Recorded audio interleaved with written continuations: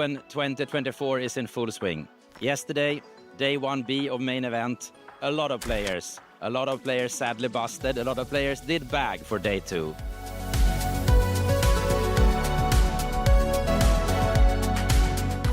We also had other activities. Coolbet, he went to the growing sport paddle, went to a party. He crashed the party and enjoyed the games. Today, back to poker. We talk about main event day 2. We talk about 8th game, one of our favorites, and of course, Sweden special. Also today, it's all about Iceland. They are now already playing some paddle. Later tonight, they have the Icelandic party. A must go to. Good luck in poker, good luck in the party. See you later.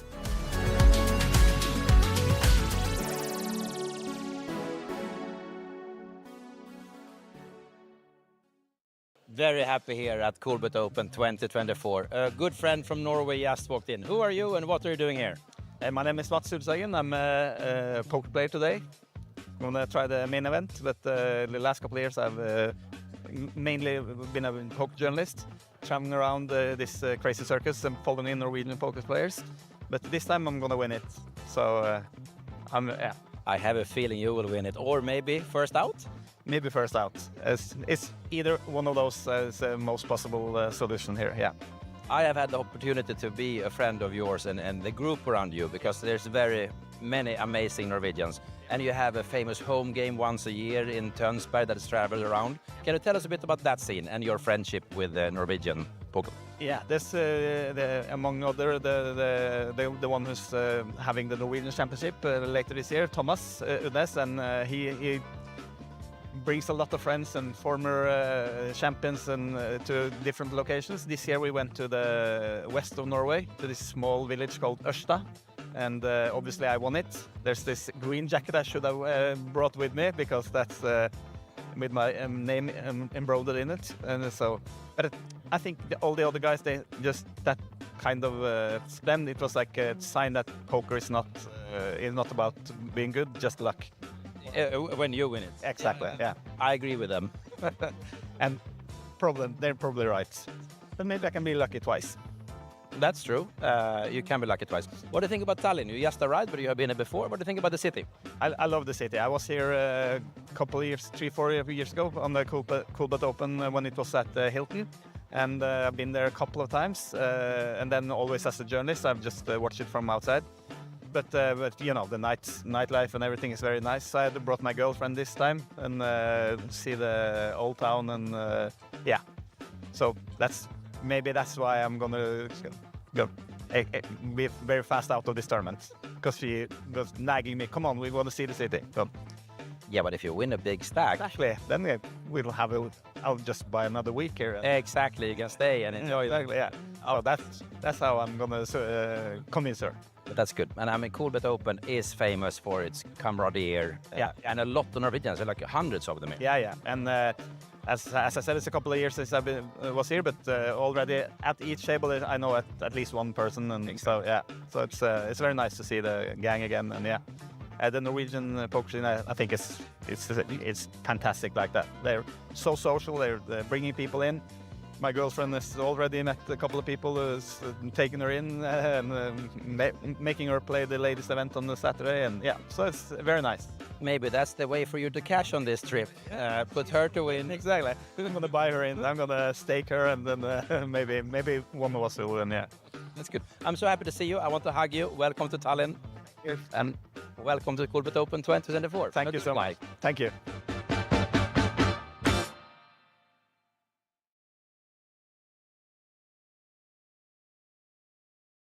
Here at Coolbet Open 2024, we are breaking media history by doing interview and at the same time streaming.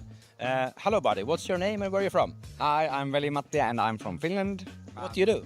I am streaming here live to our site. Nettipokeri.com is this new kind of like media site for Finnish poker players. We do news and cover these like events and everything. So we're now streaming and then we're doing results, etc. I've known you for quite so many years, and I remember you to be one of the biggest fishes I ever played with in Finland. Is that correct? That is probably pretty accurate. Everybody in Finland thinks that too. And your poker career, you started when? And It's been lasting quite a long time, for the fact that I'm a huge fish. So I don't know where I get all the money.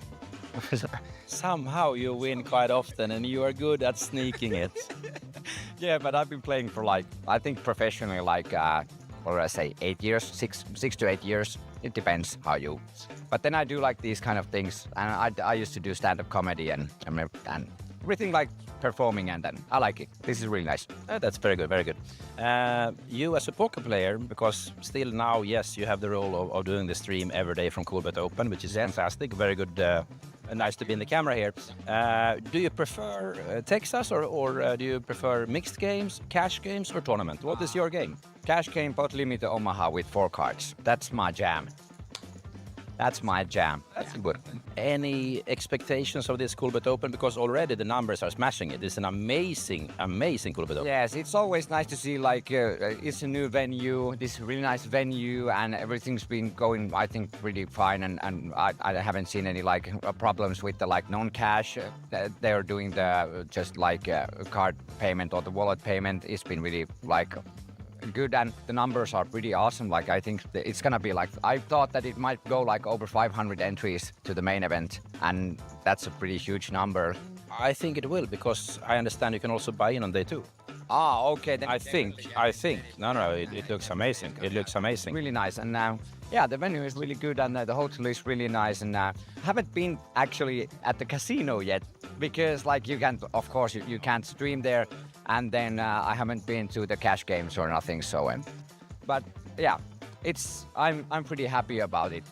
There's Cool Bear! Hello, Cool Bear. Well, he's our friend. Yeah. Cool Bear is here also. Yeah, Super cool. Good to see you. But what I realized is to reach this 500, you haven't played main event yet. Yeah. Neither have I. So yeah, it's gonna be 500, we break. Yeah. If it comes to that, then I'm gonna do some last minutes. Yeah, last minute vicious session. Yeah, I'm such a huge fish in tournament Texas, so that's not. We both. It's 500 going up in the smoke. So. Fast. Okay. Thank you for that. Hey, thank you. Nice to be here live. Hey, thank you. Really funny.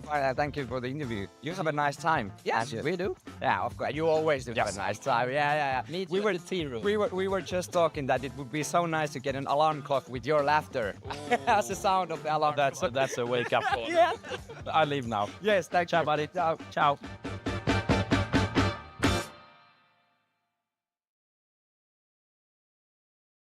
Not every day here at Coolbet Open 2024 you stand with a friend and a winner. Hyper Turbo yesterday? Yeah, agreed. Yeah. How does it feel to bink a tournament immediately? No, it feels quite nice. It feels nicer to win than when you lose. I agree on that. I didn't introduce you. Maybe you introduce yourself. What's your name, nickname, and what do you do? I'm Joni Liimatta from Finland. They call me Jones, and I have a YouTube channel, Poker Jones. Vlogger and a fish like Franke. Yeah. We are both fish.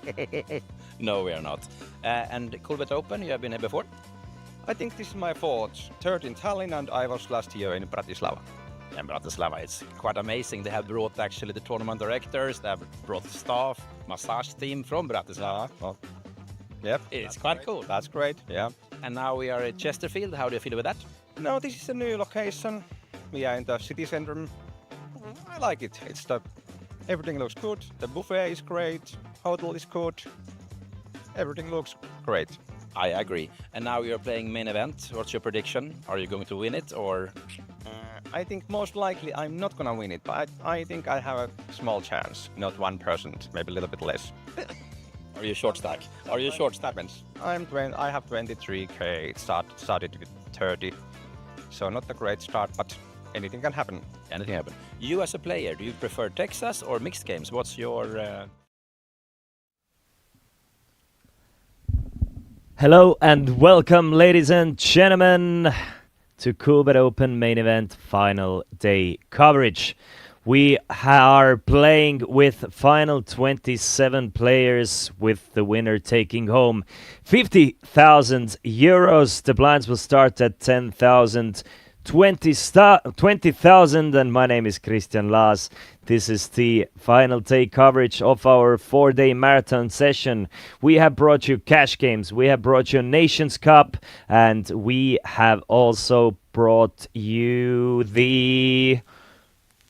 Goddamn, let me... I'm losing my mind at the moment. Anyway, it's the last day, but this is the main event. 50,000 euros for our winner today. Soon the players will join the table.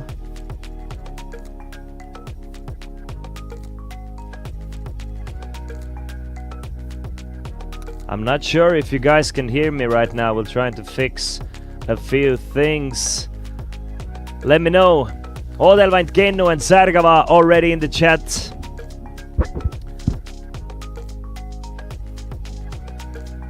Can you guys hear me? Can you guys hear the music? It's Steven Tall opening this feature table with the chip lead, or coming to this feature table with the chip lead. Over 1 million in chips for Steven. Lasik, nice name Lasik. Second place, 920,000. Alexei coming in with 550. Tavi with 545. Einar with 470, Val-Matti with 365, Tarmo 330, Taivo with 310, and Leo Edgar with 225. We are about to start. I am very excited for this final table.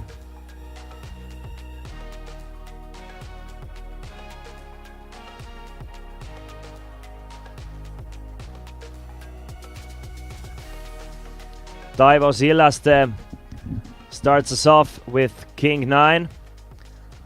That'll hit the muck. Thank you. So you guys can hear me. We'll try and get the table sounds for you as well as soon as possible. Steven with the chip lead, a very, very, very aggressive and a great player. Big expectations for Steven. Alexei starts with a race to 60,000 with 10-7 of hearts from the button. Goes for 3x the pot. Tarmo with the same hand with just 15 big blinds. Trying to figure out, should he call it, should he shove it, but starts easily. Everybody has guaranteed themselves 1,375 euros.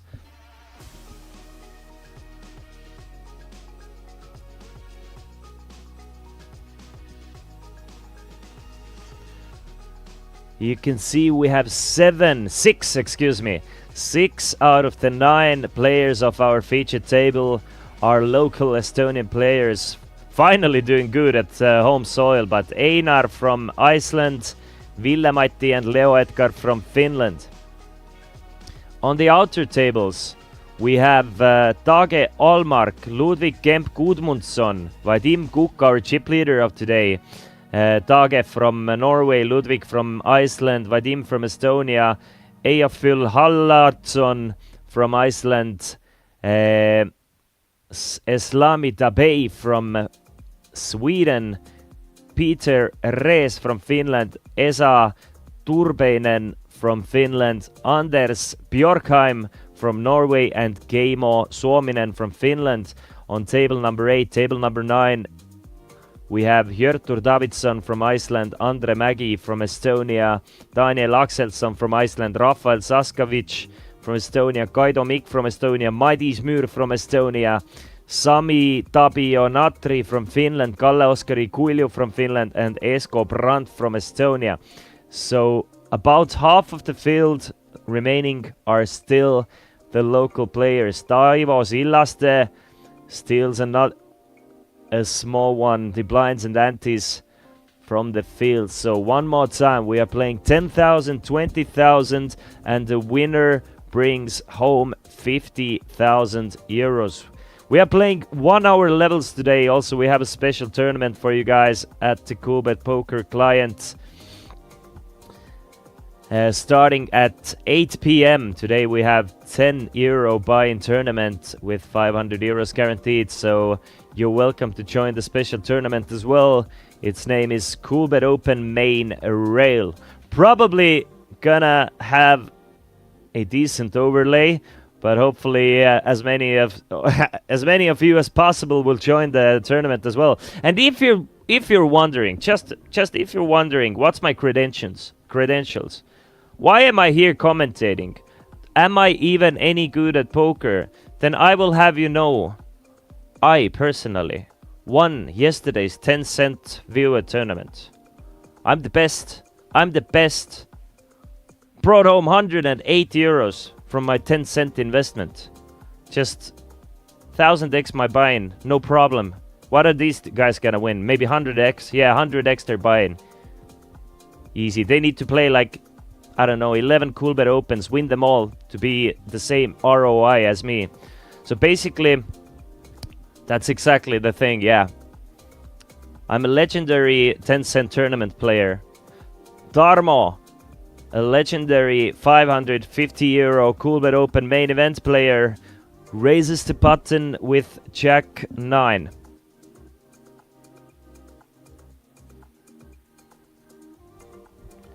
Gets rid of this small blind. Davi doesn't want to defend the Queen 6.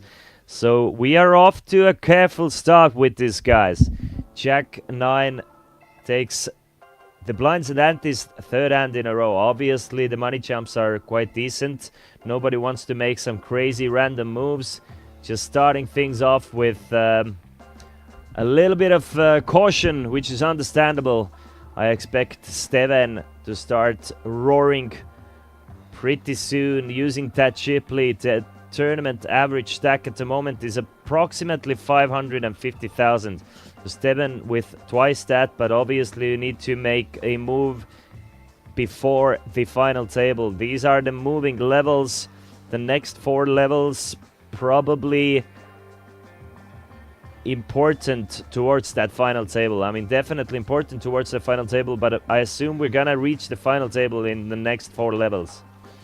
Alexei, ace queen off, strong hand from under the gun +3 or middle position. Starts us off with a raise to 40,000. Folded all the way to Tarmo with queen 10 of hearts. Definitely a strong hand, but at the same time we're playing 17 big blinds effective. There are 3 types of players. Some players will shove it, some players will call it, and there are even players like Tarmo who don't want to risk it with 17 bigs. Obviously, the hand plays well the deeper you are. The suited connector type hands, you kind of need a stack to back the hand up, you know. So another set of blinds and antes moving around this time for Alexei.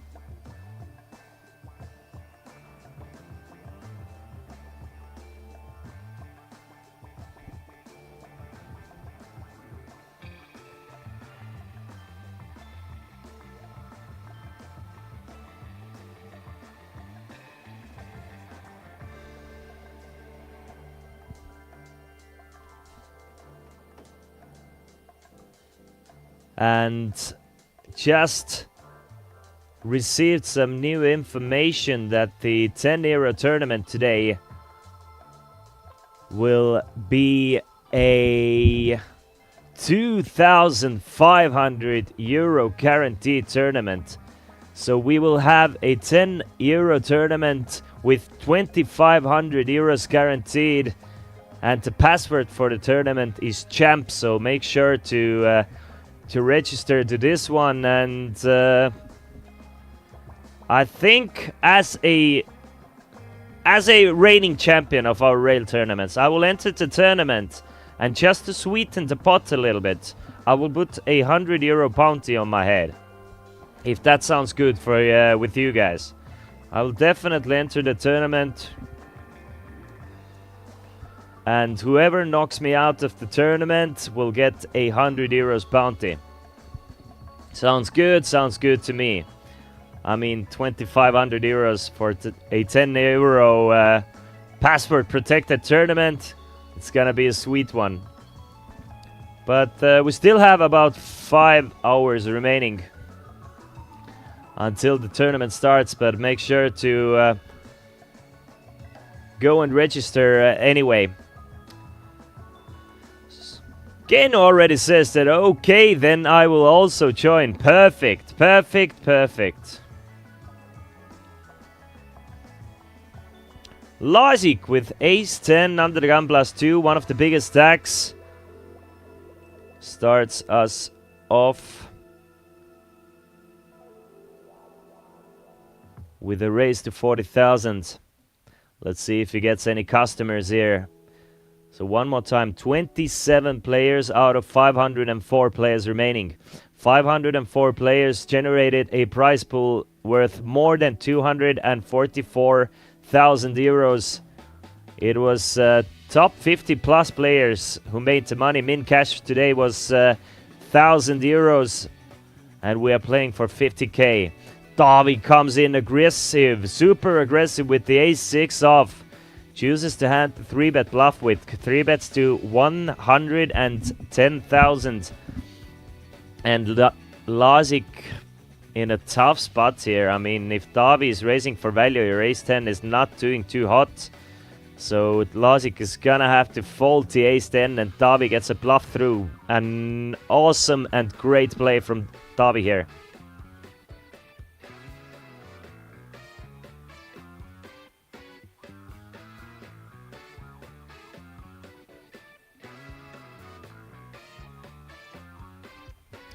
Just receiving some information about tournaments and stuff. Give me 1 second to get up to date 100%.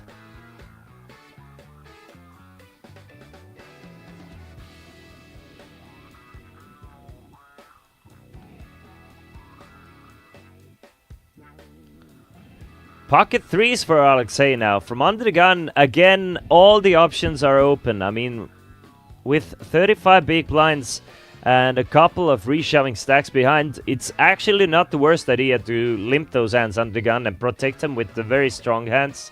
You can definitely come in with a raise, but most people will just fold the small pocket pairs. I think it's something like 4s or 5s plus, so 3s and 2s you can just hit the muck with the hand, yeah.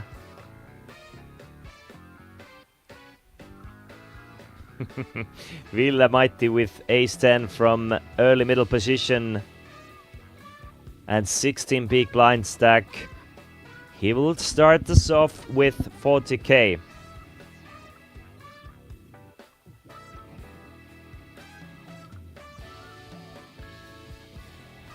Gets a couple of folds. Our short stack Leo has to release or say goodbye to the 40k, which definitely hurts a lot when you have less than 10 big blinds.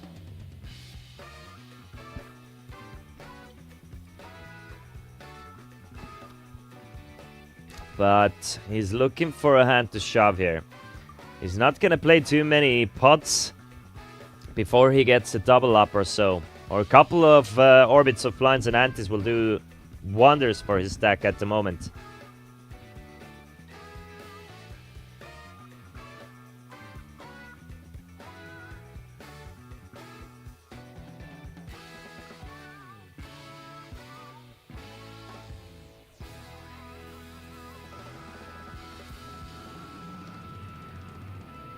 Logic with a premium hand here. Ace-King gets rid of the ace-5 of clubs, but this is the start of something awesome.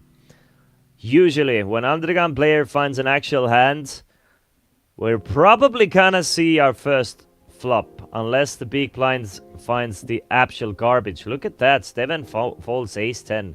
Not even thinking twice about it. There's the actual garbage, so no flops to be seen just yet. You cannot defend with the 8-2s off, unfortunately.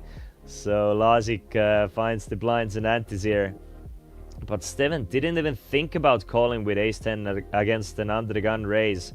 Obviously, players with my caliber would have thought about it and just lost quite a few chips there. Running into ace-king, but Steven just realizing that Logic probably not opening too wide from under the gun against these stacks, so no problem folding the ace-10.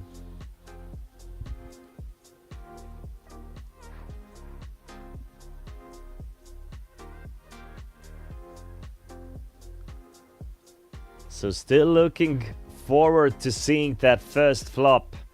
We've seen one nice little 3-bet bluff with the ace-6. Nice candidate for a 3-bet bluff as well.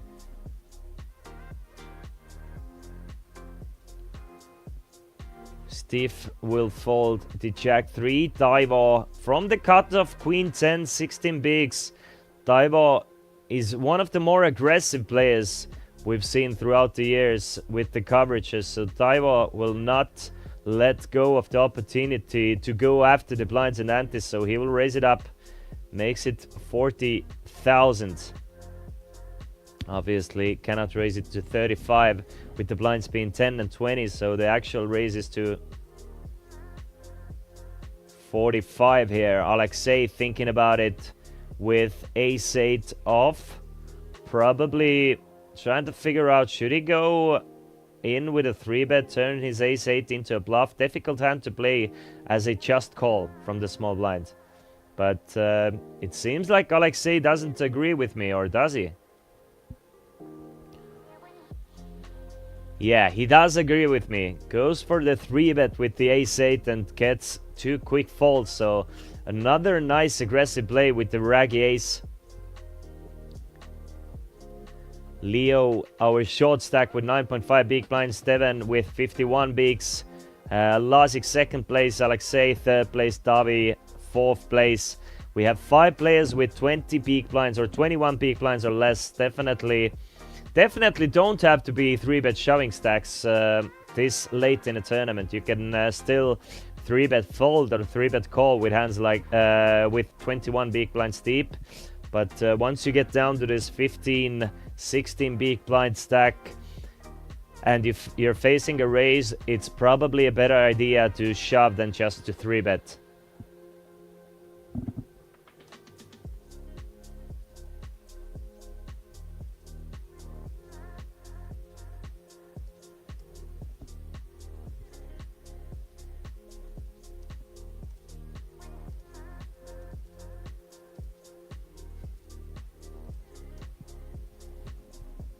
Steven, our chip leader, makes a raise with 8-6 of spades. Alexei doesn't want anything to do it with the ace-2 of spades. Tarmo from the big blind, just 20,000 to call. There's 90k in the middle.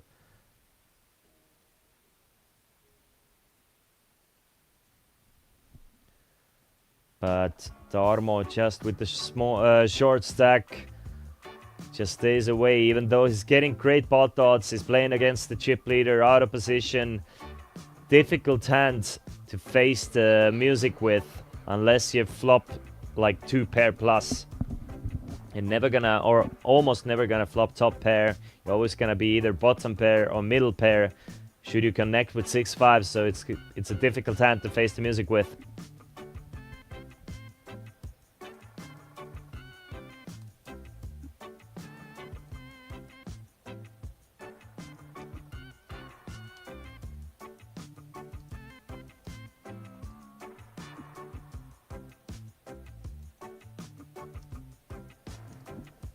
Just getting some confirmation that the table sounds will hopefully fix the table sounds within the 30-minute delay. Obviously, we are streaming with a 30-minute delay to make sure everything is safe and secure with the players.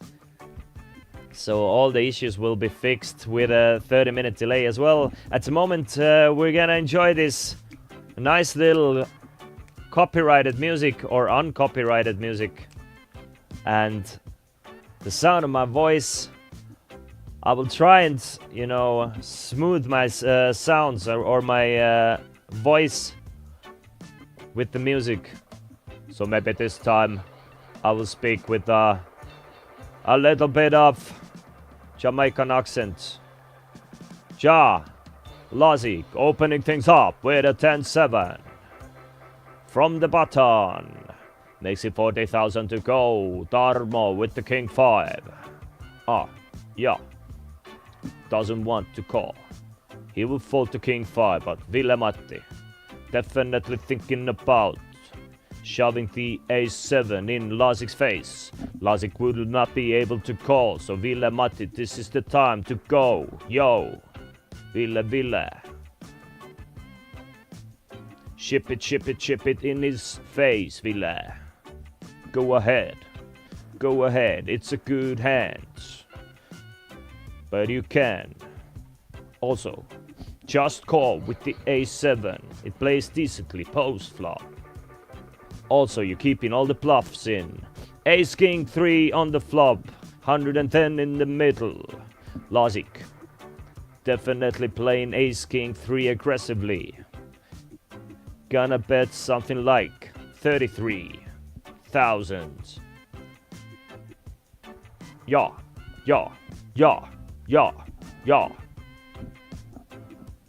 Let's see if we see a bet of 35,000 from Lasic. No reason to bet more. Definitely a stronger range for Lasic opening than Ville just calling with the ace-7. Lasic bets 20k. I think Ville should just call. Keep all the bluffs in. Let Lasic do its thing. The board doesn't favor you. Obviously, you probably don't have aces, kings, ace-king. These hands will mostly raise or shove pre-flop. So if I'm Ville, I'm definitely not raising this board, but Ville doesn't agree with me. Ville wants to put in a raise to 100,000. Lasic is probably a little confused about the raise, knowing that this board favors him. I think Lasic would have emptied the clip. He would have bet something like 60 on a turn and just ship it in Ville's face, so Ville loses an opportunity to make a great call. Spike asks, who put Schwarzenegger in the booth? Are you talking about my muscular physique, dude? Spike, they do call me the young Schwarzer N. Justbuna says, let's play the depot game again. Blink if I should make deposit again. Here we go again. Justbuna, since you said that you have all under control, definitely make a deposit. I'm doing the same, my man. I'm depositing to play the special tournament today. And I'm not just gonna play the special tournament today. I will have a bounty of 100 euros on my head. So whoever busts me today from the special viewer tournament gets 100 euros from Coolbet. So make sure to join the special tournament. Also, we have a nice schedule on the live tournament circuit as well. So besides the main event playing down to the winner, there's also the Coolbet Open Mystery Bounty final day today. There's a free buy satellite to the ladies event today running at the moment, so just completely free to enter for all the ladies. I can see them from here. I'm looking at them. They're looking back at me. Maybe they will notice me. Senpai. There is also a 50 euro satellite to the 1500 Masterclass tournament. Sweet and special final day. The ladies event itself, buy-in is 150 euros and it will start at 3 p.m. The 1500 euro Masterclass 6 Max tournament will start at 5 p.m. At 7 p.m. we have the Coolbet Live special 150 euro tournament, 30k starting stack, 20-minute levels, 550 euro seat added for the winner. At 9 p.m. we will have the Open Face Chinese tournament. At 8 p.m. the Pot Limit Omaha Hyper Turbo Freeze Out 8 Max tournament, 150 euro tournament will start. At 9 p.m. the Cool Bear Thrill Ride, extra stack added in pot at every table in the first hands will start. Just a 50 euro tournament. And at 11 p.m. as we've been getting used to is the Coolbet Farewell Hyper Turbo Unlimited Re-Entry. Tomorrow there will also be a mini version of the main event, €150 tournament, with the same structure as the main event, but just a bit faster levels.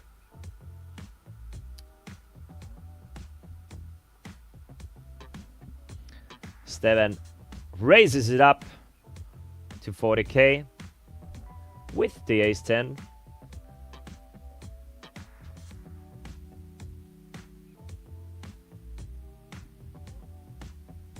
So the password for the special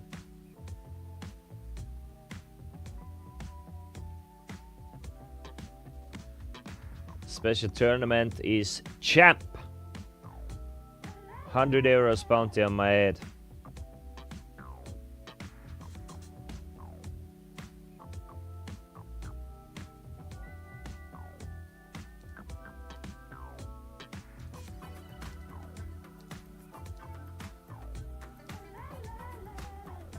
Leo Edgar goes all in with the queen jack from under the gun +1.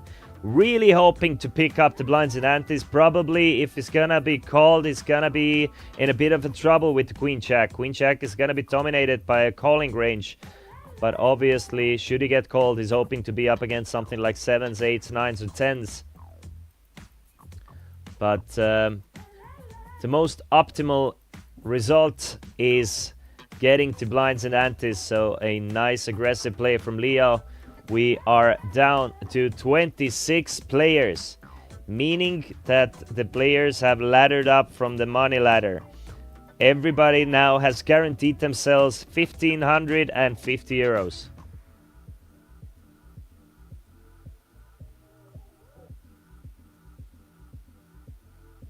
La la la la.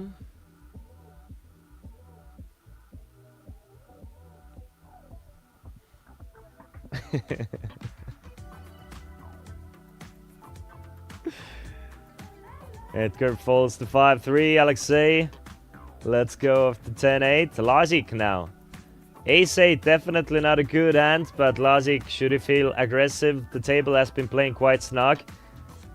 He might go after it, but not even thinking too long about it. Players really... Well, we haven't seen any monster hands as well, but mostly playing quite snug.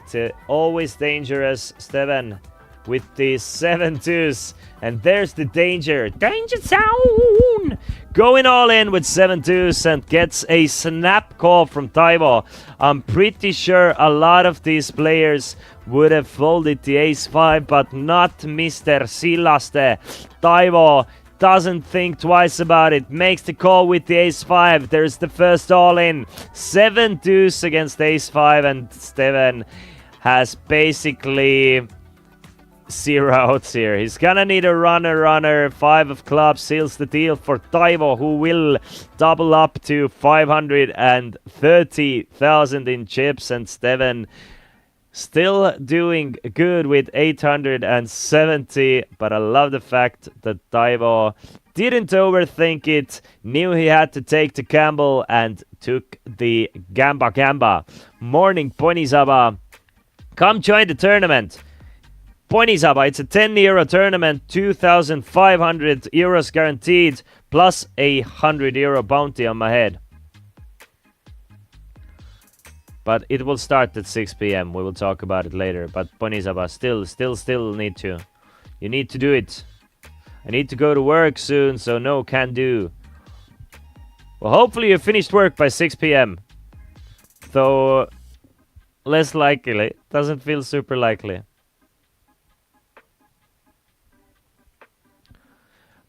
Leo Edgar with 12 big blinds. Tarmo with 14. In the most immediate danger of getting their chips in. Rest of the field, still plenty of room to play with. Justpuna buy-in is €10, €2,500 guaranteed. Even though it shows €500 guaranteed in the lobby at the moment, we will have it fixed. I have confirmation. So €2,500 guaranteed for the €10. Probably gonna be a sick sick value for it. You're probably gonna get like 50 euros worth of value for the 10 euros. Since we had something like couple hundred players playing the 10-cent tournament, I think there's gonna be plenty less players. At the moment, there's only me registered. You get 20,000 chips for that buy-in, meaning you get 400. 400! Nah, it's a... How is 4 in Swedish? 400 chips. Did you win yesterday's 10-cent buy-in? Yes, of course I did, Pony Saba. I crushed it yesterday. I turned my 10 cents into 108 euros. Cashed it out, rubbed it on my titties, smiled all night long, and here I am, back here. Meanwhile, Leo Edgar found Pocket Kings against Lasic's Open. Goes all in for his 11 big blinds. Lasic is gonna gamble with Leo, hoping to be up against the smaller pocket pair or something like Ace King that Queen 10 have 2 live guards against, but instead he's up against the red Kings, and Lasic is in a lot of trouble. You can see just 13% to eliminate Leo, but we get a couple of hearts on a flop. Needs a heart on the river. Can he get it? No, he cannot. Deuce of diamonds on the river, and justice is served, and the justice is served by Leo Edgar's Pocket Kings. Gets a double up.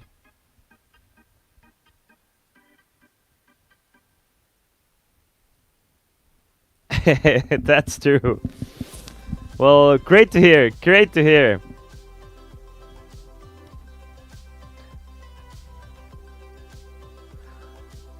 And let's see. I've got confirmation that our special tournament prize pool is fixed now, and it's showing as 2,500 euros guaranteed tournament. Let's go! There it is. 10 euro tournament with 2,500 euros guaranteed. It's gonna be a nice one.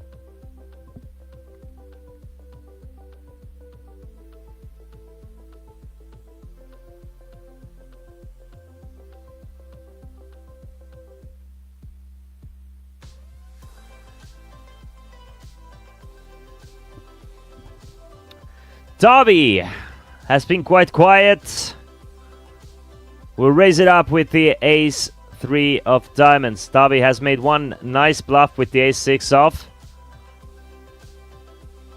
So I expect big things from Dobby already from what I've seen.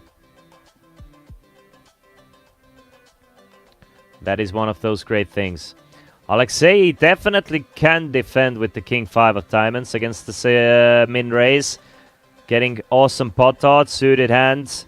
One high card as well, so makes the call. Diamonds would spell disaster for Alexei. Luckily for Alexei, just one diamond on a flop. Check, check on a flop as well. Queen of spades gives Alexei some outs now. Can hit the 10 to make it straight on the river. Obviously, there's always a chance or an opportunity to bluff your opponent off their hand. But I do not see Alexei do anything but check here. Interesting check back on the flop from Davi though. Davi sporting a hand watch suitable for anyone. I mean, even who's the rapper with the big clocks as necklaces? I can't remember the name. Basically, the rapper can use Davi's hand watch as well as the freaking necklace.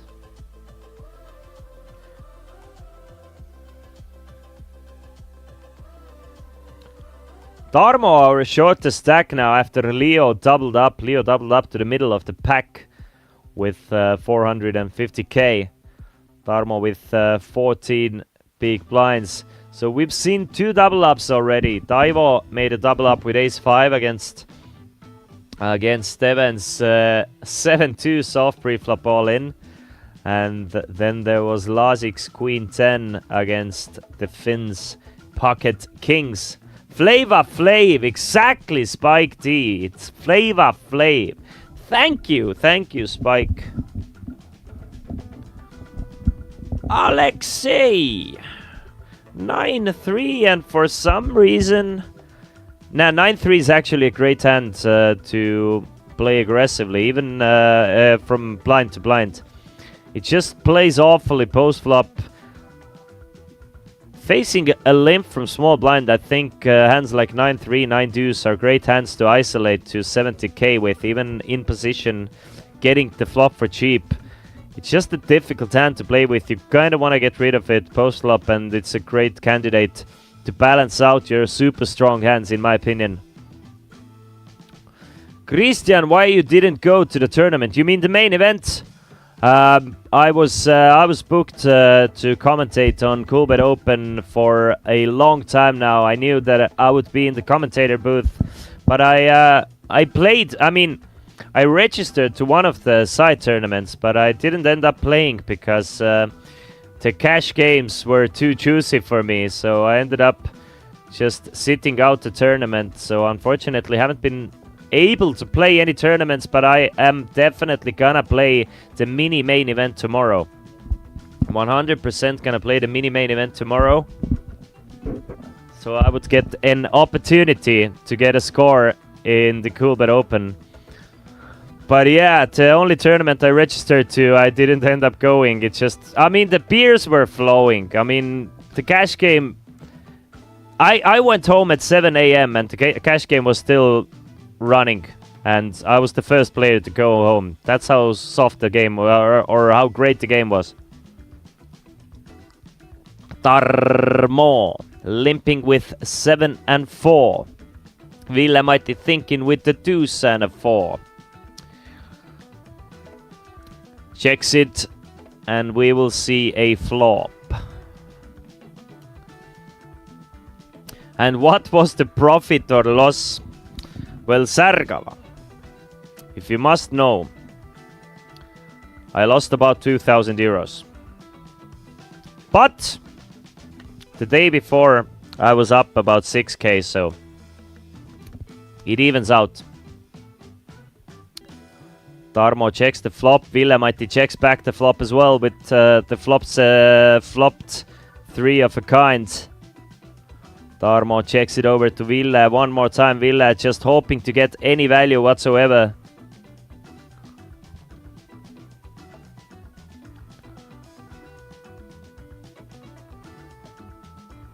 But the problem is the day before I was up 6k. I played under a stake. So I ended up net losing. By losing 2k on one day and winning 6k on the other day, I ended up net losing like 1,000 euros. But it doesn't matter. It was a good time nevertheless. I mean, the drinks were free. After yesterday tournament's win, it will only be 1.9k minus. Exactly.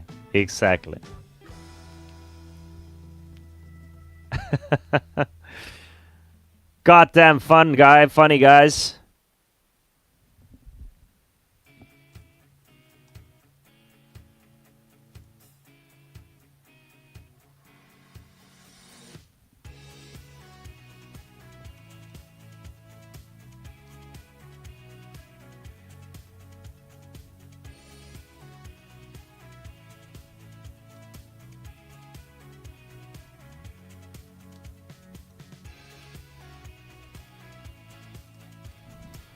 Six deuce for Tarmo.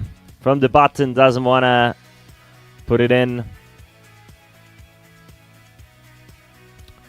Like a shy church boy, he does not want to put it in, even though the temptation is big. He is waiting for a bigger commitment.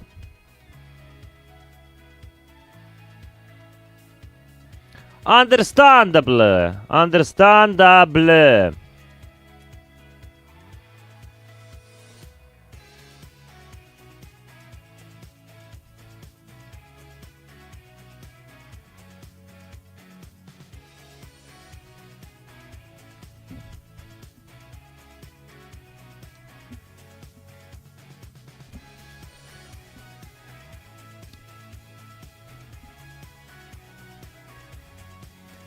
Steven. The aggressive Steven Dahl. A6 of diamonds. I see a raise in our future, ladies and gentlemen. There's the raise to 40k. Definitely all the suited aces good enough for the chip leaders to raise with on any position. I gotta say that I'm kinda liking the gem. Like, table talk is good, but music, it's getting me going. I mean, it was a long day yesterday, right? Woke up early today. You kind of need something to get going, and the music is fine. The music is super fine.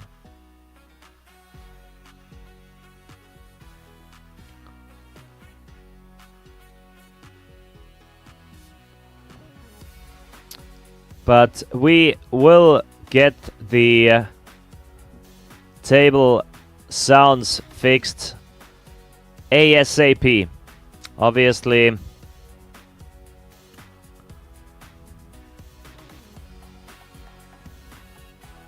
we are streaming with a 30-minute delay. Things will take a little bit of time. But me personally, I kinda enjoy the vibe. I'm just, you know, suiting into it.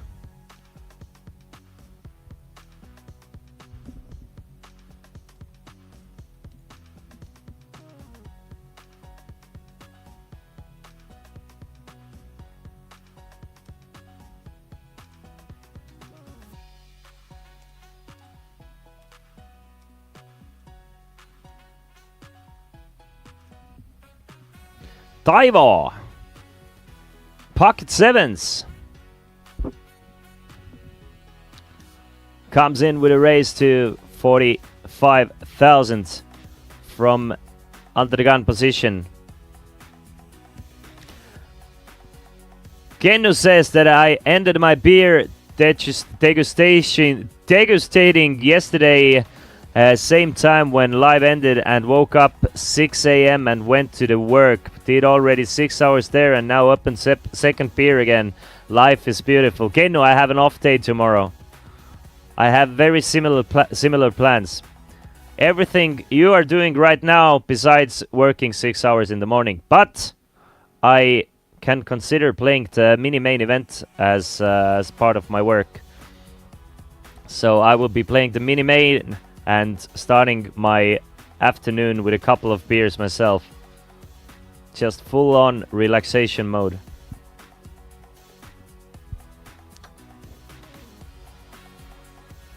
Look at this, guys. Very important information. 6 p.m. the Coolbet Open main rail tournament. 10 euros buy-in, 2,500 euros guaranteed. Password is champ.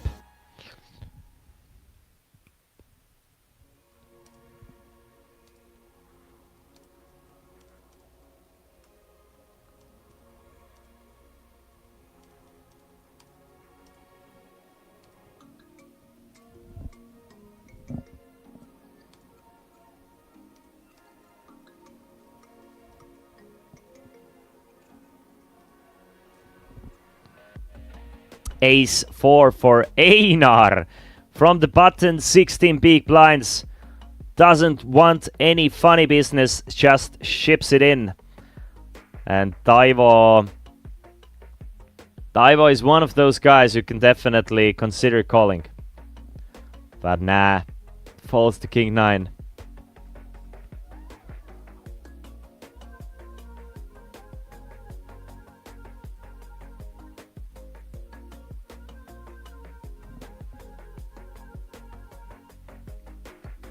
You can see the stacks are actually evening out a little bit. The free by satellite to the ladies event is running in front of my eyes at the moment. 28 players have registered at the moment, with 22 still in. There's 3 tickets guaranteed for absolutely free.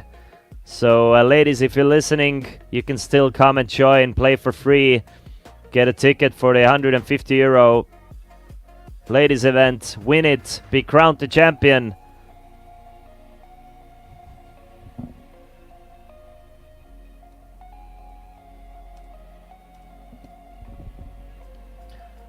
"24 players remaining.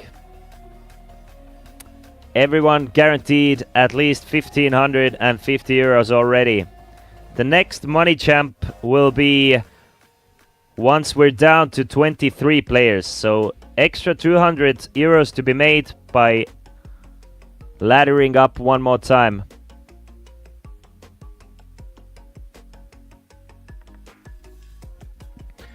Tavi comes in with a raise to 40k. Leo defends his big blind, and Tavi still ahead on the 9-9-10 flop with the ace-8. Expect a small-ish c-bet, something like 30 or 40,000. Goes for a 45,000, and Leo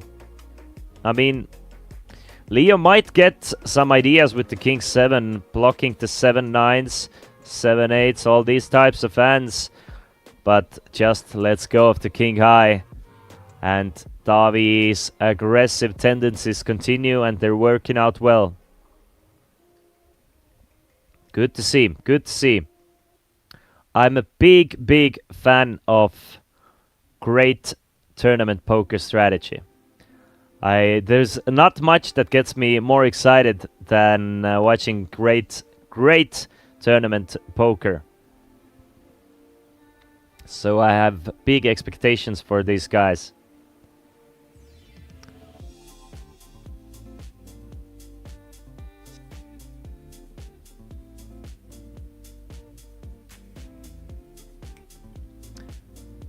Val-Matti does want nothing to do with the queen 10. Looking for those or waiting for those coolers, guys. Taivo. 8-7 hits the muck from button, a little bit surprising.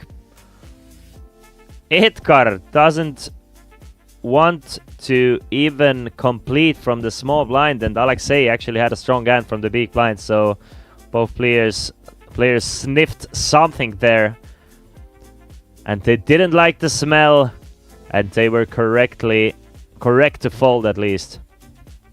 You can see very small VPI peeps in the beginning of day 3 of Coolbet Open main event. Obviously we are playing for €50,000. Nobody wants to make a stupid mistake.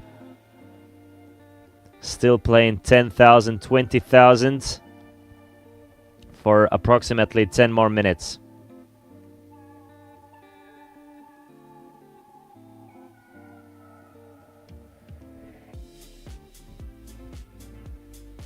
Queen 10 of clubs. Queen 10 of clubs straight into the muck is a little surprising. Queen 10 of clubs is just such a great hand that I expect a raise even from an early position.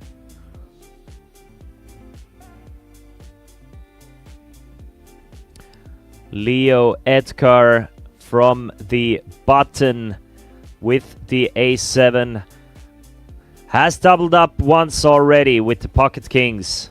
Now goes in for a 2.5x raise, and Tarmo, I think Tarmo is gonna ship it in Leo's face. Straight into Leo's face.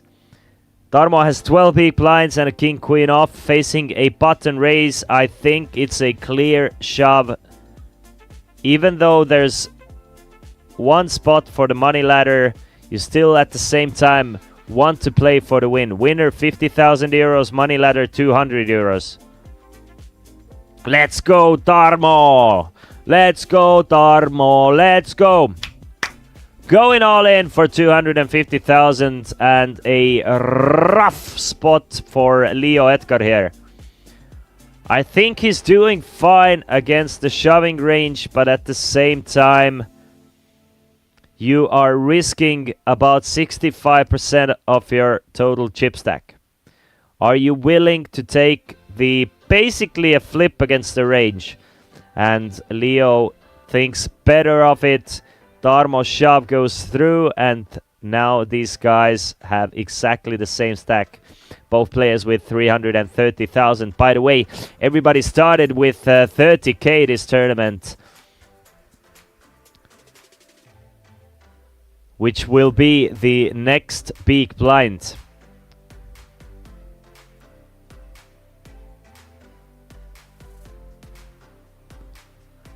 So, just to give you an idea how far these guys have come already. The average stack approximately 600,000, or 20 times the starting stack.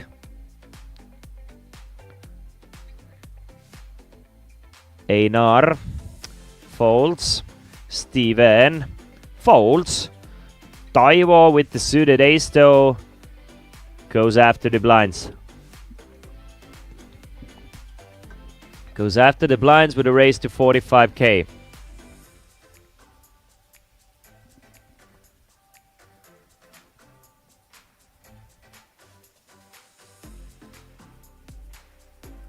Alexei from the button. I feel like Alexei is gonna do something sneaky here. I see a raise to 115,000 coming. King 4 is one of those hands you definitely can turn into a bluff. No, basically 115,000. Alexei 3-bets to 120,000. That should be enough to get rid of Taivo, but Taivo can just come over the top as well. If Taivo feels like Alexei is bluffing, then Ace-7 is not a bad hand. Ace-7 of the same suit, nevertheless, is not a bad hand to re-bluff with. Mostly gonna have one overpair or at least one live card. If you get called, you have the suits going for you as well. And Taivo just does not believe Alexei, goes all in, doesn't think too long about it, snaps it in Alexei's face, and Taivo is off to a great start. Started this feature table with about 240,000, now up to close to 600,000 by reshoving to Ace-7 there.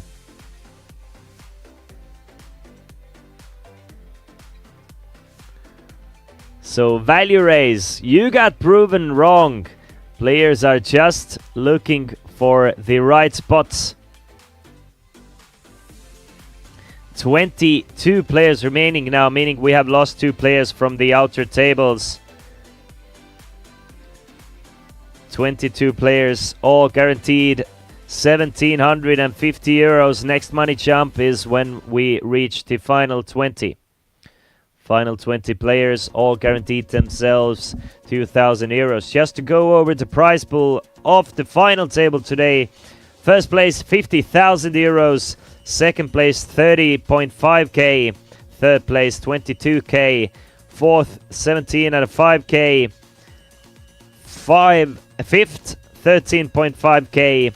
Sixth 10.3k. So 6 players get more than 10,000 euros. Alexei with the ace queen goes for the old school 10 or 3x the big blind raise. Tavi. No, excuse me, the blinds have gone up, have they? Are we up to... Yes, it seems like we're up to 15 and 30k blinds. So Alexei actually raises 2x the big blind, and Tavi defends his big blind with queen 9 and outflops Alexei here. Flops the middle pair with the 9. Checks it over to Alexei, who bets 45,000. I think it's a clear call for Tavi here.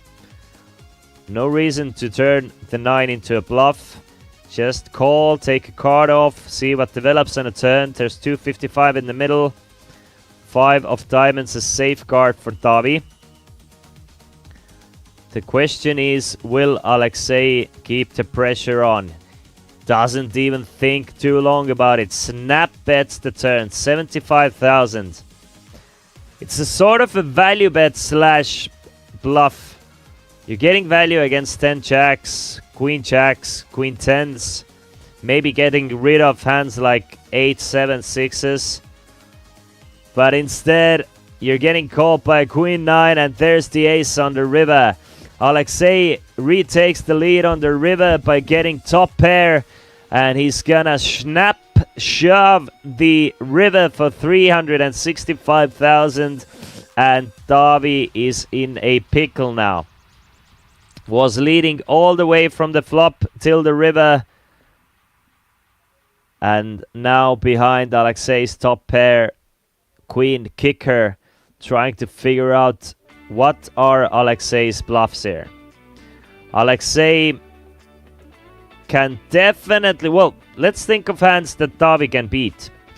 10 jack suited, queen 10 suited, queen jack suited, pocket 6s, 7s, 8s, 4s, deuces that are turned into a bluff. Sometimes hands like 9-8, 9-10 can definitely play this spot aggressively. These are hands that you're beating. These are Alexei's bluffs. Now you are losing against ace-kings that definitely take this line. Pocket 9s, pocket 3s probably take a line similar to this. Ace-queen, ace-jack probably shove the river. So it's a tough one. There's plenty of bluffs there. But at the same time, there aren't many players who are willing to bluff for 3 streets. So nice fold from Davi here. Leaves himself with 16 big blinds after this hand, when we are down to final 22 players in the Coolbet Open main event.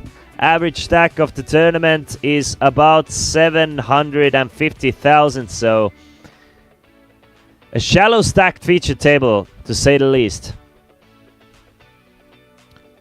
We have 4 players with 13 big blinds or less. Our chip leader, Steven, with 29 bigs.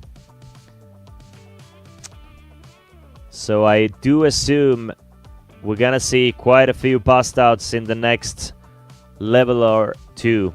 We might even reach the final table in the next... Yeah, I still think 3 levels from now until we make the final table.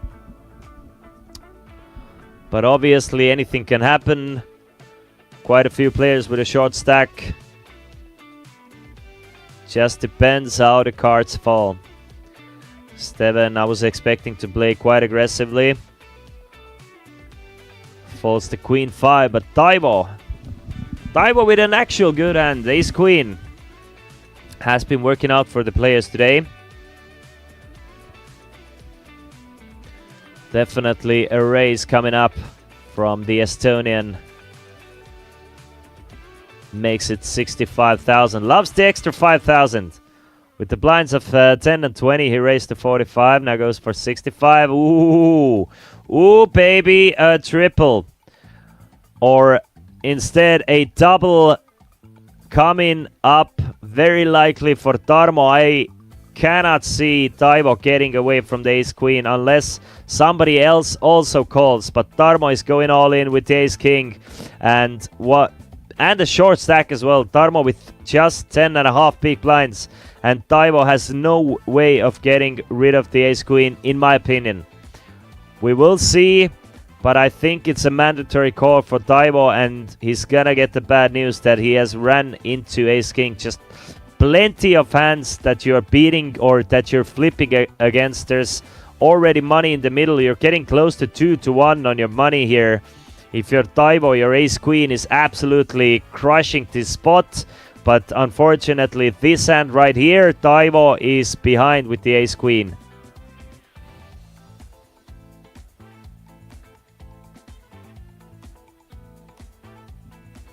But Taivo, who made a similar call with ace-5, snap call. Obviously, it was blind versus blind. different positions makes the whole world of difference, but really considering folding ace-queen here. Nah, there's no way Taivo ends up folding to ace-queen. I don't believe it. I do not. I refuse to believe it. Though he definitely feels that something is wrong here. He's getting some sort of a vibe from Tarmo. No shot. No shot. Taivo folds the ace-queen against the 10 big blind reshove. What a sick fold from Taivo Sillaste. Getting rid of the ace-queen. It seemed like an absolute cooler and a mandatory call from Taivo, but does not put the money in. And I mean, maybe Taivo has played with Tarmo a lot, and Tarmo is just the tightest player in the universe to justify that fold, but I mean, something gave off the vibe for Taivo to actually fold the ace-queen. What a sick fold. What a sick fold. I thought that there's no way. There's just too short of a stack for Tarmo here. And Tarmo, if you look at him, it doesn't look like the tightest player ever. He seems like a regular grinder. So I have no idea what gave off a strong hand for Tarmo or Taivo. 5-3 off for Val-Matti. Val-Matti, the long lost relative of Ari-Matti, waiting for his spot in Joe Rogan Experience in Kill Tony. But instead of comedy, he went to poker playing career. Probably pays a lot more. Probably. Stephen O'Toole gets the walk with the ace-queen. And it feels like we are rebalancing the tables, so Taivo, it looks like, is being moved off our feature table. I think the tournament staff was like, oh, whoa, this guy is folding ace-queens against the 10 big blind reshove. Get rid of him, get him out of here, get him to the outer tables. We need players who will gamble. So Taivo, GG, we will probably see you at the final table, but, you know, we will have to wait and see. We're playing 15,000, 30,000, and Tarmo. Now, we will see how tight Tarmo is. It's a 7-handed table, queen jack. From under the gun +1, but Tarmo obviously 15 big blinds, difficult stack to play with, so he will just stay away from the trouble.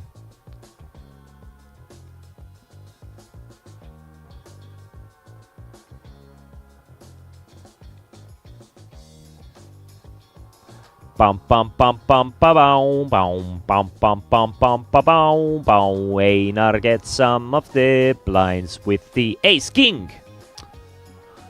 Ace king, a strong hand in poker, by the way. One of my friends came to play the free buy tournament for the ladies event, and I told her what I'm gonna tell you guys. Calling equals disaster. Raising and folding equals great results in tournament poker. So if you call too much, you're probably in a lot of trouble. If you raise a lot, if you let go of weird hands that can get you in trouble, then you will do just fine, piggy. You hear that, piggies? Or should I say that? Ciao. Tavi has played the a6 aggressively already once. Used this hand as a 3-bet bluff, but this time doesn't even want to come in with the raise. Because he knew that Steve will find the queens.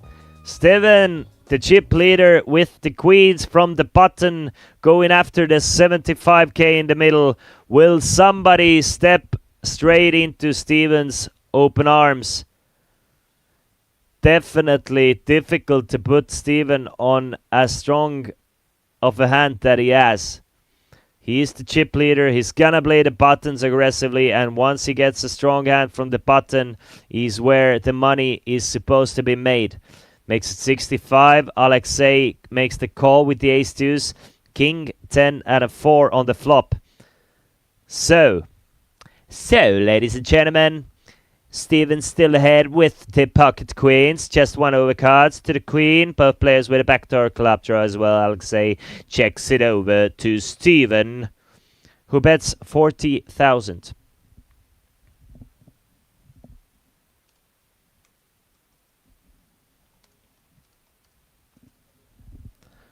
Bets 40,000. Alexei calls with the ace of clubs, being the magic hand. Now pairs his deuce on a turn. Checks it over to Steven one more time. Steven's definitely his range. Well, the one hand that went to showdown was the 7 deuce off for Steven. So Steven's range is probably quite wide from the button instead of... well, yeah, exactly. Quite wide. So he probably has something like 50% of the hands in his range, so he could have almost anything. On something like Jack 7, definitely in Steven's range. So Alexei could be ahead with his pair of deuces here.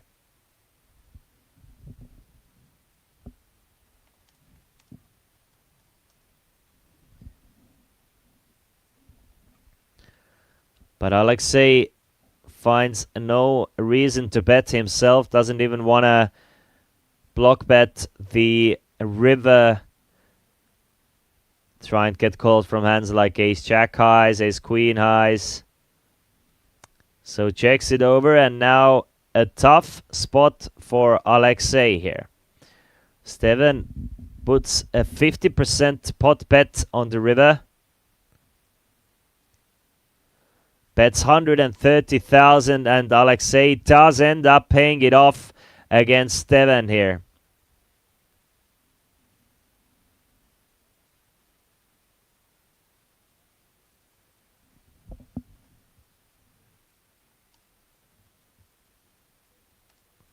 So nice spot for our chip leader.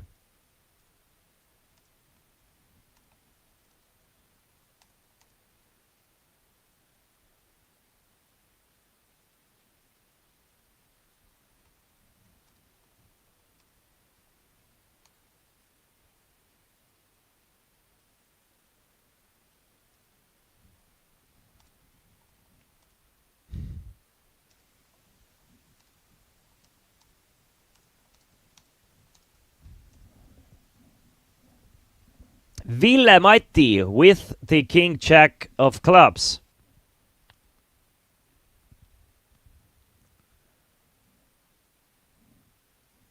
$380K. I mean, definitely a nice candidate to go all in with. 700, 12 or 13 bigs. King jack suited. I think there's 75K in the middle. I think you have to kind of go with it. I think it's a great all-in hand, but Val-Matti doesn't even want to go all in, just comes in with a min raise.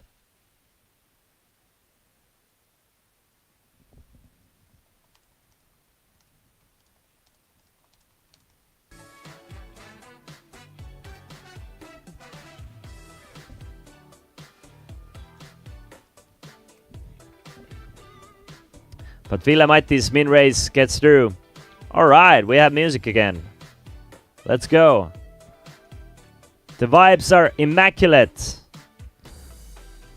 At 6 p.m. today, €25 guaranteed tournament for all you guys watching at home. Just €10 to buy in and €100 bounty for taking me out of the tournament. So come and boost me, boys. Come and bust me, boys and girls.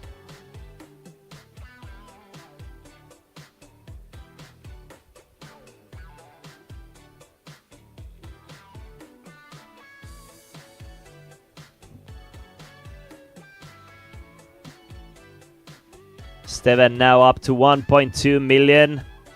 Started this featured table with about 1.1.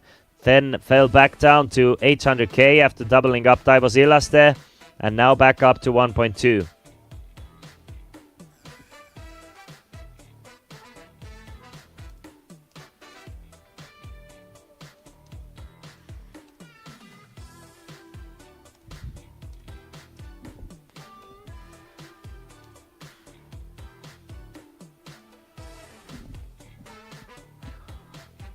Leo going all in with the ace-3, and Tarmo finds the pocket queens and goes all in over the top, and Leo is gonna be all in and at risk. Still has 34% against the pocket queen, so basically flipping. It's called a Swedish flip. So let's do this. Or maybe this is the Icelandic flip, because Swedish flip is something different. But Tarmo does connect with the queen, so just a runner chances for Leo, but doesn't get it. Needed running hearts or running straight cards, which do not come, and Tarmo eliminates Leo in 21st place. Leo gets 1,750 euros for his troubles, and we are down to final 20 players, guys. All of these final 20 players have guaranteed themselves at least 2,000 euros. So nice payday coming up for everybody. But,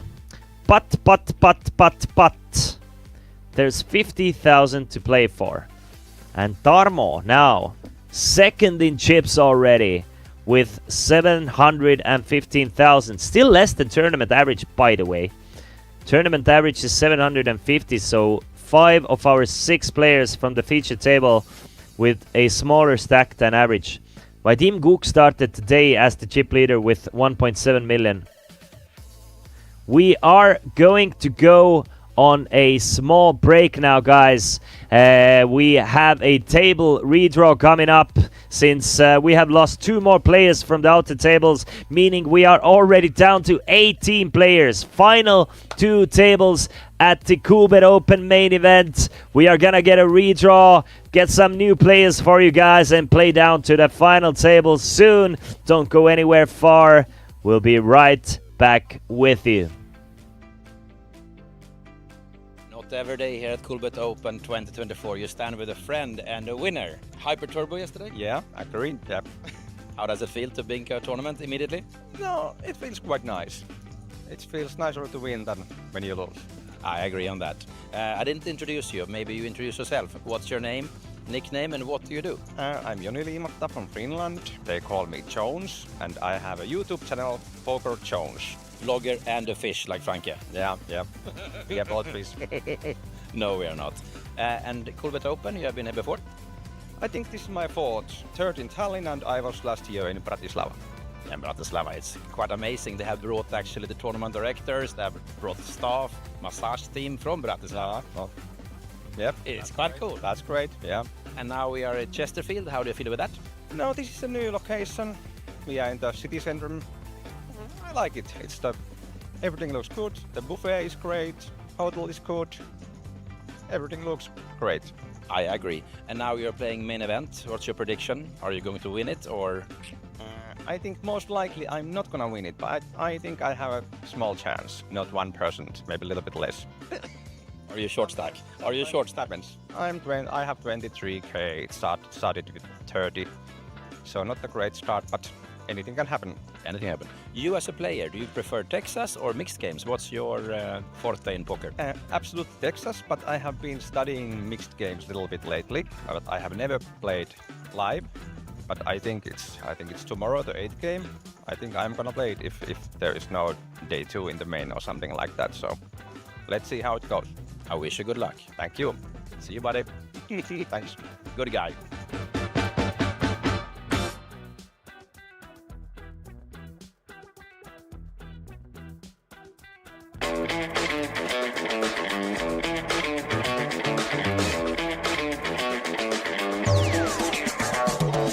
Coolbet Open 2024 is here again, back in Tallinn. Yesterday, what a day. We had the Coolbet Open warm-up full house. We, of course, played shuffleboard. We had a lesson with Kim showing the tricks, how to play.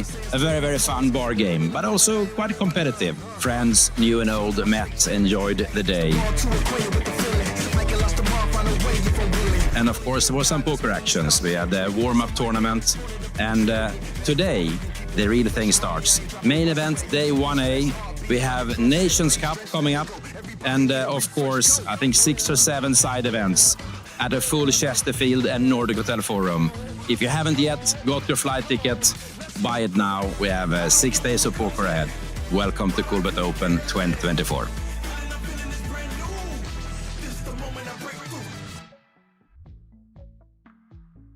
So here we are at Coolbet Open 2024, and standing next to me is Jim Enterby, who won an amazing treat in Sweden. How did you get there, sir?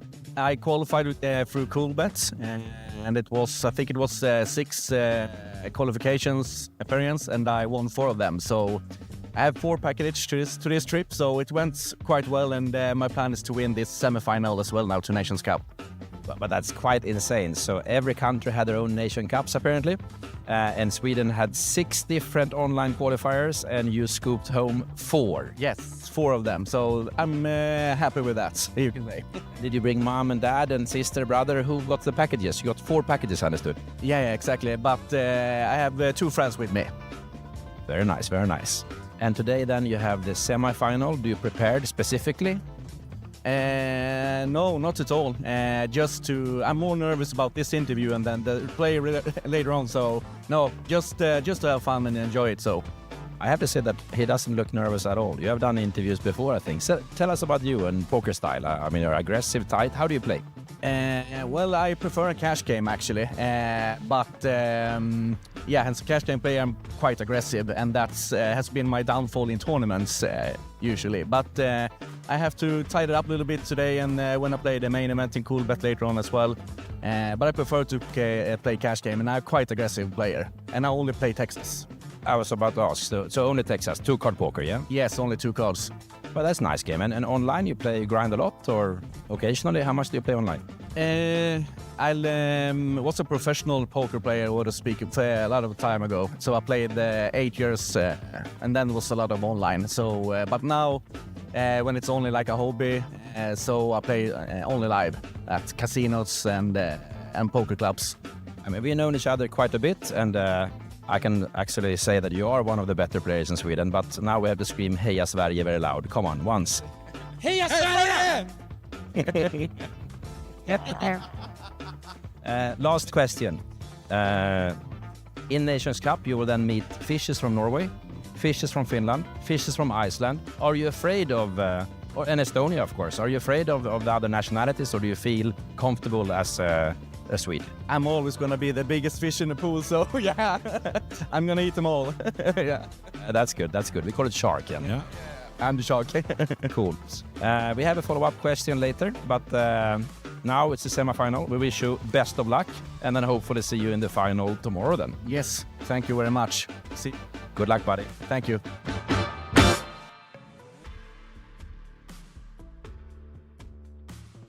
What a finale. We have a winner, Raiko Kok from Estonia, Tartu. Congratulations. Yes, thank you. Nations Cup, winner 2024. How did you get here? Tell us the story. Well, I played Satellite on Coolbet, and I think 2 times. And second time I won the package, and here I am. Sounds so easy. Here I am. Okay, tell us about today. So you came to the final. Were you prepared to win, or what was the plan? I don't know. Someone sent me email a couple of questions, and they asked that what do I expect from this tournament, and I wrote him back that I will win this, and I did. And you did. I'm happy for you. And was it a deal in the made, or? Yeah, it was.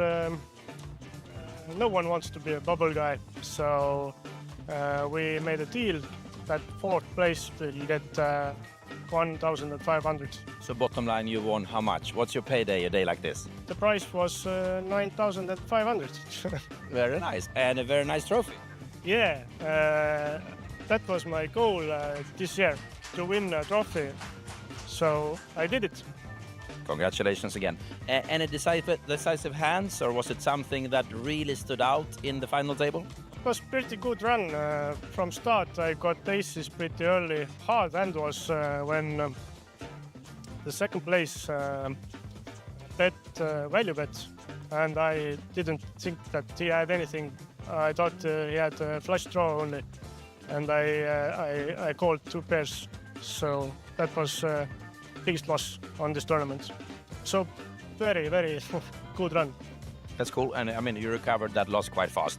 Yeah. Can you tell, is there a difference in how they played? Was it a difference in playing style, or was it all the same good Texas players? Or I don't know who was in this place, but he was really nervous. It was like his first tournament, I think, so big. So I don't know. But others played like usual. like a home game in Tartu? Yeah. And your winning hand, the classic? Snowmans. What can I say? Hold the snowman, hold the trophy. Congratulations. Yes, thank you. Winner.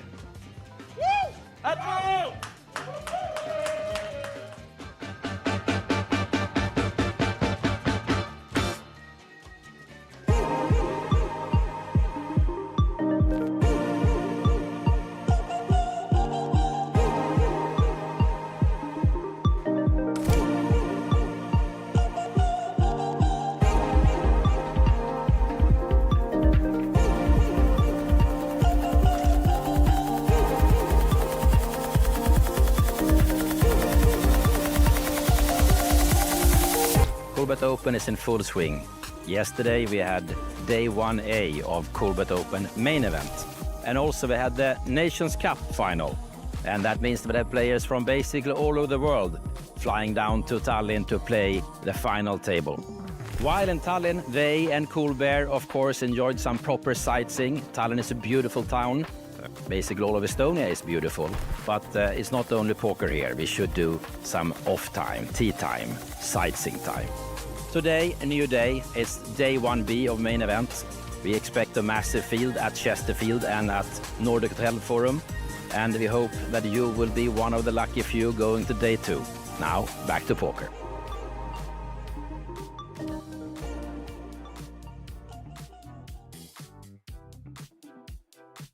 So cool. We have guests from far, far away. Hiroyuki Miyano from Japan, also known as Hero. Very welcome to Estonia. Thank you so much. And I guess that you arrived today, or when did you arrive? Today. Yes, I came to today. How long was the flight? Maybe 13 or 14 hours. And all good? Very good. And you are here to show us how to play poker from Japan. Yes, correct. How long have you played poker? For 13 years or 14 years maybe. Okay. Do you have any expectations of Coolbet Open? Yes, so much. Yeah. It will be good, yeah? Very good, very good. Do you think that Scandinavians, Swedish, Finnish, Norwegians, are they fishes or are they sharks? It's difficult. They are fishes. Sharks are from Japan. Yes, I am sure. Do you play mainly Texas or PLO, or what games do you play? I like Texas Hold'em actually, but I can play the Omaha or something. Yeah. Do you prefer tournaments or cash games, or what's your game of choice? Well, actually, I like cash game, but sometimes play tournament. And if I went to Las Vegas, so I always play poker tournament. Here at the Coolbet Open, you will play the main event. Will you play other tournaments too? It's main event. Are you here alone, or is it friends coming with you, or how many will you be from Japan? Me and my bosses coming. Your bosses! Oh, never bring the bosses. That's the worst. Okay, well, they hope that you win, yeah? Oh, that's good. So, we have a hero in town, traveled across the whole world. Hero, very welcome to Coolbet Open 2024. Thank you. I want to try it. Yes. Thank you, sir.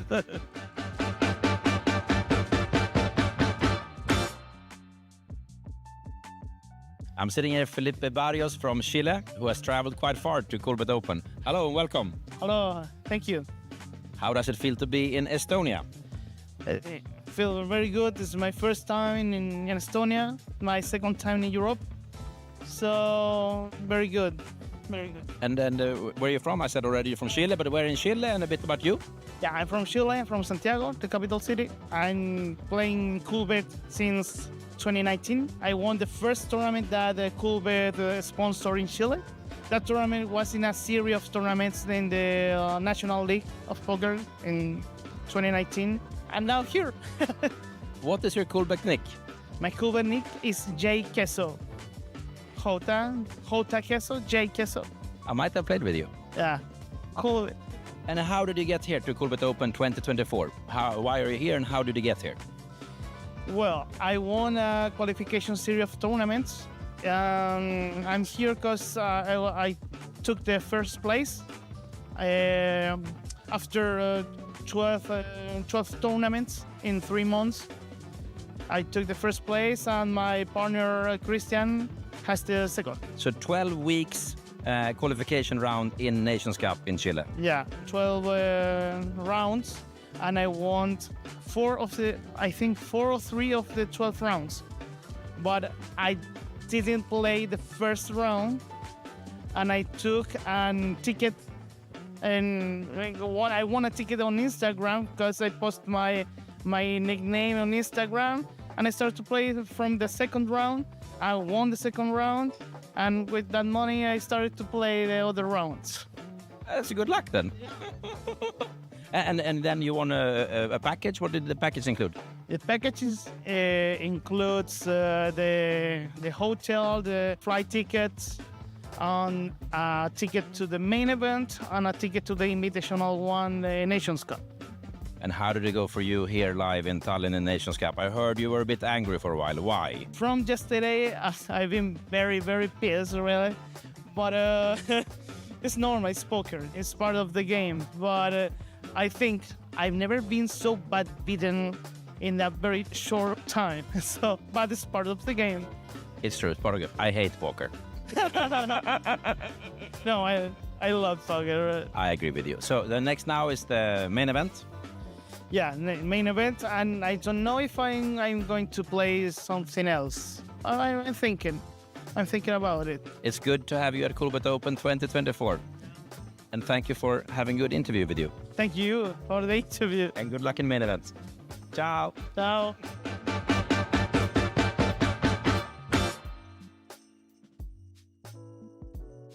Sitting here live in Tallinn, Coolbet Open.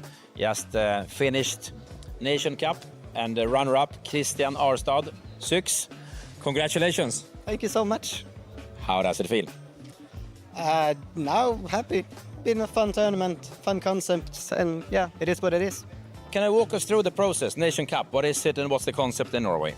Well, we started off with open quarterfinals, free for all, and if you win that one, well, first and second got a seat in the semi-final. So we were 12 or 14, I think, playing a semi-final, and the winner got a package here and a seat in the final. And you got the package, and you got the seat, and you got runner-up. Congratulations again. It's amazing. So it's a fun concept, right? It's just from a low roller concept, and yeah. So I was just thrilled to be representing Norway, since I'm a streamer as well, and I got my rail here, and everything's awesome. I was just about to say, your rail here was fantastic. I mean, and that has to support you. It's like a football team. Yeah, of course. They told me up front they were going to come and rail, and of course that's fun being the representative of Norway. So you are a streamer, and you stream at Coolbet and other sites. How does it feel, and why do you choose to stream at Coolbet? just a community. It's so much fun. With Coolbet Open, I've been to many of them, and I'm just glad to represent Coolbet. And would you say that you're a good poker player in real world or better in online, or where is your strength? Well, when you phrase it like that, I 100% most like to play live. Meeting the people, look them in the eyes when we play, spot the fish like yourself, and yeah, so much more fun when I play live. Thank you for that. I like you very much. Can you try to scream like me? Heja Sverige! Heja Sverige för helvete! Oh, happiness. People got angry here. Last but not least, while in Tallinn, any recommendation what to do outside poker? Oh, I just love the old town. Been around the old town, visited a big church up in the tower. And so many fun bars, good restaurants. It's so much fun to do here. Tallinn delivers. It does, it does. Thank you. Thank you.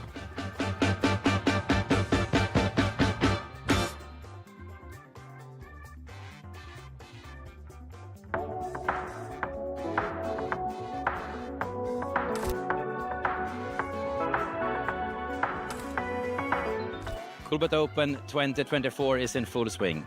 Yesterday, day 1B of main event, a lot of players sadly busted, a lot of players did bag for day 2.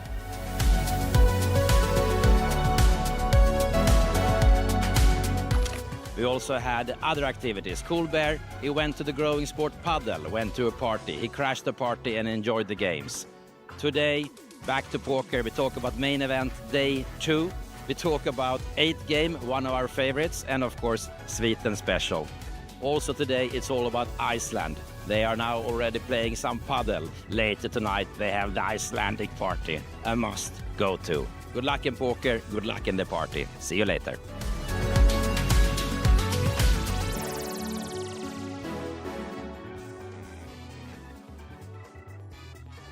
Very happy here at Coolbet Open 2024. A good friend from Norway just walked in. Who are you and what are you doing here? My name is Mats Sulsagen. I'm a poker player today. I'm gonna try the main event, but the last couple of years I've mainly been a poker journalist, traveling around this crazy circus and following in Norwegian poker players. But this time I'm gonna win it. So I have a feeling you will win it, or maybe first out? Maybe first out. It's either one of those as the most possible solution here, yeah. I have had the opportunity to be a friend of yours and the group around you, because there's very many amazing Norwegians. And you have a famous home game once a year in Tønsberg that's traveled around. Can you tell us a bit about that scene and your friendship with Norwegian poker? Yeah, there's among other the one who's having the Norwegian Championship later this year, Thomas Udnes, and he brings a lot of friends and former champions and to different locations. This year we went to the west of Norway, to this small village called Ørsta, and obviously I won it. There's this green jacket I should have brought with me, because that's with my name embroidered in it. And so, but I think all the other guys, they just that kind of then it was like a sign that poker is not about being good, just luck. When you win it. Exactly, yeah. I agree with them. And they're probably right. But maybe I can be lucky twice. That's true. You can be lucky twice. What do you think about Tallinn? You just arrived, but you have been here before. What do you think about the city? I love the city. I was here a couple of years, 3-4 years ago on the Coolbet. Yo, welcome back, poker fans, to Coolbet Open main event. Final day coverage. My name is Christian Laz and we are down to 18 players. The first place will take home 50,000 euros and everybody has guaranteed themselves more than 2,000 euros already. The buy-in for this tournament was 550 euros. Levels are 15,000, 300,000. Average stack is about 800,000.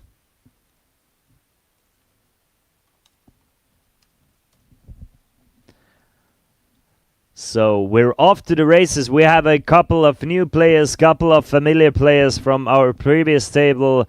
Steven Toll brought the biggest stack from our first featured table up to 1.2 million. Let's see if we have anyone joining us with any bigger stacks. Val-Matti with 13 big blinds has his word cut out for him. Needs to make something happen soon. About 50% of the tournament average at the moment. Definitely not going to do anything with Queen 6 though. We also have a 200,500 euro guaranteed tournament for you guys today. 10 euros to buy in. The password is champ, plus an extra 100 euros if you bust me from this tournament. Folded all the way to the small blind. Esko from Estonia with the 10-8 and 1.5 million chips. So very nice chip stack for Esko. Basically the average stack once the final table starts. He's gonna come in with a raise to 70,000 against the Daniel in the big blind with 400,000. There's every hand there's 75,000 to steal away from your opponents should you pick up the blinds and antes. You can see Esko is our chip leader with 1.6 million. Steven with 1.2 million. Andre also in the million chip club, but all the other guys with 15 big blinds or less. So Hjörtur, our new player, 450. Tavi with 450. Daniel with 400. Ville with 395. Einar with 370. And Esa just with 6.5 big blinds.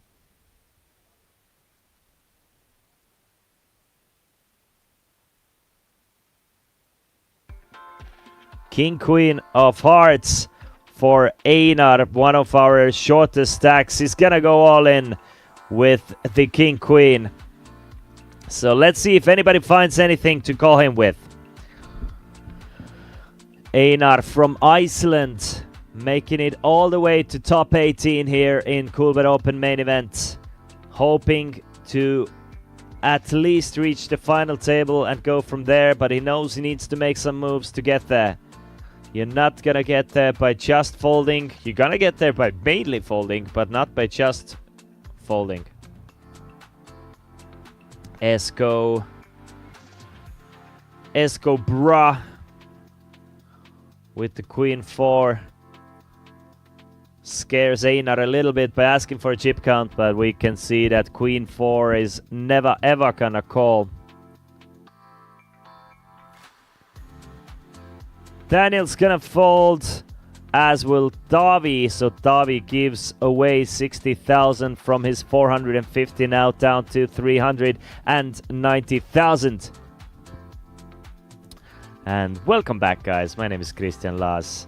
We're in for an awesome day of poker. It's been an awesome festival. Still running though. Local time is 2:12 p.m., meaning that we have 2 tournaments starting in less than an hour here at Coolbet Open. The ladies event, 150 euro ladies event, starts at 3 p.m. The 1500 euro No Limit Hold'em Masterclass, the High Roller Tournament, 6 Max Tournament starts at 5 or 3 p.m.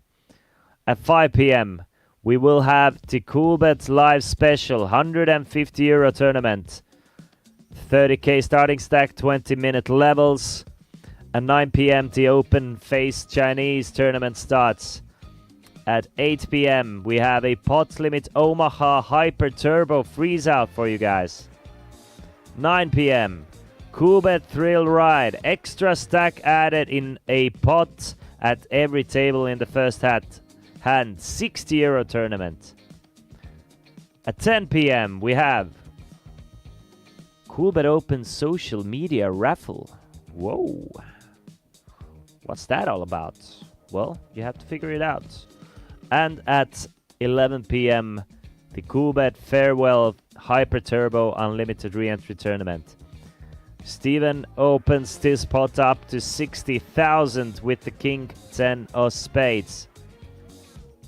And Einar does not defend his big blind. Steven now up to 1.2 million in chips.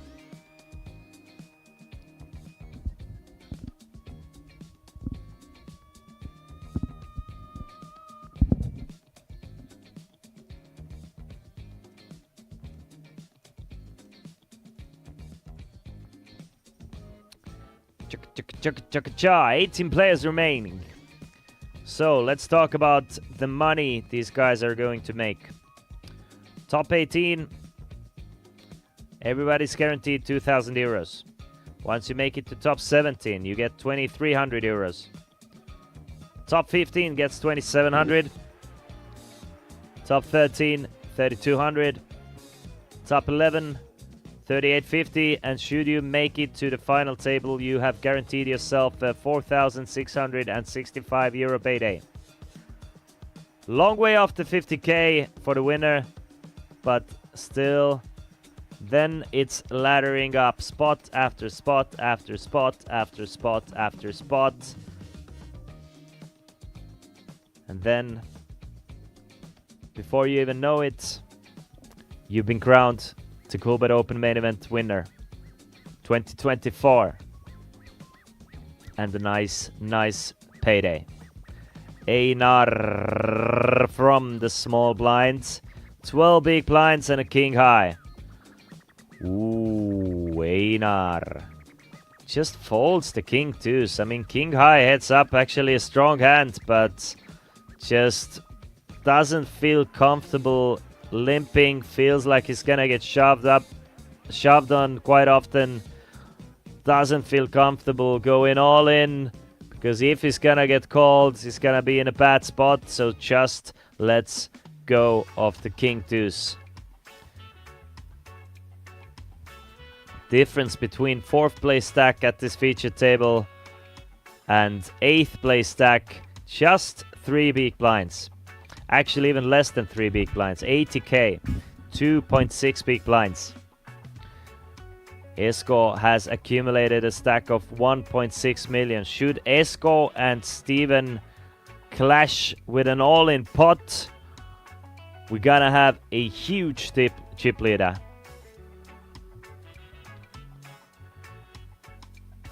Esa Tapio, our shortest stack with just 200,000, goes all in for 6.5 big blinds with the ace 4 from under the gun. Knows that should he wait one more time, he's gonna have to put 33% of his stack in blinds. So rather go with the ace and pray for the blinds and antes, or pray for some luck should you get called. I mean, it's looking good for Esa now. Just the small blind and the big blind to get through. Ville will not make the call, and Steven finds the ace jack, and he will make the call, and he wants to be the Grim Reaper for the Finnish Esa Tapio. Looking in a great shape to eliminate Esa Tapio here. Esa Tapio is going to need a 4 or a lot of black cards here. 445,000 in the middle with 18 players remaining. The hand of the tournament for Esa Tapio. Can he get it? I mean, that's a heck of a flop for ace 4 with ace of spades. Now needs... Gets even better, needs a 3, 4, 8 or a spade. And there you go, there's the 3 on the river. It seems like most of the deck was an out for Esa Tapio, and Steven's ace jack do not hold up against the Finnish player. Esa Tapio right back in it with 445,000. Steven down to 1 million. So everything's still fine for Steven, but obviously you prefer to win these pots, especially in the final 2 tables. Every little all-in is important to accumulate this big stack to make your way to the final table. But if you're gonna get a bad beat, you probably prefer to get this bad beat against this shorter stack at the table. Probably.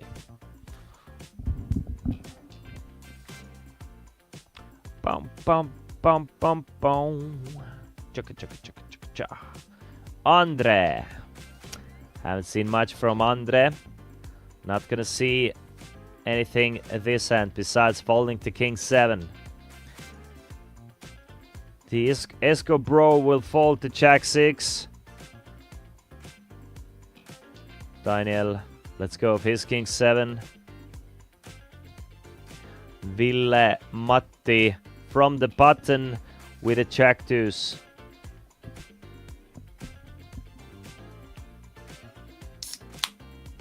Ah, yes.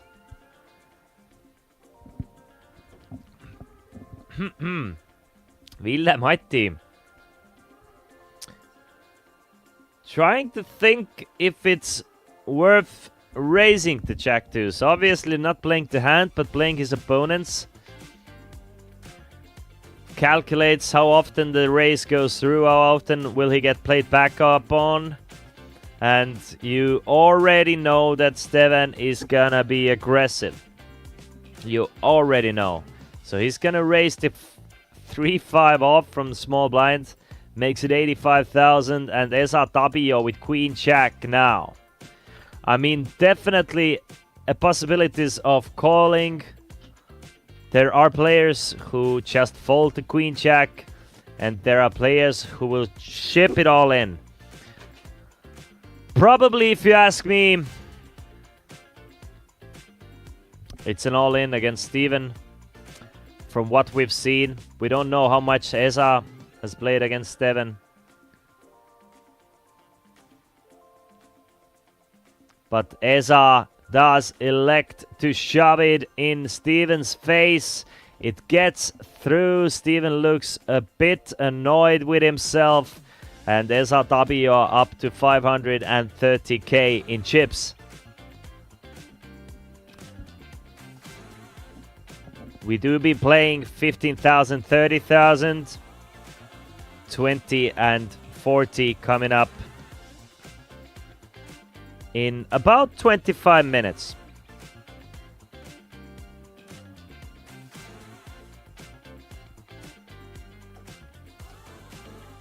Yeah, 25 minutes and 42 seconds.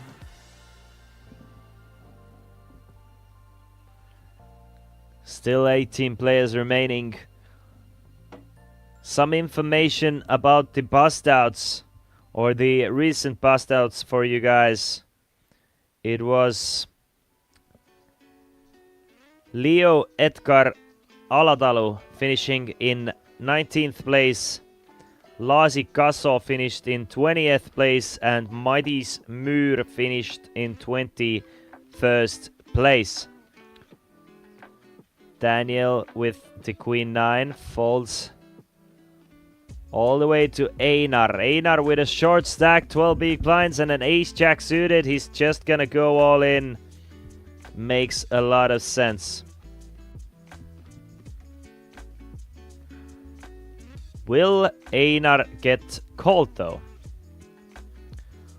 Not just yet. Just the blinds to get through.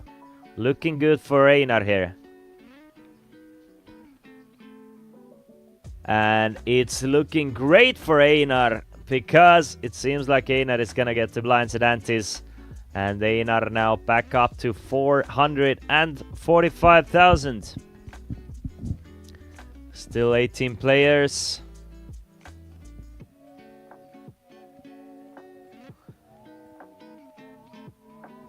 So guys,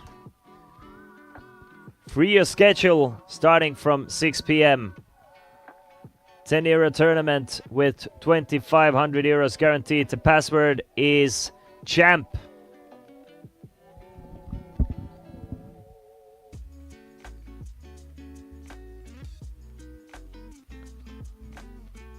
Esco, our chip leader, with 1.6. None of the other guys with more than 1 million now. The shortest stacks have all chipped up a little bit at the expense of the million chip boys. Let's go folds the 10-3. It's gonna be interesting to see What style of poker will Esko bring to this featured table? Holding the chip lead. How did he accumulate all those chips? Ville, very deliberate player, thinking through all the spots. Even the spot with the 8 deuce of clubs. Steven with 4 deuce of hearts, just keeping on, keeping on. Makes it 60,000 from the cutoff. Just basically, I feel like Steven feels like the table is playing quite snug, and he can get away with raising a lot pre-flop and just picking up 75k after 75k.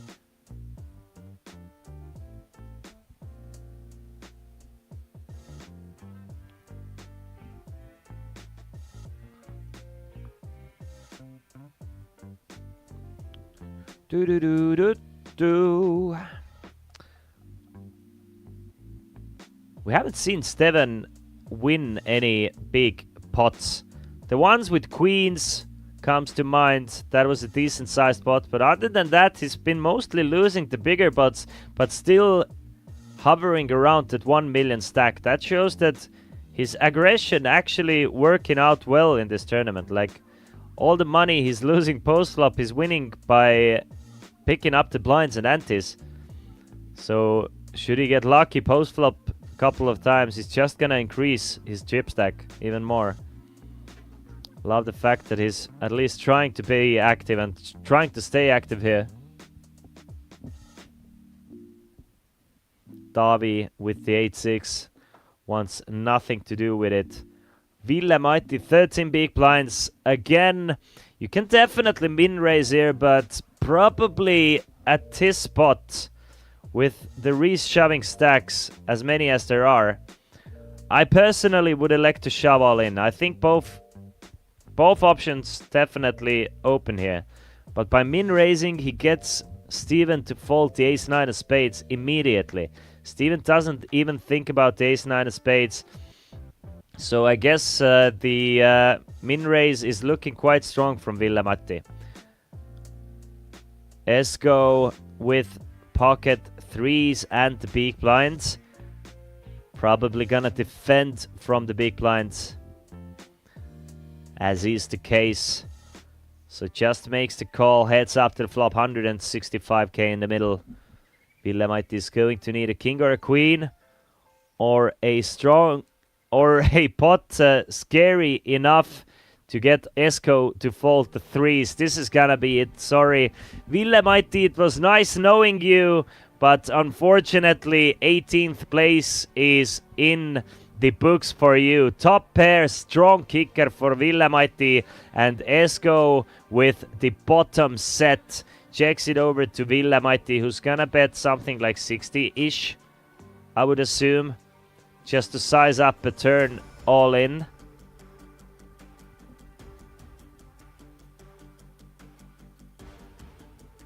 But let's see how this hand plays out with the inevitable, most likely, Val-Matti bust out. Ville still has 5%. Can make running full house or running straights. But I mean, it's not looking great for Ville. Ville wants to play 3 streets, by the way, by betting 40k here. I personally would have bet 60 and shoved the turn, but betting 40 basically keeps in a lot more weaker hands. He's sizing up something like a 90k turn bet to be able to shove clean rivers. But Esko thinking about, should he come over the top right here? There's definitely plenty of draws that he can represent. So Esko is just gonna ship it all in, and that'll seal the deal for Val-Matti. Ville in awful shape in an 835k pot, and Esko, who joined this featured table with the chip lead, is looking in a great shape to join the 2 million chip club. Just needs to fade the running straights and running full houses. 4 of hearts seals the deal on the turn. 3 of a kind for Esko and top pair for Ville. GG Ville, 18th place and 2,000 euros for you. And we are down to final 17. All the players get a small money jump as well by laddering up to 17th. Now guaranteed themselves 2,300 euros or 2,300 euros. Taavi, our shortest stack, Hjörtur, Daniel. Daniel, Hjörtur, Taavi basically even with 13 big blinds. Einar with 15, Esa Tapio with 17. And our top 3 with plenty of playing room, with Esko reaching the 2 million chip stack before the final table and just cruising. 67 bigs for him.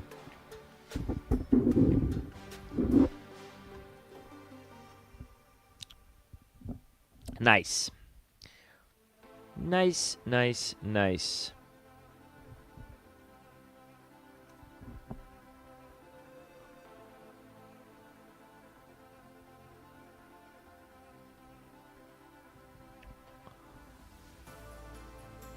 $15K, $30K.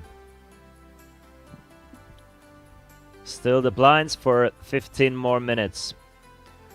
3 Icelandic players, 4 Estonian players, and 1 Finn trying to battle it out, at least on this table, for the title of Coolbet Open main event.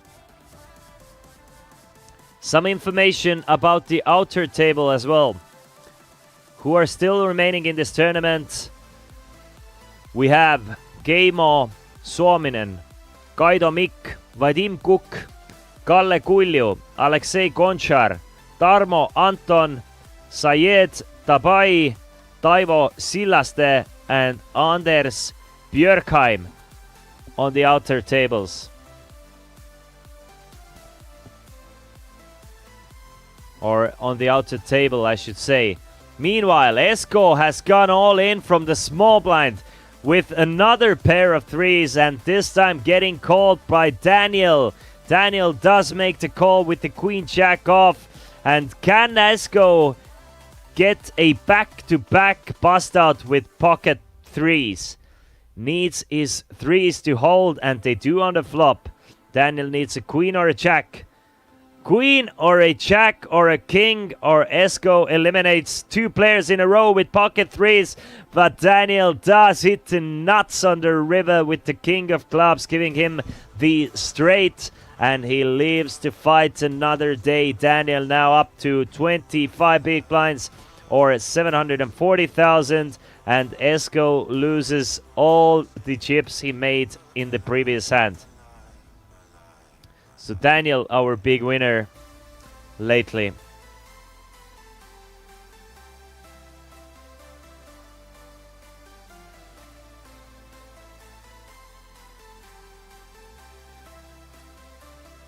Still with 17 players. I expect to make it to the final table approximately 2 hours from now. Or within 2 hours from now, we should reach the final table. So let's go for 4 p.m. We are streaming with a 30-minute delay, of course. Einar with the ace-5. Starts us off with folds. Devon definitely going to raise it up with the ace-10, third biggest stack of the table. Puts in a raise to 60,000. Those blue chips are worth 25k each. White chips are worth 25k each. Blue chips 5k each, and those red chips are the ones that you really want to accumulate, worth 100,000 each.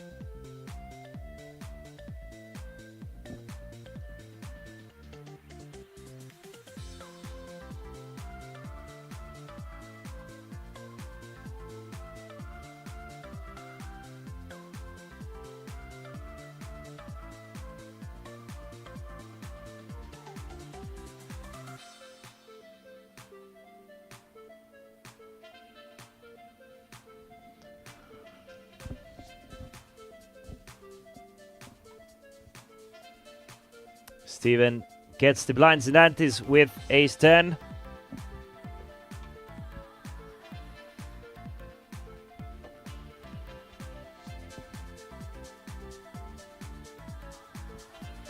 Another 75k. 75k at a time. Seems to be the motto for Steven here. Now with the ace 9 under the gun. Just does not open.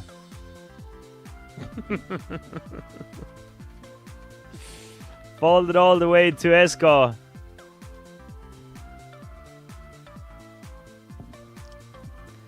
Daniel.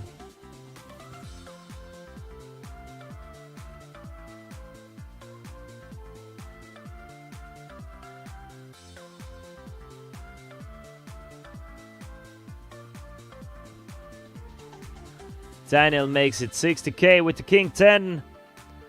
And Einar lets go of the queen 7. So players still, you know, looking for spots to go after those blinds and antes. Really do not want to make any big mistakes.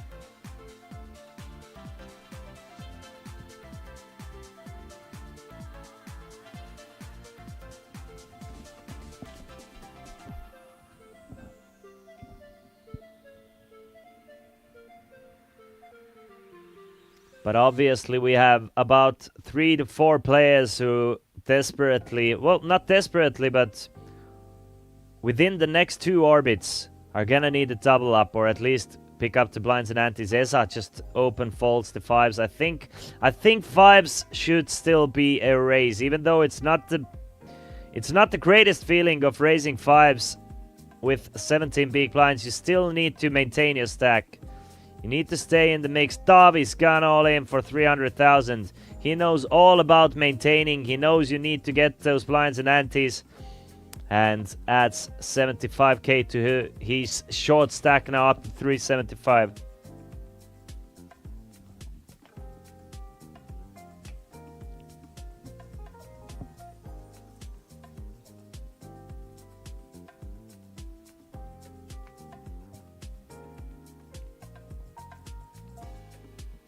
In approximately 23 minutes, there will be 2 tournaments starting at the Coolbet Open Festival. So if you're here in Tallinn, this one goes out to all the ladies out there.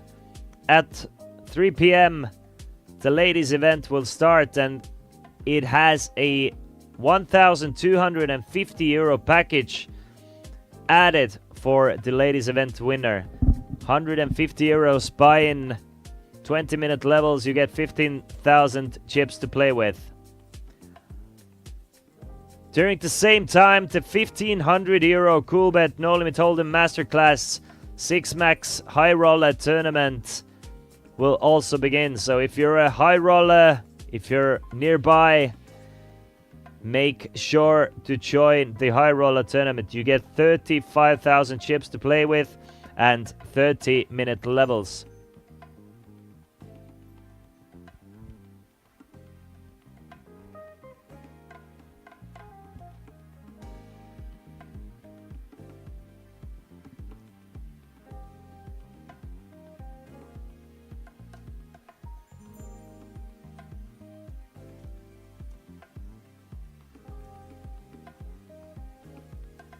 All in from Davi. Makes it 375,000. So 12 big blinds and adds another 75k to his stack. So Davi now, after being down to 360k a couple hands ago, by picking up the blinds and antes, back up to 500,000 in chips. Davi doing a great job, finding good hands as well to stay in the mix. And now 500k is definitely big enough that should you go all in, it's gonna hurt all of these guys. Even Esko can't really call you super wide here. And that's exactly what you need in a tournament. You need your stack to be able to hurt even the bigger stacks. so they couldn't just splash around playing against you, so they have to be cautious. The stack needs to insert at least a little bit of fear. If it doesn't, you need to get there by gambling or taking chances. Otherwise, you have zero chance of winning any poker tournaments.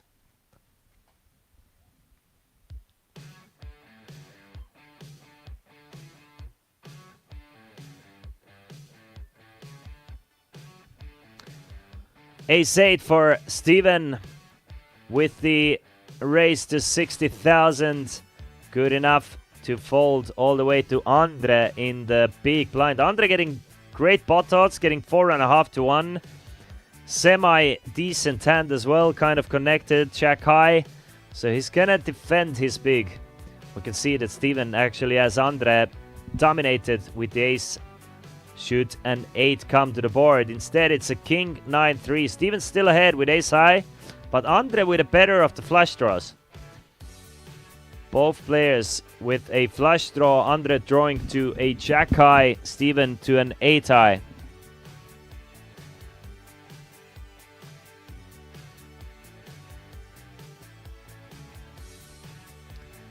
It's a bet of 35,000 from Steven. Gets a quick call from Andre. 235 in the middle. Will we see a heart? No hearts on the turn. King of diamonds on a turn. Quick check from Andre. And will Steven continue to apply pressure, or will he take the check back? Figures there's still plenty of drawing hands out there.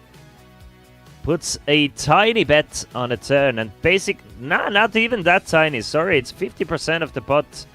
Bets 130,000, really puts a lot of pressure on exactly the type of hand Andre has. Andre should probably have quite a lot of those queen 8s, queen 10s, jack 8s, as you can see, and if they're holding a heart, Steven wants to make them pay. And even if Andre has something like a 9, you're not gonna feel super great about calling here, especially without a heart. So Steven does a great job of protecting his hand, turning it into a bluff of sorts. And Andre doesn't get to see the river, and Steven back up to over 1 million in chips, 1.3 million now for him.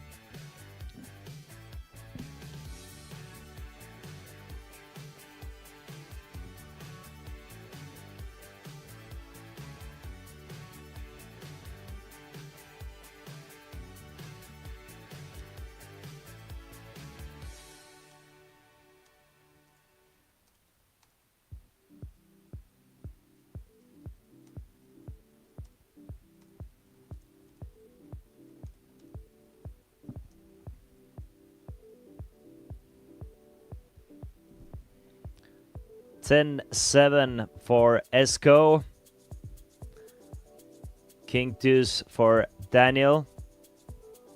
Ace-10 of diamonds for Davi. And Davi with 17 big blinds continues with the all-in strategy.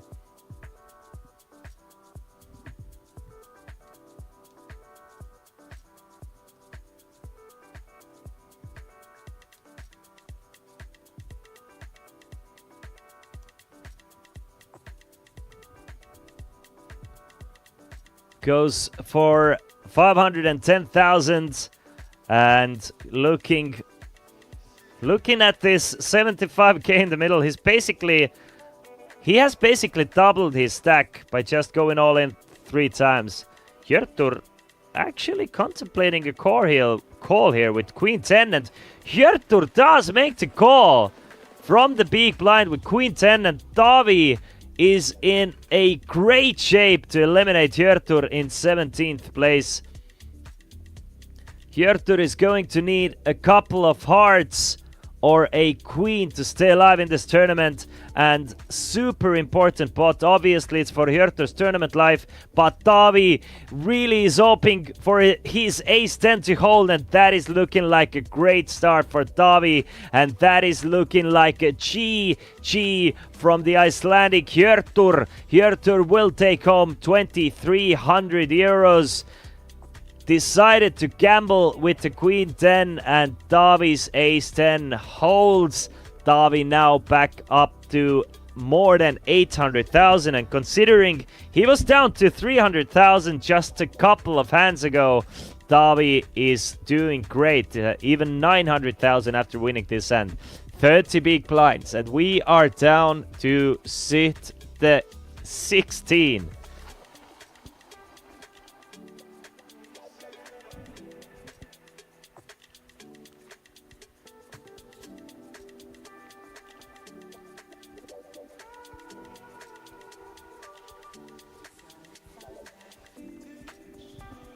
$15K, $30K levels. They're gonna go up pretty soon. Let me see. Ace-2 so far, it's for Daniel.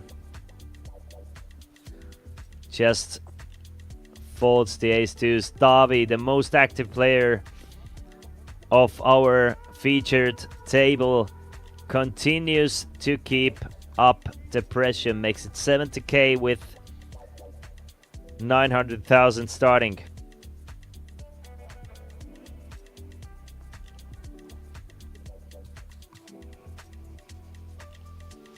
Blinds will go up in 1 minute, so maybe we will get another hand of 15-30, but look at that. Esko defending against Tavi with just 3 high. But it is suited. He is getting decent odds.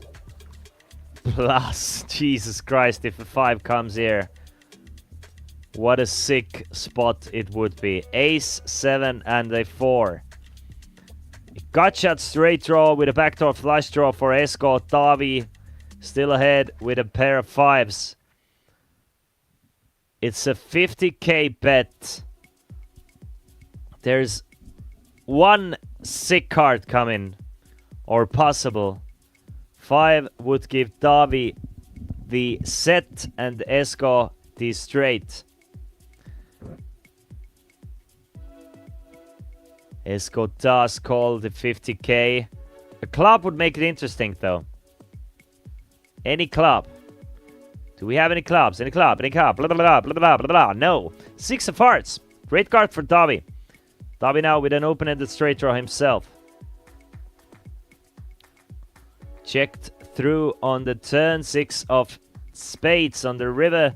And now the question is, Esko, is he gonna give up or is he gonna bluff at it? If I'm Esko, I'm bluffing at it. I have 0 showdown value with my 3 deuce. The weakest hand I'm making it to the river with, so I need to bluff those hands. Bluff the weakest hands, value bet the strongest hands. Check the middling hands, I guess.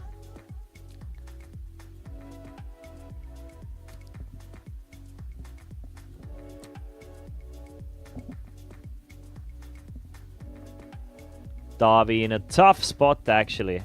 What can Tavi beat here? He's trying to figure out what can Esko have that plays like this. Like, I'm losing against 6-3, 6-8. Will something like 8-9 of spades, 8-9 of clubs maybe play like this? Probably 8-9 of clubs. We can see a 3-5, a 3-2, probably not even on Tavi's radar. Tavi probably thinks that Esko is folding 3-2 pre-flop, so not many bluffs for Esko on the river, or at least pure bluffs, and 5s in this spot, they only beat a pure bluff IMO. So Tavi loses a small one, but still doing just great after coming to final 2 tables with just 300,000 in chips.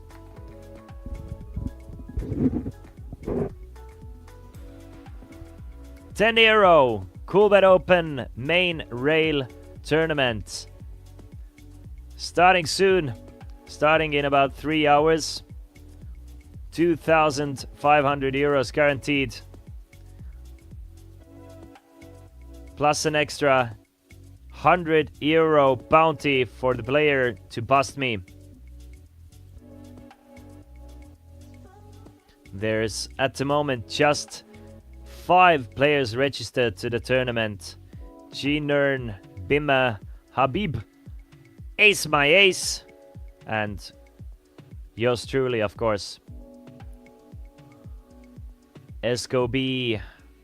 The Esco B, the queen of the bees, folds the 7 deuce. And Daniel gets a walk, and I'm sure Daniel is happy about getting any walks. He seems to be in great shape, so he's probably getting a lot of walks. I've been getting less and less walks lately, as you can see from my physique. Blinds have gone up to 20,000, 40,000. 16 players remaining at the Coolbet Open main event.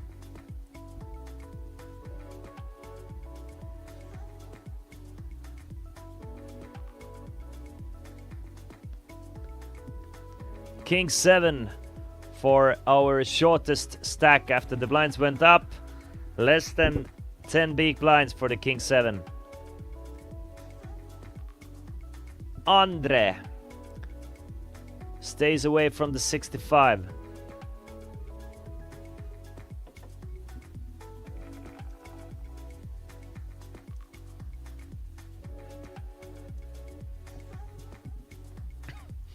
Daniel does make the call from the from the small blind.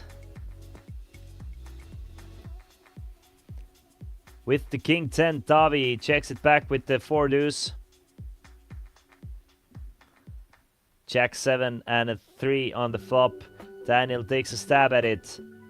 Leads out for 45,000. That should be enough to get rid of Tavi.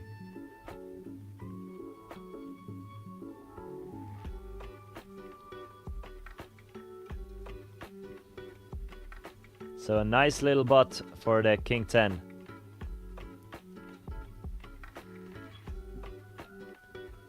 Yo, chat! Is there anybody out there? Or is everybody at work at the moment? What is it? Is it Saturday or Sunday? Saturday to Sunday, Monday to Sunday, yo! That is basically the Coolbet Open mantra. Still one more tournament coming up tomorrow, but plenty of tournaments to play today. Steven with the 6-7 of diamonds. I want to see you raise, Steven. I want to see you do it. Put chips in, my man. Nice. Nice raise to 80,000. What a lovely hand this 6-7 of diamonds is. Gets rid of the aces. Or at least ace deuces. 6-7 of hearts for Esco. I want to see you 3-bet Esco. Or at least make the call. That's my man. That's my man, Esco. Playing the 6-7. But they're getting instantly punished. They're getting instantly punished by playing the 6-7. What fishes? Why are you playing the 6-7? Going all in, Einar is for 330,000. Steven goes all in over the top for 1.3 million with the 6-7s. Get in, Steven! Get in! And Esco, I mean, it's an easy fold for Esco, but doesn't like it.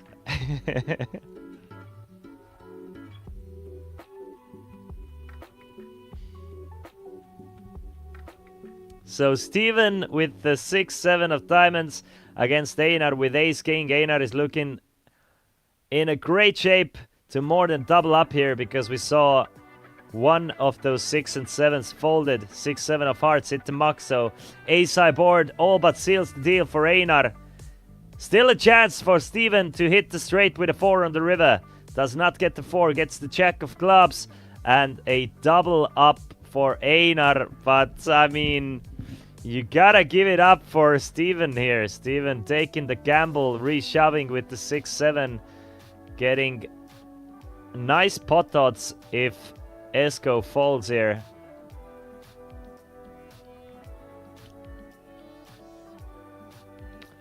Five ladies remaining in the satellite to the ladies event.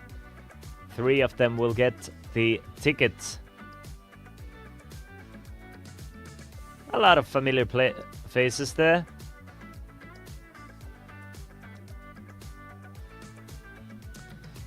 But Esko is getting familiar with the chip lead.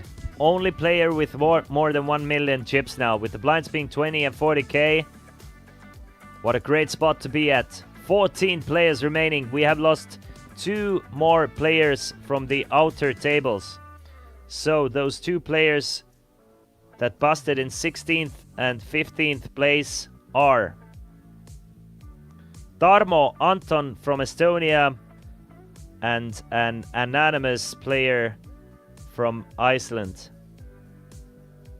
So we are getting much closer to the final table. Top 14 players, all guaranteed 2,700 euros. One more bust out and you get 500 euros extra. So already 2,700 guaranteed. Esko makes it 80,000.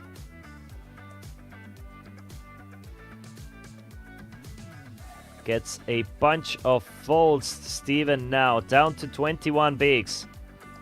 Not a familiar spot for the aggressive Estonian. But still finds the Queen 8 to at least call with.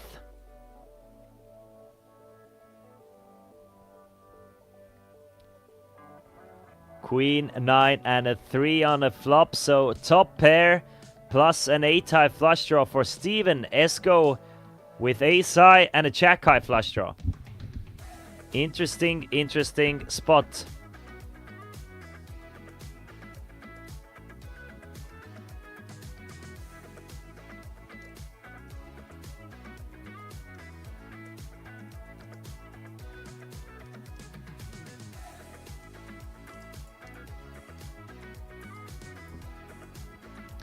It's a bet of 110,000 from Esko.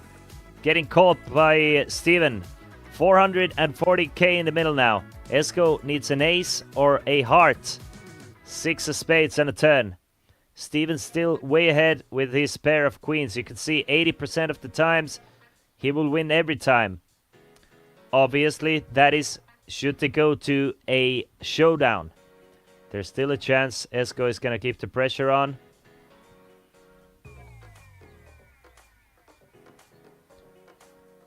Ooh, Esko is gonna bet, and he's going to bet large. Bets 500,000. Basically all of it. Steven in a tough spot now. Esko is definitely representing a hand stronger than a queen or a very strong flush draw.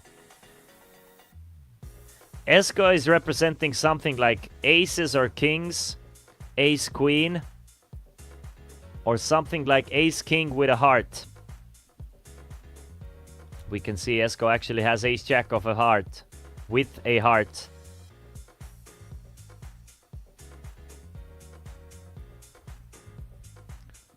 Will Steven make the call and be in a great spot to double up to close to 2 million in chips against the chip leader?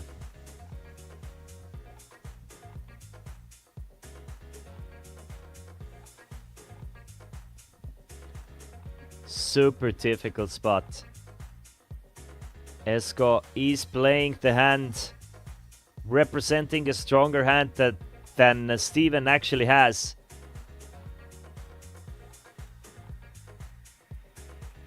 But we can see that Esko is full of it at the moment. What a sick bet on a turn.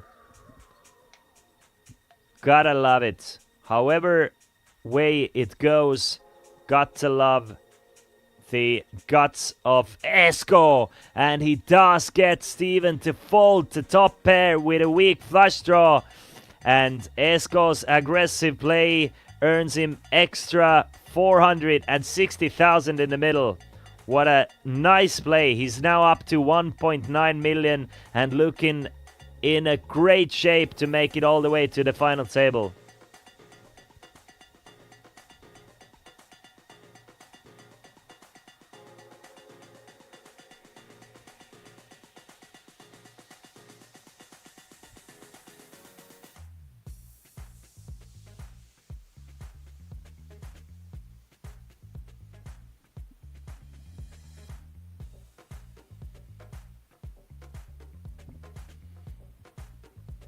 Esa Tapio now our shortest stack with 11 big blinds, but everybody's still with a decently playable stack. I mean, it's a wonderful spot for Esko to just smash the table with a few raises, because, I mean, we're 5 players off the final table.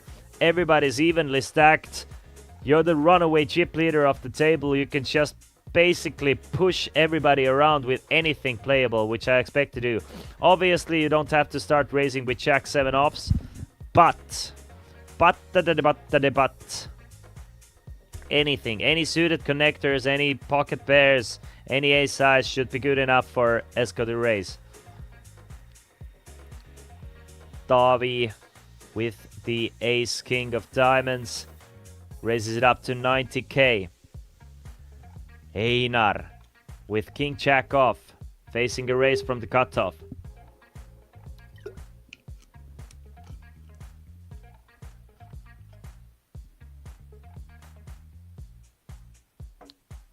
Definitely king jack off a hand you can 3-bet, turn into a 3-bet bluff with. Weird stack to do it with 20 big blinds, but the later the tournament stages are, you don't have to 3-bet as large with a shorter stack. You can even 3-bet to something like 190,000, 210,000.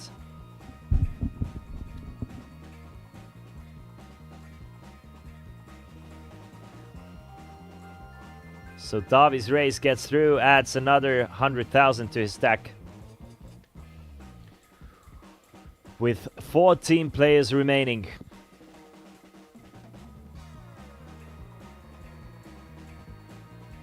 We are getting ever closer to the Coolbet Open main event final table. So one more time, the winner of today's tournament takes home 50,000 euros.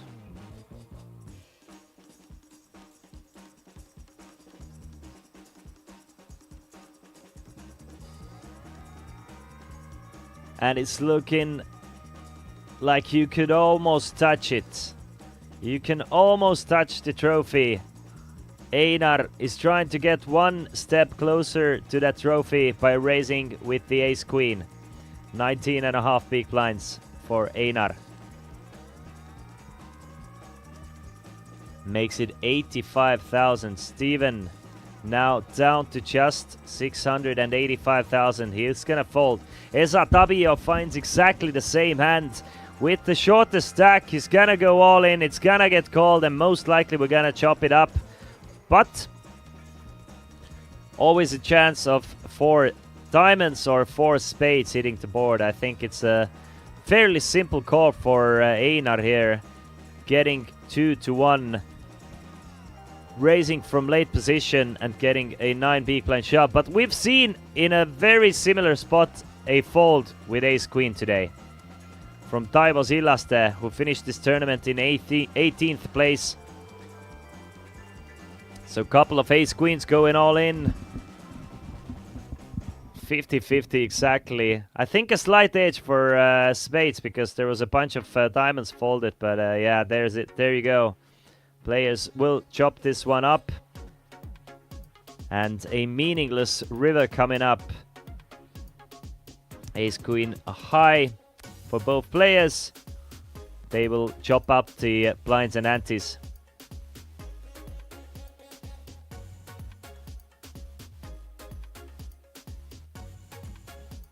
ladies tournament has just begun as well. €150 ladies tournament, as well as the €1,500 masterclass tournament. Ladies tournament, you get 15,000 chips to play, 20-minute levels. In the €1,500 masterclass tournament, 6-max tournament, you get 35,000 chips and 30-minute levels.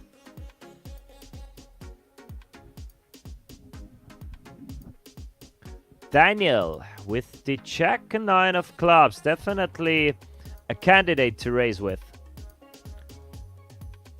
Very tempting hand to play. Obviously, Daniel is one of those middling stacks. Raising from under the gun can make you a little bit more cautious. But Daniel does raise it up to 80,000. But that's the strength of being the first one in the pot. You get a lot of stronger hands to fold. You could see King Jack folds. There was an ace-high hitting the muck there. Andre with Queen 10 of clubs. Just a fantastic hand against Jack 9 of clubs. But difficult for Andre to know. Andre just has 15 big blinds. Doesn't have the position either. But it looks like he still wants to see the flop. He will make the call. So will it be heads up to the flop, or will Esko join the party as well? Getting 6-1. Has the chip lead. I mean, we could see the cards. We could just tell Esko to, you know, ship it in. Ship the money in the middle with your big stack. Take it all. And it would have worked. Queen 6 and a 5 on the flop. Top pair for Andre. Daniel is going to go and continuation bet this flop.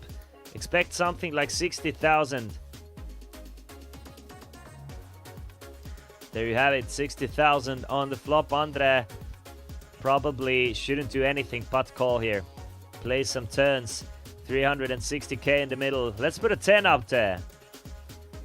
Nah, it's a 7 of hearts, giving Daniel a gut shot straight draw, bringing in the flush draw as well. We could see both players with the clubs, so no flushes to be had. Daniel needs an 8 on the river. Gets the 6 of hearts now, getting even scarier for Andre. Perfect opportunity for Daniel to try and steal this one away from Andre. Will Daniel find the bet though? It seems like he does. Bets 125,000 and just a gross spot for Andre. Getting awesome pot odds, getting 4-1, but at the same time beating nothing but the bluffs. It just really feels like your opponent is trying to milk a call. I do like the sizing from Daniel, just making it look like a decent value bet, not even polarizing it too much. He could definitely bet 125 with all the flushes starting from 10 of hearts. But Andre makes the call and gets the good news that his opponent was full of it. And great call from Andre. Now up to 950,000, and Daniel gets caught, his hand caught in a cookie jar. The jar of cookies! Andre, stay away from the jar of cookies. Well, Andre is not staying away. He's taking home, taking in or raking in 500,000 of those cookies. More ammunition. He's in second place now on this feature table.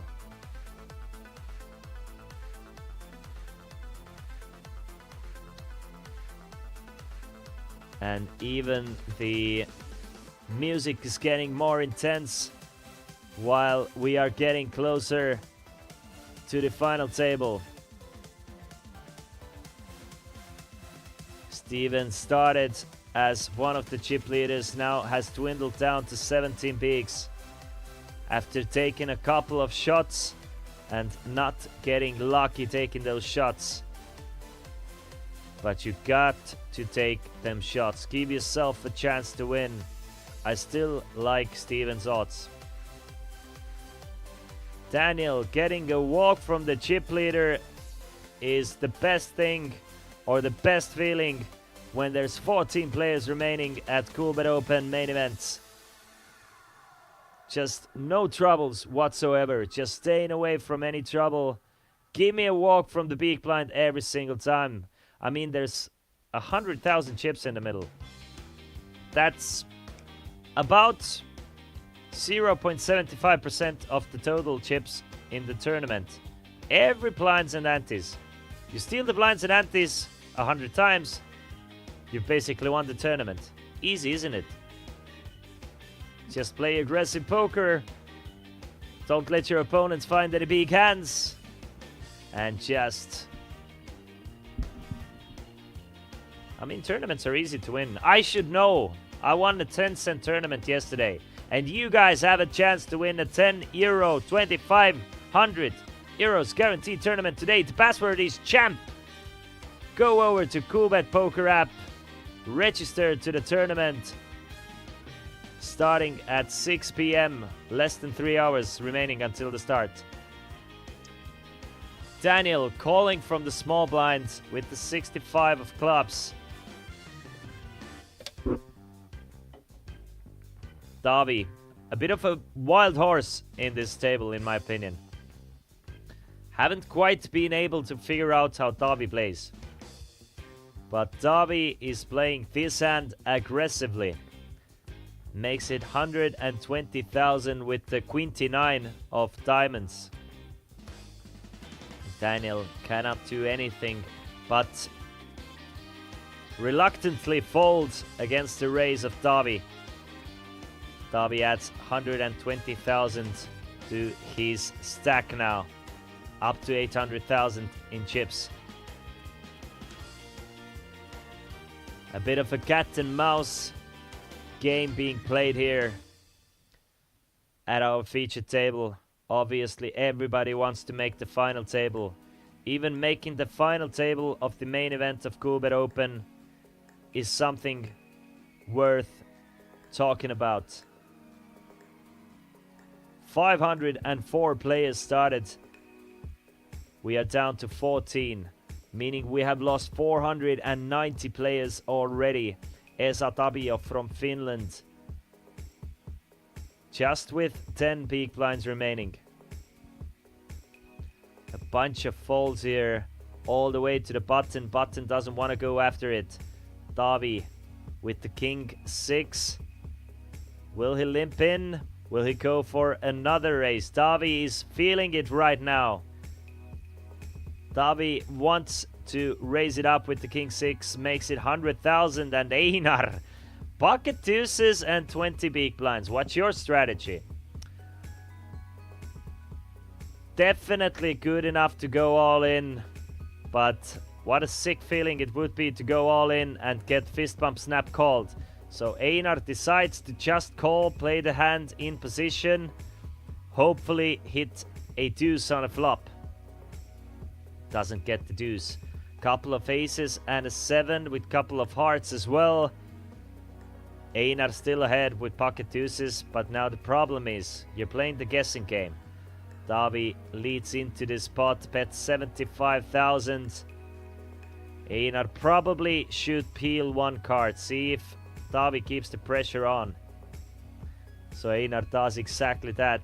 Davi can take the lead with a king, 7 or a 6. 9 of hearts on a turn. Now the flush draw comes in. But what a difficult spot for Davi to continue betting. I mean, it's just... It feels like Einar must have something here. You're never getting an ace to fold.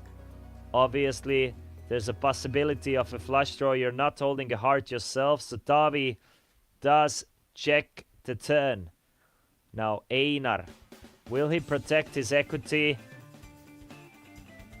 Will he turn his hand into a bluff of sorts? Also protect against king highs, queen highs. I love the bet from Einar. Just doesn't even let Davi to either catch up or bluff him on the river. Takes the lead in this hand, bets 135,000, and there's nothing Davi can do. Even though he's getting the proper pot odds to even call with king 6, he just has no idea where he's at with the king high at the moment. So he does have to fold, and a wonderful hand from Einar from Iceland. Now almost up to 1 million in chips.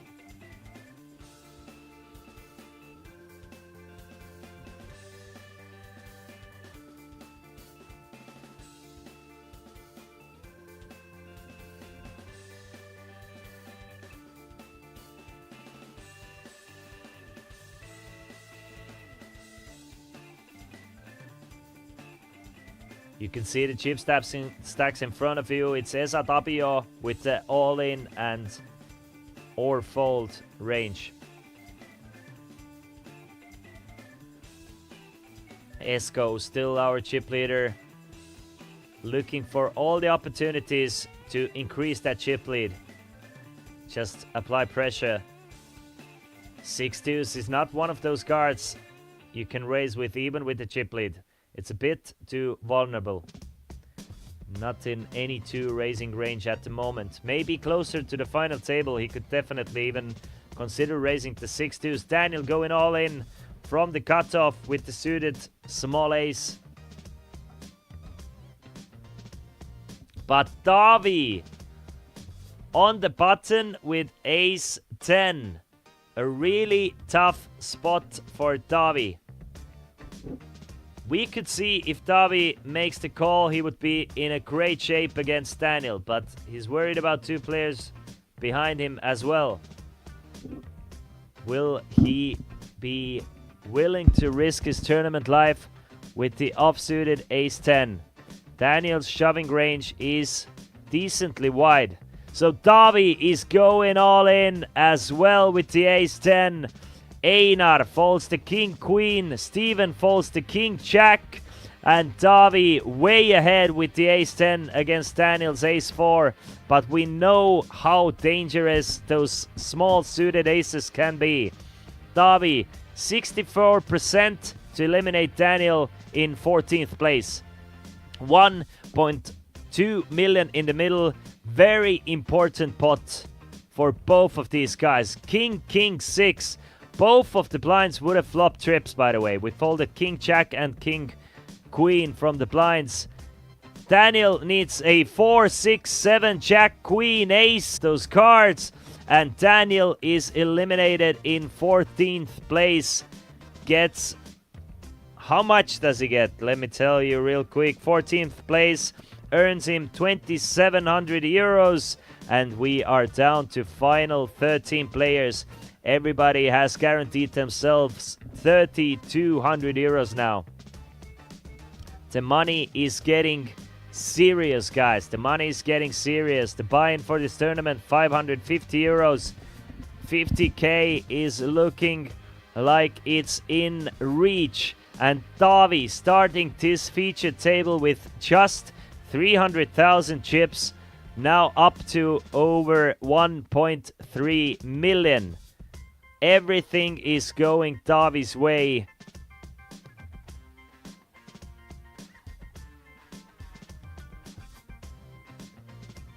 Fantastic tournament, fantastic play from Davi. Not afraid to take any risks. And it has been working out for the Estonian.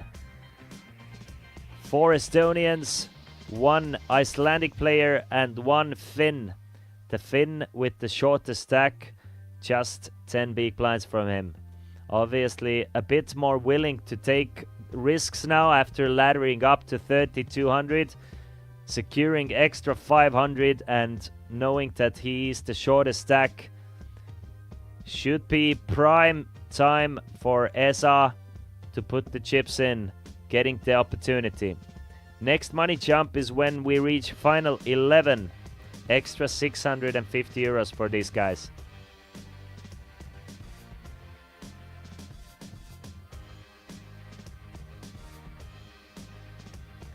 Ten, 9 of clubs on the button for Einar. Makes it 85,000. Gets rid of Stevens 8-3. Now to our short stack on the big blind. Esa Tapio looking for spots to go all in with, but Queen 4 against the raise is not one of those spots. So Einar now more than million for him.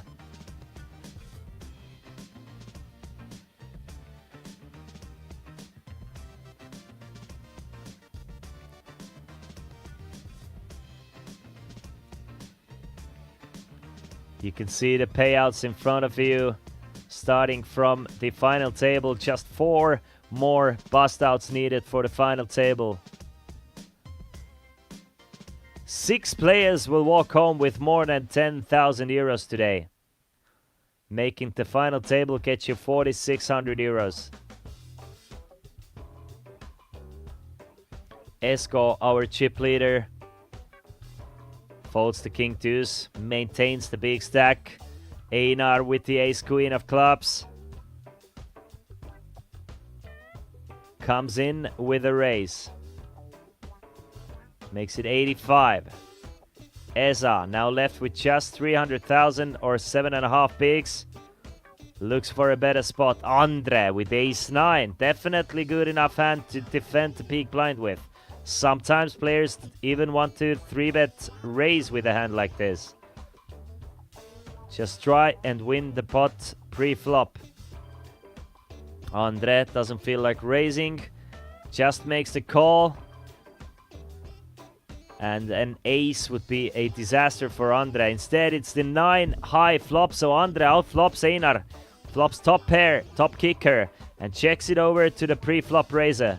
Check, check on the flop. 230,000.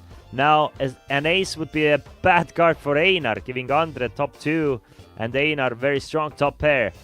We do get the king of hearts. Another check from Andre, and Einar is trying and hoping to represent that king. He leads out for 80,000. Andre is not folding. 85,000 even.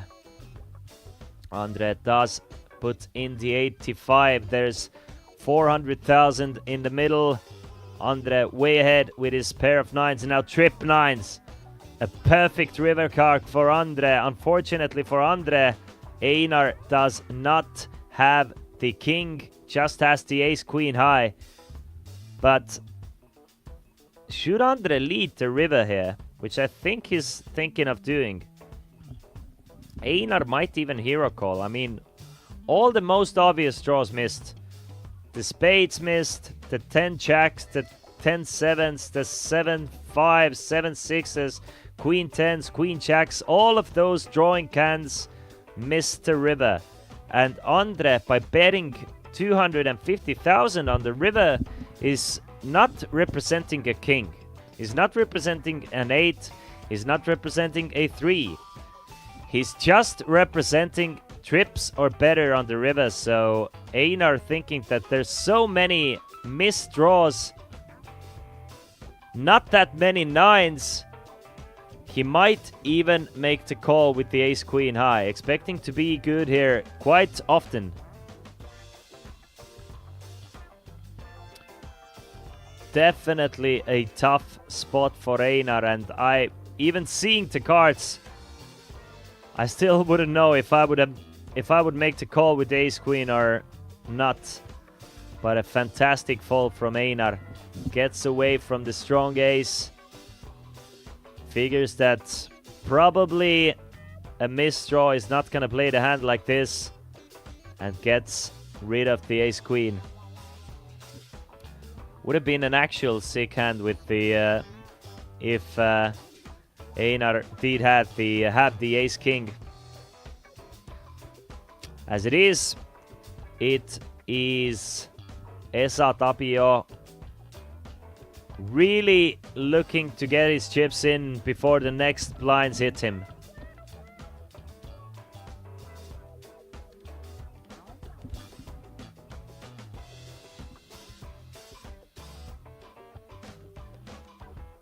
Davi, let's go of the queen 8.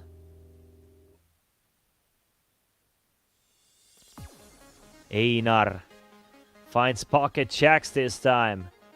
Good enough for a raise to 85,000. Ace queen of clubs didn't work out against Andre, and Andre now with ace jack off. Yo, Odelvant. What's up, Odelvant? Look at this, Odelvant. We have a 2,500 euro guaranteed tournament. Just 10 euros buy-in for you, Odelvant, today at 6 p.m. And for some extra value, if you bust me out of the tournament we will give you 100 extra euros. So a 100 euro bounty on my head as well. Come join the party. Andre, the nemesis of Einar, raises it up to 250,000, and something tells me Einar doesn't feel like folding here. Something tells me that Einar wants to play the jacks and Einar wants to play for it all. 415,000 in the middle already. Einar has 820 behind. Half his stack in the middle to be won should Einar go all in. And he does go all in, and that should be good enough news for Andre to fold his ace-jack. And so he does. I think a nice play from both of these guys. I think Andre should probably be 3-betting the ace-jack from the small blind. Just a nice strong play from Andre, but ran into it this time. And Steven, starting this featured table second in chips, right behind Esko, has now dwindled down to 585,000 in chips. Meaning he has a bit less than 15 big blinds now. Einar with the 86. Figures he's been playing enough past couple of hands.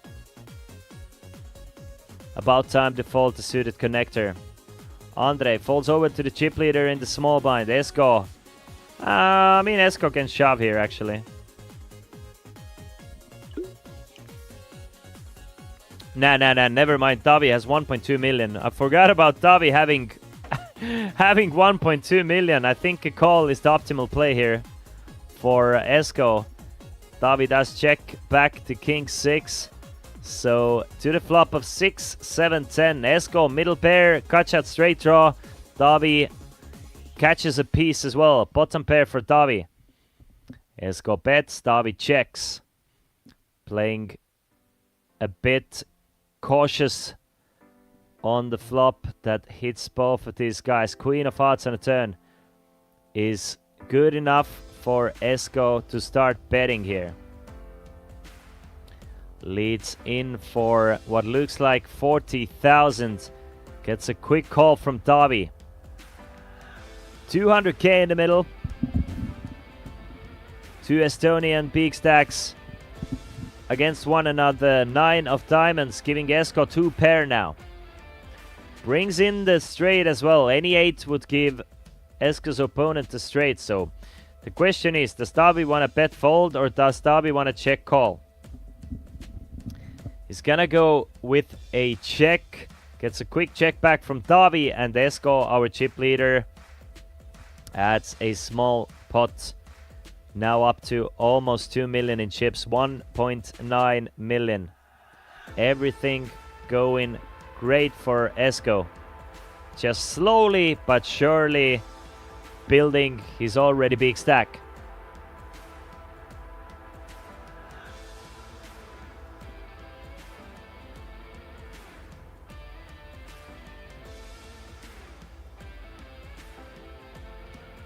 Still 13 players. Still 4 bust outs needed until the final table.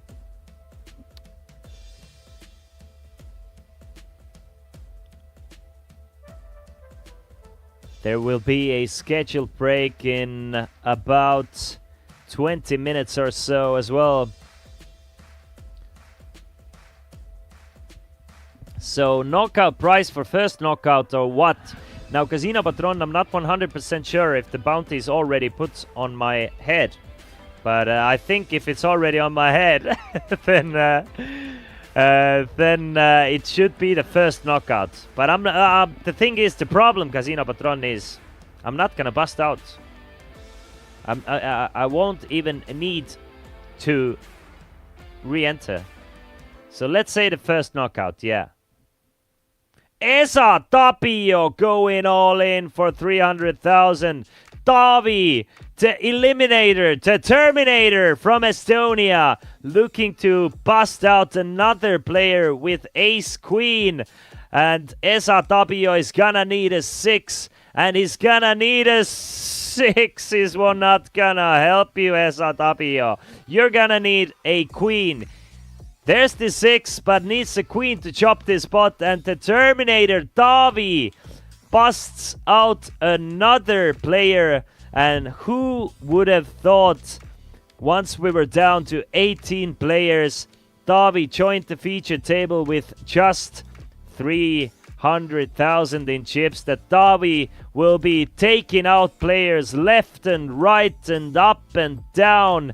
And Tavi is now one of the tournament chip leaders, right on the heels of Esko with 1.6 million in chips. And Tavi, I always had faith in you. Ever since I saw you 3-bet that a6 off as a bluff, I knew that Tavi was gonna do great things in life.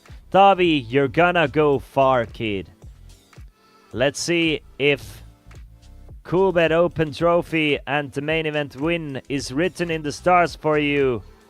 But I got to say, Tavi has been like a lawnmower. Steven, now our shortest stack with 15 big blinds. What a sick game No Limit Hold'em is. And it's feeling sick for Steven now. It's starting to slip away from the very strong Estonian poker player hands. But obviously 15 big blinds is still decent enough stack to build upon. You still have a little bit of wiggle room, but at the same time you're playing 5-handed. 2 orbits pass you without you winning a hand. You are all the way down to less than 10 big blinds. The final 12 players have all guaranteed themselves 3,200 euros. Should there be one more bust out, the money jump goes up to 3,850 euros.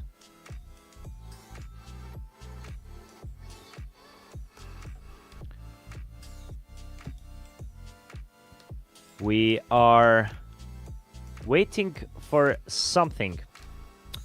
We might be... I don't think we're hand for hand. I guess we're just balancing the tables. Yeah, since the outer table is playing 7-handed and this table only has 5 players remaining, we are bringing 1 player from the outer table. Otherwise, it's just unfair for the short stacks to play 5-handed and the other table gets to play 7-handed. So 1 more player joining us.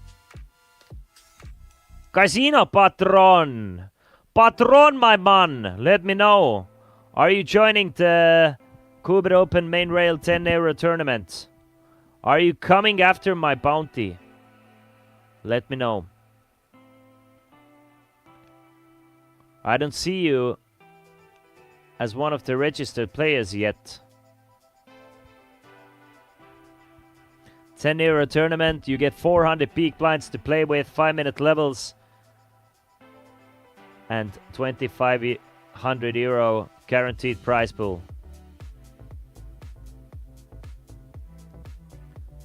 There will be definitely a very nice payday for the winner of the Rail tournament. Steven going all in with 585,000 and pocket sevens. Does the Terminator find another hand? No, not this time. The Terminator lets Steven leave and fight another day. Steven adds 100,000, a much needed 100,000 to his stack.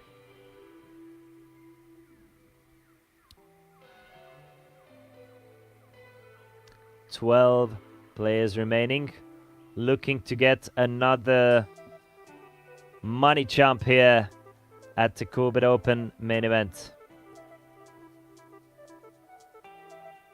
Still plenty of tournaments to be played today even.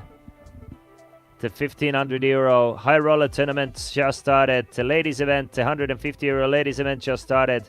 at 5 p.m. there will be a €150 Coolbet Live special tournament. 7 p.m. Open Face Chinese tournament, €220 is the buy-in there. €150 Pot Limit Omaha Hyper tournament starts at 8 p.m. At 9 p.m. we will have the €60 tournament, Super Turbo tournament. 10 p.m. Coolbet Open social media raffle, and 11 p.m. Coolbet Farewell Hyper Turbo Unlimited Re-Entry Tournament. So a lot of tournaments being played today here, plus of course the cash games running in the Chesterfield poker clubs at all times as well. Steven calling from, checking back against Guido Mix, limp from the small blind. Guido Mick, another strong local player, joins the table with 1.2 million. And on a flop of 2-2-6, bets out for 40,000, but Steven does take the lead. Now flops 2 pair. And Steven is not going anywhere besides putting in even more money on the flop. Raises it up to 110,000. And Guido Mick looks like he's ready to fold the 8-9. Just a little bit suspicious of Steven's raise here, but Steven does show him the 6. Shows his countermate that he was not full of it.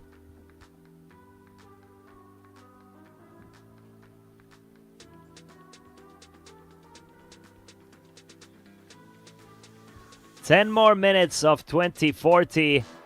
Then we will go on a short scheduled break, after which the blinds will go up to 25 and 50.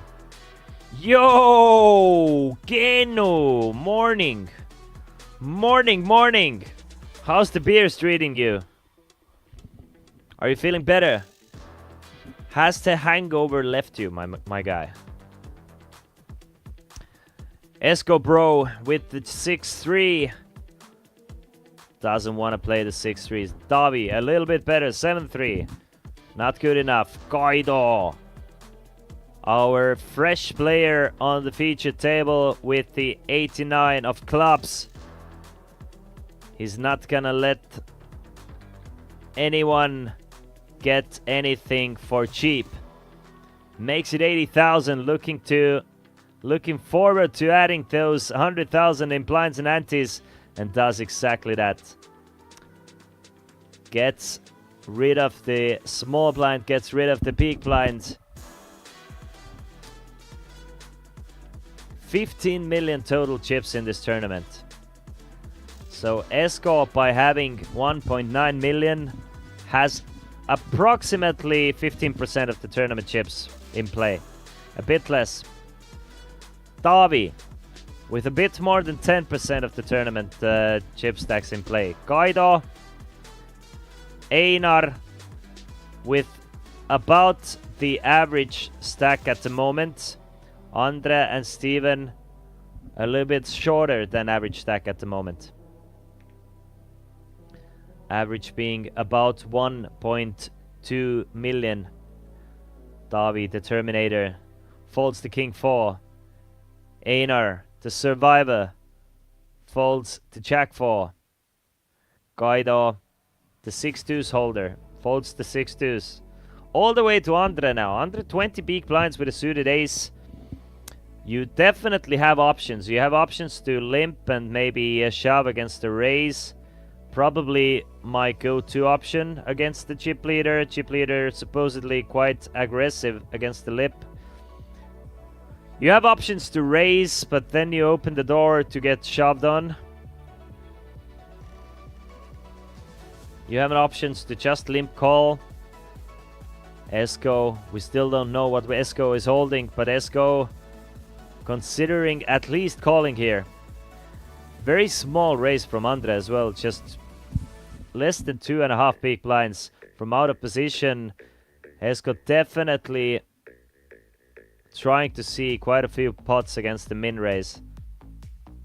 Not a big fan of the sizing from Andre here. Andre should probably raise something closer to 3, even more, 3.5 big blinds. Just woke up, time to open something good, I guess. Nice. 10, 8 and a 5. Andres ace high against Esko's mystery hand. But Andre does check it over to Esko. Will Esko lead in this flop? Yes, he does. 230k in the middle. Esko bets 100,000 and Andre has to just check fold the ace-10. This is why I think raising either bigger B-flop, pre-flop to generate more folds or just limping and going from there is a better move with the suited ace with 20 big blinds. Obviously, when the stack sizes are different, the strategies change as well.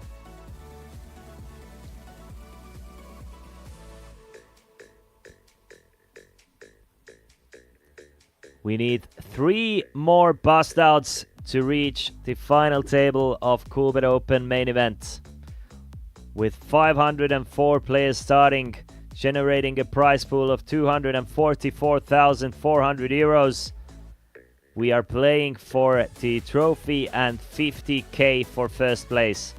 Top 6 players will get more than 10,000 euros. Making the final table gets you 3,665 euros. Everyone at the moment guaranteed themselves 3,200 euros. Just a whole bunch of money at play, or in play.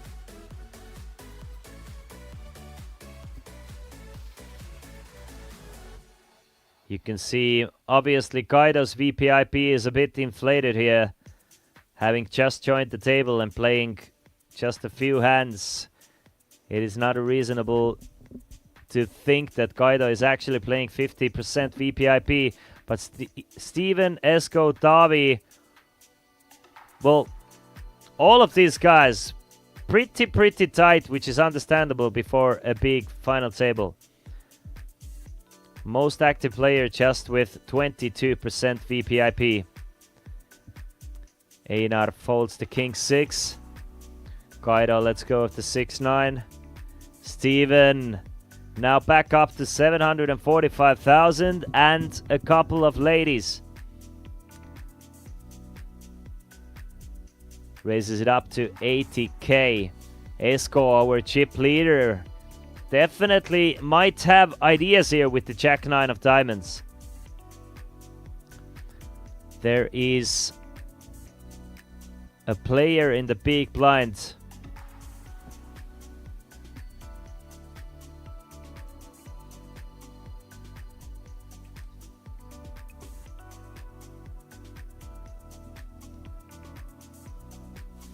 But Steven does not get any action.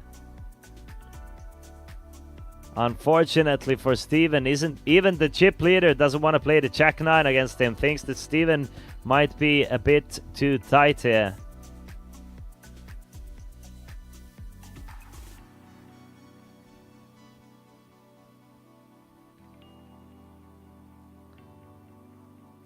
Esko still holds on to the chip lead with 1.9 million. This featured table has been all Davi, starting with 300k, now up to 1.2 million. 5x'd his stack from the beginning. Kaido just joined us with 1.2 million. Einar really playing solid. 1.1 million for him. Steven trying to be in the mix, still staying similar to what he started with. Lost a little bit, but started the table with 1.1 million. Was one of the chip leaders, now with 485,000. And Andre, our short stack off the table with 715,000. Esko with a very strong king queen.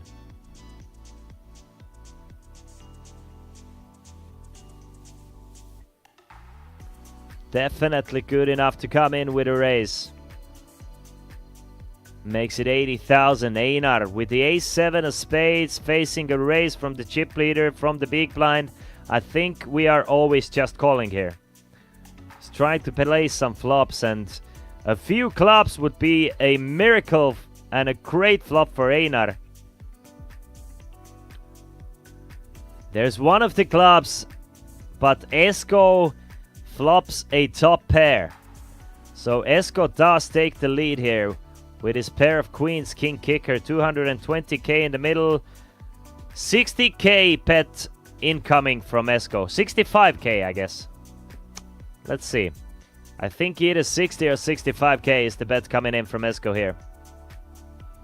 No, he's going larger. Going for 100,000 on a fairly dry board. Interesting. Interesting that Esko is sizing up here. As it is, Einar does have to fold or let go of the ace-high against the chip leader. So the rich get even richer now. Esko up to over 2 million in chips.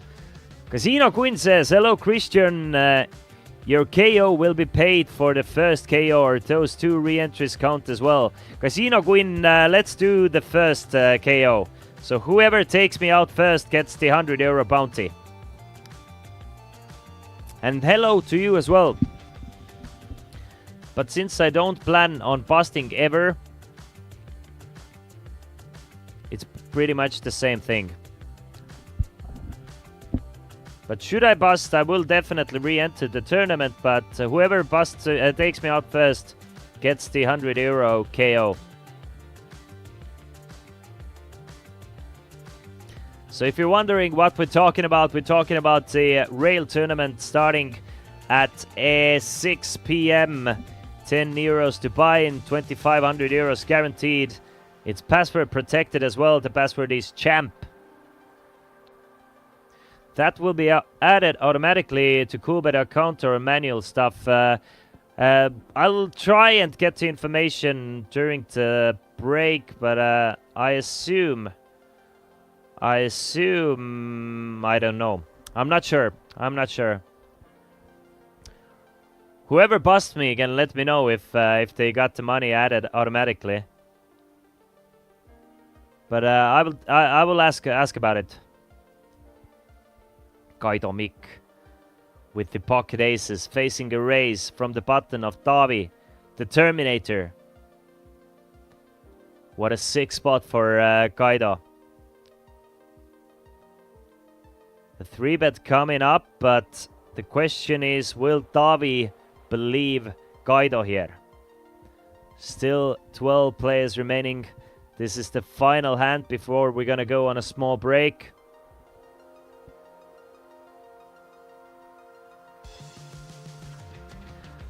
It's a 3-bet to 290,000. Will Tavi get any ideas with his Queen 10 here? Going to break after this hand.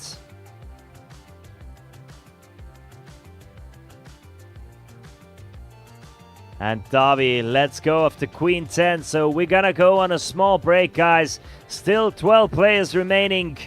Still looking forward to that final table, which should be coming shortly once we arrive. The blinds will be 25,000, 50,000, and we will definitely have a couple of short stacks willing to put their money in play to play it all and get a big stack for the final table. See you guys in 15 minutes. God bless, we're breaking these runs. Life too short to play it on speed run. Only get one, no option to rerun. With Babylon goes too high to reach some. Coolbet is back in Tallinn. An Estonian company brought the competition home. Coolbet Open 2024 at Chesterfield has been a success this far. Yesterday we played day 2 of main event, 504 runners, leading up to a decent prize pool with 50k up top for the winner.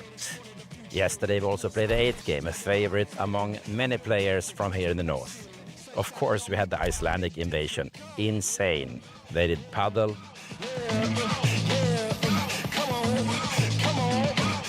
And then they partied. They partied like no one else. Hard to explain, but when you have so many good friends playing poker from such a small country, of course the camaraderie is different. It's fun. I ain't really with it back forth. You can keep it, put the pressure on me. I ain't dropping one sweat. Used to be stressed hard, beating like a drum set. Breathe, stretch, let it go. Everybody need a refresh. Go. Today, what's the focus? We have 3 finals. We have the final in Sweden. We have the final in Mystery Bounty. And of course, we have the last 27, the final day of main event. Again, 50K on top for the winner. But it's not over with that. We have 6, 7 side events, and one of the major side events today will be the ladies event. A favorite among many Estonians, Finns and Swedes. And yes, Tallinn delivers. Thank you all players. Welcome back Coolbet Open. Welcome back Coolbet Open 2025. This feeling I'm feeling is brand new. This is the moment I break through.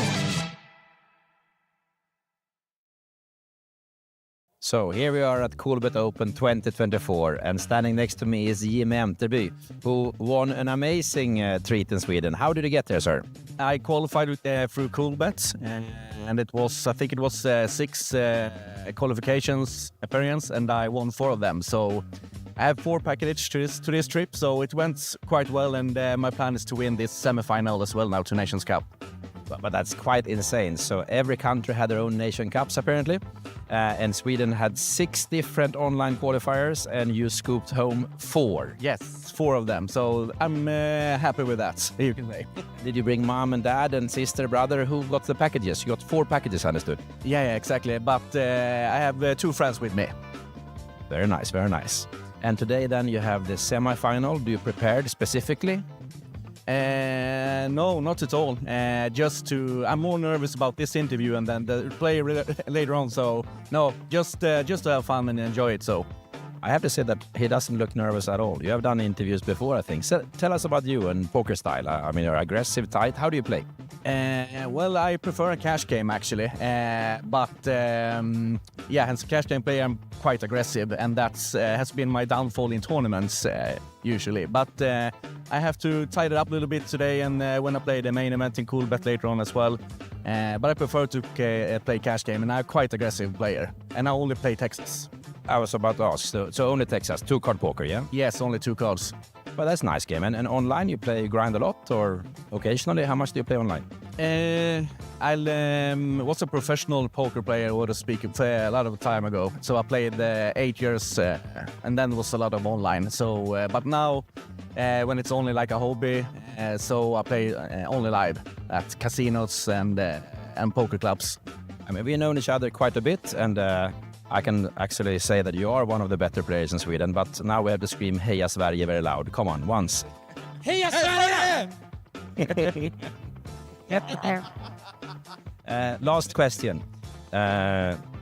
In Nations Cup, you will then meet fishes from Norway, fishes from Finland, fishes from Iceland. Are you afraid of, and Estonia, of course, are you afraid of the other nationalities, or do you feel comfortable as a Swede? I'm always going to be the biggest fish in the pool, so yeah, I'm going to eat them all.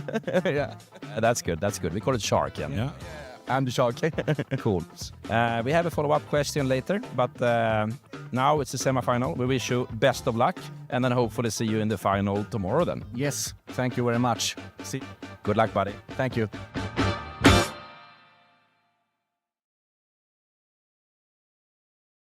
What a finale. We have a winner, Raiko Kok from Estonia, Tartu. Congratulations. Yes, thank you. Nations Cup, winner 2024. How did you get here? Tell us the story. Well, I played satellite on Coolbet, and I think 2 times. And second time I won the package, and here I am. Sounds so easy. Here I am. Okay, tell us about today. So you came to the final. Were you prepared to win, or what was the plan? I don't know. Someone sent me email a couple of questions, and they asked that what do I expect from this tournament, and I wrote him back that I will win this, and I did. And you did. I'm happy for you. And was it a deal in the made, or? Yeah, it was. No one wants to be a bubble guy, so we made a deal, that fourth place will get 1,500. So bottom line, you won how much? What's your payday a day like this? The price was 9,500. Very nice. And a very nice trophy. Yeah, that was my goal this year, to win a trophy. So I did it. Congratulations again. Any decisive hands, or was it something that really stood out in the final table? It was pretty good run from start. I got aces pretty early. Hard hand was when the second place bet value bet, and I didn't think that he had anything. I thought he had a flush draw only, and I called two pairs. So that was biggest loss on this tournament. So very, very good run. That's cool. And I mean, you recovered that loss quite fast. Yeah. Can you tell, is there a difference in how they played? Was it a difference in playing style, or was it all the same good Texas players? Or I don't know who was in this place, but he was really nervous. It was like his first tournament, I think, so big. So I don't know. But others played like usual. like a home game in Tartu? Yeah. And your winning hand, the classic? Snowman's. What can I say? Hold the snowman, hold the trophy. Congratulations. Yes, thank you. Winner. Woo! Let's go!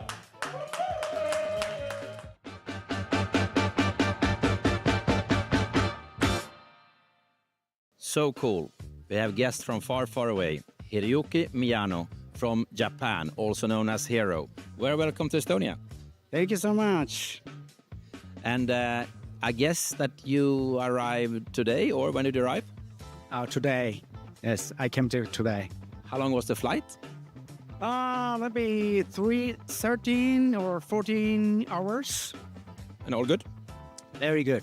And you're here to show us how to play poker from Japan, correct? Yes, correct. How long have you played poker?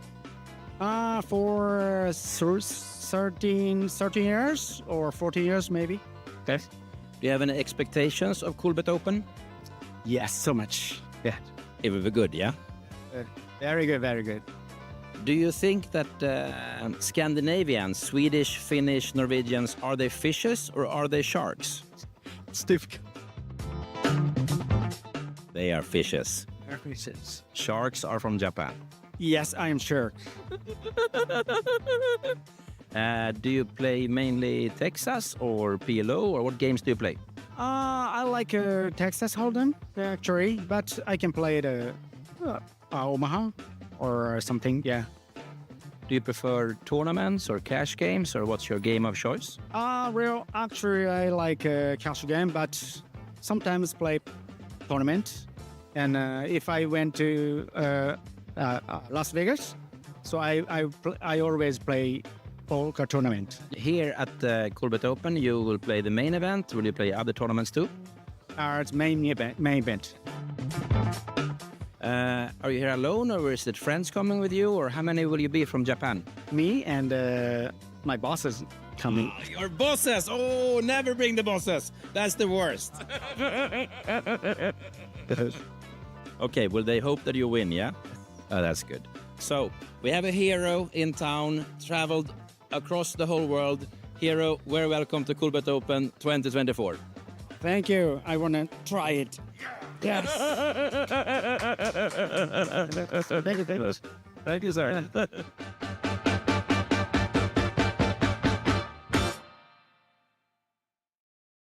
I'm sitting here with Felipe Barrios from Chile, who has traveled quite far to Coolbet Open. Hello and welcome. Hello, thank you. How does it feel to be in Estonia? I feel very good. This is my first time in Estonia, my second time in Europe. So, very good. Very good. And where are you from? I said already you're from Chile, but where in Chile, and a bit about you?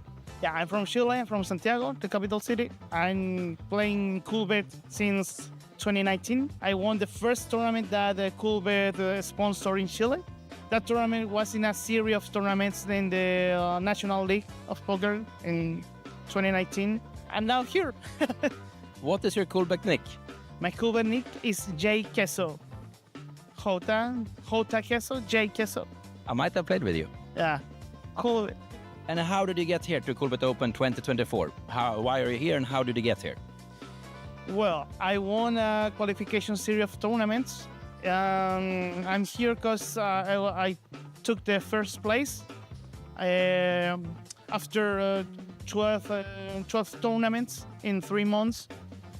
I took the first place and my partner Christian has the second. So 12 weeks qualification round in Nations Cup in Chile. Yeah, 12 rounds, and I won 4 or 3 of the 12 rounds. But I didn't play the first round, and I took a ticket, and I won a ticket on Instagram because I posted my nickname on Instagram, and I started to play from the second round. I won the second round, and with that money, I started to play the other rounds. That's a good luck then. and then you won a package. What did the package include? The packages includes the hotel, the flight tickets, and a ticket to the main event, and a ticket to the Invitational one, the Nations Cup. And how did it go for you here live in Tallinn in Nations Cup? I heard you were a bit angry for a while. Why? From yesterday, I've been very, very pissed, really. But it's normal, it's poker. It's part of the game. But I think I've never been so bad beaten in that very short time. But it's part of the game. It's true, it's part of it. I hate poker. No, I love poker. I agree with you. So the next now is the main event. Yeah, main event, and I don't know if I'm going to play something else. I'm thinking about it. It's good to have you at Coolbet Open 2024. And thank you for having a good interview with you. Thank you for the interview. And good luck in main events. Ciao. Ciao.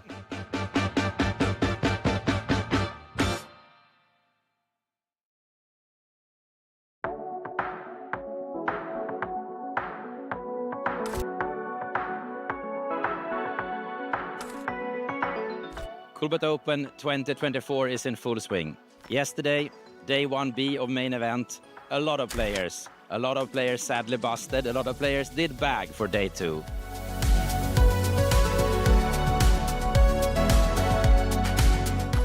We also had other activities. Coolbet, he went to the growing sport paddle, went to a party. He crashed the party and enjoyed the games. Today, back to poker. We talk about main event day 2. We talk about 8 game, one of our favorites, and of course, Sweden special. Also today, it's all about Iceland. They are now already playing some paddle. Later tonight, they have the Icelandic party. A must go to. Good luck in poker, good luck in the party. See you later.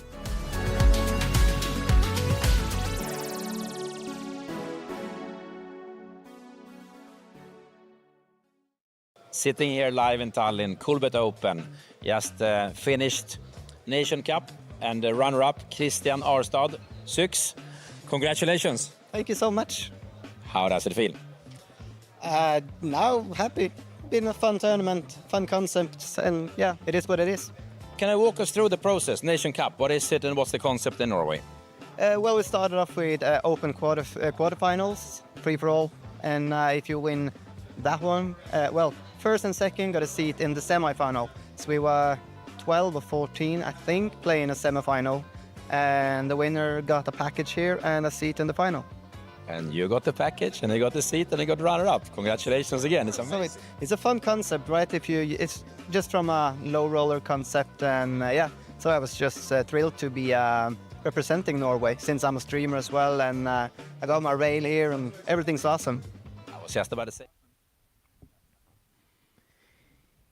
Yo, yo, yo! Welcome back to the Coolbet Open main event final. 11 players actually. Even though it shows as 12 players, we have actually lost Kalle Oskari Kulju from the outer tables in 12th place. He took home 3,200 euros. and we are down to final 11 players, and all of these players have guaranteed themselves 3,850 euros. My name is Christian Laas, and we are looking forward to getting into the final 9.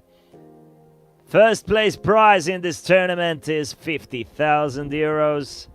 Everybody who makes the final table takes home at least 4,665 euros. If you're looking at home and if you're feeling the itch to play a little poker yourself, at 6 p.m. we have a 25 euro guarantee tournament for you guys. Just 10 euros to buy in. The password is CHAMP, and hopeful champ of Coolbet Open main event Einar will start things off with a race to 105,000 from the button. Straight into Steven's big blind. Steven will defend the big blind with the Queen 5 of clubs. The blinds have gone up to 25,000 and 50,000. And we see a sick flop of Ace King 10 with 2 clubs. So top pair, top kicker, and a straight draw for Einar. But a straight draw plus the flush draw for Steven.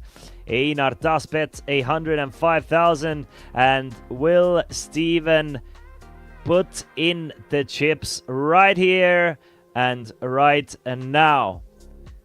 Steven with 560,000, there's 400,000 in the middle already. Steven is going all in for 560, gets snap called by Einar, and we have a 1.4 million chip pot thriller for you guys. Steven has 45% to at least chop this pot. Needs a jack or a club to stay alive in this tournament. Can he get it? Massive pot for both of these guys. Einar looking likely to eliminate Steven, who started the day as one of the chip leaders. And there you have it. Steven Dahl finishes the tournament in 11th place. He gets 3,850 euros for his troubles, and we are down to 10 players. We are down to the final table bubble, guys. So that means we're gonna play hand for hand starting from now, meaning we're not gonna move on to another hand until the action has finished on the outer table as well. So on the outer table we have, well, don't have that information for you guys at the moment. It's looks like Andre Mägi from Estonia, Alexei Gonchar. No, Andre is playing at this table. So Alexei Gonchar, Keimo, Ilma Tabani, Suominen, Taavi is playing at this table. Anders Bjorkheim on the outer table. Syed Tabai on the outer table. And Vadim Kuk on the outer table. So we are down to final 10 players. The final table bubble for the Coolbet Open main event. Esko, our chip leader, at least on this table, with the King Jack 500, definitely good enough to go after the blinds. It's gonna start with a race to what looks like 105,000. Makes it 105 from Andre Gunn. Andre finds pocket eights though. Now the question is, on the final table bubble, will Andre find the courage to go all in, which he's supposed to do? Andre just calls the eights. Tries to keep the pot small, but at the same time doesn't give himself the opportunity to win the pot right away pre-flop. A queen and a 9 and a 3 with couple of spades. Esko with a gut shot straight draw. 2 overcards for Andres pocket eights now. There's the trouble with just calling the eights. You're kind of playing the guessing game unless you hit an 8. Esko bets 75. Andre makes the call though. 410k. Esko has been quite aggressive in these spots. I'm guessing if a spade comes, Esko is gonna just absolutely smashed the turn card. Or the pot in the turn. Instead, it's the 2 of clubs. Still 410k. Will Esko stay aggressive or will he try and realize his equity? Try and hit a king or a 10 on the river. There's the 10. Esko now with the absolute nuts, but Andre. 3 overcards to Andre's 8. I really don't see Andre losing too much here. Obviously, Andre can put Esko on a hand like ace-jack, ace-king, just a random suited ace that raised, and now is trying to steal this pot away. Perfect bet from Esko, in my opinion. Just polarizing his range.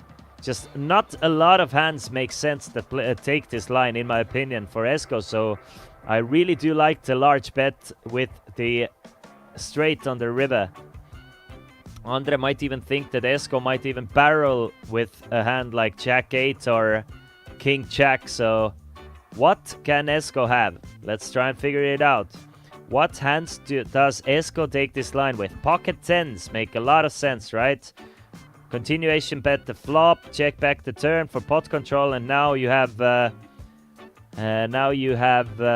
set on the river. You're trying to get value. Pocket 10s make a lot of sense. King-Jack might definitely play this way. We can see that Esko did play King-Jack this way. And Andre does think that Esko is full of it, and Andre makes the call for 400,000, and he is crippled now. A massive 1.2 million chip pot goes over to Esko, who is now up to 2.7 million in chips, or about 20%. Nah, let's not. 15 million chips in the whole tournament. So let's say more like 17.5% of the total chips in play. As we still have 10 players remaining. 10 players remaining, guys. We are in the final table bubble, and Andre is looking like a potential candidate for the bubble boy after losing this massive pot, just left with 4.5 big blinds. We are playing hand for hand. Meanwhile, while we wait for another hand to play, you guys can go over and register to the Coolbet Open main rail tournament. Just 10 euros. You get to play for 2,500 euros. Password is champ. There's also a 100 euro bounty on my head. Andre left with 215,000. Davi, the Terminator of this table, just folds the Jack 10. Doesn't want to raise into the chip leader of Andre. Kaido finds pocket 9s though. That is definitely good enough for a raise. Kaido known to be quite a fearless player as well.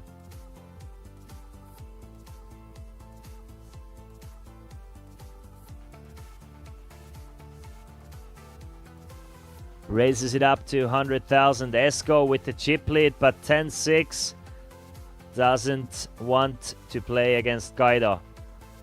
Kaido gets 125,000 from the blinds and antes, up to 1.4 million now.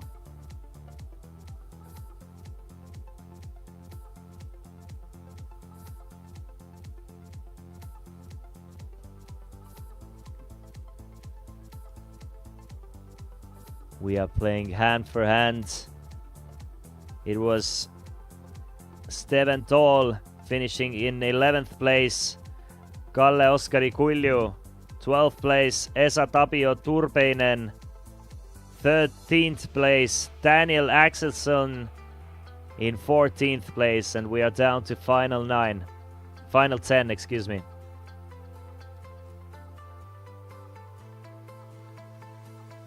Einar folds the a6. Obviously, players are playing very tight in this situation, trying to reach the final table. Even Andre left with less than 4 big blinds. Just hoping to ladder up at least one more time to get that elusive final table. Esko, our chip leader, raises it up to 125,000 from the small blind. Davi makes the call with a strong ace-10. He will play this hand in position, flopping top pair, top kicker. Fantastic flop for Davi. Has the ace of hearts to fall back up on. Now the question is, how much can he extract for Esko here? Or from Esko here? Esko bets 125. Davi will make the call for 125. 550,000 in the middle already. Looking great for Davi. Esko can still hit the king though. Or somehow get Davi to fold the top pair, top kicker. I don't see that happening though.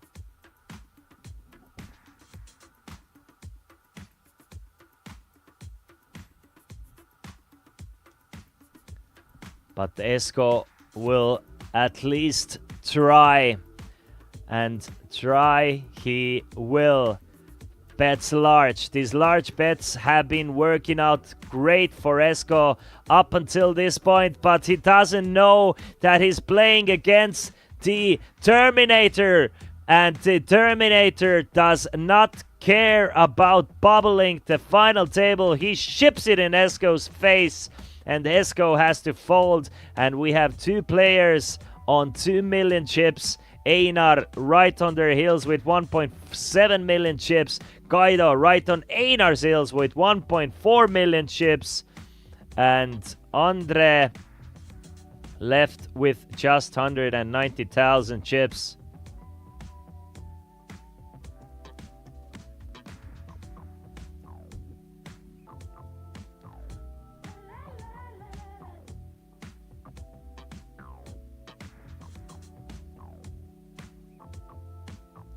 Kaido. Everybody looking for the short stack of Andre to bust out and get us to the final table. Just 3.5 big blinds for Andre.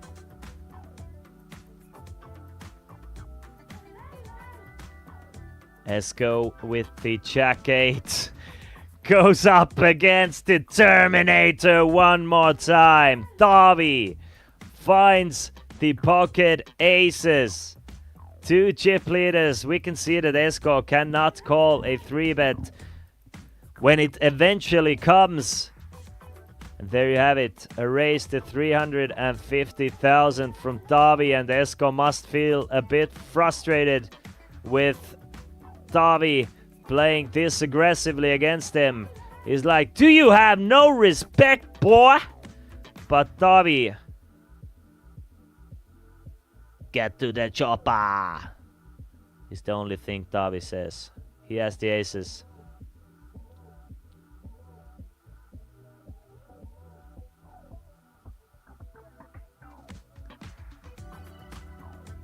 Esko trying to figure out, can he bully Davi a little bit here? Can he come up over the top here? But Davi did have the aces and takes the chip lead on this table. And with this, I have some news for you guys. We have lost another player from the outer tables. We have lost another player from the outer tables, and we are officially final table in the Coolbet Open main event. Good game to Alexei Gonchar, busting out from the outer table in 10th place. He will take home 3,850 euros, but we will go on another small break, and once we come back, we will be with the official final table of Coolbet Open 2024. Who are those 9 players making it to the final table? You will see right after the break. Let's play down to the winner, guys. Let's have a great one. We'll be right back.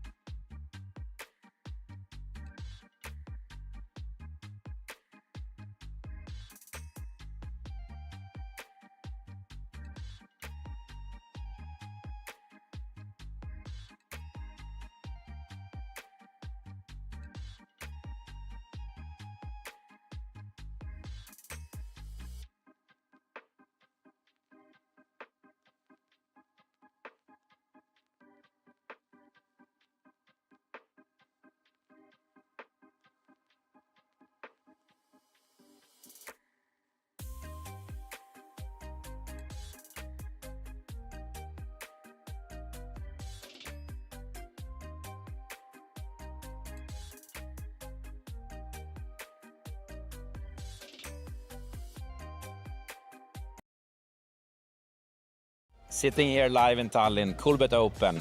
Just finished Nation Cup and the runner-up, Christian Arstad, Syx. Congratulations. Thank you so much. How does it feel? Now happy. Been a fun tournament, fun concepts, and yeah, it is what it is. Can I walk us through the process, Nation Cup? What is it and what's the concept in Norway? Well, we started off with open quarterfinals, free-for-all, and if you win that one, well, first and second got a seat in the semi-final. So we were 12 or 14, I think, playing a semi-final, and the winner got a package here and a seat in the final. And you got the package, and you got the seat, and you got runner-up. Congratulations again. It's amazing. So it's a fun concept, right? It's just from a low roller concept, and yeah. So I was just thrilled to be representing Norway, since I'm a streamer as well, and I got my rail here, and everything's awesome. I was just about to say, your rail here was fantastic. I mean, and that has to support you. It's like a football team. Yeah, of course. They told me up front they were going to come and rail, and of course that's fun, being the representative of Norway. So you are a streamer, and you stream at Coolbet and other sites. How does it feel, and why do you choose to stream at Coolbet? Just the community. It's so much fun. With Coolbet Open, I've been to many of them, and I'm just glad to represent Coolbet. And would you say that you're a good poker player in the real world, or better in online, or where is your strength? Well, when you phrase it like that, I 100% most like to play live. Meeting the people, look them in the eyes when we play, spot the fish like yourself, and yeah, so much more fun when I play live. Thank you for that. I like you very much. Can you try to scream like me? Heja Sverige! Heja Sverige för helvete! Oh, happiness. People got angry here. Last but not least, while in Tallinn, any recommendation what to do outside poker? Oh, I just love the old town. Been around the old town, visited a big church up in the tower. I think so many fun bars, good restaurants. It's so much fun to do here. Tallinn delivers. It does, it does. Thank you. Thank you.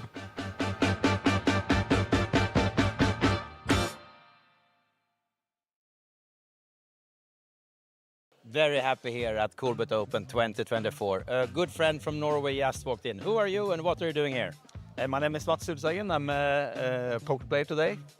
I'm gonna try the main event, but the last couple of years I've mainly been a poker journalist, traveling around this crazy circus and following in Norwegian poker players. But this time I'm gonna win it. So yeah. I have a feeling you will win it, or maybe first out? Maybe first out. It's either one of those as the most possible solution here, yeah. I have had the opportunity to be a friend of yours and the group around you, because there's very many amazing Norwegians. And you have a famous home game once a year in Tønsberg that is traveled around. Can you tell us a bit about that scene and your friendship with Norwegian poker? Yeah, there's among other the one who's having the Norwegian Championship later this year, Thomas Udnes, and he brings a lot of friends and former champions and to different locations. This year we went to the west of Norway, to this small village called Ørsta, and obviously I won it.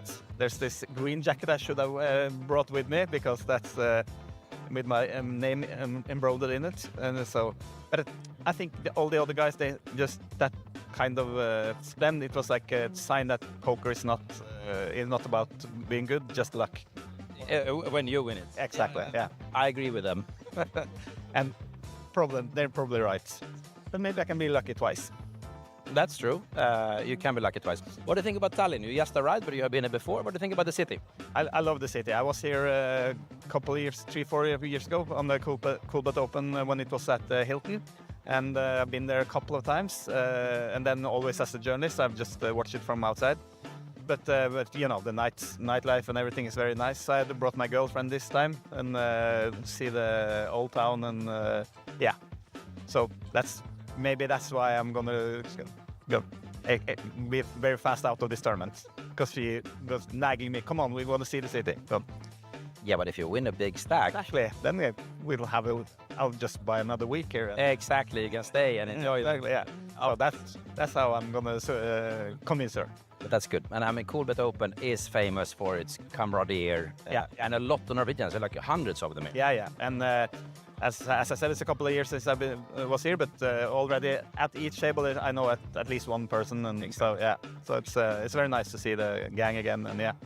The Norwegian poker scene, I think it's fantastic like that. They're so social. They're bringing people in.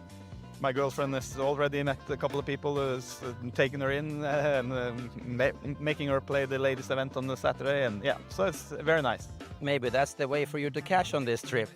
Put her to win. Exactly. I'm gonna buy her in. I'm gonna stake her, and then maybe one of us will win. Yeah, That's good. I'm so happy to see you. I want to hug you. Welcome to Tallinn. Yes. And welcome to Coolbet Open 2024. Thank you so much. Thank you.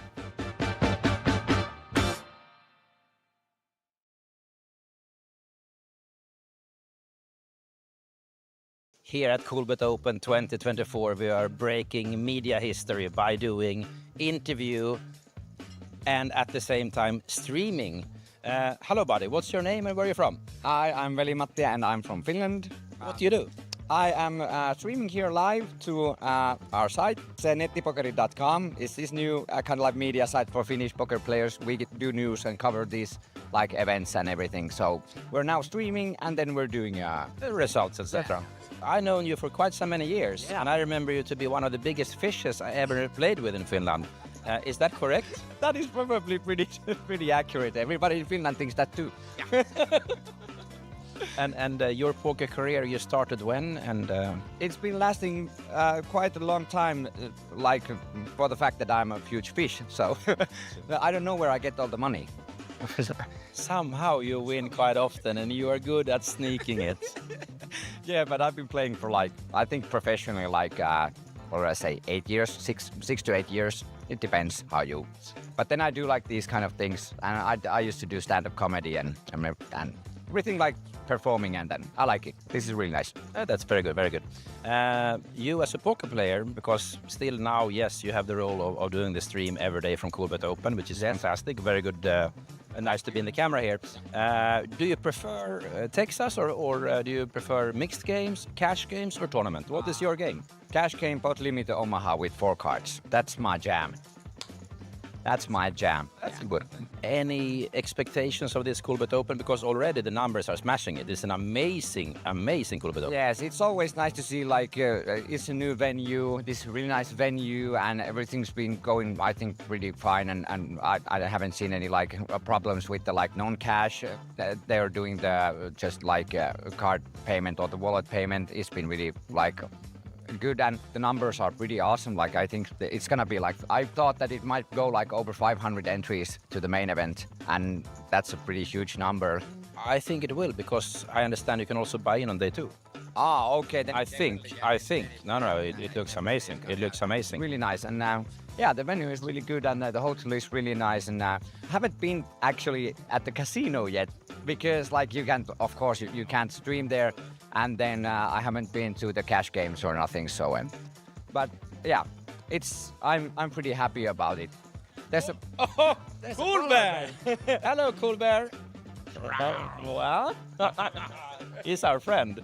Coolbet is here also. Yeah, Super cool. Good to see you. But what I realized is to reach this 500, you haven't played main event yet. Yeah. Neither have I. So yeah, it's gonna be 500, we break. Yeah, yeah. If it comes to that, then I'm gonna do some Last minute. Yeah, last minute vicious fish. Yeah, I'm such a huge fish in tournament Texas, so that's not. We both. It's 500 going up in the smoke. So. Fast. Okay. Thank you for that. Hey, thank you. Nice to be here live. Hey, thank you. Really funny.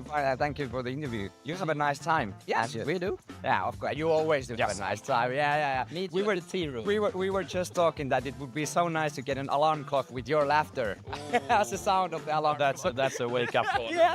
I leave now. Yes, thank you. Ciao, buddy. Ciao. Ciao.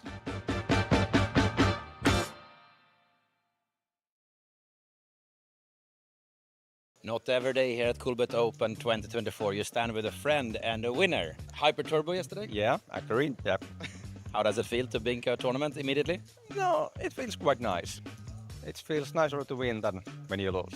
I agree on that. I didn't introduce you. Maybe you introduce yourself. What's your name, nickname, and what do you do? I'm Joni Liimatta from Finland. They call me Jones, and I have a YouTube channel, Poker Jones. vlogger and a fish like Franke. Yeah.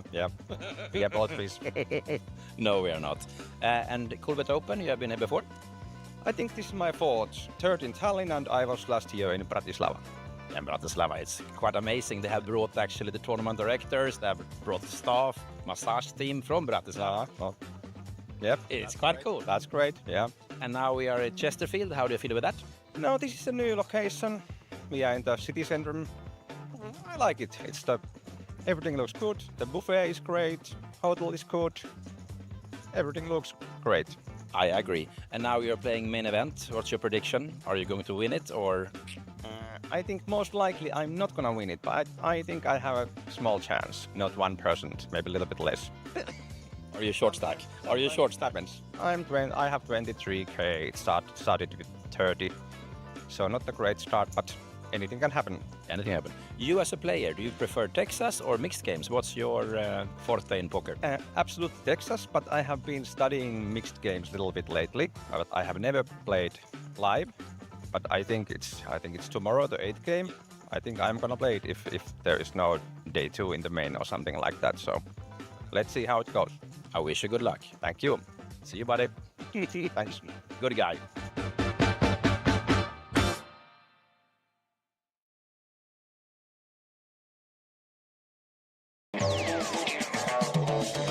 God bless, we're breaking these runs. Life too short to play it on speed run. Only get one, no option to rerun. Where Babylon goes, too high to reach some. Coolbet is back in Tallinn. An Estonian company brought the competition home. Coolbet Open 2024 at Chesterfield has been a success this far. Yesterday we played day 2 of main event, 504 runners, leading up to a decent prize pool with 50k up top for the winner. Yesterday we also played the 8th game, a favorite among many players from here in the north. Of course we had the Icelandic invasion. Insane. They did paddle.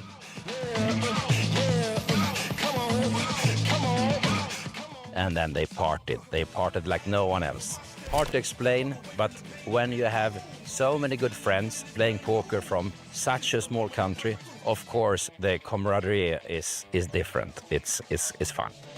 I ain't really with it back forth. You can keep it, put the pressure on me. I ain't dropping one sweat. Used to be stressed hard, beating like a drum set. Breathe, stretch, let it go. Everybody need a refresh. Go. Today, what's the focus? We have 3 finals. We have the final in Sweden. We have the final in Mystery Bounty. And of course, we have the last 27, the final day of main event. Again, 50k on top for the winner. But it's not over with that. We have 6-7 side events, and one of the major side events today will be the ladies event. A favorite among many Estonians, Finns and Swedes. And yes, Tallinn delivers. Thank you all players. Welcome back Coolbet Open. Welcome back Coolbet Open 2025. This feeling I'm feeling is brand new. This is the moment I break through. So here we are at Coolbet Open 2024, and standing next to me is Jimmy Enterby, who won an amazing treat in Sweden. How did you get there, sir? I qualified through Coolbet, and I think it was 6 qualifications appearance, and I won 4 of them. So I have 4 packages to this trip, so it went quite well, and my plan is to win this semi-final as well now to Nations Cup. But that's quite insane. So every country had their own Nation Cups, apparently. And Sweden had 6 different online qualifiers, and you scooped home 4. Yes, 4 of them. So I'm happy with that, you can say. Did you bring mom and dad and sister, brother? Who got the packages? You got 4 packages, understood? Yeah, exactly. But I have 2 friends with me. Very nice, very nice. And today then you have the semi-final. Do you prepare specifically? No, not at all. I'm more nervous about this interview and then the play later on. So no, just to have fun and enjoy it. So I have to say that he doesn't look nervous at all. You have done interviews before, I think. So tell us about you and poker style. I mean, you're aggressive, tight. How do you play?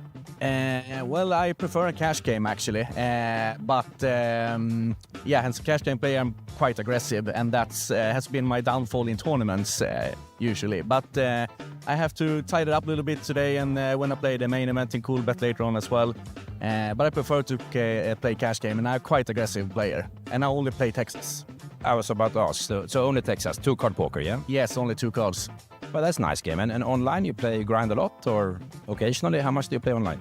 I was a professional poker player, so to speak, a lot of time ago. So I played 8 years, and then was a lot of online. So, but now, when it's only like a hobby, so I play only live at casinos and poker clubs. I mean, we've known each other quite a bit, and I can actually say that you are one of the better players in Sweden. But now we have to scream "Heja Sverige" very loud. Come on, once. Heja Sverige! Last question. In Nations Cup, you will then meet fishes from Norway, fishes from Finland, fishes from Iceland. Are you afraid of, and Estonia, of course, are you afraid of the other nationalities, or do you feel comfortable as a Swede? I'm always gonna be the biggest fish in the pool, so yeah, I'm gonna eat them all. Yeah. That's good, that's good. We call it shark, yeah? I'm the shark. Cool. We have a follow-up question later, but now it's the semi-final. We wish you best of luck, and then hopefully see you in the final tomorrow then. Yes, thank you very much. See. Good luck, buddy. Thank you.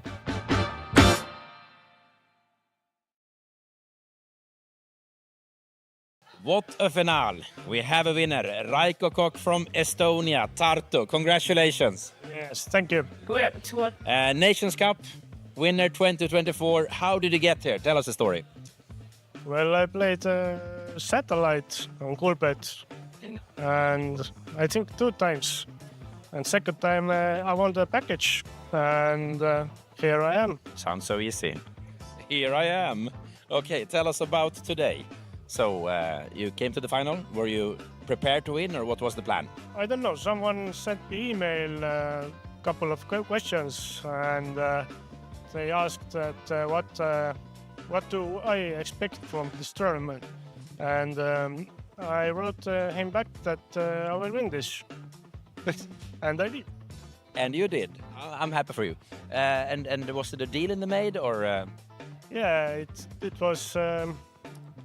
No one wants to be a bubble guy, so we made a deal that 4th place will get 1,500. So bottom line, you won how much? What's your payday a day like this? The price was 9,500. Very nice. And a very nice trophy. Yeah, that was my goal this year, to win a trophy. So I did it.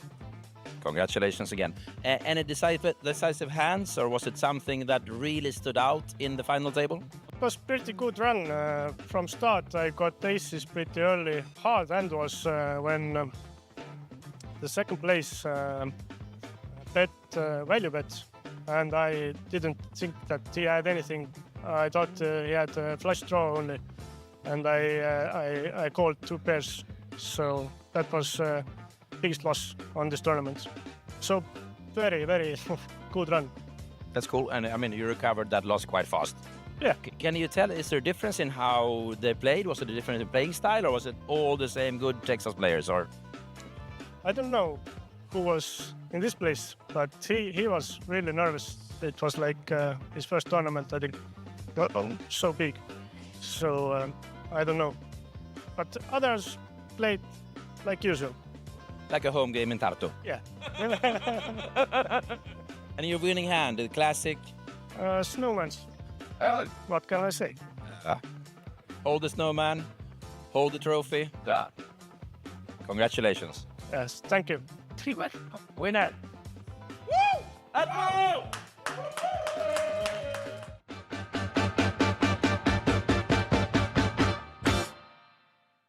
So cool. We have guests from far, far away. Hiroyuki Miyano from Japan, also known as Hero. Very welcome to Estonia. Thank you so much.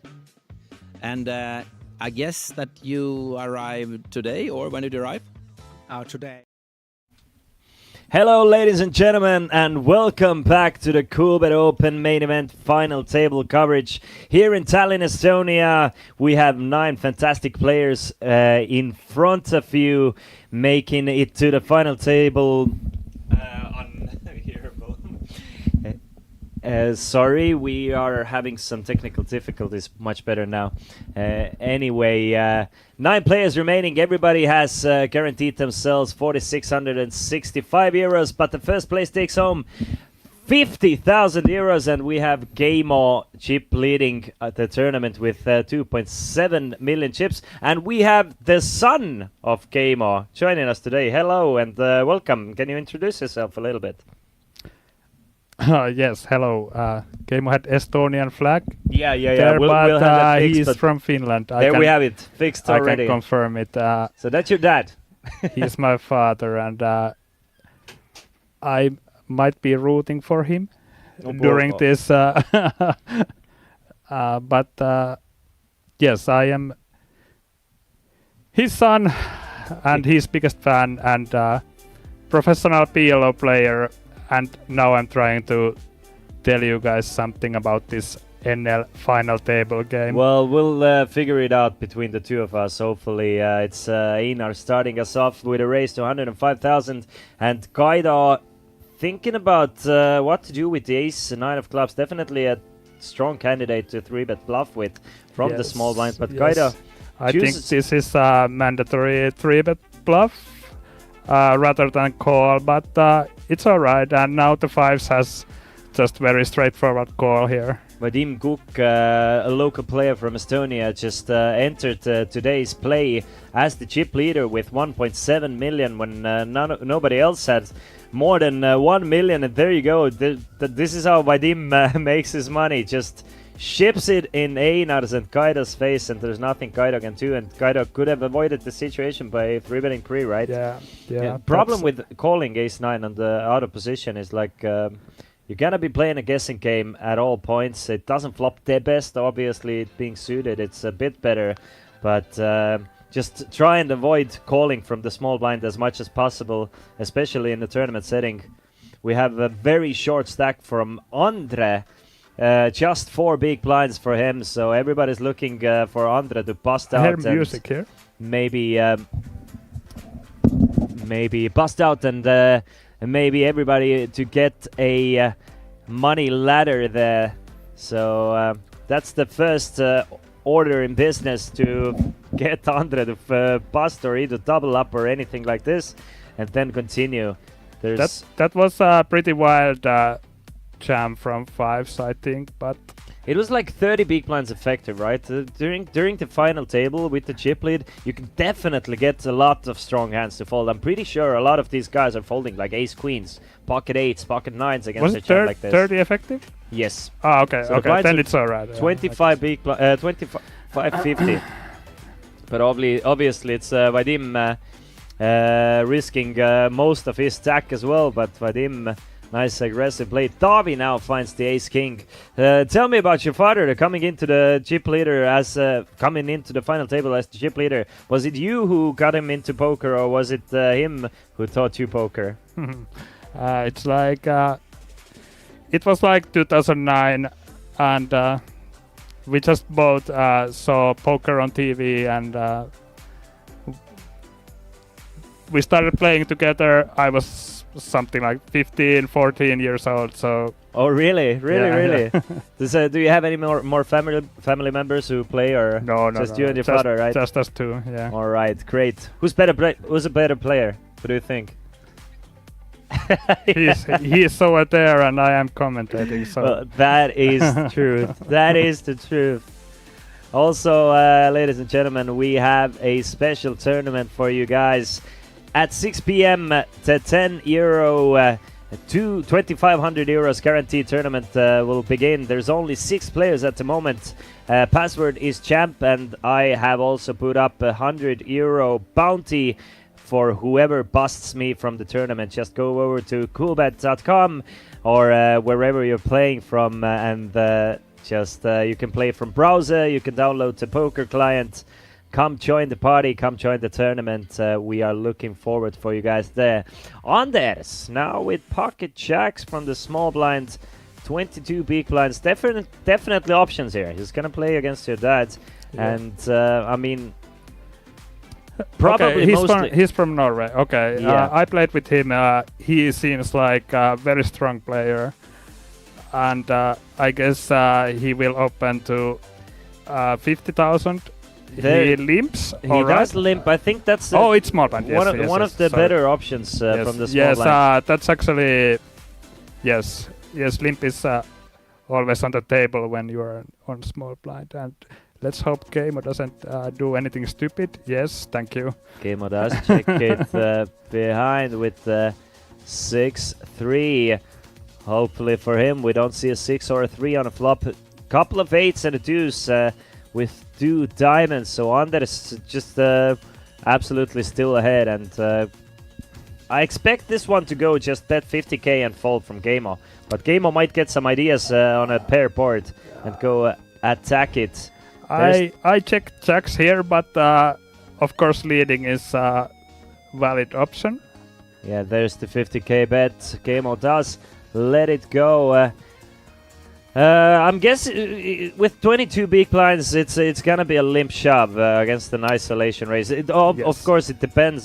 Some players like to 2x raise, make it 100,000, then you can actually limp 3-bet, make it look like you can still fold the hand. But yes, my bad. I thought he was on a button, but yes, for sure, limp raise is. The other option from small blind is to just like 3 or 3.5x and come in with a raise yourself and open it up to something like 175,000. Yeah, it depends on the opponent. Yeah, definitely. Yes. Do you consider your dad to be more of an aggressive player or more of a reserve player? Yes, I limp there every time. There's Andre with his final 190,000. Just barely made it to the final table, but finds pocket sixes now. 4 Goes blinds? all in for, yes, a bit less than 4 blinds. 3.8 big blinds. Guido with ace 10. Trying to eliminate his countermate here, making the call for 190,000. Vadim lets go of his ace 6. So 1 ace eliminated from the deck from Guido. Guido is still the player who needs to connect there. It looks like it is just Guido making the call. Guido, a very fearless player, very well-known professional from Estonia, and trying to make another big deep run in another tournament. 500,000 in the middle. Andre, can he 6s old? 59% against Guido's ace 10. Safe-ish board for Andre. Couple of backdoors for Guido. Still needs an ace or a 10. No backdoors come in, so just an ace or a 10 on the river, or else Andre does double up, and there you have it. Andre back in it. Back up to 10 big blinds at Guido. Dwindled down to 22 bigs now. There's a lot of these 20 to 30 big blind stacks at this final table. All right, now we see it. Actually, even a larger stack. I mean, a lot of playing room still. Andre still with 10 big blinds, but 22 big blinds, the second shortest stack. It's gonna be interesting final table for sure. Lots of room for plays there, and yeah, 22 big blinds. It doesn't seem like a lot, but at the final table settings, the sizings go way down, and there's actually plenty of playing room. Not talking not to even mention all the players with more than 30 big blinds. It's still plenty of playing room. Obviously, we're looking for the chip leaders to start applying pressure at some point. You know, take those blinds and antes and slowly but surely increase their chip stacks against players who still, there's a lot of money to be lost if you're the next one out. So there's a lot of money to be made by laddering up. Andre finds pocket Andre has eights here, and he just jams 10 blinds. Okay, yes. Yeah, and 10 big blinds is kind of a lot. You can't really like make too loose calls here, because even if you're Keimo, if you call and you lose the 500k, it kind of hurts a little bit. It's 20% of your stack. I was rather raising like 7.5 blinds, you know. Leaving myself some folding equity if like 3 there's 3 all-ins. That's these are the little like tips and tricks of tournament players that you see them do, because let's say if he even raises to 5 big blinds, it basically gets the job done, right? Yeah, if it's and you still leave yourself with 5 big blinds behind in case there's actually 3 all-ins behind you, because you know it has to be minimum kings for one of those guys. So you can actually get away from the 8s and get a couple of money ladders. Yeah, I'm pretty surprised that he jammed, but older guys may not know these tricks. Going all in with pocket eights there is definitely not a mistake. It's not a big mistake. It's just no, those little not at all. Yeah. things that you do. Kaido makes it 100k straight into Vadim's pocket kings, and Vadim has. I've been doing this commentary thing for the past 5 years, right?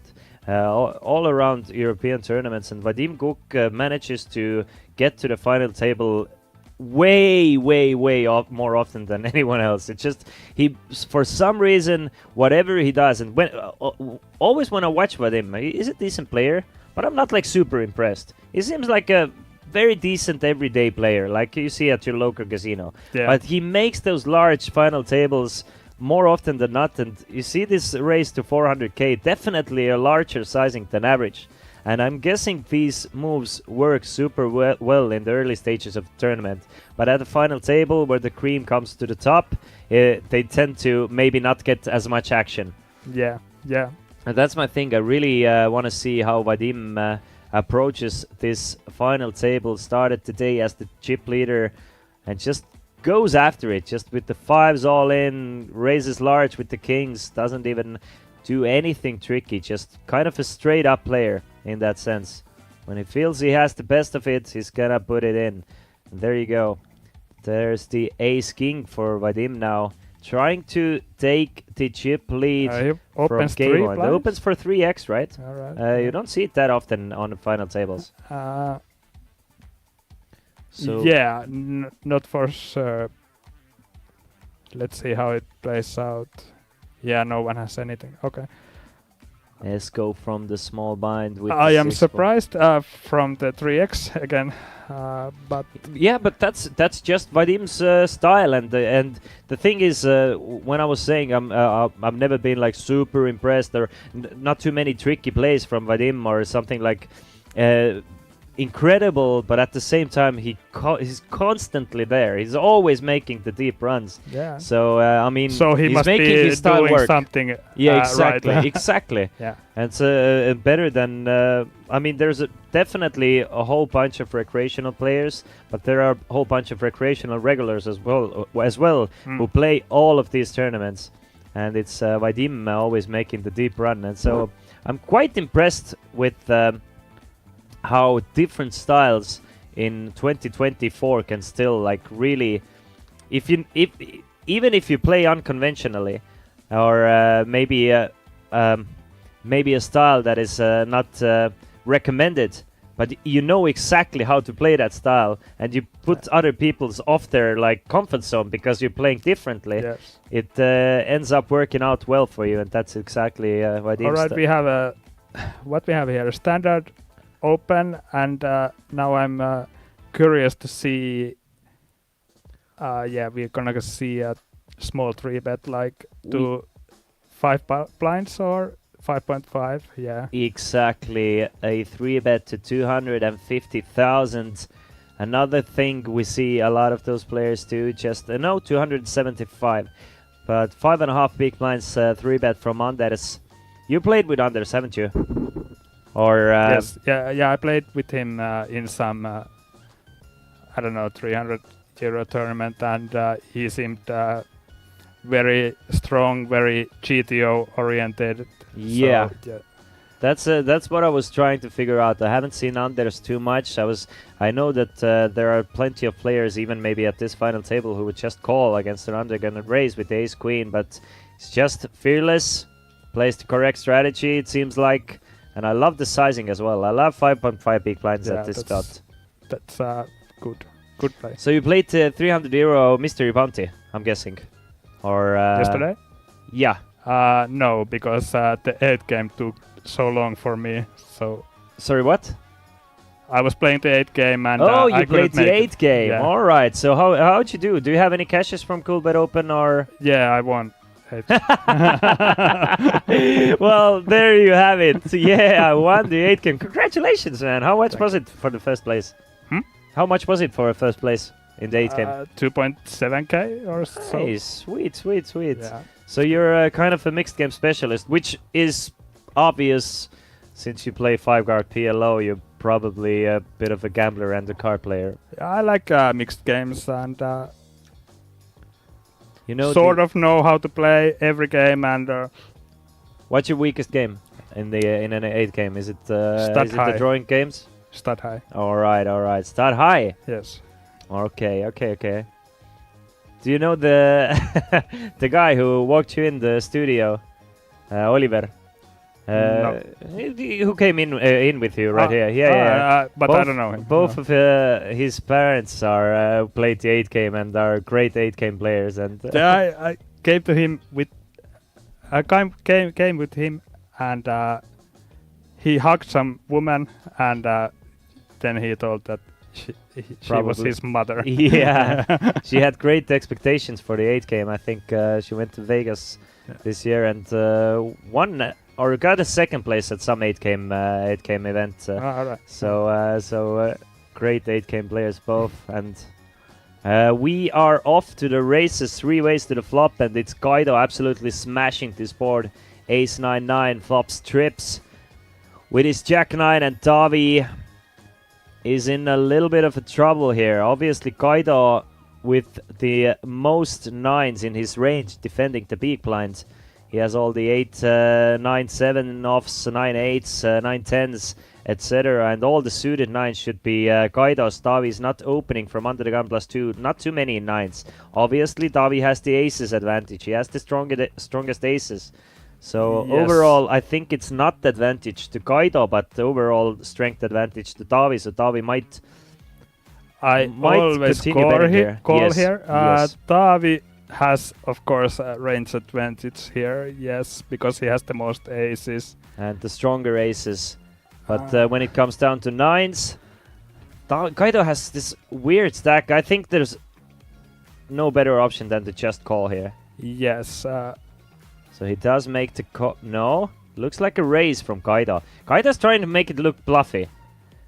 He's trying yes, to. and maybe he thinks like there is so much aces in his range, and Definitely.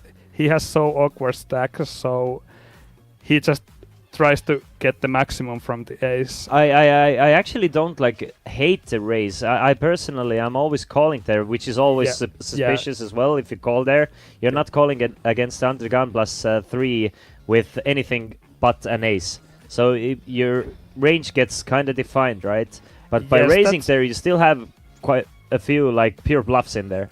Yeah, I agree. And if you want to have some bluffs, then you have to raise some 9s too, I think. Yes, I agree. So yeah, I don't hate it either, but I will just always call there still. Yeah, me too personally. Yeah. Just with the stacks as they are. But as it is, the aggressive player with the Jack 10 gets rid of it after a raise, and Kaido wins some much needed chips. Gameo still looking for a hand. Game, I have some cards. Yeah, looking for a few cards to play, but it's not the worst idea to just run bad at the beginning with the chip lead. Obviously, it's just we take the good cards. Yeah. Tavi has been an absolute terminator of a player. All right, ace jack. Is call, yeah. has found It's all right. pocket kings now. Gets a call from Syed. Definitely a difficult hand to play against an early position raise with the ace jack. I'm not sure if I prefer 3-betting, folding, or calling there.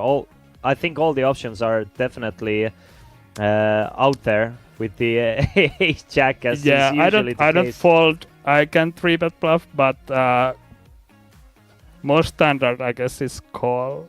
So he does make the call. 4, 7, and a 10. Couple of spades. Syed still with the ace of spades, meaning that he's probably gonna call the c-bet coming from Tavi. Tavi's gonna bet something like 120 to 160k on a board like this.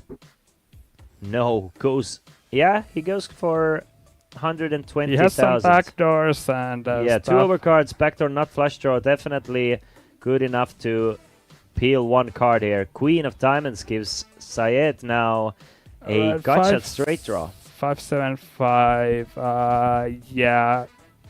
Tavi will bet Tavi's gonna continue here. Yeah, for sure. pretty big, I think. So the ace jack can't peel here. Queen is actually a decent card for Sayed's range as well.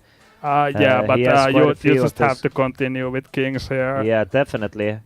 I mean, it's actually a good card for Tavi, if he feels like, because Sayed actually hits that queen quite often.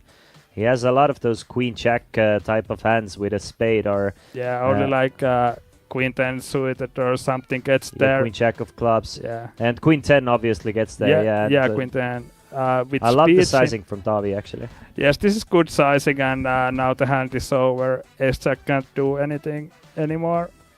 But there it is, Sayed right. proving you wrong. A king would be an absolute dagger in Tavi's heart, giving Sayed a straight, but Sayed needs an ace on the river. Gets the ace of diamonds, gets absolutely lucky on the river, and Sayed's gamble is looking like it's gonna pay off. All right, so I guess it goes check now. Oh, he jumps. Yeah, okay. Is it an all-in from Tavi? Yeah. No. Is it really? Tavi goes all in with the kings and gets snap call. And the fact that Sayed snap calls the river, I think it's a bigger decision than that. But just all of a sudden we have a new chip leader, and it's Sayed from Sweden just absolutely destroying Tavi in this hand. And Tavi is feeling gutted after this hand. He must feel sick to his stomach. Now left with just 370k, and Sayed has taken the chip lead and shown us that he's not afraid to gamble a little bit. Just snap calls the river as well. I don't know what to say about that hand. I guess he jumped for value. Interesting, definitely an interesting line on the river from Tavi as well. Yeah, I would. It's bet kind of my like life. It's check river, but no. Especially with the ace of diamonds on the river, there's a lot of like ace x with spades in ace x of Sayed's spades range. and something like king jack of spades. Still every set queens, tens, queen 10, good slow play turn. I don't know, but kind of works like a merge bet. Sometimes tighter players will fold the weaker ace of spades on the river, maybe even without hitting the flush. Maybe, yeah. And sometimes you're gonna get hero called, but as it is, it's just unfortunate mistake and misfortune for Tavi here, and Tavi loses a huge one now, left with the shortest stack. Very surprising, but very fun final table to watch for sure. Yeah, it's always great to have a couple of those splashy players. Oh, king jack offsuit folded. Okay. Didn't even notice that. Gondre with the ace 9 and 10 big blinds. I think decision time for Andre, but Andre is probably gonna go with it and not just okay. Now he heard what I said and he just min raises it. He min raises. Okay. Makes it 100,000 from the cutoff. All right. I personally quit min raising when I'm. Oh no, he folds actually. This is going in, and ace 9 can actually fold. Yes. The positive side of min raising, right? Even with a stack as small as 10 big blinds. But I personally, I'm starting to shove with 12 bigs or less. Over 12, yes, I'm still min raising as well. But yes, I would jam this all day long. But now he gets rid of it, and that's why he's in the tournament. And yeah, exactly. I'm here. Just that's the thing with tournaments, right? It's a matter of survival, especially in the final tables where the money jumps are getting large as well. It's players who are able to get away from spots that other players aren't. Yeah, but for me, it's always it's a matter of accumulating chips to me mostly. Yeah, but he's the shortest stack, so he has to jam eventually. Yeah, I agree know, with you.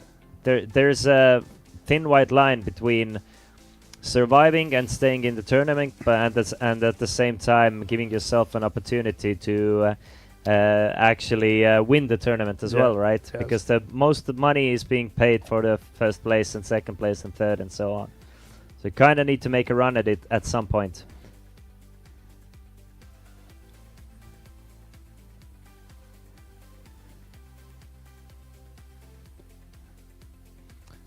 Vadim with 3 deuce of hearts. Lets it go. Anders off to a decent start on this final table. He's added about 500,000 since the beginning. And another great hand for Anders. Just gonna call against Keimo again. Keimo with 8-6 this time. 150,000 in the middle. Trying to figure out, should he raise, should he check? Like the check back. 8-6 is actually a decent candidate to check back here and see the flop. Yeah, I like the check. Maybe if you have like 8 deuce, 8-3, then I raise more like pretty big with this stack, like 3.5. He does. Anders bets out for 50 one more time, and Keimo floats here. Okay. Keimo has some ideas of maybe stealing this pot away on the later streets. 7 of spades is one of those backdoors that gives Keimo an open-ended straight draw now. That might be enough ammunition to start firing the turn. Should Anders check the turn? This is white magic now, what we are seeing. Check from Anders. Here I like a large bet. Yeah, is what I like actually personally. Yes. Something goes for 50%. Okay. 125. All right. Anders is not folding. Yeah, now the question is very straightforward call here, and on a blank river. Blank river. What Keimo happens? will win the pot, I think. So there's the call from Anders. I mean, Keimo is representing something. Oh my God, that's strong. Yeah, that's bad. 6 of clubs on the river. Maybe enough showdown value for Keimo now to not be able to bluff there. So gets away from it and doesn't have to show. Now Anders thinks he got lucky maybe. So Keimo had 9. yeah, exactly. Anyway, Anders takes down another pot now up to 1.9 million. Starting off great. This final table still playing 9-handed. Everybody guaranteed themselves 46.65. Playing for 50,000 euros in Coolbet Open Main Event 2024. We still have plenty of tournaments running today as well. At 5 p.m. we had the Coolbet Live Special Tournament starting. 150 euro tournament. You get 30k starting stack and 20-minute levels. At 7 p.m. we will have the Open Face Chinese Pineapple tournament starting for 220 euros. Are you an open face player?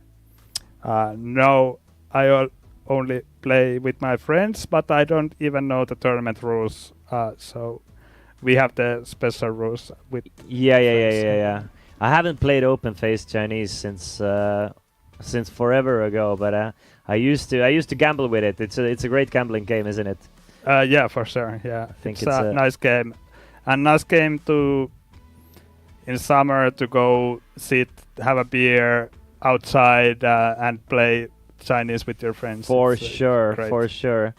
Then at 8 p.m. we have the pot limit Omaha Hyper Turbo 150 euro tournament, 15-minute levels, 100 big blind starting stack. At 9 p.m. the Coolbet Thrill Ride extra stack added, just a 60 euro tournament for all the regular poker players who don't. We just want to splash out a little bit for not that much money. At 10 p.m. there will be the Coolbet Open social media raffle, and we will finish things off today at 11 p.m. with the Hyper Turbo Unlimited Re-Entry 150 euro tournament. Now, my favorite hand in poker in the hands of Einar. Jack 10 suited, raises it up to 105,000. Andre, what a perfect spot to find pocket kings. Andre is probably gonna get called by Einar here because he has such a short stack. Einar's getting 2-1 with a decent hand of Jack 10 of clubs. Yes, he. And I guess there is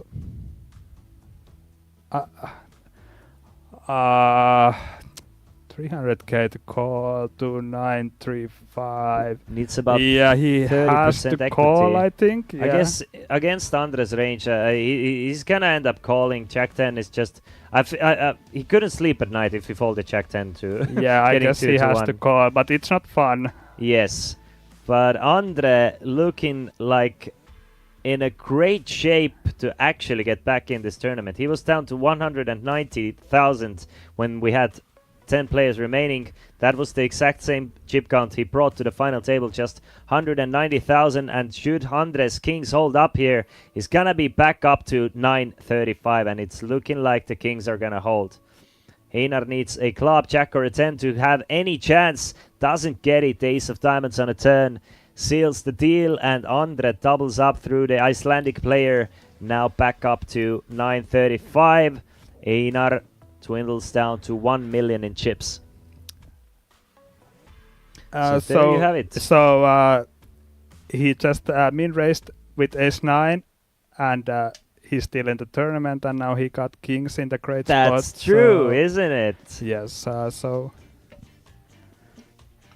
And should Andre double up through Vadim, let's say, let's put in the blinds and antes as well. He might be second place in a tournament after one more double up, so definitely still in it. But it's Tavi, our shortest stack now with 5.5 big blinds. What's your plans? Do you plan on playing anything else this today on Coolbet Open, or I have no plans. Just go with the flow? Yeah.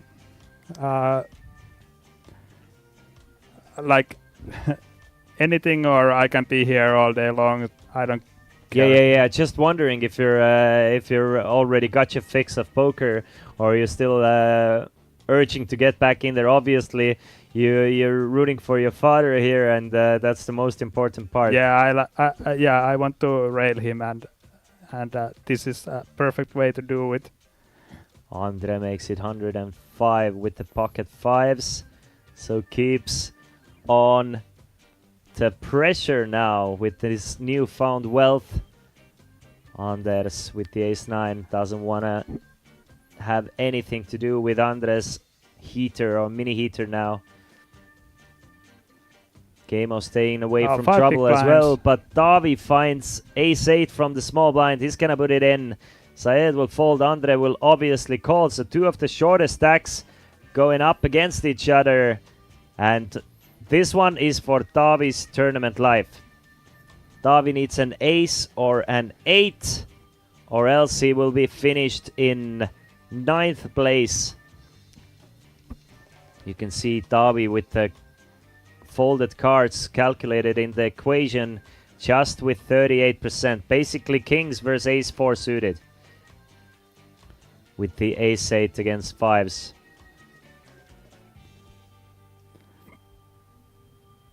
Davi does hit the ace on the flop, so looking to be in a great shape to double up. Now, a couple more outs for Andre. Needs a 4 or a 5, that's not a diamond. Does not get it. And Davi doubles up to 640,000 now. Andre back down to 665.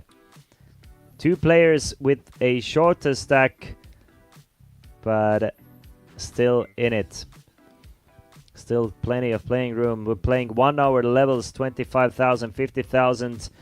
And if you guys are watching us, and if you have any, if you guys want to play some poker as well, then we have the Coolbet Open main rail tournament starting at 6 p.m. So in 45 minutes, it's a 10 euro tournament with 2,500 euros guaranteed.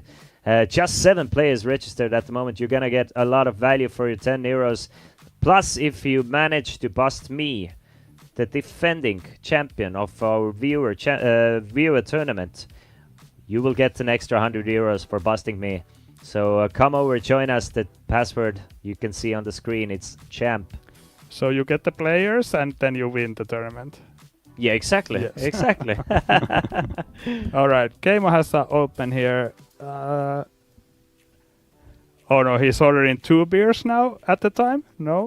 Or one? Is it your first? I'm guessing it's not your first time in Tallinn playing some festivals, or how's it gone for mine or Game? you and Game both? No. We are all the time here. Yeah. Yeah. Has Tallinn been lucky for you? No.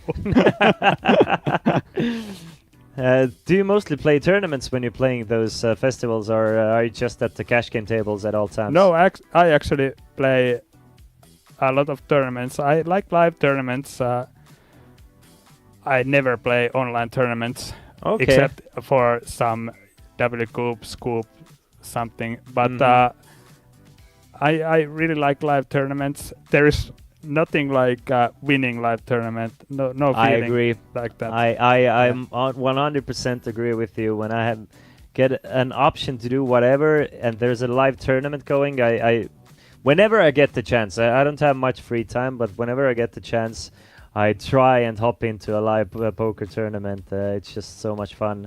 This is why I'm kind of sad that I haven't been able to play this Coolbet Open.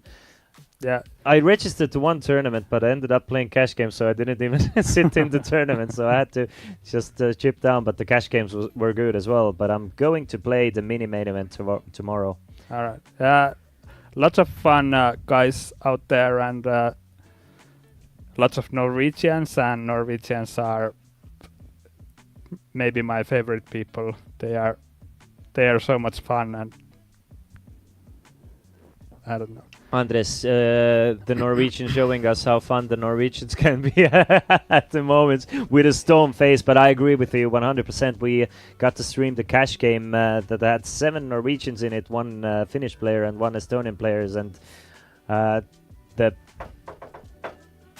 you can hear it at all times, the Norwegians doing that that thing. It's just an awesome vibe of players.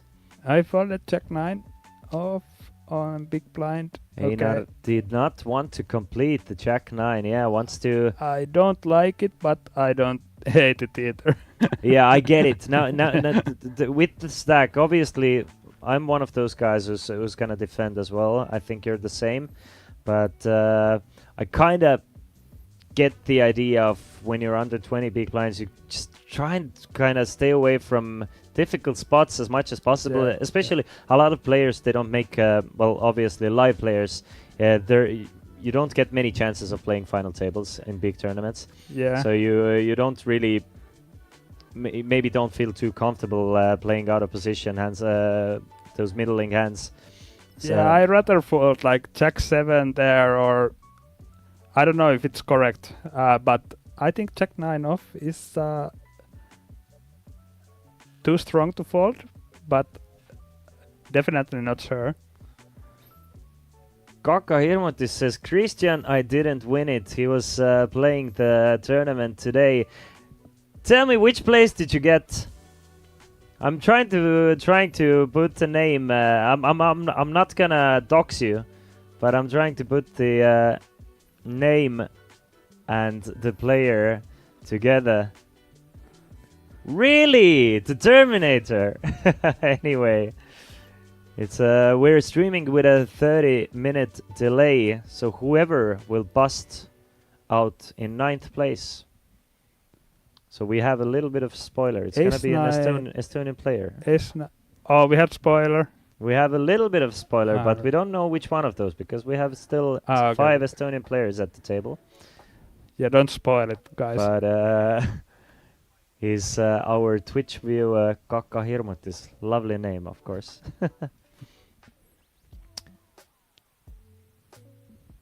If you translate it to English, it translates straight up translation is the shit scarer.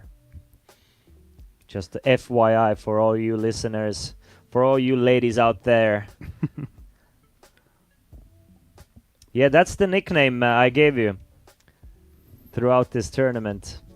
Anyway, still 9-handed, still looking for the first bust out, getting one step closer to the trophy winner. Well, obviously, you're gonna choose your dad as a favorite to win this one, right? Yes. But yes. let's say Game-O. Game-O is who's gonna get second place after Game-O? Who do you think has the strongest play from what you've seen this far? Tavi's going all in with aces meanwhile. All right, I would min raise again 13 big blinds, but yeah, I don't know. Yeah, okay.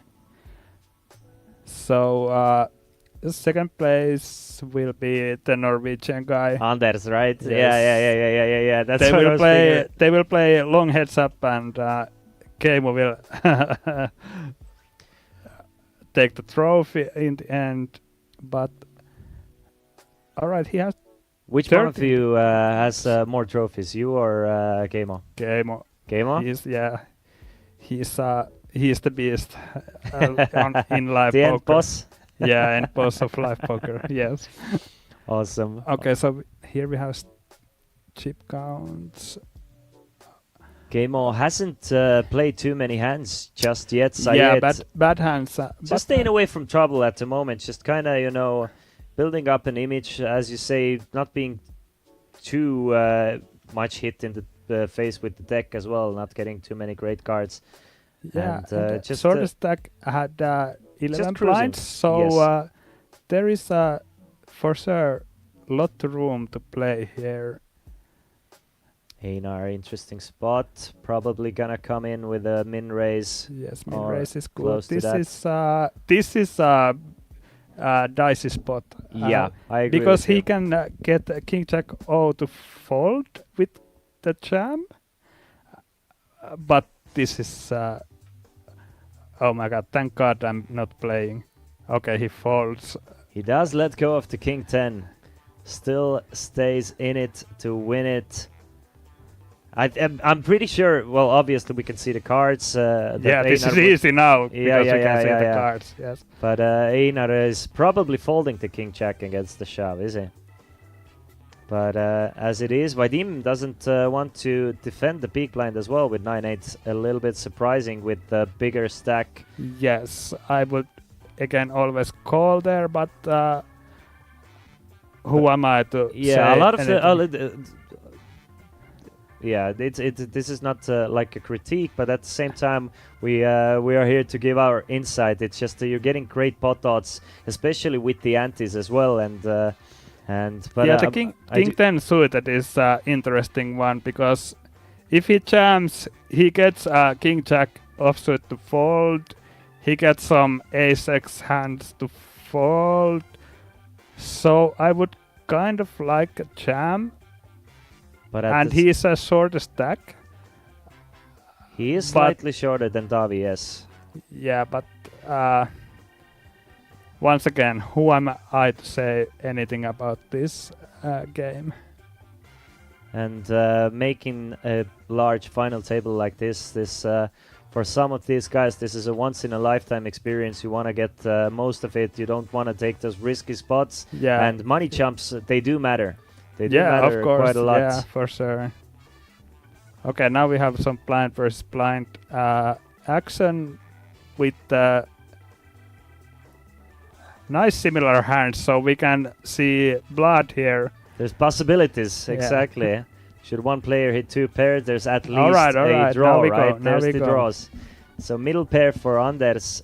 Vadim with two overcards and a double gutter can hit a 10 or a 6 to make a straight. Jack or a 9 would give him the better hand. Bets out for 75.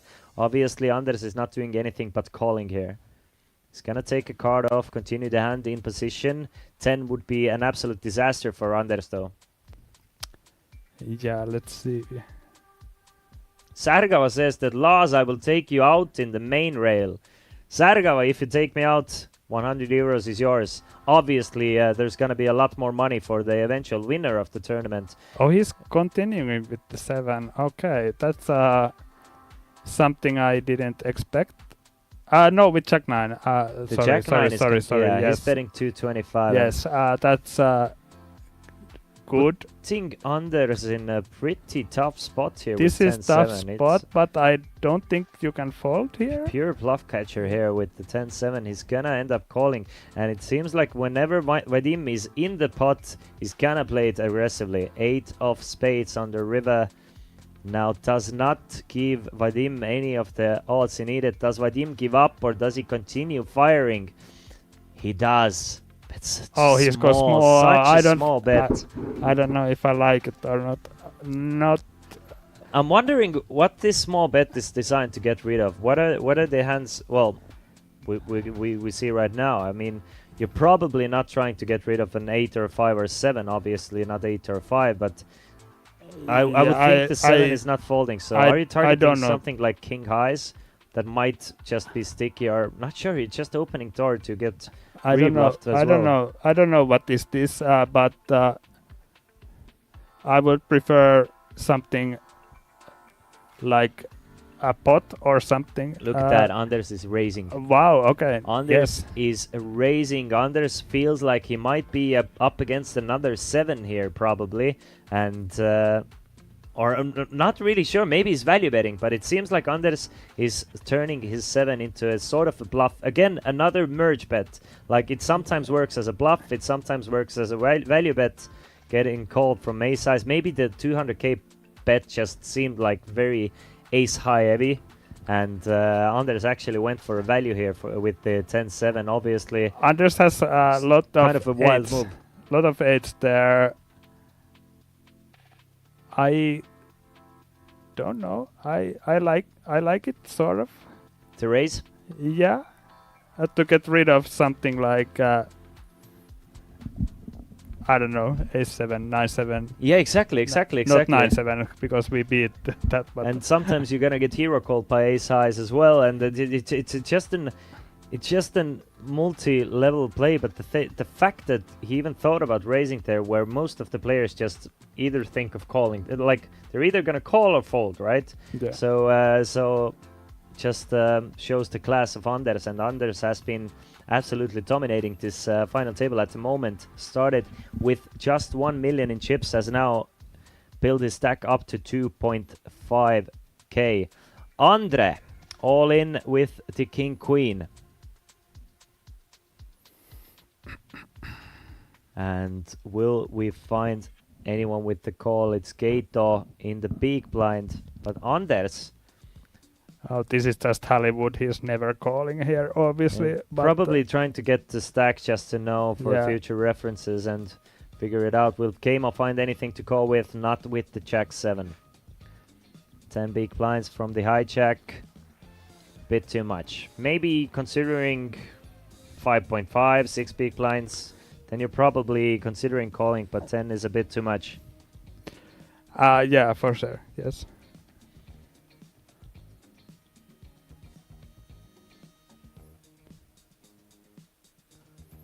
Still 9 players. One less player than in our special tournament starting in 30 minutes.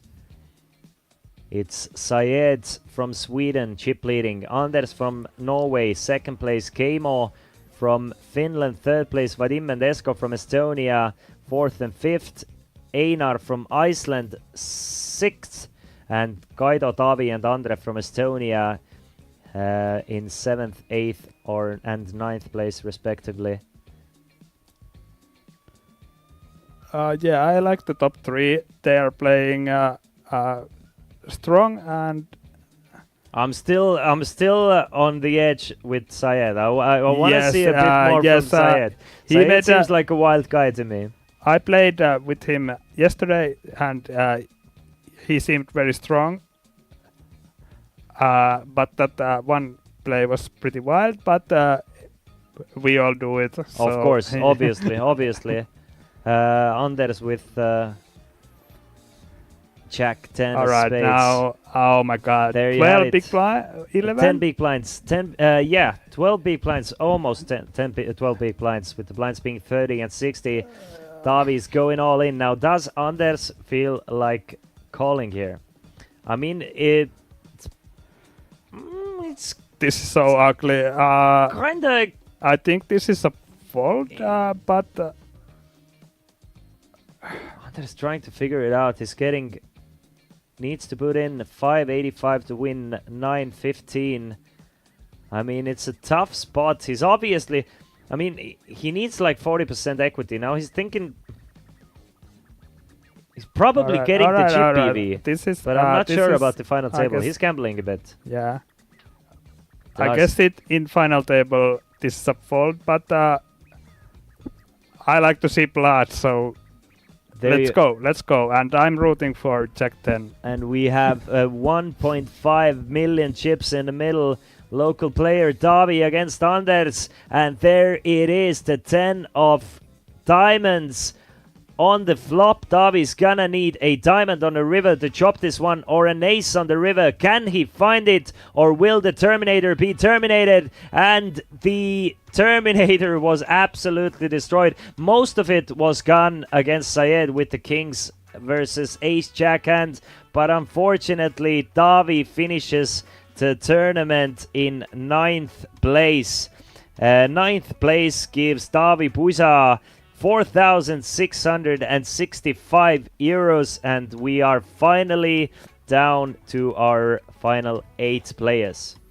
So 8 players remaining. Everybody guaranteed themselves at least 5,800 euros now, and that is just awesome news for Andre. One of the shortest stacks, like at least another extra 1 point something thousand guaranteed. Maybe get another ladder up, get another couple thousand euros, and that's it is. That's the at some point when you're not one of the chip leaders, every bust out is just music to your ears. Yeah, he's on a spot that he just can sit relaxedly and wait for a spot, and if it doesn't come, he maybe get a pay jump or two.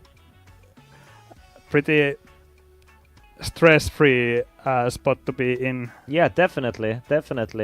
When you get a spot, when you have to put it in, you can put it in, but at the same time, it just take it easy. Yeah. Meanwhile, I agree with you. Kaido falls to 9-6. Vadim, I expect him to raise from the high check with the king 10. Vadim has been raising quite large. The blinds have gone up. Will he put in another 3x raise, like 180, or will he size down a little bit? Seems like 125. Alright, now so he's going more like a regular more size. standard sizes.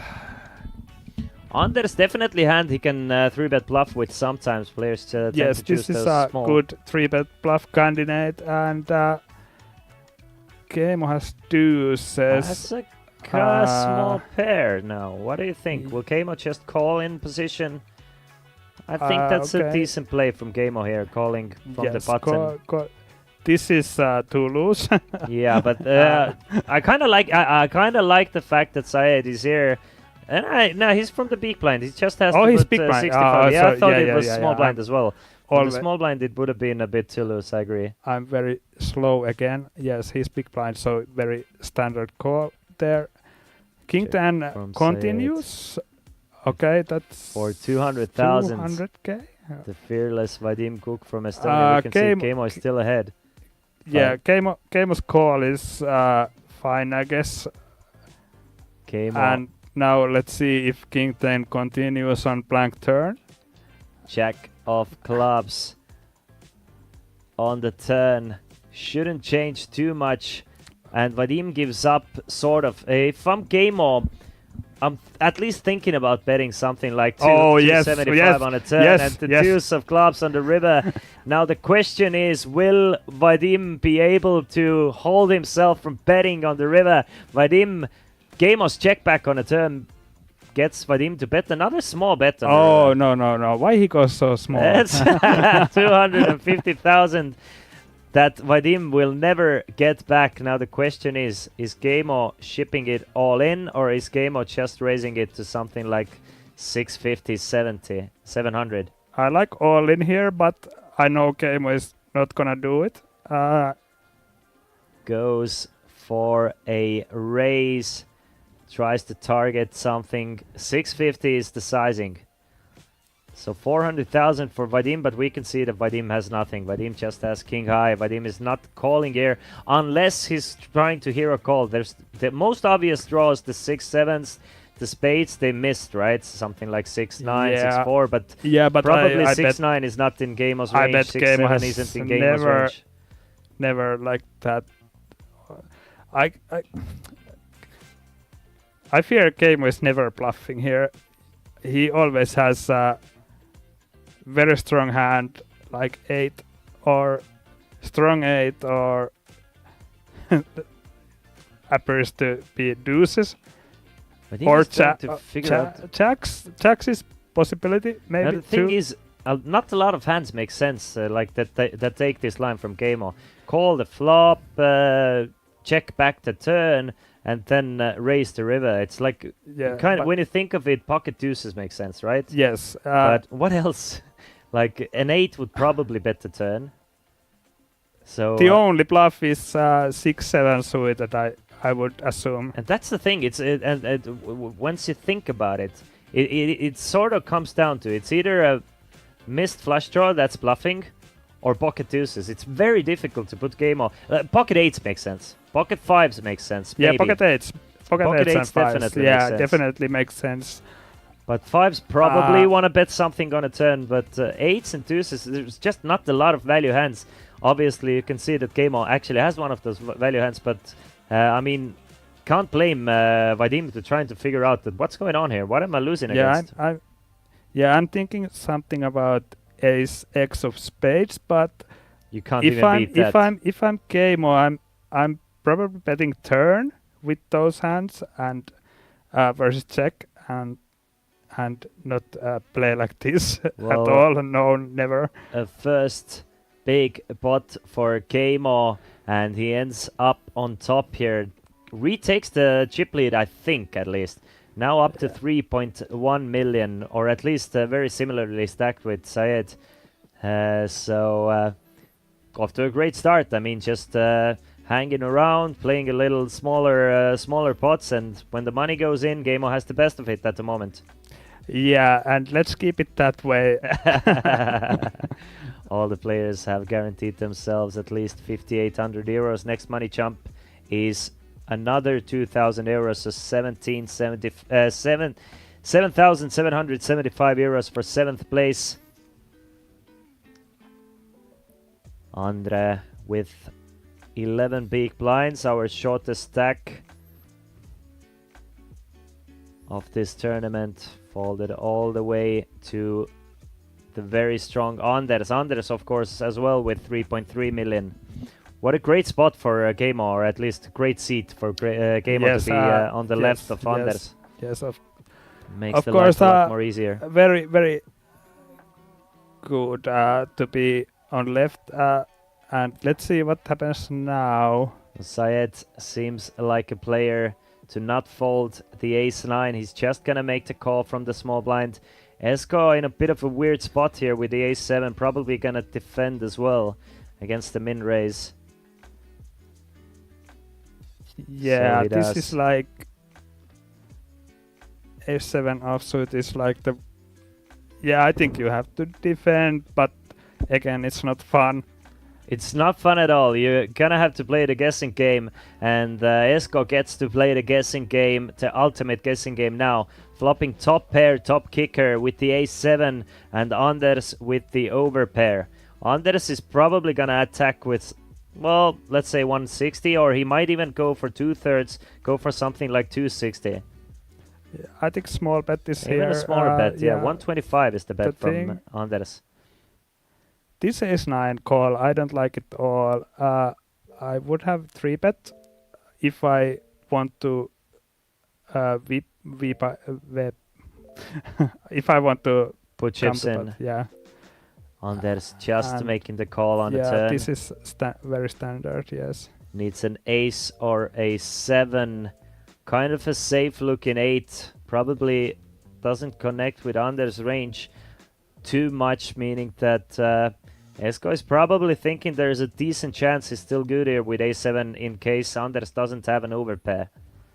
What a scary player to face, though. Just and now, looks so deliberate. Now Anders, I guess he goes big, like 500. Yeah. He's going bot size, I think. Or no, all he's right, going half semi-big. 350,000. Obviously, of course. I mean, we have to consider Esko stack as well. Going 500k here, Esko with 1.2 million. I think 350 basically does the same job. Yes, that's true. That's true. It's good size. Keeps your opponent in with weaker hands as well. Esko does make the call. Not looking good for the Estonian player against the Norwegian. Needs an ace or a 7. Queen of diamonds on the river, so no flush draws come in. Anders still ahead with pocket jacks now. This would be a much more understandable shove on the river with the jacks than the king's hand was, in my opinion. I think he will find a value jam here, or not. But not at the same time, this is the final table. There's already 1.4 million. You can just guarantee yourself a nice, decent little 1.4 million. And next time you have room to maybe take those risks, because you at first you maybe want to be a bit more safe, and then once you have the chip lead, you can go for those thinner bets. In my opinion, I don't mind the check back with the jacks, to be honest. Yeah, nothing wrong with that. And now he's comfortable chip lead. Yes. So look at that, starting with just 1 million, without being all in once. Anders has increased his stack to up to already 4.1 million. Just getting good, decent cards, getting good spots, but also playing them well, in my opinion. Yes, for sure. All of the 3 checks in here. And all those guys with Vadim Kuk with 1.3 million in 4th place at the moment. 4th place in this tournament would give you 17.5k. 8th place 5.8k. So, and the difference between 4th and 8th place is less than 10 big blinds at the moment. So it's just there's a lot of value in bullying those middling stacks at the moment, because there's like, if you bust out next, you give away approximately 10k in equity. If they double up, they don't gain 10k in equity. So the chips lost is just worth so much more. Going in now. Kaido with the ace queen, Einar. Probably, I mean, we've seen crazier things than calling here, but Einar does reshove with the 9s. Kaido is probably gonna call with the ace queen of spades, but we'll have to wait and see. Obviously, the big blind position against an early position raise. This is not a nice spot. Stack, yeah. Big blind is not gonna reshove that often. It's gonna have the strongest range. Yeah, but then you have to also remember that he has 8s, 9s, 10s, which will jam too, and ace queen suited is too strong to fold here, but ace queen offsuit would be a fold, I guess. Kaido. I guess this is not nice, but he will end up calling, I think. Yeah, Kaido, strong tournament player. He will figure it out. Should be at least a king-queen suited as well. Some hands that you're actually dominating. Couple of bluffs, but of course big blind is more incentivized to just call against the min raise. So once the big blind shoves, it's probably a stronger range than average. We will see a flip for Einar's tournament life, but Kaido, should he lose this hand, he would be left absolutely crippled. 2.2 million in the middle and 9 on the window. Einar flops the trips of a trip of 9s, and Kaido is left with less than a big blind. Just starting stack. That's correct though. Kaido Mick is crippled, and he's gonna need a slight miracle to come back in this tournament. Yeah, very standard stuff. Nothing to see here. That's basically that's what happens once the blinds go up and stacks go down to this 20-ish big blind range. Yeah. And you're just gonna have to take these spots and hope to get lucky. Kaido is now big blind or under the gun? Not really sure, but what I'm sure about is if I'm Kaido, I'm folding even aces until I'm put in mandatorily in the big blind, just because now my only hope is to get one more ladder somehow. Just hope somebody gets coolered in front of me, and I mean, even if I double up, like how many times do I need? Yeah, It's just- Kaido is now under gun. He can and fold. He can fold one hand. Yeah, he has. Yeah. Yes, for sure. For pay And just- jumps. Yeah, exactly. Just hope somebody gets like aces, queens, and you Yeah. can ladder up for extra 2k. Yeah. But it must feel soul crushing for Kaido knowing that his dreams from Coolbet Open are all but over. Anders, another strong hand for Anders. He's been kind of a card rack this final table at the moment. Yes, getting good cards. The card distribution seems to be going towards Anders. And looks like another set of blinds and antes moving to his way now, up to 4.2 mil. There you have it. Easy does it, easy does it. And I kind of like the fact that Anders called with the Jack 10, so my whole problem is always commentating the poker tournaments that once people get the chip lead, they usually knit up for some reason. When they should be playing more aggressively, they kind of rock up. They get afraid of losing the chip lead, or I don't know, sometimes the fear of winning or whatever it is. So I've seen it so many times when players have a perfect opportunity to start like just really increasing that lead and just applying so much pressure. That's when they rock up and just lose this. Oh, look at Kaido. Oh, Kaido actually does find the pocket queens here, and he's all in blind. I don't from know. the big blind. I don't know Anders personally, but I think he knows what he's doing. Yeah. For example, here when he opens this, everyone else is in huge ICM pressure. Definitely. Look at him. He even looks like a guy who doesn't make too many mistakes at the poker table, right? yeah. Just all for cool, sure. cool and collected. Einar with the ace 10 though has some newly found chips. He's gonna come he's along to the calling. party. He's gonna call from the button against Anders. So there's already a sight what brewing. Kaido, where are you going? Don't go anywhere. Hey, no. He's That's that was that was the other. Yeah. Yes. Sorry. Kaido's still sitting there. 3 ways hoping for his queens to hold and get at least a slight chance to get back in it. There's the king, 10 and a 6. Actually, an interesting pot because there is a side pot. There is a side pot of 210,000 between Anders and Einar. Einar with the middle pair, top kicker. Anders with top pair. Check is such a nice thing because now it's gonna be 6 on a turn. Yeah, he can. Anders. All three options are on the table here. I guess he can go big too, but he can check also. I think and it's go it's gonna be very like- big on river. I think it's gonna be a small bet on a turn from Anders. Not even that small.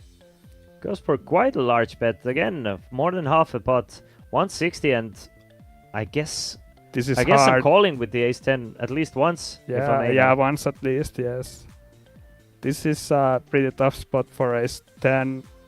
Kaido is going to need a queen or he will be eliminated in 8th place of Coolbet Open main event. That's not a queen.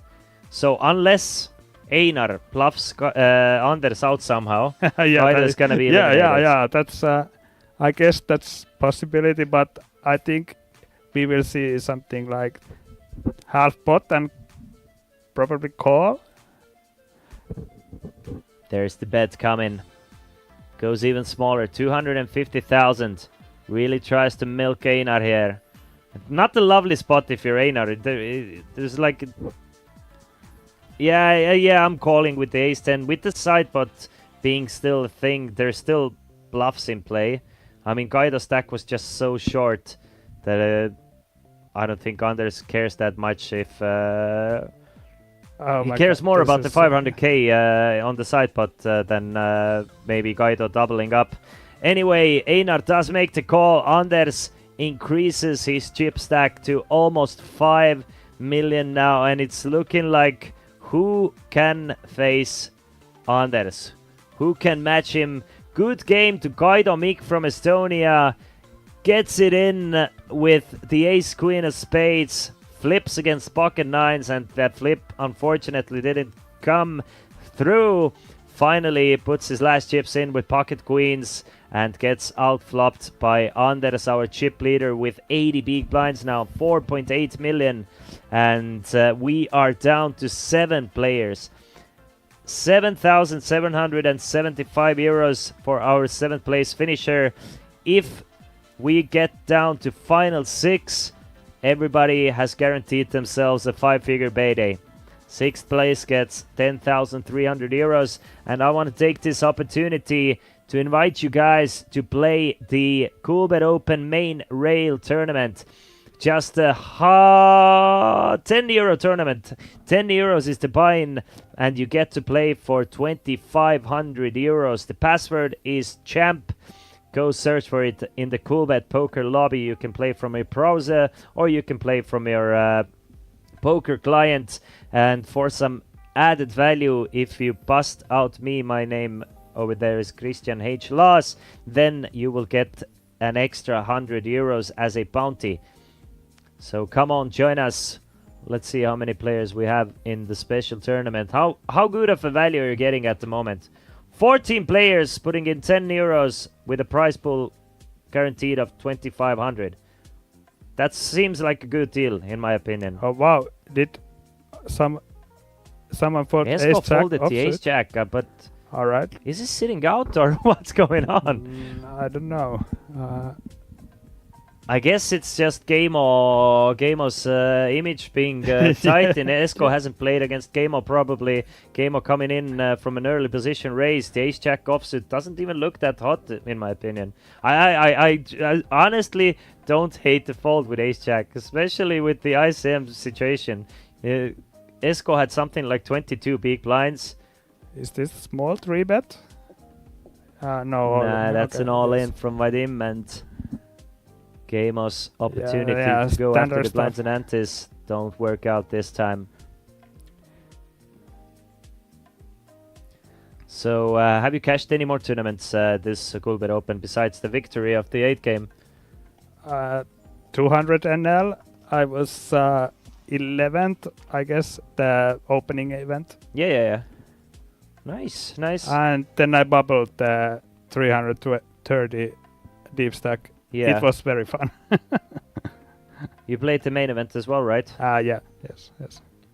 So you do you usually play any of the like satellites, try and get the packages, or you just no, take very your time rarely. off? And Very rarely. Yeah. Okay, Game has still. Oh, he has 50 blinds almost. Okay. We had the like a little build up to Coolbet Open on our Twitch channel, where we sent 15 players of our viewers to the main event, and a couple of those guys, at least one of those guys, made it to the final table today. So it's great to see that people got to play. We had like 10 euro tournaments with 3 main event tickets guaranteed for every tournament, and at least one of them made the final table, which is awesome. Yes, for sure. And for just 10 euros, so again, we a see lot of casual players getting a chance to play all for in real money. We see all in here that I don't like at all. I would personally raise like 12, 11 blinds, but for sure it's like in EV it's not a very big mistake, but I think it's mandatory in with these stakes. Yeah, for sure. Zargo is asking who was the player who made the final table, who got in from 4 and 9. 10 euros. I'm thinking it's Kaka Irmotis. It's the player finishing in 9th, Taavi Puisa, the Terminator himself. I think he won the ticket from the 10 euro special tournament that we held. I'm like 99% sure. But Esko, bro, folding to 4s. Can't blame him for folding to 4s here. Vadim down to 1.4 million, but still staying active, still staying aggressive.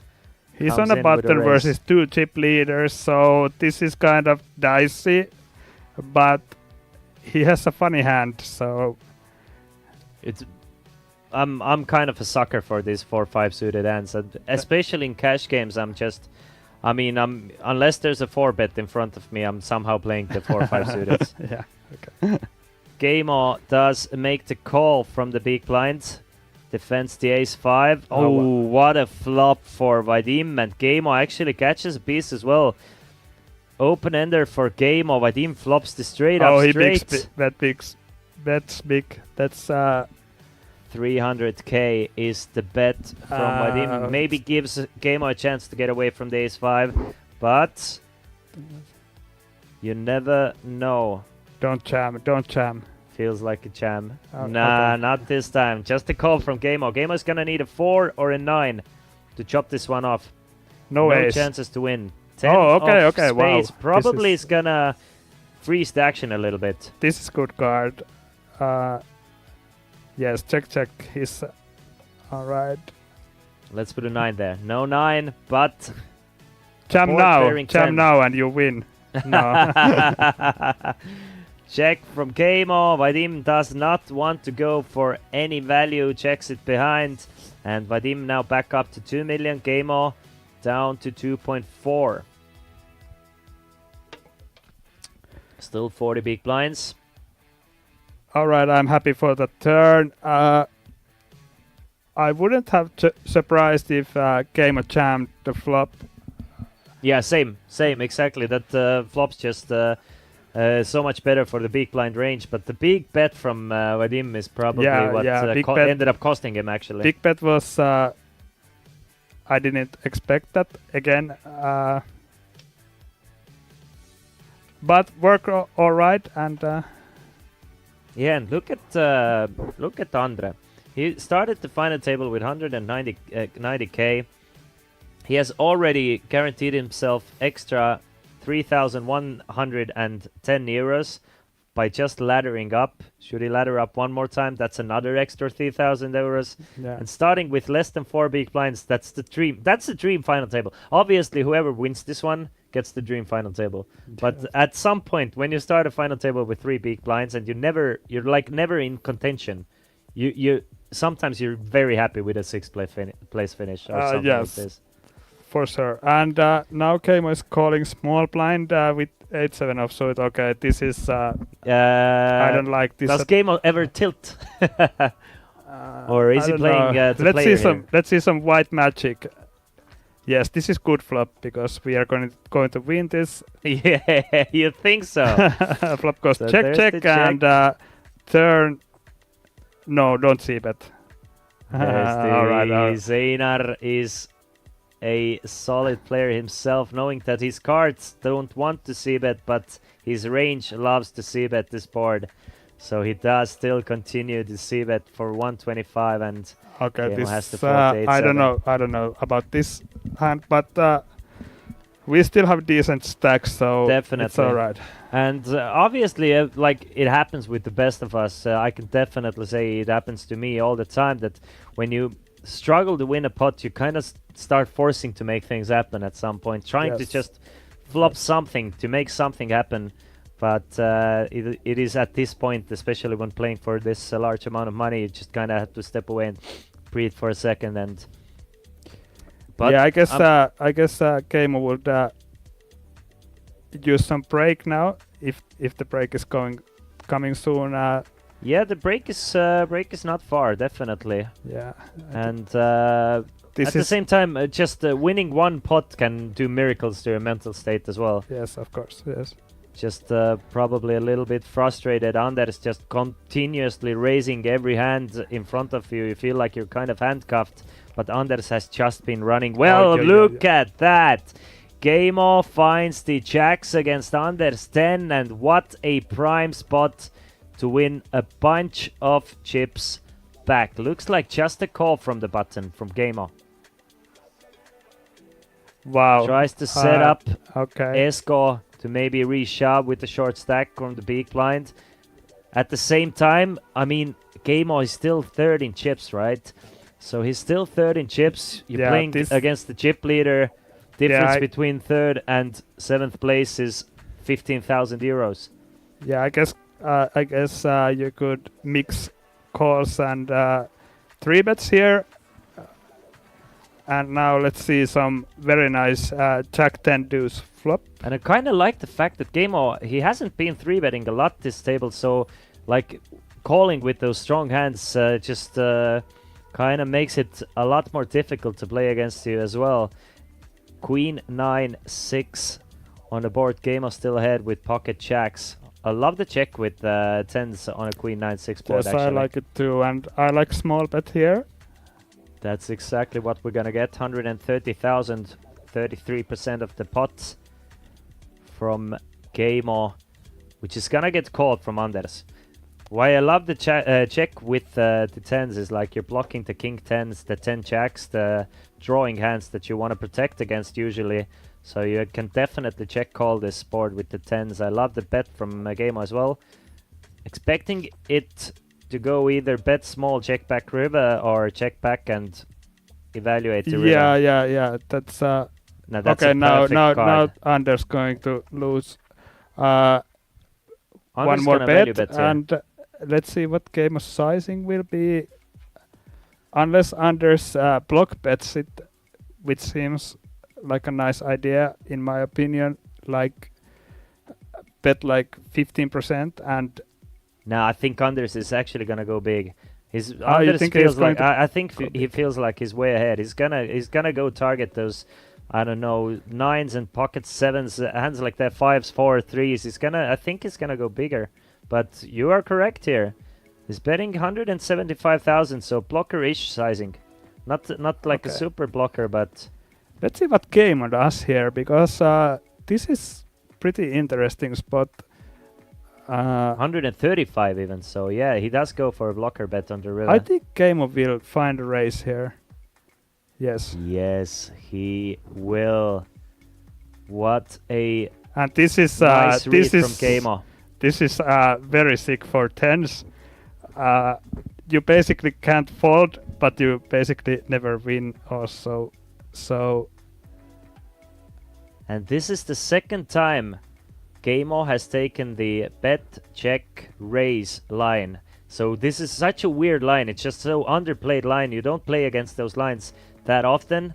And last time Anders didn't get to see what Gamo had. Gamo had pocket deuces that last time rivering a full house against Vadim Guk, and now takes exactly the same line. And Anders wants to see the hand. Obviously, it is a bit of a cooler with jacks against tens, but Gamo wins a nice pot worth 1.7 million, and now back up to 3.2 million in chips. And our chip leader shows that he is still human with 3.9 million. By the way, our viewer tournament has just begun. €10 buy-in on the Coolbet Poker app. 2,500 euros guaranteed tournament. The password is champ.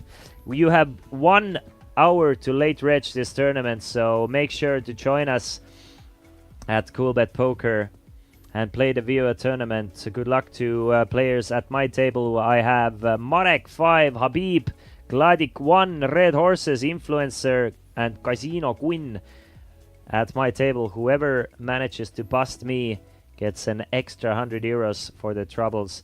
You get to rejoin the action a couple of times as well. So should you bust out, you get a chance to re-enter 2 times.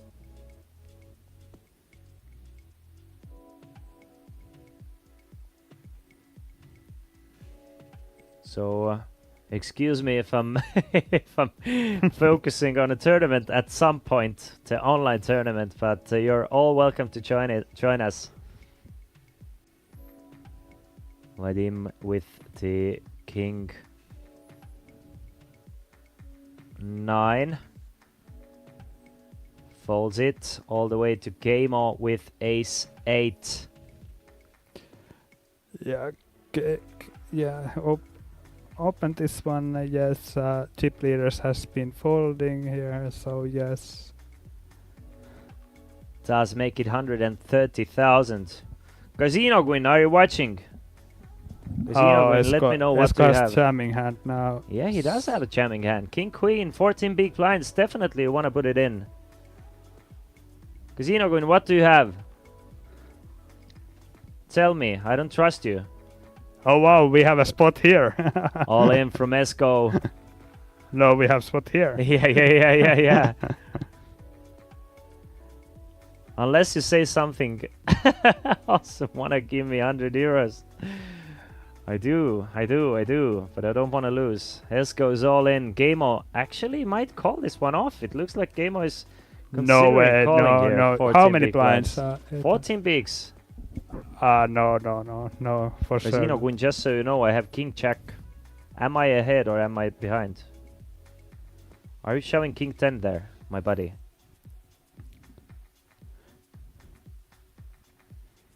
I have no idea. Casino Queen is just a wild player, but I will give him that. Sure. Yeah. Just see game of fold here first, and yeah, definitely. Let's watch this hand. And as you are gonna go and take a little break, we're gonna go on a break after this level as well. Let me tell you. How much is it? In about 20 minutes, so take your time. Okay. You can rejoin the action after the break as well. So in about 35 minutes, you can stretch your legs a little bit. All right. Let's do that. I will go now. Yeah, for sure. Thanks for joining me, and I can't wait to have you back soon. So, just me, myself, and I. And Casino Queen said that he had the flush. Casino Queen, did you really? Did you really have the flush? If you're thinking, what are we talking about? We're talking about the 10 euro tournament that's just started.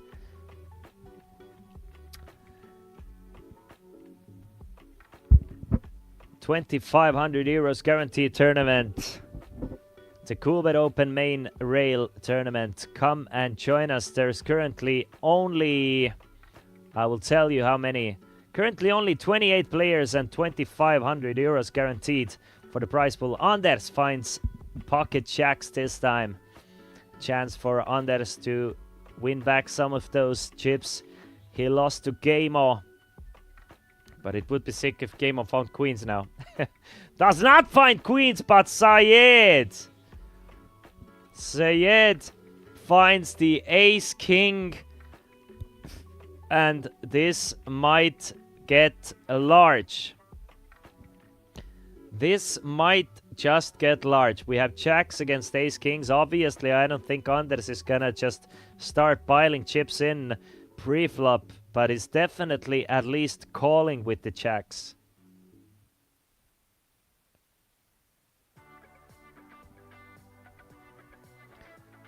Three bets to 355k. Anders trying to figure out how many chips does Syed have.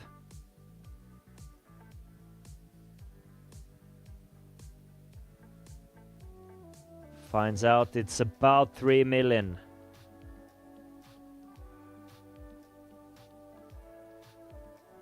Does just make the call.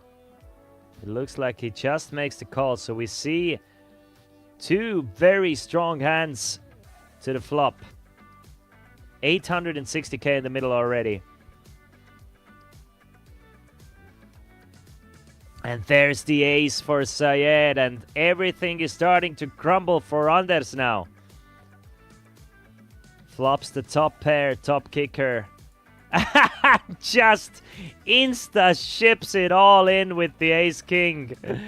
And easy fold for Anders. And this Syed guy, I am enjoying watching, and I really want to see. I really want to see him play some big pots with some big boys at this final table, and he's at least doing his best to play it.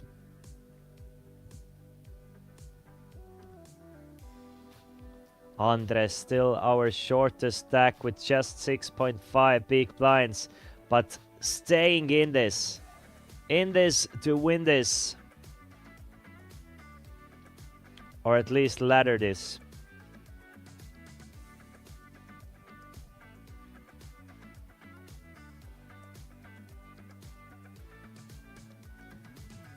So yeah, let's go off the Jack 6. Esko with King 10 from the cutoff, 19 big blinds. Definitely a candidate to raise with, but not by any means mandatory.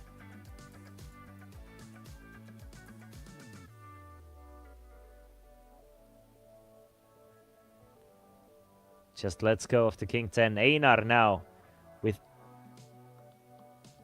Oh, Einar did raise to 125. I was a bit surprised. It seemed like Einar is going to just open fold the ace jack of diamonds, but luckily it was the camera just a bit ahead. Vadim defends with ace 7. So a couple of aces to the flop. An ace would not be good news for Vadim though. Jack 8 and a 7. So top pair, top kicker for Einar. A gut shot straight draw and a backdoor flush draw for Vadim. And Vadim seems like he's gonna...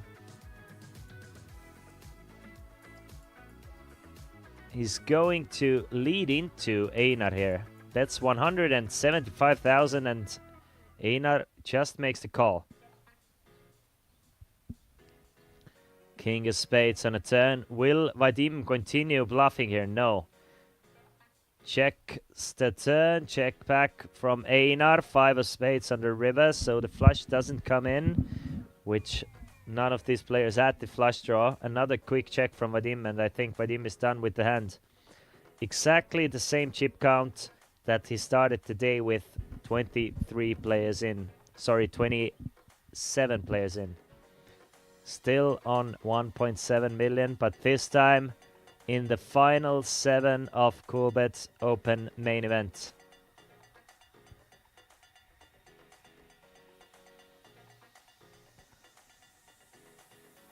Einar does not go for any value on the river, checks it back, and is happy with the 600k in the middle already. Now back up to over 2 million in chips. The Coolbet Live special is running at the moment as well. We already have more than 150 players putting in the 150 euro buy-in. So if you guys want to join, we are at level 4 on the Coolbet Live special live here. You can still register for a while to this tournament. Blinds are 300 and 600. Everybody gets 30k to play with. So you get 50 big blinds if you join now. Christian, come to my table, please. I wish I was at your table, Sargava. Then I would have so many more chips. Unfortunately, it's Casino Queen taking all my money. Andre. From the button... Just 6 big blinds. Still is waiting for a better spot. And Anders gets a walk from Vadim. Anders, like he's visiting an Asian kitchen, he's getting a walk.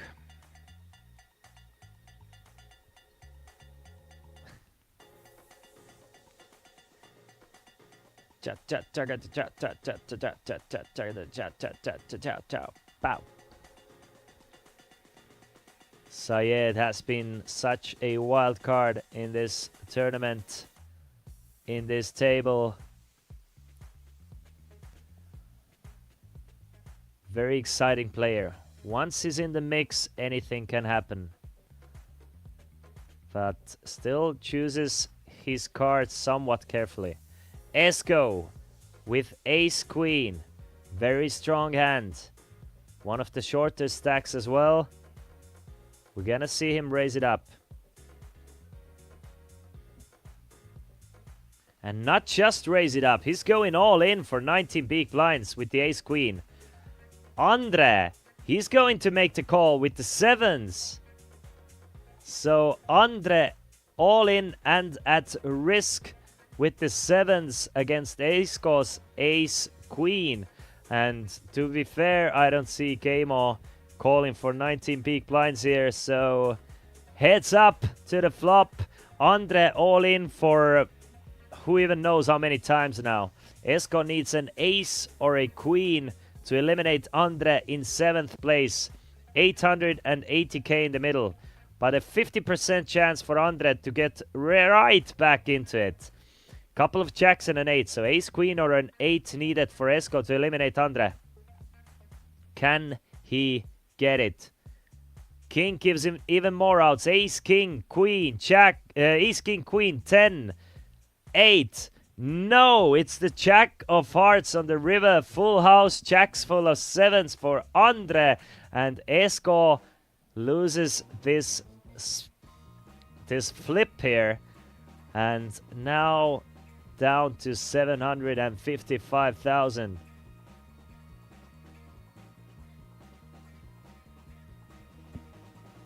Meanwhile, I'm just getting absolutely destroyed in this 10 euro tournament. If you want to come in and bust me, you have a great chance of doing so. The password is champ.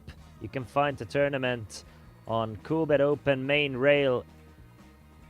The name of the tournament is Coolbet Open Main Rail. 25 euros, 2,500 euros guaranteed. And Esko, after losing this hand, is our short stack of the tournament. Everybody guaranteed themselves 7,775 euros. Trying to get that 5-figure score by getting to top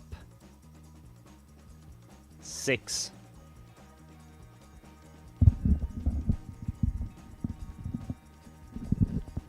Andre, king 10 suited this time.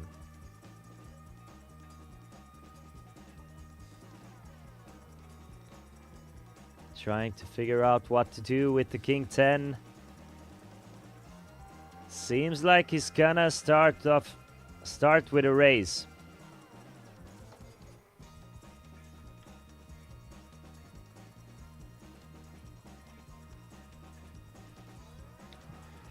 Okay, guys.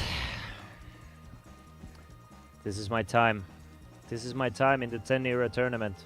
God damn, I'm drawing dead. And it seems to be Influencer who got my 100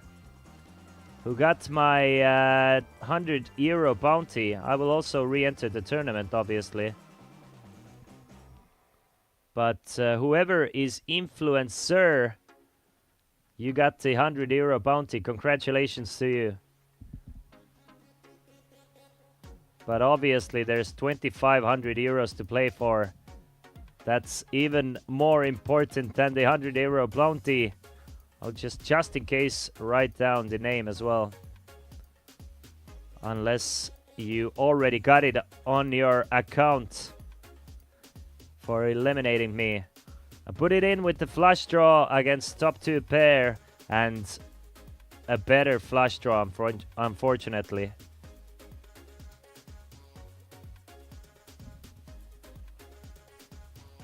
Drawing basically dead. Yep, it was BSH.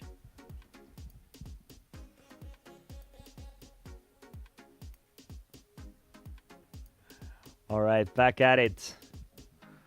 Back at it with them on them poker streets here in Coolbet Open main event. Esko, our shortest stack now from Estonia. There you have it in the middle.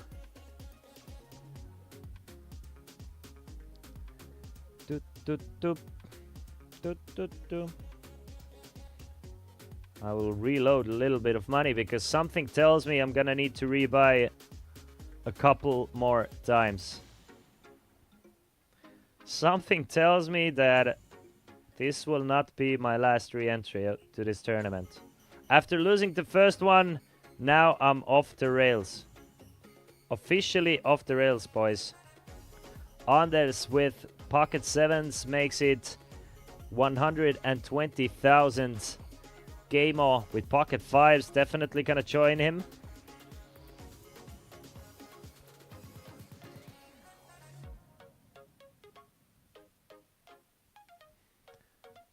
Yeah, Gamo does make the call. Esko with pocket deuces. What a bad time to go all in with pocket deuces up against two better pairs. Now the question is, will it be Anders or Gamo who will call Esko? Because if Anders folds, then Gamo will call. If Anders calls, then Gamo will fold, probably. So Esko is going to get called and is gonna be in a tough spot with his pocket deuces.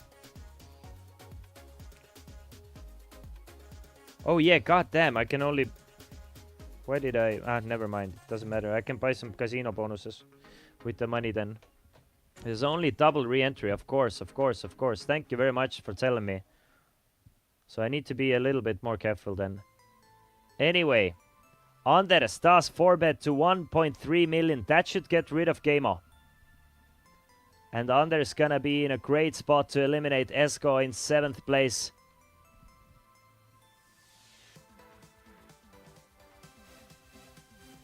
There you have it. All in for 1.6 million chips. And Esko in dire straits needs a deuce within the next 5 gars or he will be eliminated in 7th place. Can he get it? 3, 4 and a 9 with couple of clubs. A 5 of clubs would give Esko a lot of outs. 10 of clubs gives Esko a flush draw. Needs a club or a deuce on the river. Can he hit it? No, he cannot. Jack of diamonds on the river means that Anders eliminates Esko in 7th place. 7,775 euros for his 7th place finish. And all the players remaining have guaranteed themselves at least 10,300 euros. And look at this man on the bottom of the screen. Andre, with 13 big blinds, joined the final table way last in chips with just 190,000. Has always been either the shortest stack or the second shortest stack throughout this final table and has already laddered up more than 5,800 euros from 9th place finish. So already guaranteed himself 10.3k. Next money jump will be another 3.2k up to 13,550 euros.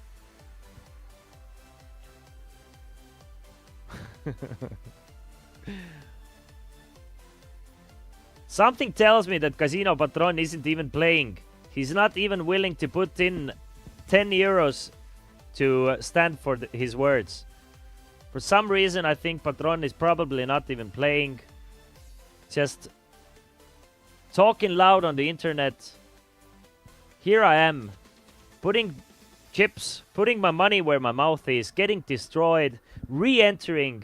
Come on, join us at the Coolbet Open Main Rail Tournament. 10 euro buy-in, 25 euros guaranteed. The password is CHAMP.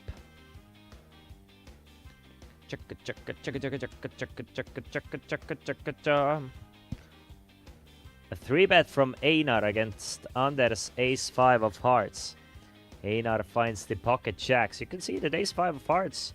Should this one go down to the river?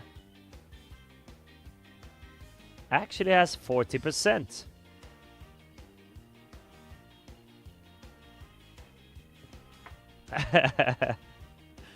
Dude, you can definitely work and play on your phone at the same time. Oh! Wait a minute! Wait a minute, guys! Anders has gone all in against Einar. And look at that. Einar is not loving life here with the jacks. in a great spot to double up should he make the call, but he does make the call, and Anders has blown up a little bit. I have to say, I do love the hand to go all in with, to bluff all in with. It's the ace-5 of hearts. 40% against pocket checks, but still pocket checks decently ahead here with 60-40 chance to become the new chip leader in this tournament. Shoot the jacks hold. Anders needs an ace or a couple of 5s to eliminate Einar. Here's one of the 5s. So an ace or a 5 needed for Anders. There's the 5 of spades on a turn, and what an unfortunate turn card for Einar here, getting absolutely destroyed with the 5 of spades, and Anders now up to 6.6 million in chips, and in back-to-back hands eliminates 2 players. Needs to get lucky this time to do it, and lucky he gets. Einar will finish in 6th place, getting 10,300 euros. Everybody now guaranteed themselves at least 13,550 euros, and Andre just keeps on laddering up. Andre has now guaranteed himself 13,550 by never being in a better spot than last or second last. What is going on? This is what people are talking about when they're talking about ICM. Just laddering, laddering, laddering. What a sick turn card. What a great turn card for Anders. And we are all of a sudden, we're down to 5 players, guys. Just 5 players remaining, and Anders is looking to be in a great spot to absolutely run away with this final table. Obviously, he's taking quite a few risks. Some of those times, those risks don't work out.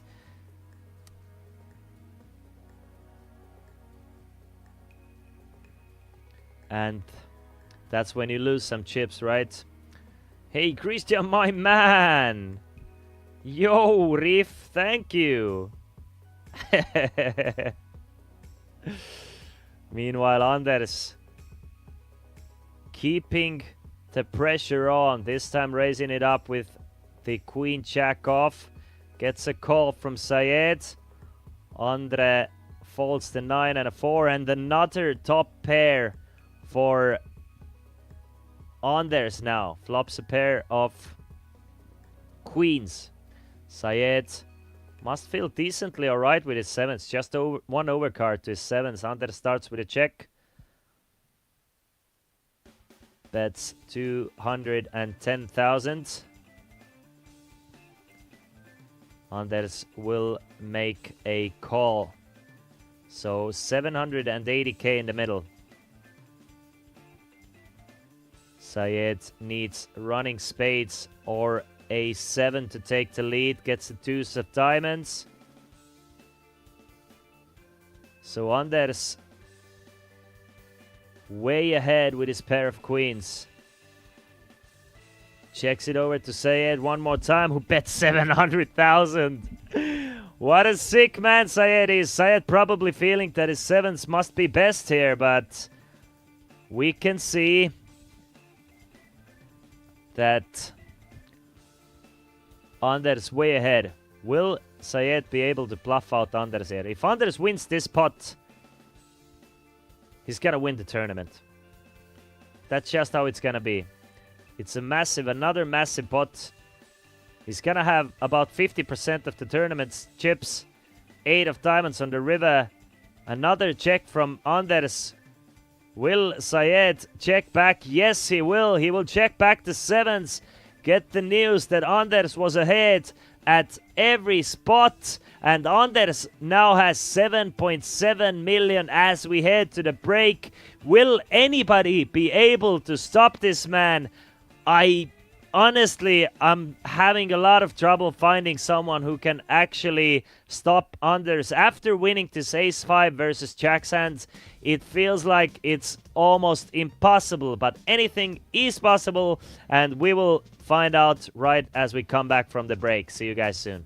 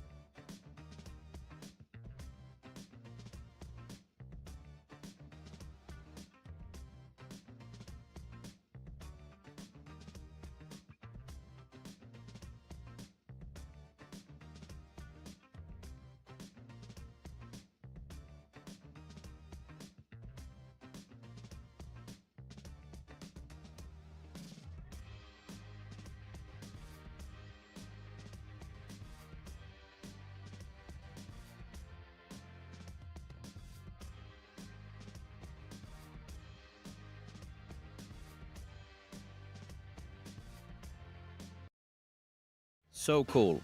We have guests from far, far away. Hiroyuki Miyano from Japan, also known as Hero. Very welcome to Estonia. Thank you so much. And I guess that you arrived today, or when did you arrive? Today. Yes, I came to today. How long was the flight?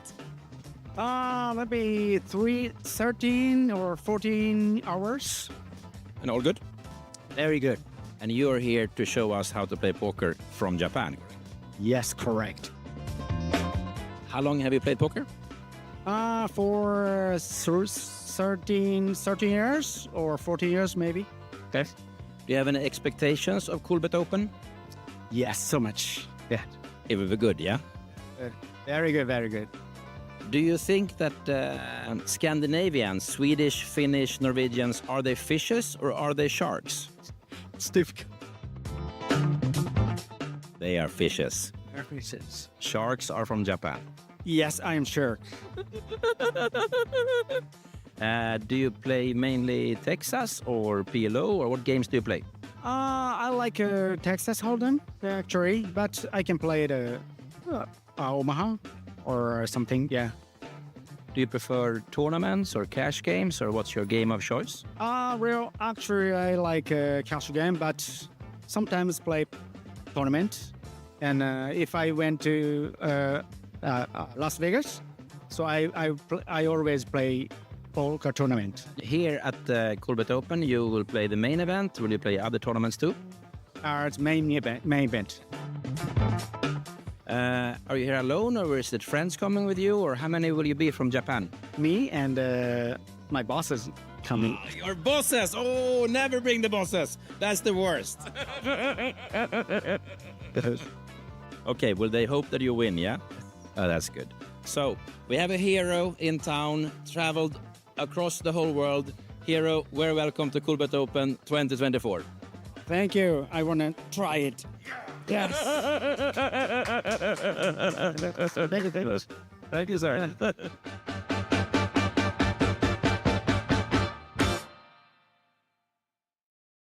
I'm sitting here with Felipe Barrios from Chile, who has traveled quite far to Coolbet Open. Hello and welcome. Hello, thank you. How does it feel to be in Estonia? I feel very good. This is my first time in Estonia, my second time in Europe. So, very good. Very good. And then where are you from? I said already you're from Chile, but where in Chile, and a bit about you? Yeah, I'm from Chile, I'm from Santiago, the capital city. I'm playing Coolbet since 2019. I won the first tournament that Coolbet sponsored in Chile. That tournament was in a series of tournaments in the National League of Poker in 2019. I'm now here. What is your Coolbet nick? My Coolbet nick is J Queso. Jota Queso, J Queso. I might have played with you. Yeah, cool. And how did you get here to Coolbet Open 2024? Why are you here, and how did you get here? Well, I won a qualification series of tournaments. I'm here because I took the first place after 12 tournaments in 3 months. I took the first place, and my partner Christian has the second. So 12 weeks qualification round in Nations Cup in Chile. Yeah, 12 rounds, and I won 4 or 3 of the 12 rounds. But I didn't play the first round, and I took a ticket, and I won a ticket on Instagram because I posted my nickname on Instagram, and I started to play from the second round. I won the second round, and with that money, I started to play the other rounds. That's a good luck then. And then you won a package. What did the package include? The packages includes the hotel, the flight tickets, and a ticket to the main event, and a ticket to the Invitational one, the Nations Cup. And how did it go for you here live in Tallinn in Nations Cup? I heard you were a bit angry for a while. Why? From yesterday, I've been very, very pissed, really. But it's normal, it's poker. It's part of the game. But I think I've never been so bad beaten in that very short time. But it's part of the game. It's true, it's part of it. I hate poker. No, I love poker. I agree with you. So the next now is the main event. Yeah, main event, and I don't know if I'm going to play something else. I'm thinking about it. It's good to have you at Coolbet Open 2024. And thank you for having a good interview with you. Thank you for the interview. And good luck in main event. Ciao. Ciao.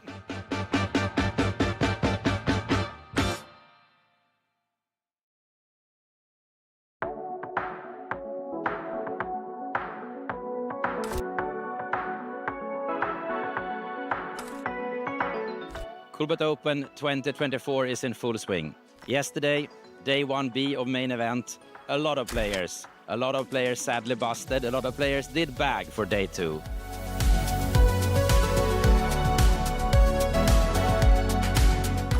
We also had other activities. Coolbet, he went to the growing sport paddle, went to a party. He crashed the party and enjoyed the games. Today, back to poker. We talk about main event day 2. We talk about 8th game, one of our favorites, and of course, Sweden special. Also today, it's all about Iceland. They are now already playing some paddle. Later tonight, they have the Icelandic party, a must go to. Good luck in poker, good luck in the party. See you later.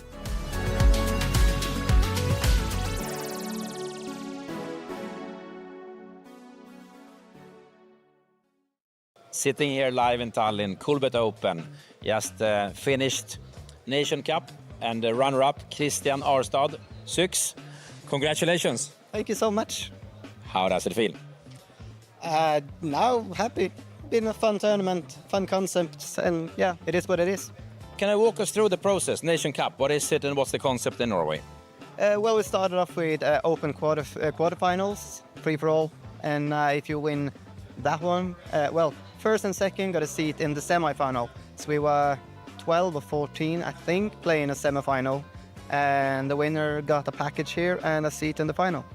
And you got the package, and you got the seat, and you got runner-up. Congratulations again, it's amazing. So it's a fun concept, right? It's just from a low roller concept, and yeah, so I was just thrilled to be representing Norway, since I'm a streamer as well, and I got my rail here, and everything's awesome. I was just about to say, your rail here was fantastic. I mean, and that has to support you. It's like a football team. Yeah, of course. They told me up front they were going to come and rail, and of course that's fun, being the representative of Norway. So you are a streamer, and you stream at Coolbet and other sites. How does it feel, and why do you choose to stream at Coolbet? Just the community. It's so much fun. With the Coolbet Open, I've been to many of them, and I'm just glad to represent Coolbet. And would you say that you're a good poker player in the real world, or better in online, or where is your strength? Well, when you phrase it like that, I 100% most like to play live. Meeting the people, look them in the eyes when we play, spot the fish like yourself, and yeah, so much more fun when I play live. Thank you for that, I like it very much. Can you try to scream like me? Heja Sverige! Heja Sverige för helvete! Oh, happiness! People got angry here. Last but not least, while in Tallinn, any recommendation what to do outside poker?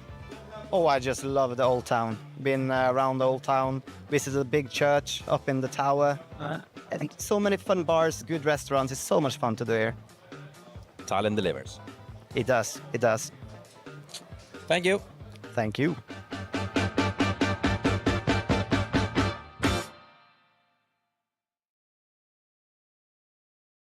Very happy here at Coolbet Open 2024. A good friend from Norway just walked in. Who are you and what are you doing here? My name is Mats Ulsagen. I'm a poker player today. I'm going to try the main event, but the last couple of years I've mainly been a poker journalist, traveling around this crazy circus and following in Norwegian poker players. But this time I'm going to win it. So yeah. I have a feeling you will win it, or maybe first out? Maybe first out. It's either one of those as the most possible solution here, yeah. I have had the opportunity to be a friend of yours and the group around you, because there's very many amazing Norwegians. And you have a famous home game once a year in Tønsberg that is traveled around. Can you tell us a bit about that scene and your friendship with the Norwegian poker? Yeah, this among other the one who's having the Norwegian Championship later this year, Thomas Udnes, and he brings a lot of friends and former champions and to different locations. This year we went to the west of Norway, to this small village called Ørsta, and obviously I won it. There's this green jacket I should have brought with me because that's with my name embroidered in it, and so. But I think all the other guys, they just that kind of then it was like a sign that poker is not about being good, just luck. When you win it. Exactly. Yeah. I agree with them. And they're probably right. But maybe I can be lucky twice. That's true. You can be lucky twice. What do you think about Tallinn? You just arrived, but you have been here before. What do you think about the city? I love the city. I was here a couple of years, 3-4 years ago on the Coolbet Open when it was at Hilton. And I've been there a couple of times. And then always as a journalist, I've just... Yow!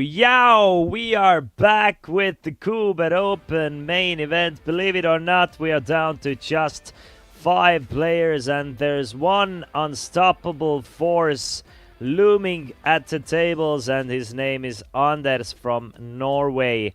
Has been busting out players left and right, sometimes with the best of it, sometimes with the worst of it. But Anders up to 7.7 million now after starting this final table with just 1 million. Gaimo started final table with the chip lead, has actually increased his chip stack a little bit. Still with 3.1 million, Syed with 2.1 million, Vadim with 1.6 million. And the man that is the most interesting to me, at least, is the player sitting at seat number 5, because he started the final table with 190,000. His name is Andre Mägi. Just never has really had a huge chip stack, and he has been laddering and just a masterclass of ICM poker. And what was expected to be a 4,665 euro payday has already come up to 13,550. And should he ladder just one more time, he would be up to 17,500. Anyway, here he is going all in. Blind versus blind. Jack 9 against Vadim Guk's pocket deuces. Vadim is going to make the call, and Andre has been incredibly lucky in these situations. There's 1.4 million in the middle. Can he stay alive for what seems like the 10th time? And probably is like the 7th time, let's say. He needs a jack or a 9 to stay alive in this tournament. And there you have it. There's the 9. Another top pair for Andre. Vadim needs a deuce, and a deuce only. Does not get it. 5 of hearts on the river. And Andre Mägi doubles up one more time. Guys, is this man Andre invincible? How long will he stay in this tournament for? That's the question that is on everybody's mind, especially mine. Andre now up to 1.4 million, and Vadim Guk is all of a sudden our shortest stack with just 11 big blinds. The blinds have gone up to 40,000, 80,000. And you guys are all welcome to join the 2,500 euro guaranteed tournament called Coolbet Open Main Rail. Come on, join the party.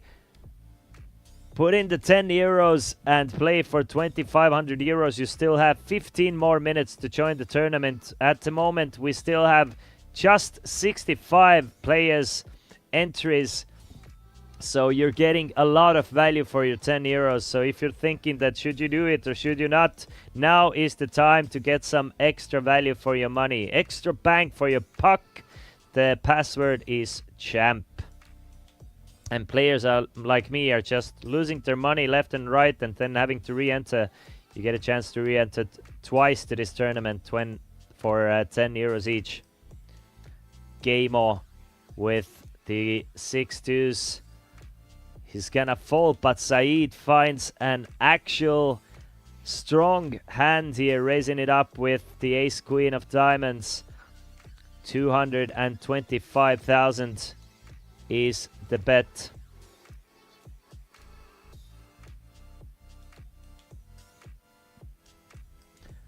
We are playing for 50,000 euros for first, guys. Not too shabby. Saeed makes it 225. Anders trying to figure out should he call from the big blind or not. Decides not to. And folds to 10-8. Does not defend the big blind.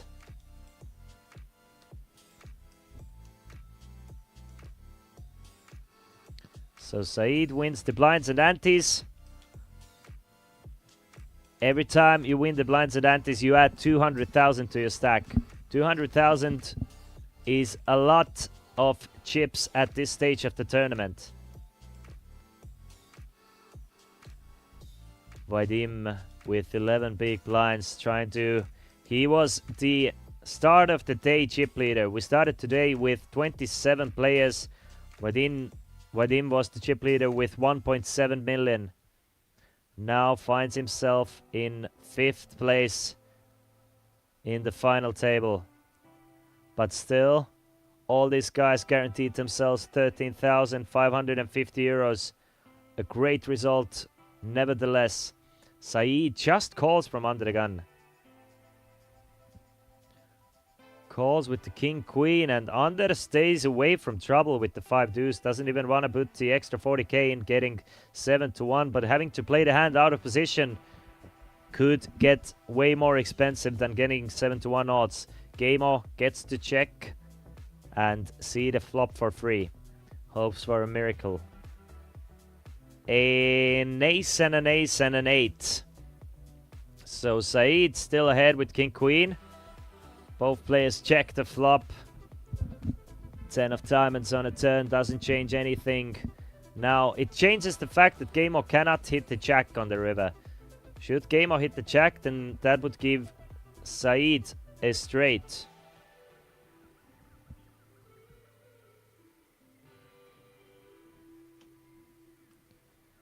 Well, players check it through.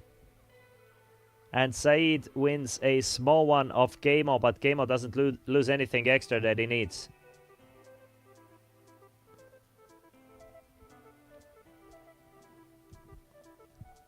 Anders, our massive chip leader with half of the chips in play. Anders has basically 50% of the tournament chips, but Gamo, second place in the tournament, has position against him. So Gamo can definitely choose the pace if he elects to do so against Anders. And it is, no matter how good you are, if you're playing against a decent player in position, you're probably gonna lose against this player. Position, the most valuable thing in poker. But I love the fact that Anders is staying active, staying aggressive with the chip lead. Just going after it. Raises it up to 160 with 10-6. Because it's very difficult to find a strong hand in poker. And if players are folding hands like Jack 7 of clubs, then it's just printing money to go after those blinds and antes. Just proper printing money, my man. Proper printing money. Is what it is. And it is what it is.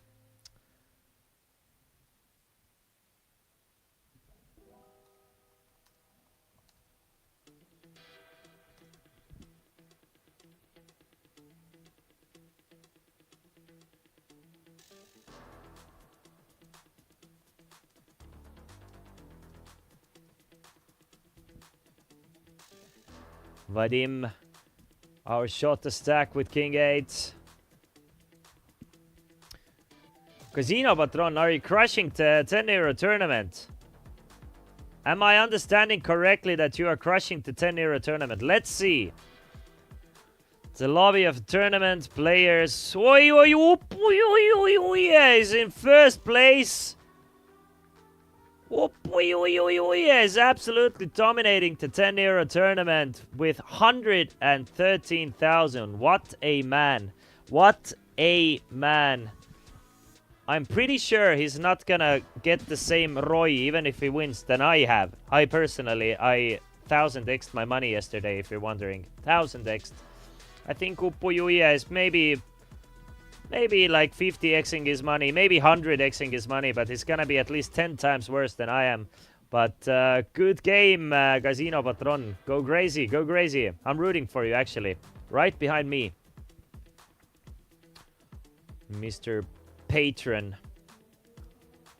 Obviously, this is a no-limit hold'em tournament. It's a super turbo tournament. The luck factor is a lot bigger than the deep stack pot limit Omaha tournament we played yesterday. The deep stack pot limit Omaha tournament, it was an actual skill game. Like the blinds were 10 minutes and it lasted until I think 3 a.m. So obviously that was a way more difficult tournament to win. But in a turbo tournament for $10 in no limit hold'em, anybody can win. So I understand. So I understand why you are doing great, my friends.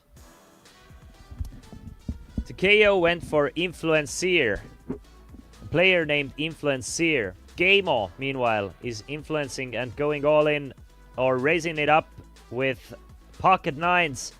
260,000. Anders has made the call, but Vadim Guk has chosen a bad time to go all in with the ace-9 off. So sorry, it was instead it was Anders raising it up with king-10 and Gameo making the call with the pocket nines, and I honestly don't see this all in going through.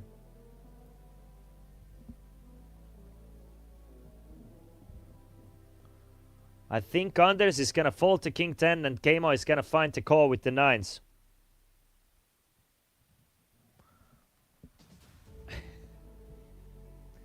But instead, Anders is also gonna make the call. He's gonna call with the king-10.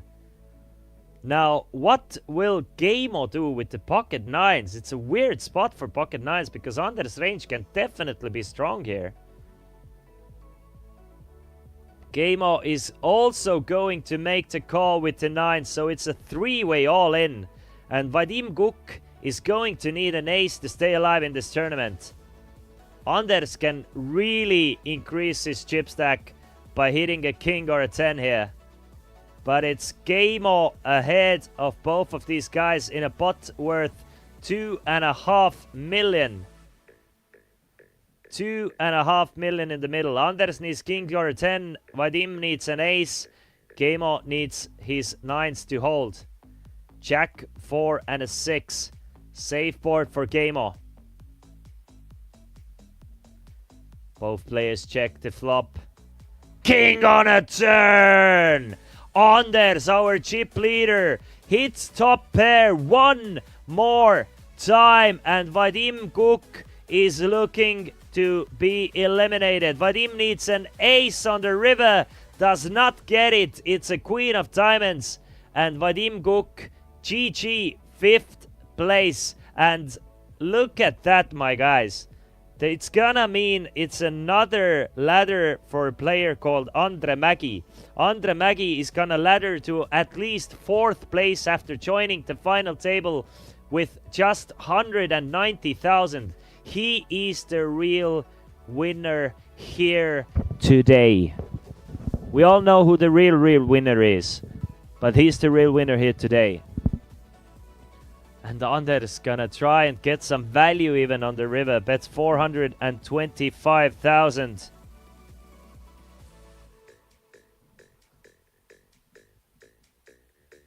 And GG Vadim. I don't think Gameo can call even that 450,000. It's just it's a bet into a dry sidebot. You have 3 overcards to your nines. I don't think Anders is ever betting anything weaker than a king here.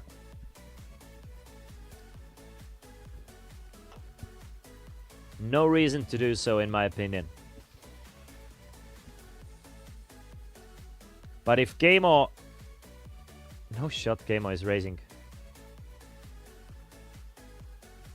If Keimo actually raises here, then Keimo can definitely get Anders to fold. And that would be the sick way to win this pot. But what a weird bluff it would be with pocket nines here. Into a dry side pot. 2.5 million in the middle. One player already all in.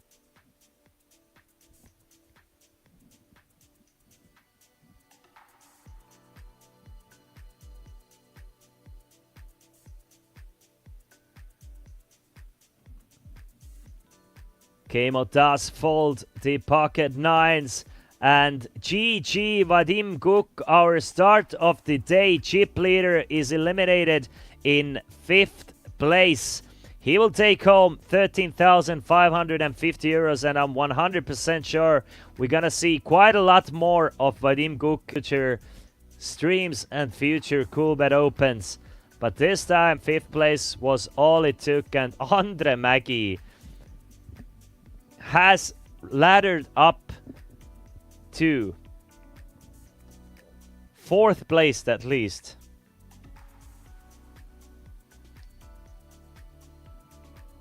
Anders, our massive chip leader, 9.4 million.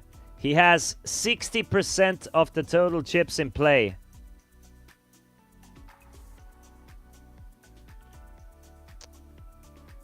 Who can stop him? He's playing actively, he's playing aggressively, and he's running well. Will he run well until the very end? Saeed folds the ace-6, no shot. Did Saeed just... What's going on here? Wait. I think it was Anders raising it up from the bottom and Saeed folded from the big blind, the ace-6 of hearts. Tight raise, tight fold. But if people are folding aces to a single min raise, suited aces nevertheless, I mean, it's Anders. It's looking like Anders. It's always been Anders. But Keimo, Saeed, and Mr. Mägi still in it to win it.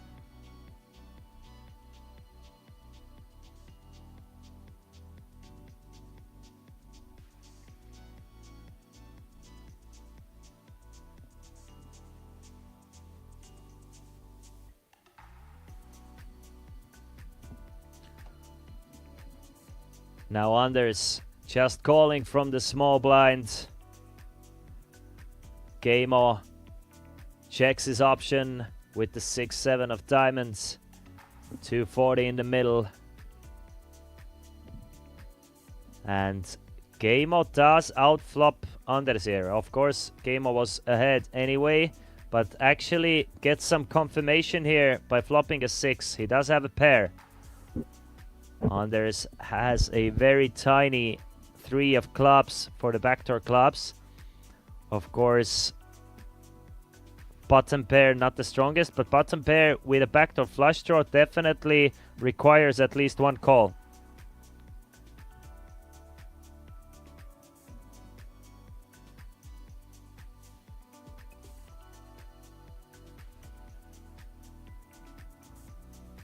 There's the deuce of diamonds on a turn. Anders with a gut shot straight draw, but Keimo does add a flush draw.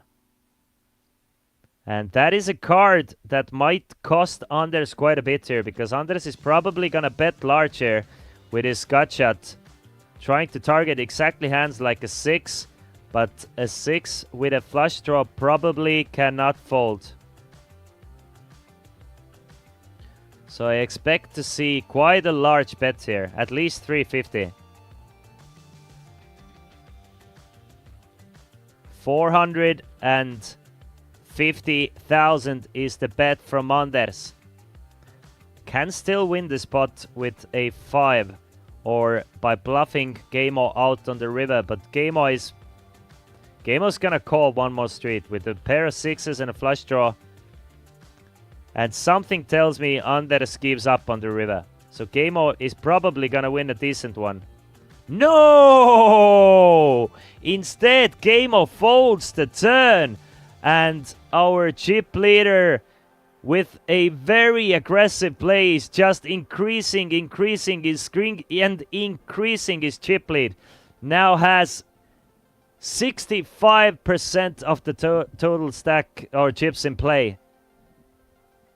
Andre, 15 big blinds, 1.2 million. Game-O, 25 big blinds, 2 million. Saeed, 28 big blinds. And just really pressuring the stacks that are right behind him and who have the most to lose of busting out.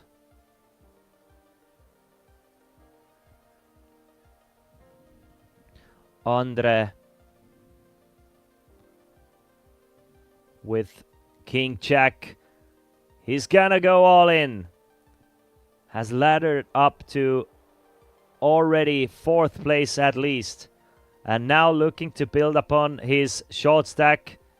And that is not actually that short anymore. It's almost even with Saeed and Game-O. Like just a couple of blinds and antes more and they're basically exactly even. And that is just a great news for our chip leader. If the rest of the field is even, difference between 2nd and 4th, 13,000 euros, so nobody wants to bust out next, right?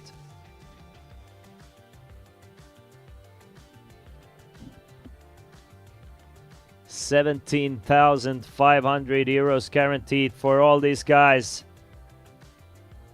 Playing for 50,000 euros here in the Coolbet Open main event. We had 504 players joining this tournament, and we have lost 500 of those players. Just 4 remain.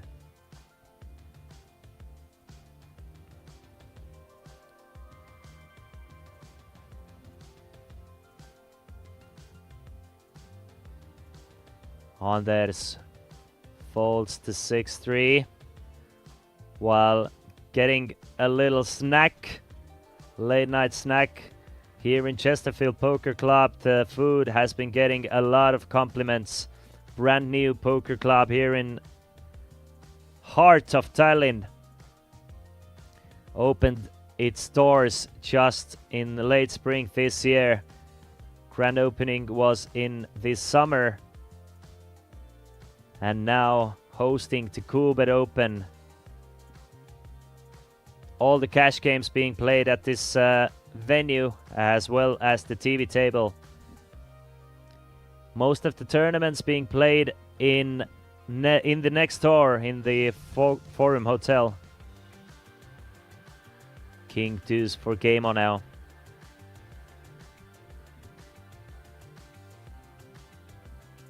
Will anybody find anything to battle the massive chip leader Anders? Now up to almost 10 million in chips. And slowly but surely it is looking like a very tall feat, and the rest of the guys are playing for second. Just trying to get second. Get a bunch of extra money, because Anders seems to be a bit too far away.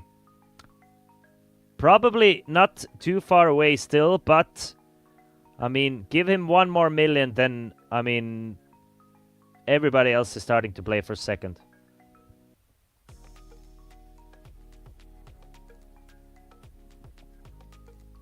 $40,000, $80,000 are the blinds.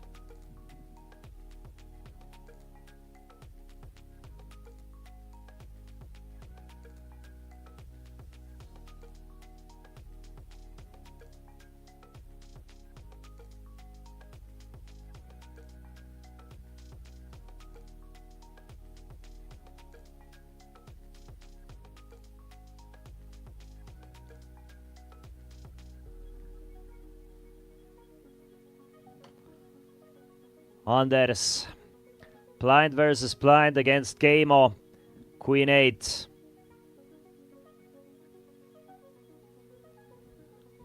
comes in with a call one more time. He's been calling against Gamo's big blind quite a lot today. Plays the call strategy from this small blind. Is it still yeah, or chip leader in the viewers tournament? Almost yeah, is second place, but Gladik 1 is leading our viewer tournament, and the late registration is over now, meaning that we have, let's see, how many players remaining in the tournament. We have, well, who knows? Something like 41. 41, 42. Wait. 44. 51 players remaining in the viewer tournament. First place gets 687 euros. There was a 1,600 euro overlay, and top 12 will get paid. I mean, just sick value for your money. For every 10 euros you put in, you got more than 30 euros worth of value. So congratulations to everybody who got in there. Obviously, more congratulations to those guys who are going to cash the tournament and who's eventually going to win. But you did a good financial decision by just playing this tournament. Even if you're the worst poker player ever, you probably definitely made a good financial decision.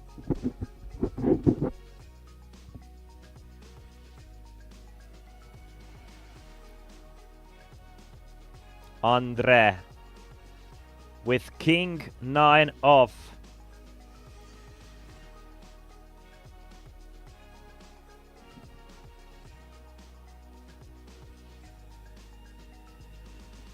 Anders with 6-4. King 9, not good enough for one of the shortest stacks, but if you're the bigger stack, you definitely have the luxury of pressuring with 6-4.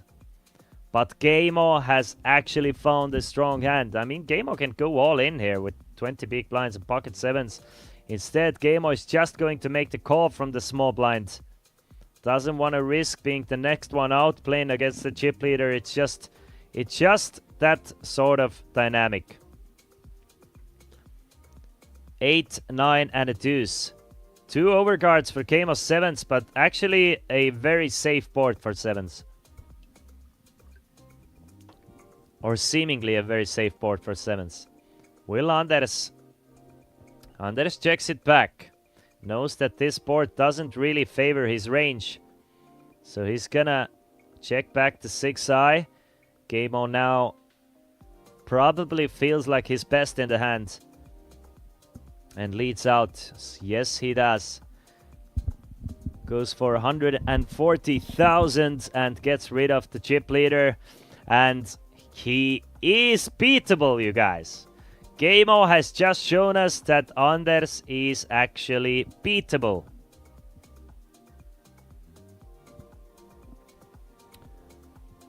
Of course, that was a small pot, but every great adventure starts with a small step. Or should I say every giant leap?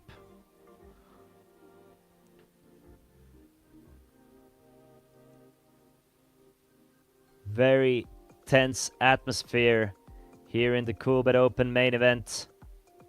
Anders folding 10-5 suited is kind of surprising to me. Opens the door for Gamo to actually pressure these guys.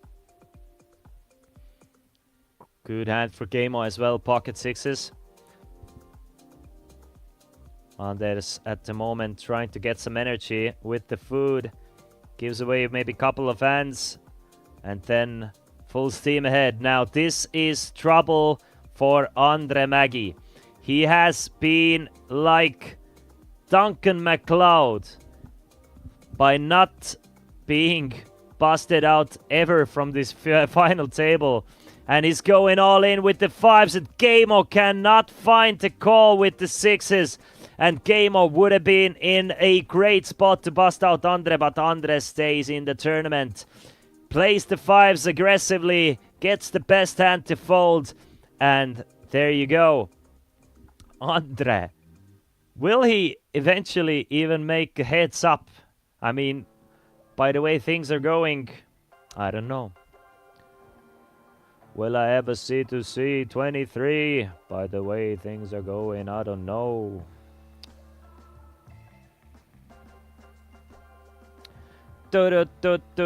Guys.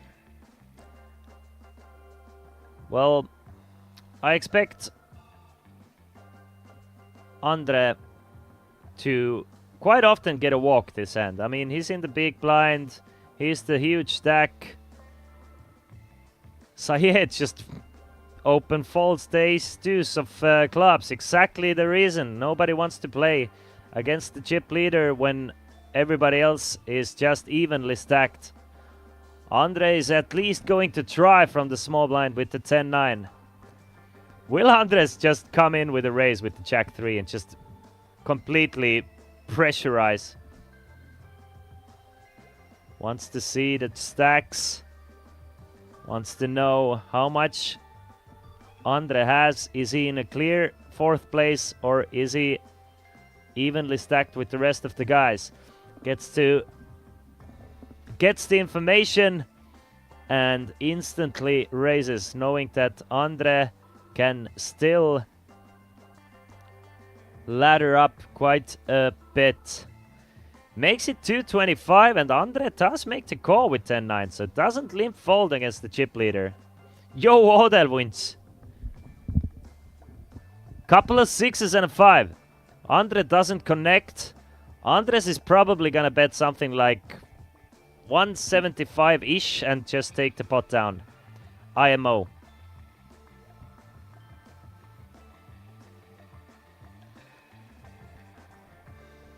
Let's see if I'm correct. Here's the bet.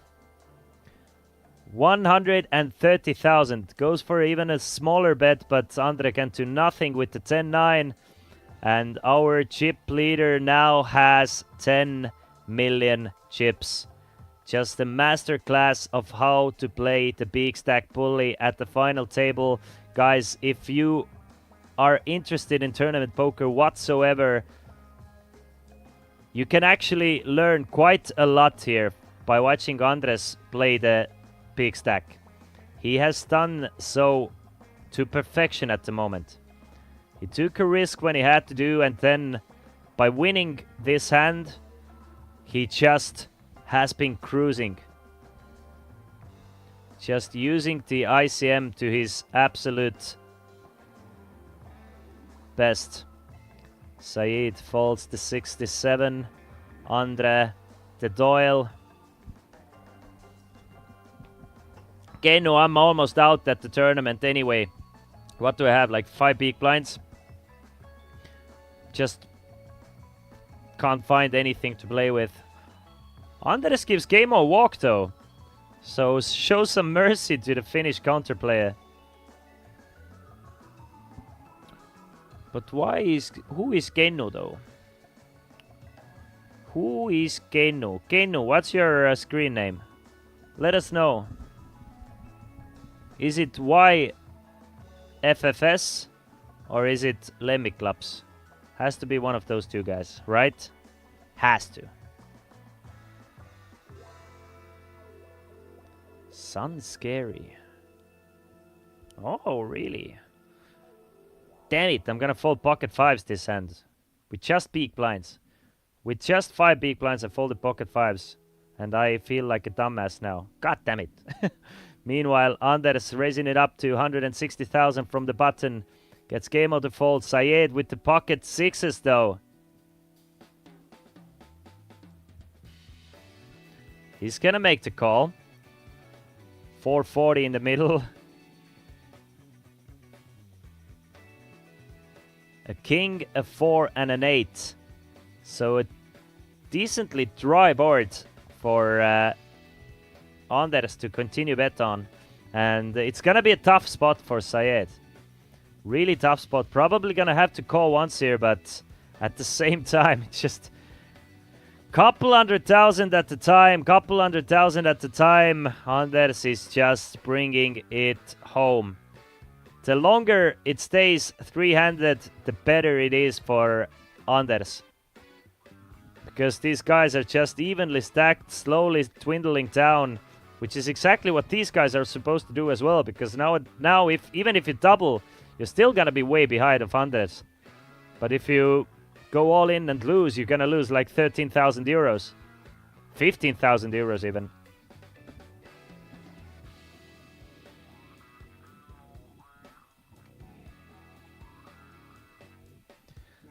So the best case scenario for Anders is for this table to stay three-handed for as long as possible. Anders 160 is the raise. Keimo cannot play the 7-4. Sayed folds the check 5. Andre the 7-5. And it looks like another 200,000 to our chip leader. Just unstoppable force.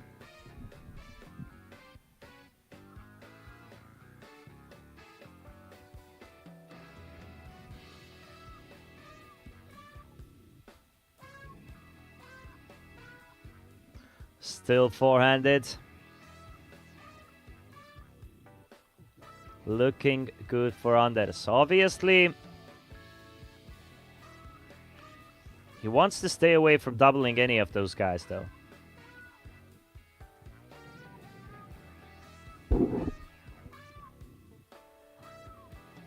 But if he can manage to just pick up the blinds more often than the rest of the guys, he's slowly gonna just accumulate all the chips until heads up, and then anything is possible. Andre, ace 10 of clubs, definitely strong enough to go all in against the chip leader. And I think all in is the best move here as well. You don't want to kind of start like trapping here. So Andre is going all in, but Anders will not call the all in. Andre back up to 1.3 million in chips. Let's go Keino winning a huge pot in the viewer tournament. Keino, show Casino Patron who's the boss, because unfortunately this tournament I cannot do it myself, but you have to do it. Keino, I will pass the torch to you.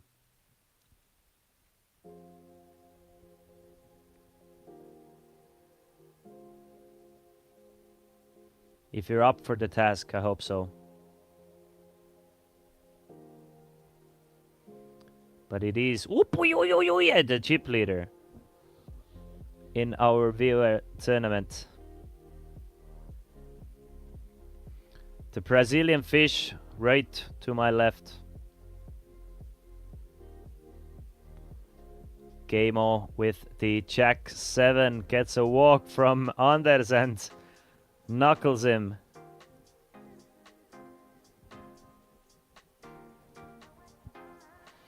Of course, bro, yesterday you did, and I said I don't, I'm doing it today then.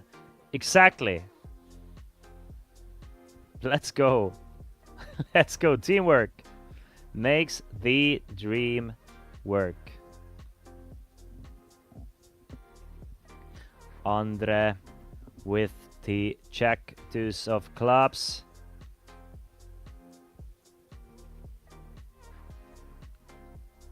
Folds.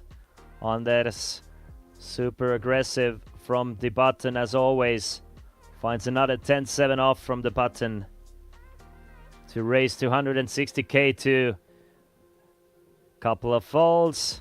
Anders 200,000 richer again.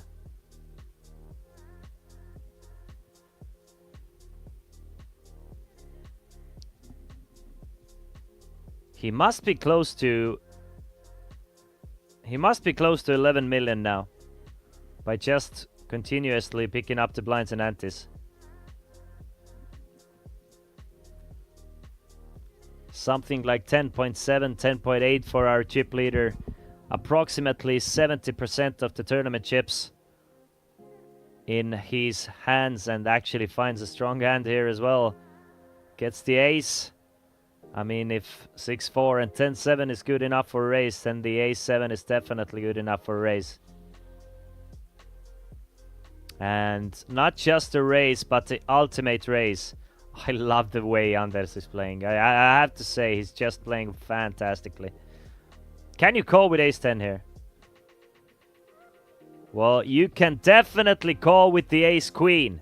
Ace-queen is a bit too strong, and Anders is probably gonna double up Andre here. Obviously, Anders still has 31%, but can the sun run continue? I love the shove with the ace-7. Runs into ace-queen of Andre, but Andre has been the invincible force here.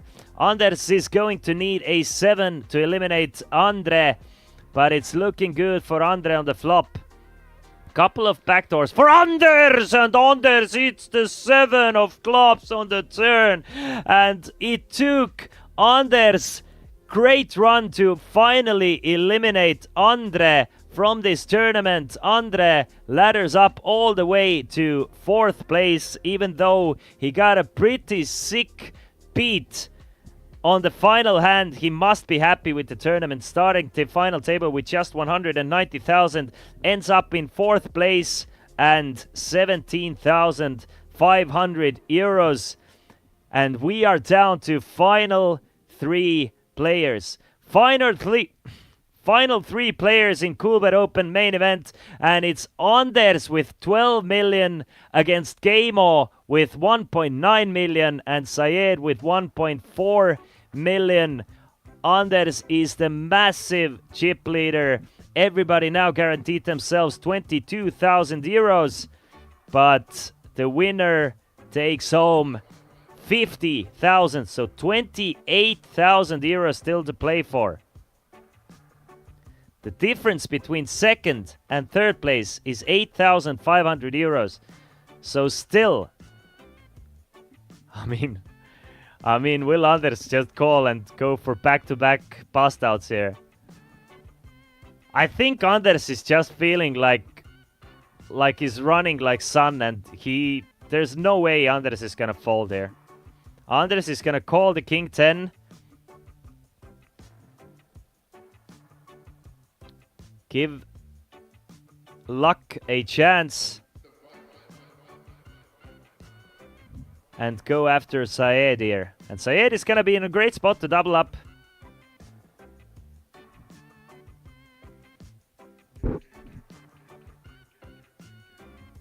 I'm actually impressed. I'm actually decently impressed that Anders actually folded the king 10 there. The way he's been running, the way it's been going, it feels like Anders was definitely going to call here, but I mean, actually a good fold from Anders. He was behind. And as Casino Quinn says, 5 Estonians in the final table and 0 made it to top 3. And I think at one point it was 4 Estonians with top 5 stacks. But unfortunately, the way it usually is here in Estonia, the trophy must go away from the home country. Anders calls with the 10-4.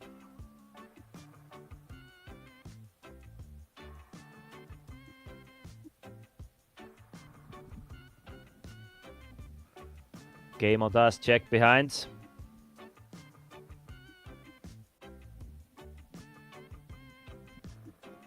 King 6 and a deuce. Anders with a 10 high flush draw. But Gaimo still ahead with check high. So checks through and Anders hits the 10 on a turn. Takes a massive lead in this pot. 240k in the middle. Bets for 125,000. 125,000 is the bet. And Gaimo cannot do anything with his Jack 3. And Anders does show the 10 of clubs to Gaimo. That he's not bluffing Gaimo. He hasn't been bluffing Gaimo too much either, actually. So he's not actually wrong with the implied implications of saying that he's not been bluffing Gaimo too much. Feels like he has too much respect for Keimo's play. But at some point, you kind of have to do it.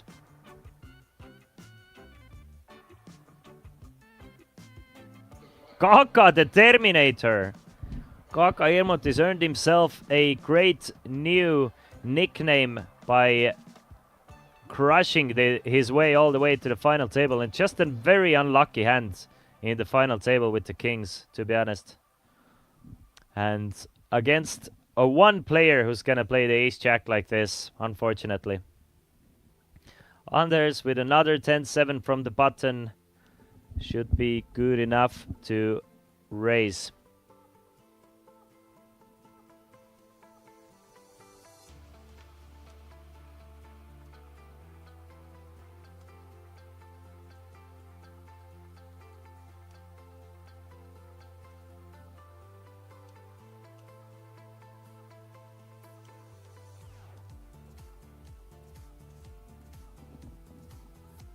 Syed wakes up with ace-king, and Anders is gonna fall to 10-7. That's exactly what it's gonna take.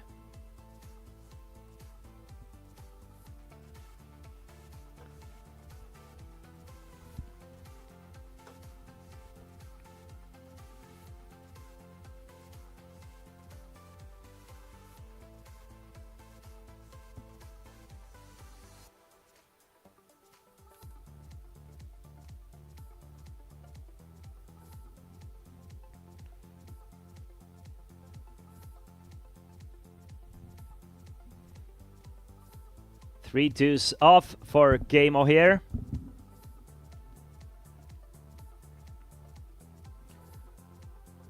Syed will fold as well, so Anders gets another walk here.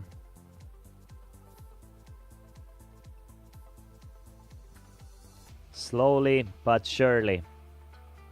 12 million for Anders. Keimo and Syed super evenly stacked, both with 1.7 million, and the difference between second and third is 8,000 euros.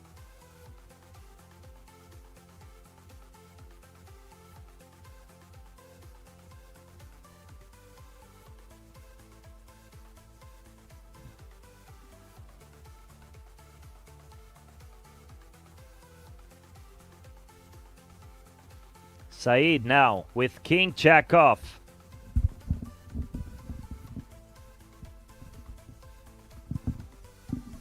Saeed folds the king jack. I'm honestly super surprised how tight Saeed has been playing this final table, but at the same time, I mean, he's guaranteed a spot in top 3, at least 22,000 euros. Just trying to stay away from as much trouble as possible. And when he has to put it in, he's gonna put it in.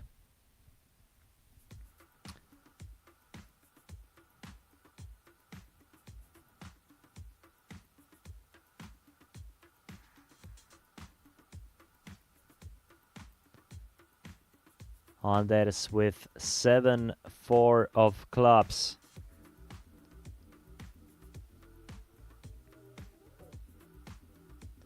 Raises it up to 160,000. Saeed does make the call with ace-deuce now, at least. So does defend the big blind. And we see a flop of king, jack 3, all hearts. What a great flop for Saeed now. Flops the nut flush draw. Anders bets 125,000. Saeed is just gonna ship it all in, and Anders obviously with just 7 high without a heart is gonna just bet fold to 7-4. So I mean, these guys are they're fighting back. These guys are fighting back, at least against Anders. He hasn't been able to increase his jack stack for the last 10 minutes, which is already a great job when you're evenly stacked with a very short stack against a massive chip leader.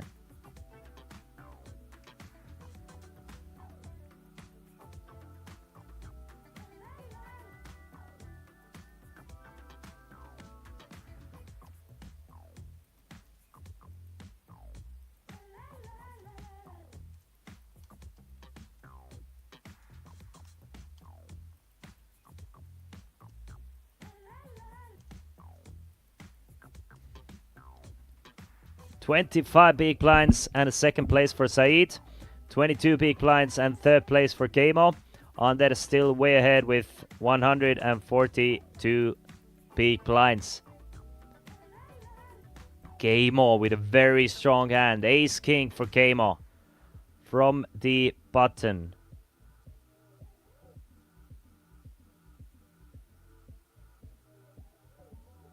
Now, all Keimo is thinking is, how can I get Anders to put all the chips in? And Keimo, instead of raising and hoping to get reshoved from Anders, he's just gonna raise all in himself with Ace King, and Anders with Ace 6 now. Now, the thing is, if Keimo min raised, Anders is probably gonna shove it, and Keimo is gonna get the result of getting it all in with Ace King against Ace 6. Now, by going all in himself, it remains to be seen. I would think that Anders would fold Ace 6 off. Ace 6 off, actually not a very strong hand to call. How big is the stack? More than 20 big blind all in. And Keimo seems a bit frustrated. Shows the Ace King.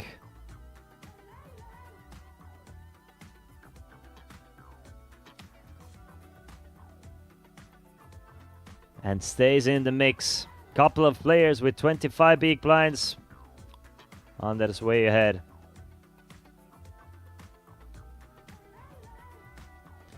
All these guys guaranteed themselves at least 22,000 euros.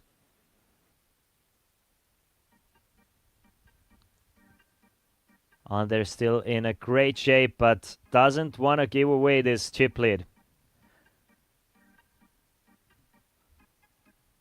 King check off. Strong hand, blind versus blind. I mean, 25 bigs. He could definitely shove it, but he doesn't really have to because the other players haven't been playing back at him. So you really don't have to shove it.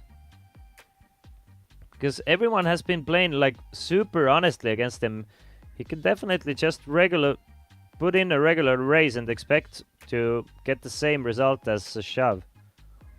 Against some opponents, probably shoving is the best move here in this situation, but he's gonna open it up to 190,000, and another small pot goes over to Anders this time.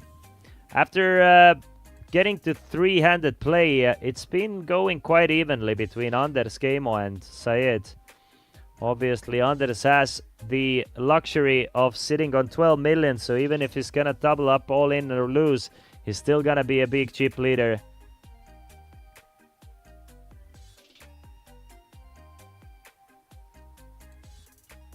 Anders now with Ace Queen.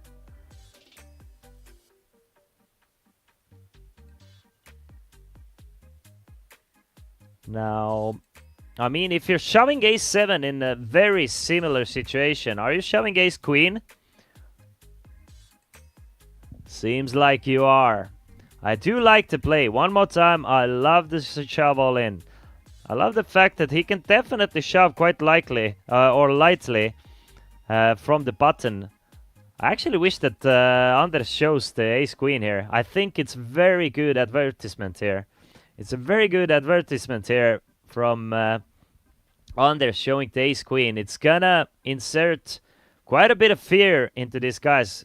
They're gonna know that Anders, by going all in on the button, he can definitely wake up with a strong hand. Sometimes people just tend to forget about it and think that they're just pushing with garbage all the time. But showing an absolute nuts here is gonna play, most likely gonna pay a lot of dividends if Anders is gonna continue shoving the buttons. Keimo. Game over. Not yet. Still in it. Saeed wants nothing to do with the King 4. And Anders gets a walk with the Jack 2s. Life is just good when you're a huge chip leader against two even stacks. It's just poker doesn't get much easier then. Now, when everyone is evenly stacked, that's when the difficult part comes in.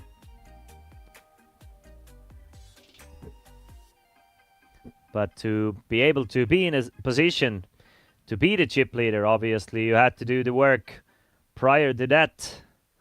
King 7 or Queen 7 for Anders.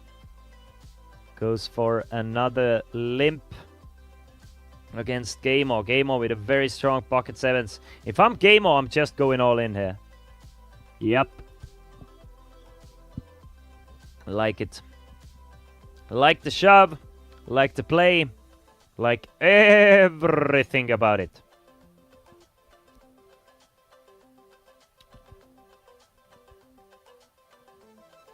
Saeed from Sweden. Gameo from Finland. And Anders from Norway. Which of these Nordic countries will come up on top? I mean, it's looking a lot like Norway, isn't it?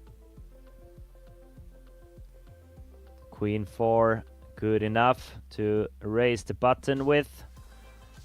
Now, unless Saeed and Gameo are gonna continue to find like semi-premiums or premiums, then it should be easy for Anders to just pick up the blinds and antes and get them short. But Gameo and Saeed have been finding quite a few ace-kings, pocket pairs, and strong-ish hands to maintain their stack. But it's not gonna be easy in the long run.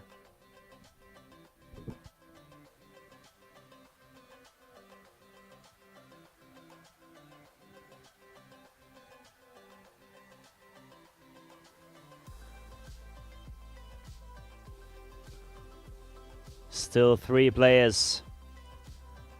28,000 euros to play for here in Coolbet Open main event. And another walk for our chip leader.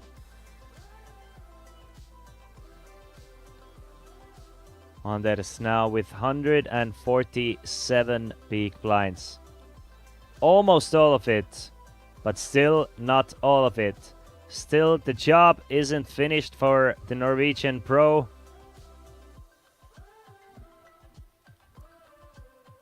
But the strategy is set.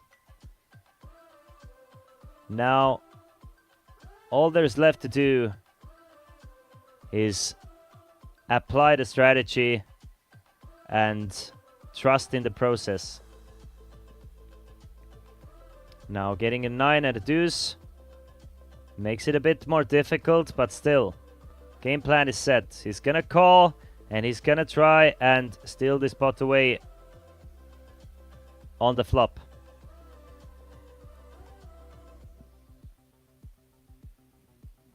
Calls for 40k. Gameo does check behind with the king 7. And we see a flop of queen 6 8. So 80k, 100k. Nah, just a check. Just wants to make sure that Gameo didn't hit the flop so he can try and steal it away on a turn. I mean, Anders gets a gut shot straight draw, but Gameo adds an open-ended straight draw with the 5 of hearts on the turn. So I'm guessing Anders is gonna bet, Gameo is gonna call, and now we get to play some rivers. 175,000 is the bet from Anders. Gameo makes the call. There is 590,000 in the middle, 6 of spades on the river. Will Anders fire one more time? We could see that it's probably going to work should he bet.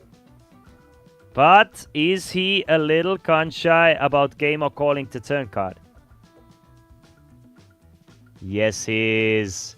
Yes, he is. Anders gives up. Gameo is trying to figure out if he should bluff or not. We could see that there is no way for Gameo to lose this hand unless he's betting. Because once he's betting, he's opening the door for Anders to possibly re-bluff him out. The bet is 275,000 chips. Now, by Anders' body language, he's trying to figure out what Gameo is betting, trying to save face a little bit, but the only way for Gameo to lose this hand was to bet and open the door for Anders to re-raise. Most likely the bet is just... It's just not gonna happen. And Anders is just, for some reason, I don't know why he's Hollywoodding here.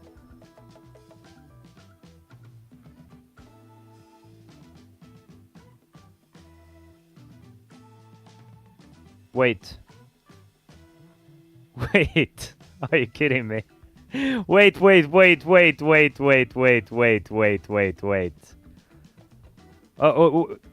Stop it. What is Anders doing here? Was that a call with 9 deuce off? On a board where you absolutely beat nothing? Wait, what? I mean, Game-O did turn over to King 7. Game-O definitely won with the King High, but what the hell was that? I mean, I get it. You kind of want to... You grew up watching Tom Dirt 1, but this was not the spot where you should call with 9 high. That was definitely not the spot. And maybe you feel like you're a huge chip leader. You can definitely like splash around a little bit and make some jokes. But I mean, we're still playing for 50,000 euros. I am just confusion. I'm trying to figure out. I mean, of course, yeah, you can beat exactly 3-4 off your head against with 9 deuce, but I am just absolutely flabbergasted with this hand. I mean, we can't even say that Anders misread his hand because he once Game-O turned his King 7 over, Anders instantly threw his hand to the muck, so he was value calling with the 9 deuce.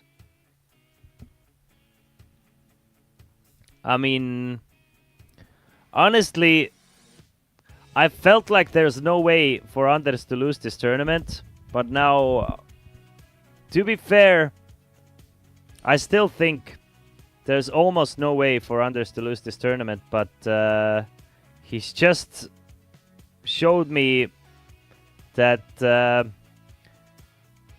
he could go off the rails a little bit. So let's say Anders loses an all-in against Game-O. Game-O doubles up to 5 million and he goes cuckoo again. Then I just started to see a world where Anders might actually not just slowly but surely win this tournament. What a hand. Well, Said, with 14 big blinds now. The blinds have gone up to 50,000, 100,000. And Anders just hasn't figured out Game-O. He's been kind of struggling against Game-O here. The limping strategy from the small blind hasn't been working that well. Now tries the raising strategy to 250,000. Game-O just finds a perfect hand to wake up with the ace queen off. Goes all in, Anders folds. I mean, we might still actually have a decent poker game coming up. It feels like for like 2 to 3 hours it was all going Anders' way, and now it's not slipping away from him, but Game-O is definitely fighting back. And Said, I mean, give him a couple of pots, then all of a sudden Anders is back down to 10 millions in chips and it doesn't seem so sure anymore. Anders keeps the pressure on though with the 6-4. I do love the fact that he's still continuing to raise. He needs to do so. At some point, Game-O and Said are not going to wake up with great hands. But Game-O has built up some confidence here against Anders. Game-O is smelling blood in the water And now going after Anders with King 7, or at least thinking about it. Keimo, an experienced poker player. The fact that he was even thinking about it when, and again, Saeed now wakes up with a monster. Saeed going all in for 1.3 million. A bit unlucky for Anders, but I mean, after the 9 deuce hand, I think it's deserved. It's deserved. If you're splashing your chips away that way, even if it's just for 275k, you can't disrespect your opponents the way Anders did and just give them 275k and imply that you're gonna win anyway. I think you need a bit more results and a bit of a better resume to be able to do that.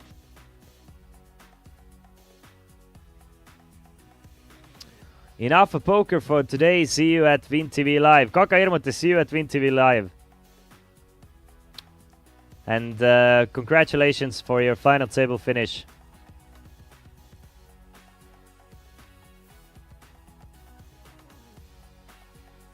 King Queen for Keimo now.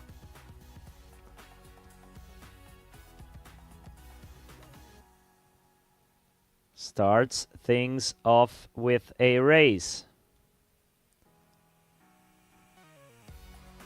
Makes it 275,000. Saeed finds ace 10 off. Actually, another. Oh, baby doll. Anders with pocket nines. Now, I mean, Anders is gonna re-shove with his pocket nines. Keimo probably. I mean, Keimo has to fold to King Queen now.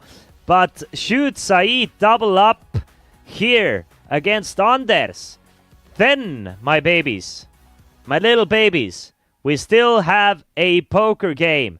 But if Anders is gonna win this pot, he's gonna be a massive chip leader. Pocket nines against ace 10. Saeed needs an ace or a 10 in the next 5 cards and gets both. Gets the ace, gets the 10 and takes a commanding lead in this pot. 5 of spades on a turn. Now Anders needs a spade to chop or a 9 to win and doesn't get either. The absolute nuts for Saeed. And ladies and gentlemen, what seemed to be over just 30 minutes ago is far from it. Saeed now back up to 3.6 million in chips. Keimo 2.2 million and Anders 9.3 million. And shoot Saeed double up through Anders one more time. He's our new chip leader, by the way. So,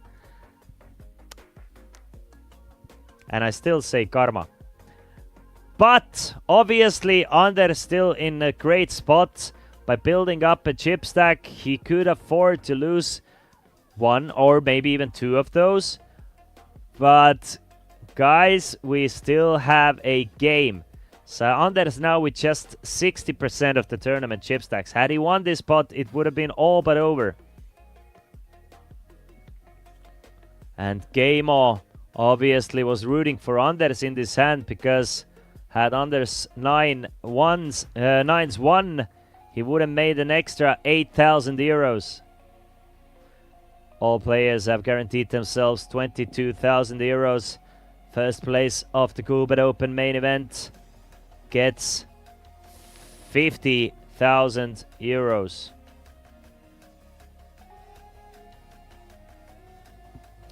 Pocket 6s now for Saeed.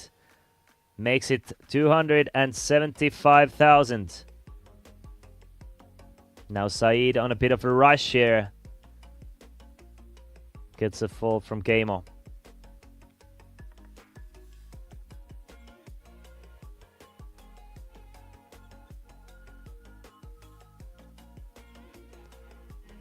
We still have a poker game.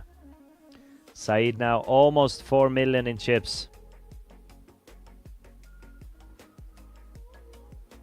Keimo now our short stack with 2.2 million. Anders with 10-8 of spades.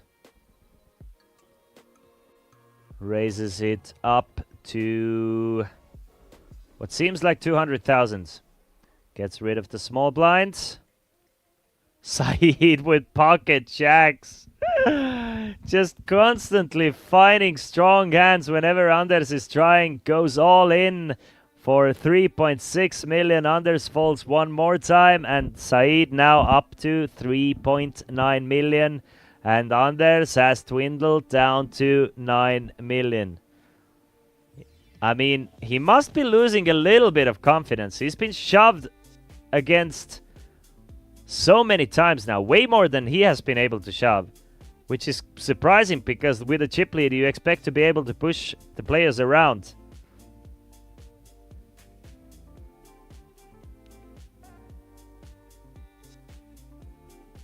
Gamo with 19 big blinds trying to make miracles happen here. Should Gamo double up through Anders, then we definitely have a whole new ball game. Anders a little bit looks like Estonian actor Sander Rebane. He does, doesn't he? I just knocked Bubble out of the tournament and the money is here, baby. Let's go, Genno. Nice. Nice, nice, nice.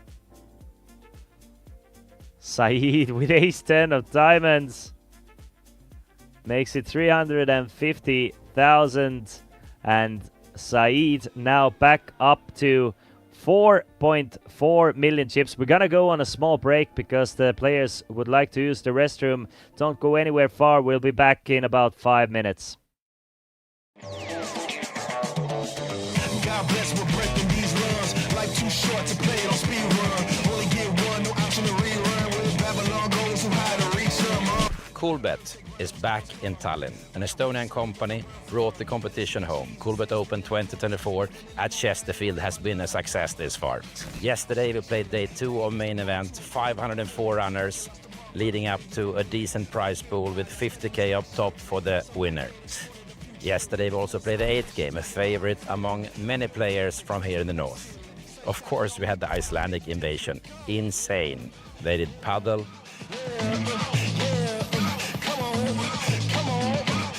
And then they partied. They partied like no one else.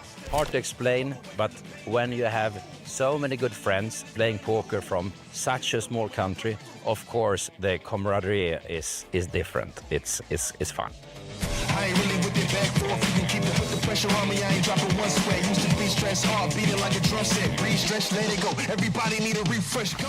Today, what's the focus? We have 3 finals. We have the final in Sweden. We have the final in Mystery Bounty. And of course, we have the last 27, the final day of main event. Again, 50k on top for the winner. But it's not over with that. We have 6-7 side events, and one of the major side events today will be the ladies event.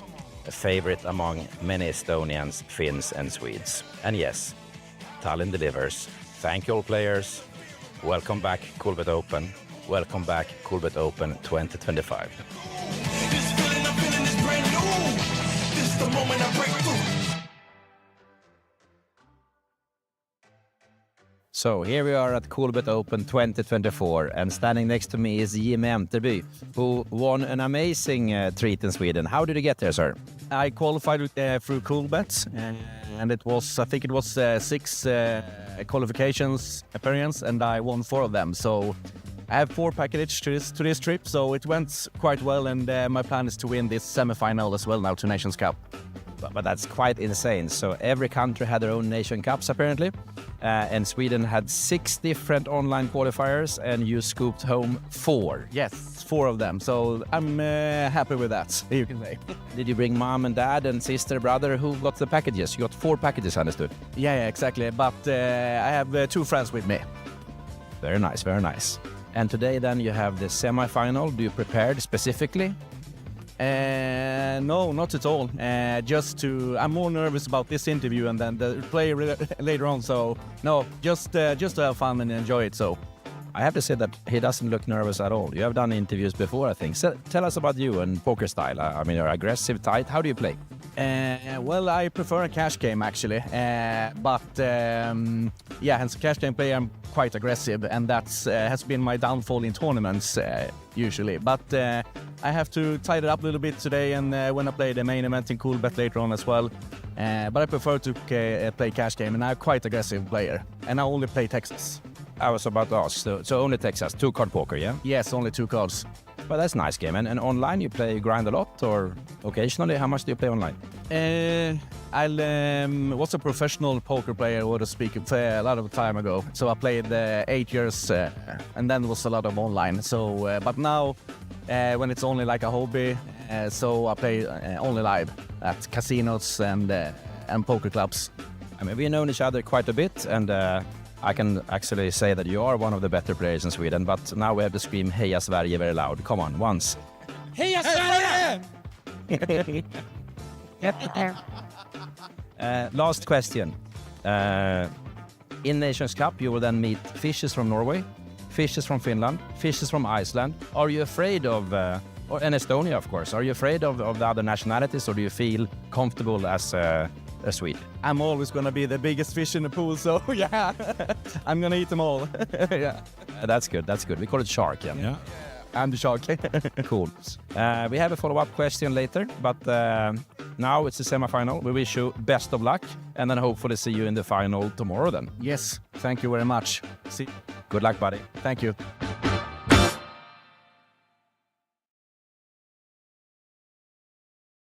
What a finale. We have a winner, Raiko Kok from Estonia, Tartu. Congratulations. Yes, thank you.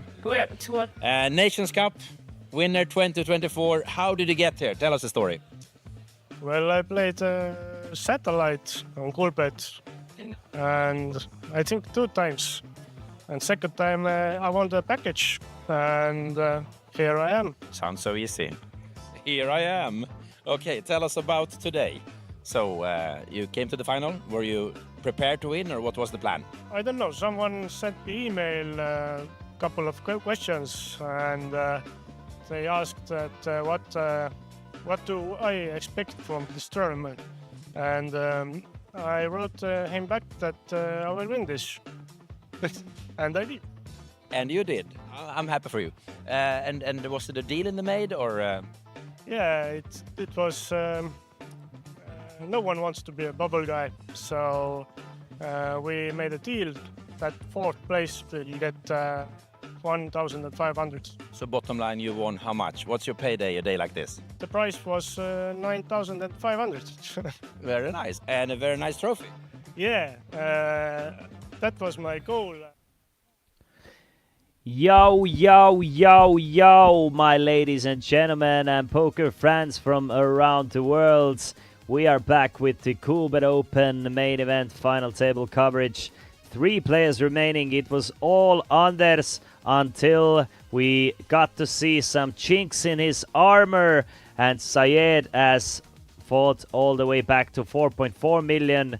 Gamo still with 2 million, and Anders obviously still our chip leader, but everyone has guaranteed themselves at the moment 22,000 euros. We are playing for 50,000 euros. Players are back from their short break. And you can see the players already busted. Tavi, 9th place for 4,600. Kaido, 8th place for 5,800. Esko, 7th place for 7,700. Einar, 6th for 10.3. Vadim, 5th for 13. And up until this point we've come. And it was Andre who finished in 4th place, starting this final table with just 190,000, laddered all the way up to 4th. Got a pretty bad beat from Anders, getting it all in with ace-queen versus ace-7. The 7 on the turn sealed the deal.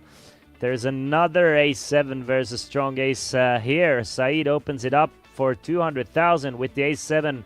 And Anders is gonna come over the top here with the ace-king. Makes it 650,000, and that's enough to get rid of Saeed here.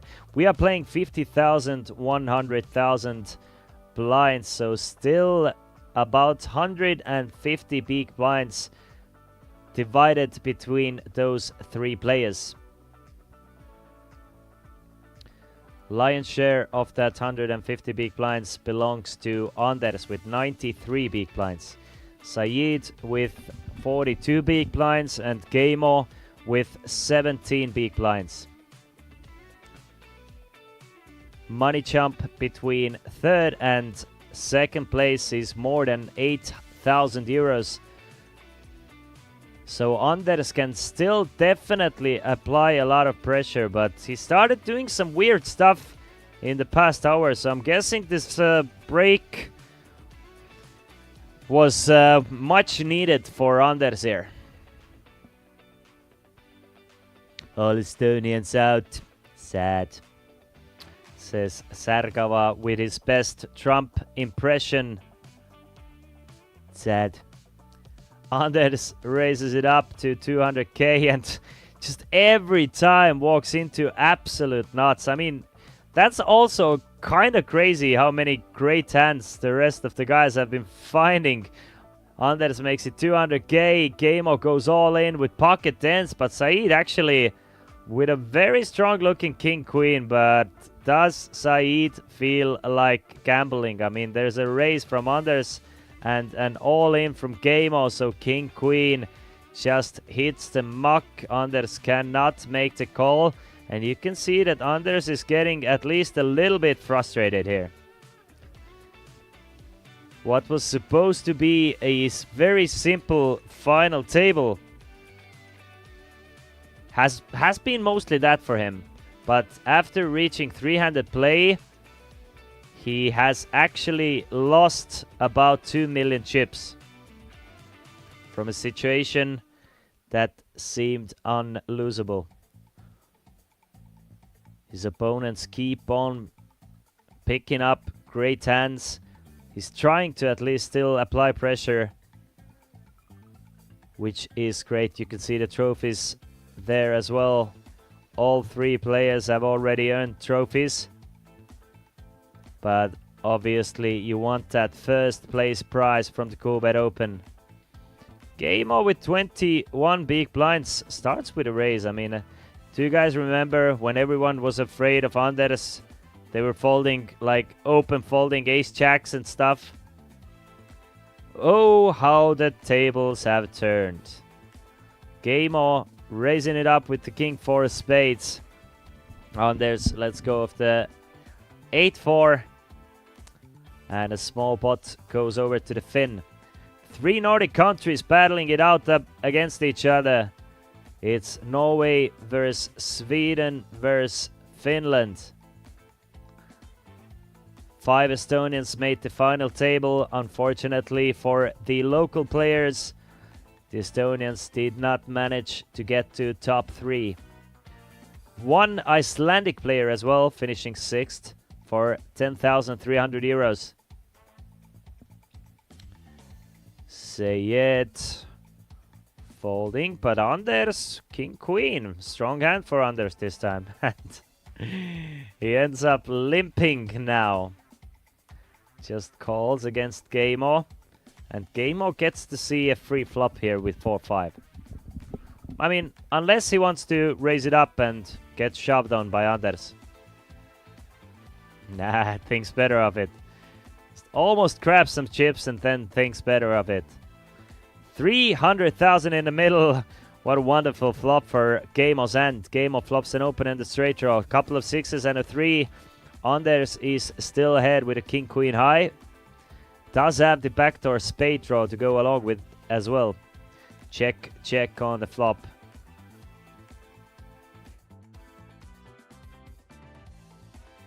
Excuse me. Excuse me, the 4 days are starting to catch up to me. 6 of diamonds on the turn. Another check from Anders. And now Gaimo will bet 150,000. I think Anders will call this bet. And something tells me, by the way this final table is going, Gaimo is gonna hit either 7 deuce 4 or 5. Yep. Just felt it in my bones. because it's starting to slip away from Anders ever since that 9 deuce hand. And sometimes just gods like to laugh back at you. 600,000 in the middle, and Game-O has a great value betting spot here. Goes for 325,000. Now Anders in a bit of a pickle here. What is Game-O playing this way? Trying to figure it out.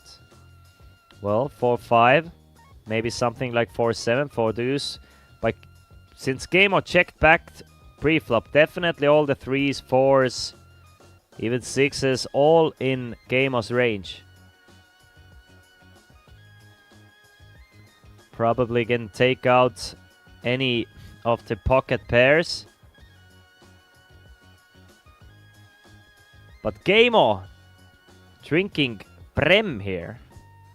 The Estonian. Top 2 best beers. As all Estonians know and can confirm. Second best beer in Estonia.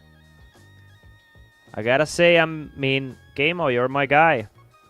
You're my guy. It was Anders until recently, but I have to say it has to be Game-O. I mean, it's not a call with 9 deuce this time. King Queen call is pretty much understandable, but one more misstep from Anders and his monster chip lead is just dwindling down.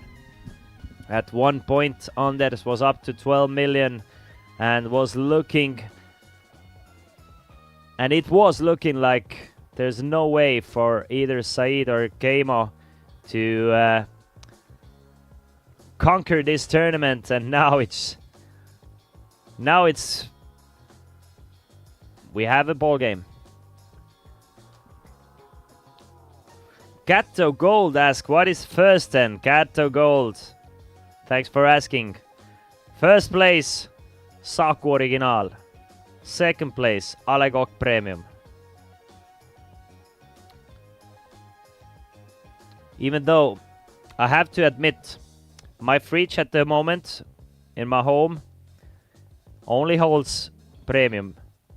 But it's Original is still number 1. It's deep in my heart. Saeed finds ace-jack. I mean, this is kind of getting ridiculous how many strong hands Saeed and Game-O are finding against Anders' openings. Because they're playing pretty tight, but they're getting good hands to play with a tight strategy. Check call on the flop, 750 in the middle. 4 of diamonds on a turn, giving Anders an open-ended straight draw. Third place double buck. Nah, casino going. Who do you think I am? I am a beer savant.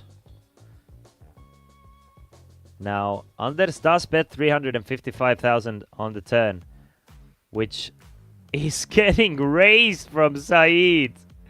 Just 0 respect left for our chip leader from Saeed and Game-O. Just absolutely pummeling the chip leader Anders around. Makes it 800,000 on a turn and trying to represent a 9. It's a weird spot for Anders as well. He does have the open ender. He's getting decent odds, but I mean, Saeed is representing such a strong hand that you might not even feel good about chasing.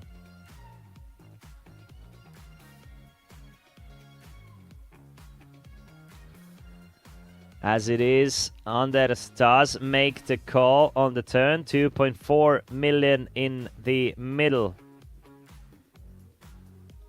Needs a 5 or a 6 or a 7 or a deuce. Doesn't get it. It's instead the 4 of clubs on the river. Such a weird hand. I mean, if Anders, even if Anders finds a bluff on the river, now Saeed might actually end up calling with the ace-high.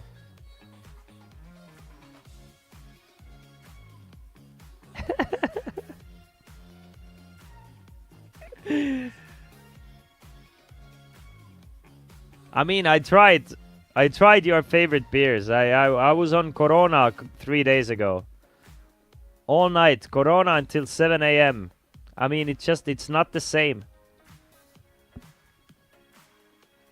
Well, one of your favorites. Really, Anders trying to figure out what to do on the river and does give up with the 6-eye. Seems visibly surprised to see Saeed with the ace-jack, and Saeed now up to 5 million in chips. Anders from peak has lost more than 5 million. With the blinds being 500,000, I mean 50,000, 100,000. We have a decent marathon coming up, it seems like.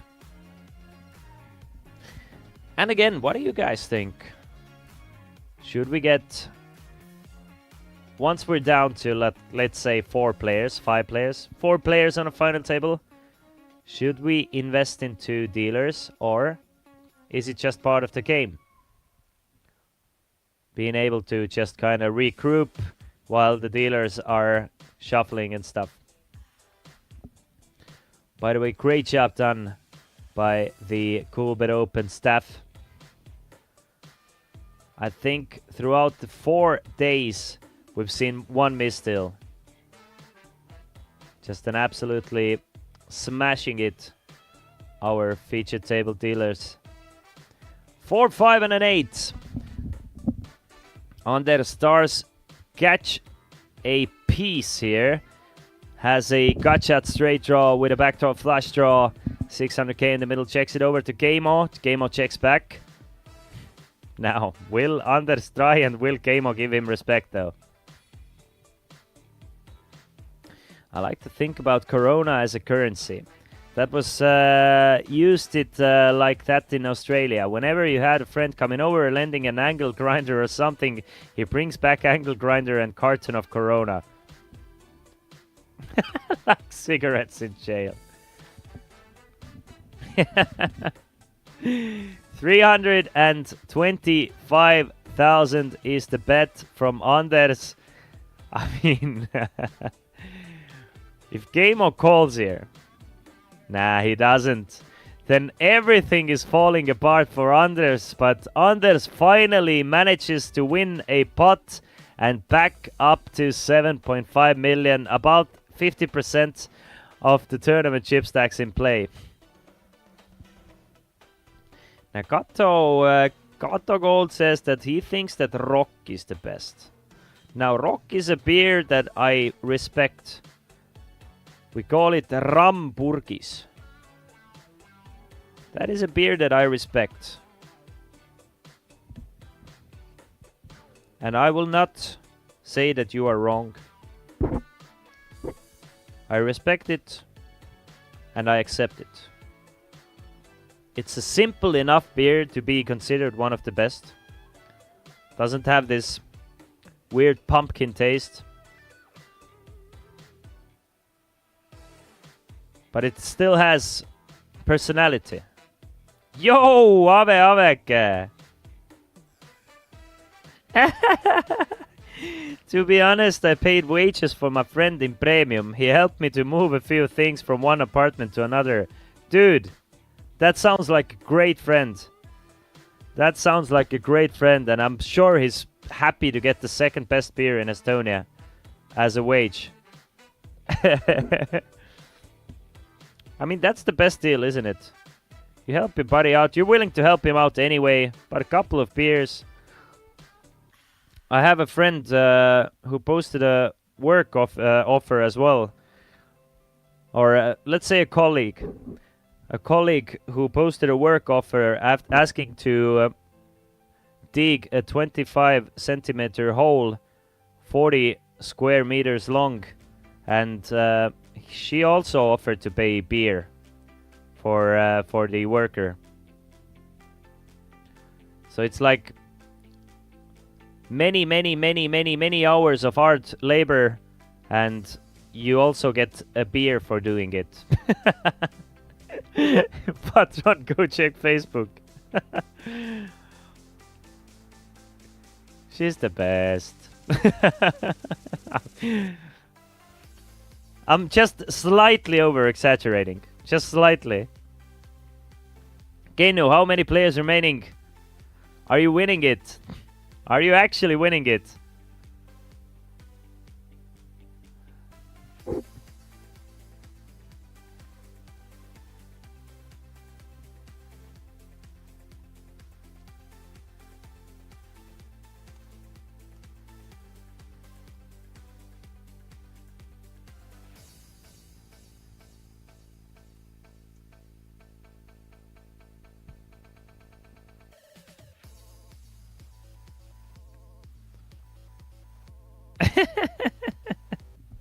Isn't it easier to rent Tiger than few slaves with shovels? Just remember, Casino Patron, that you have to bring your own shovel. The shovel isn't provided. Only thing provided is the beer after work, but you have to bring your own shovel. 3 players remaining in the tournament, and you have 2 times the bigger stack than the second place Geno, literally crushing it. Gamo trying to crush it by raising the ace-6 from the button. Anders does defend with the queen deuce of spades. Jack 8 and a 9 on the flop, so a gut shot straight draw and a backdoor flush draw for Anders. Now a gut shot straight draw and a flush draw for Anders. If there's been one player who's been folding to Anders' bets like this, it hasn't been Syed. It's been Gamo. So if I'm Anders, I'm really considering betting here.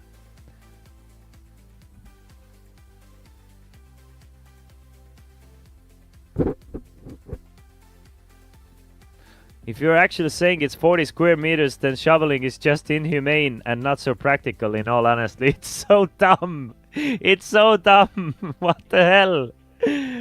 But it is a funny offer.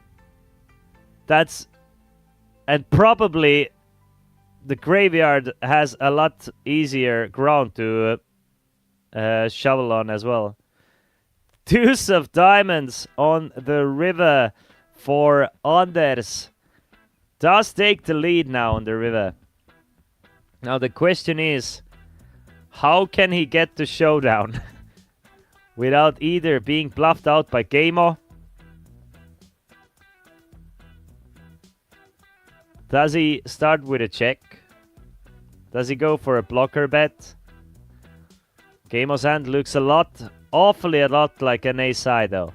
But it definitely could be something like an 8-7, so a blocker bet seems to be in order. There you go. Goes for a nicely sized 125,000 on the river. Now there is a chance that Gamo wants to turn his ace-high into a bluff now.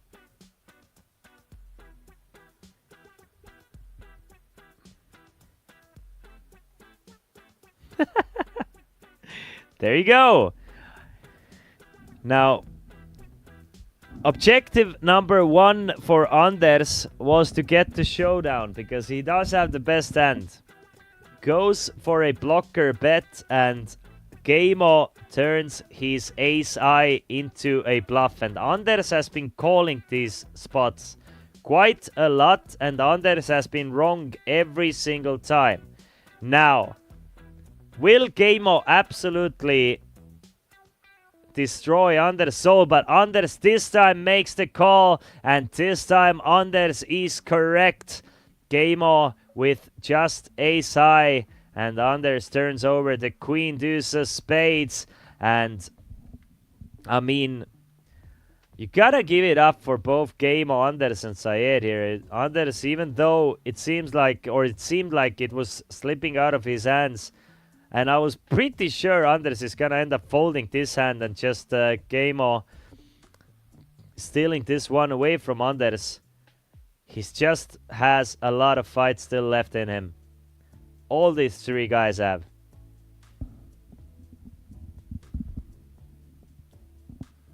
As Syed busted me yesterday, I can't really root for him. 3-3 versus Ace Queen pre all in. Syed has played an interesting style of poker. It's been working out great for him. He's definitely has been too tight at some spots and then definitely too wide on another spot. So he seems to be one of those field players, and his feelings are working out well for him at the moment.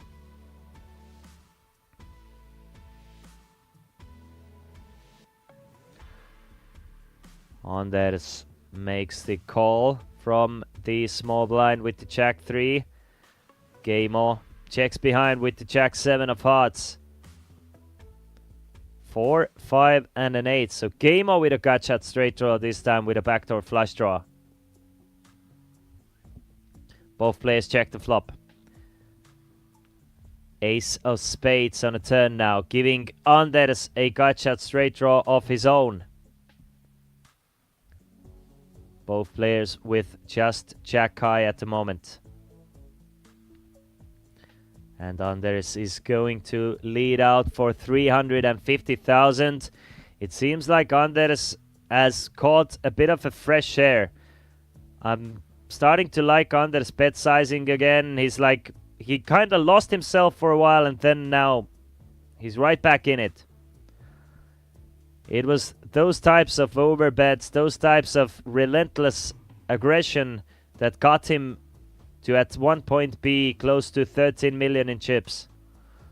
Then dwindled back down to 6.6 and now back up to 8.9.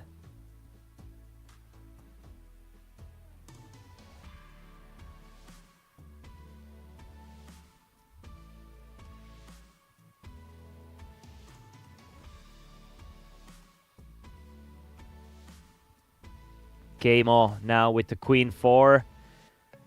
Getting spookily short stacked.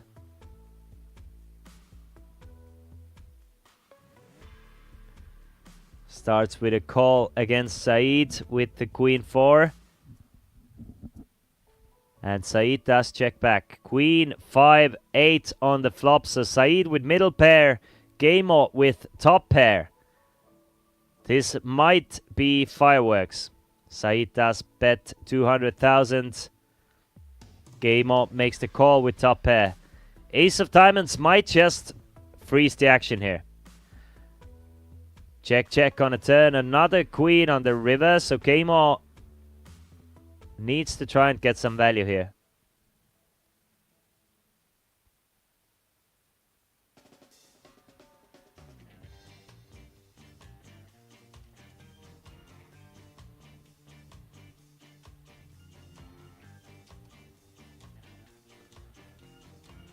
It is a bet of, seems like a decent sized bet on the river, but Saeed doesn't even pay it off. Just completely believes that Gamo probably has the ace or a queen.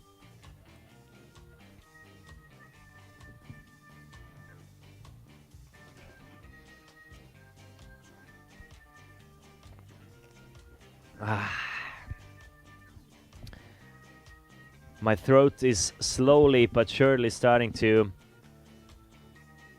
let me know that, yo, it's here. So I expect Anders to switch in another gear now with the chip lead. If it's not gonna work out, it's not gonna work out, but let's go, let's go, let's go start putting the pressure up. I wonder if this guy's at some point, should the stacks even out even more? Would these guys be willing to at least consider a deal? I find it hard to believe with Anders still in the tournament, but you never know.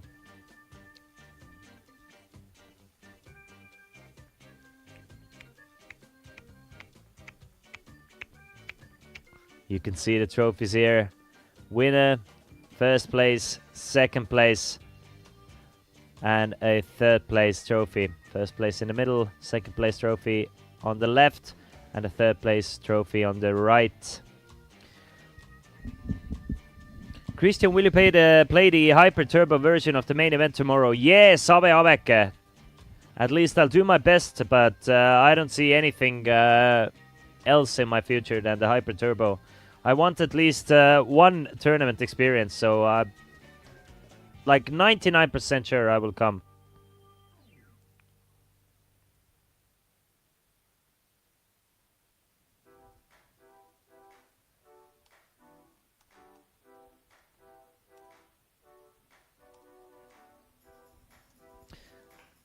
Ooh, look at that. Gamo has found pocket jacks and Saeed with pocket sevens. More likely than not, Saeed is going to make the call against Gamo. And Gamo will be in a great spot to double up. But if Saeed gets away from the sevens, it would be such a sick fold. Wow. What a scenario. I mean, I'm not even sure if it's a correct play, but the fact that Saeed just raise folds sevens against an all-in of Gamo, how are the chips gonna get in? Are we gonna need like aces versus kings? If Anders is not gonna like slowly chip up, then how are we even gonna get the chips in? I think the blinds need to be something like 250, 500 for the chips to get in somehow. Because it's a 20 big blind reshove and sevens just folded. That is very surprising to me. Anders at least is trying from the buttons. Usually runs into pocket tens in these spots. Like every time he's been opening buttons, it's like somebody waking up with a huge hand.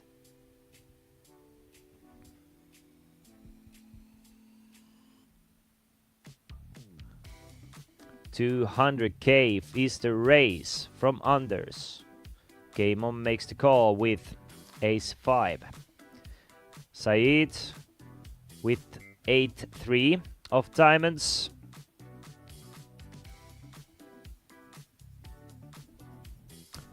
So 3 ways to the flop. 600K in the middle. Does not work out for the button players raise this time. Interesting just call from Gamo, obviously, with just 20 big blinds. But Saeed hasn't called yet. Or has he? Yes, he has. Yes, he has. And we see a flop of queen, 8 and a 6. So 2 players with a pair of 8s. Saeed with a flush draw to go along with his pair of 8s. Couple of checks over to Anders. Now about to bets 200,000. I think that should be enough to get rid of Gamo though. Yup. Gamo's gonna fold. But Saeed does make the call with his pair of 8s and a flush draw. So 1.1 million in the middle. 4 of spades doesn't change a thing. Both players playing pair of 8s with a king, queen, 6 kicker. So Anders' kicker does not play. And they will chop up Gamo's money here. Second place this time. Not so strong like you, but almost made it. Genu, who was the winner, by the way? Genu. Good. Congratulations on second place. It's like 500 euros for second place in today's viewers tournament. So not too shabby of a score. Obviously, Genu, you are rich as a troll. You don't need the 500 euros, but the second place feels good. And it even though you don't need the 500 euros, or even you probably don't even want the 500 euros, but the fact that other people don't get the 500 euros, that's the reason why you play. You just take it away from the rats and keep it to yourself. It's safer in your hands. Congratulations. I wish you won. Then even less money would go to the poor people, but I'm happy for the second place at least. And thank you for showing the respect that I actually do deserve, because I am the winner of yesterday's 10-cent tournament. Just absolute destroyer of poker. Obviously, No Limit Hold'em, not my game. Not gonna cash there. But give me PLO.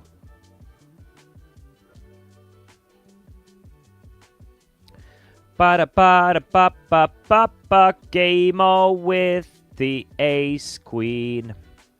20 big blinds. And the absolute nuts, basically. Makes it 225,000. Gets rid of Said. And Anders. Oi, oi, oi, oi, oi, oi, oi, Ozzy, Ozzy, Ozzy, oi, oi, oi, oi. Anders might even shove here. I mean, definitely a universe where Anders is shoving to King 9. But not the universe that we live in. Or at least not the multiverse. Calls pre-flop and flops top pair with a very strong kicker. 600,000 in the middle. Game-o has been checking these spots behind. But ace-queen maybe a bit too strong of a hand. So he's going with a tiny bet of 125,000.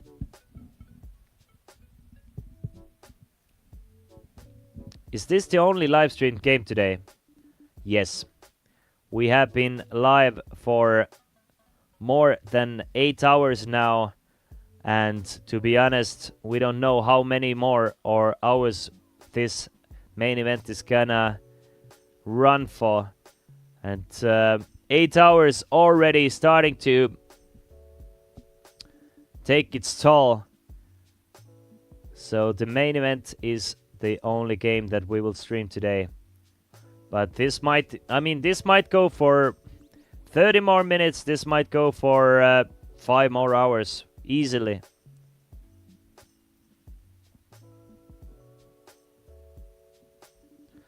Okay, Anders does raise it up to 400,000 on the flop, and Game-o gets rid of the ace-queen.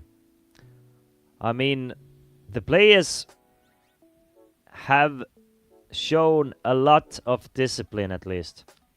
We have seen some impressively disciplined poker from all three of those guys.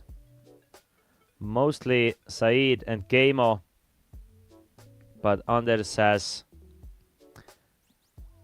played very well himself as well. Just keeping the pressure on as much as possible.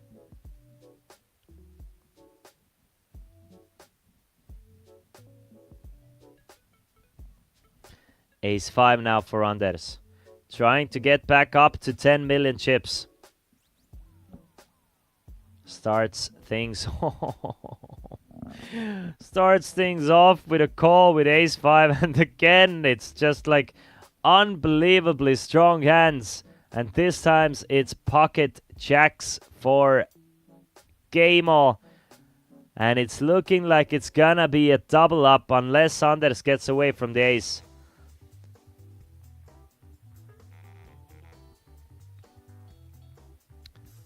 It's really looking like, I think Anders was limping to possibly call the all-in.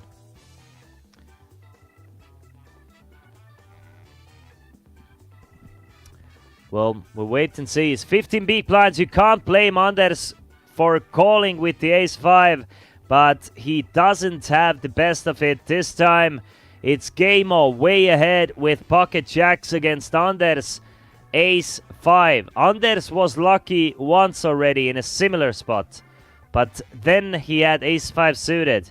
Now it's ace-5 off. He's going to need to get the ace on the river to eliminate Game-o in third place, but doesn't get it. And Game-o, right when he gets out, they pull him right back in. Game-o back up to 3.1 million. Anders down to 7.9 million.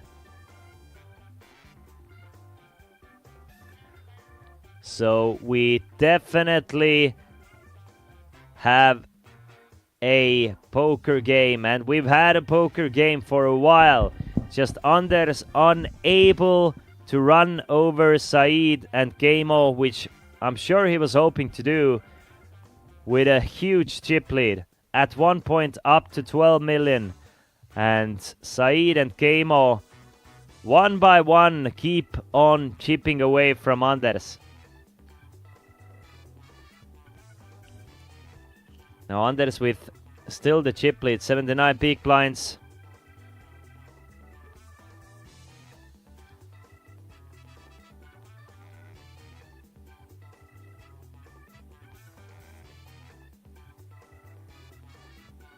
Anders makes it 200,000. With the king 4, Saeed makes the call with the king 3. Now has plenty of chips to play with. 550 in the middle, and it's 5, 7, and an 8. So a cut shot straight draw for Anders. Saeed with a backdoor flush draw.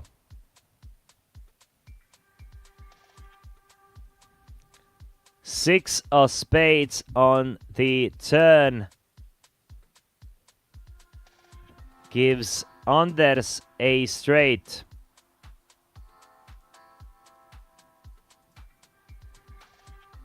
And he's betting out with his straight and wins a small one. Now back up to 8.3 million. Here's the trophy that these guys are playing for.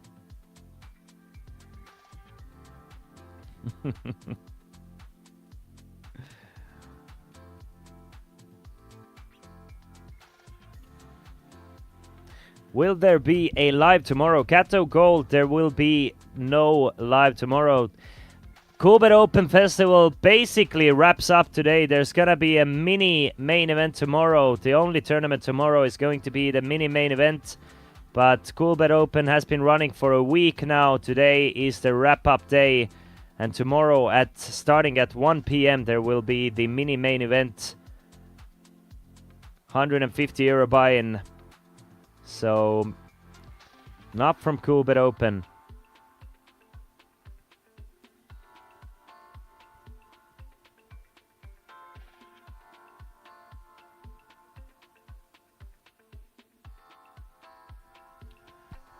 Couple of jacks and a deuce on a flop here between Keimo and Anders. Anders ahead with his queen 10. It was Keimo who opened it up with a raise to 225,000. Anders defended the big blind.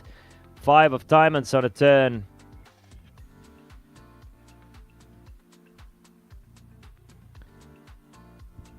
Now, will Keimo be able to steal this pot away from Anders? Anders will at least give him an opportunity to do so. 225,000 on the turn, and Keimo evens things up even more.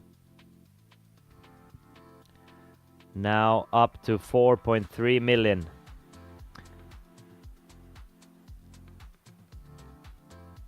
Now, what should these guys do to break through this cycle? What should Anders do? Should he start raising more? Should he start raising less? It seems like Keimo and Saeed are hanging in there, and when the chips are going in, they're ahead. Like, once there's 5+ big blinds going in, it's always Keimo and Saeed being ahead. But those small bots going to Anders though. So Anders should recognize that Keimo and Saeed, they're playing a little bit pre-flop, but if they're calling the flop basically, they have something stronger than you would expect. So either you have to go for 3 strong barrels, or you just give up and continue barreling with stronger value hands, and just go with the regular C-bets. And that's it. Anyway, it's Anders raising it to, oh jeez, 275, and Keimo just making the call with the ace-queen. 650k in the middle.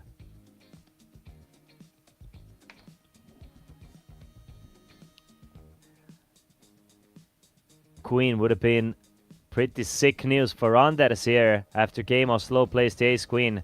Ace-queen, the absolute monster of a hand, 3-handed. But wait for a flop of 6, 8, 9 to start betting. Just the worst possible flop for ace-queen. But still continues. And getting some value here from Anders as well. Bets 175, gets a call from Anders. There's 1 million in the middle already. And Gaimo with by far the best of it. Such a scary board though. I mean, whoever bets first wins this pot. If none of these guys want to bet, it's going to Gaimo obviously. And Gaimo just turns his ace-queen into a bluff. And another 1 million chip pot will head over to Gaimo's way. I just can't see Anders doing anything but folding here with king-queen.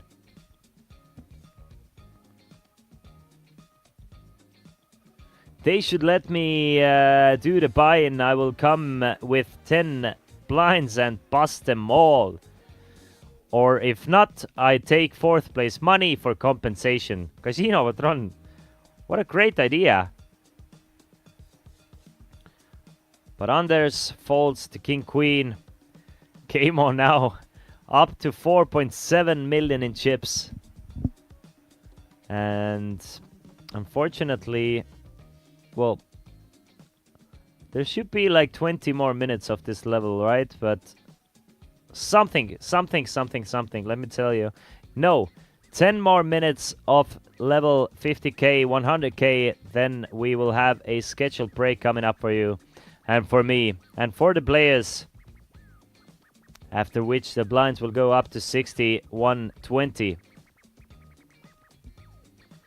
Anders with the 63, folds Gaimo with the 65. 250k in the middle to battle for.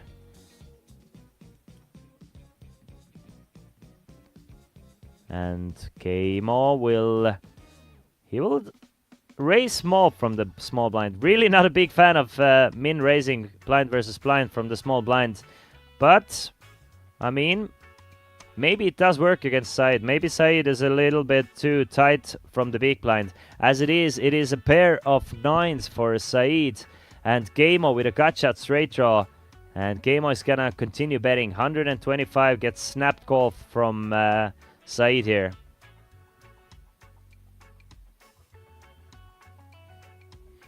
Deuce of diamonds on the turn.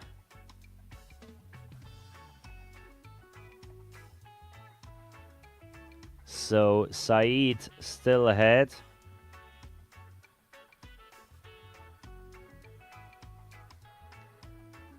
$800k in the middle. Check, check.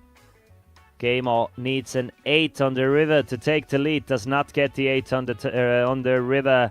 So Said is gonna win this pot, and we're all evened out. Said now back up to 4.1 million. Gaimo 4.4 million. Just let me remind you guys, at one point Said was down to 1.2 and Gaimo was down to 1.4, and it was Anders with about 13 million chips. Now it's 4.1, 4.4 and 7 point something-ish.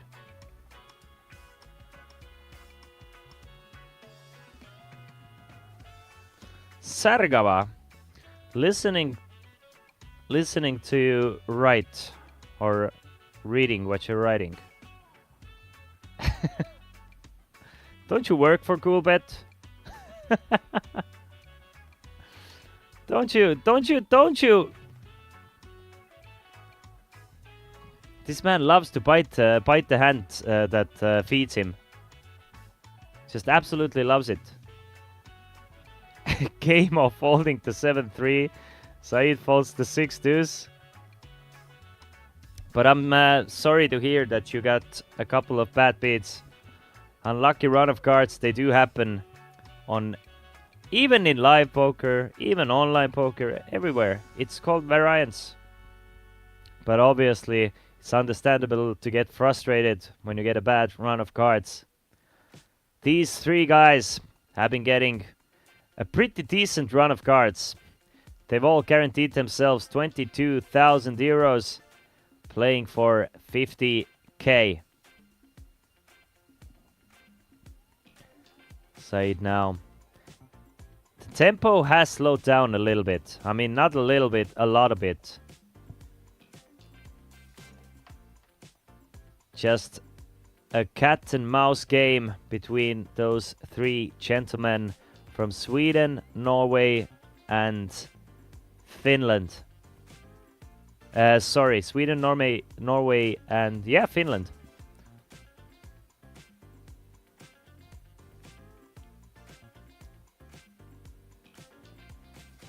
Still couple more minutes to play this level. 5 more minutes until the blinds go up and we go on a small break. Of course, it was a joke. I opened next table after the kids are asleep, but every joke has some truth in it. That's true. That's true.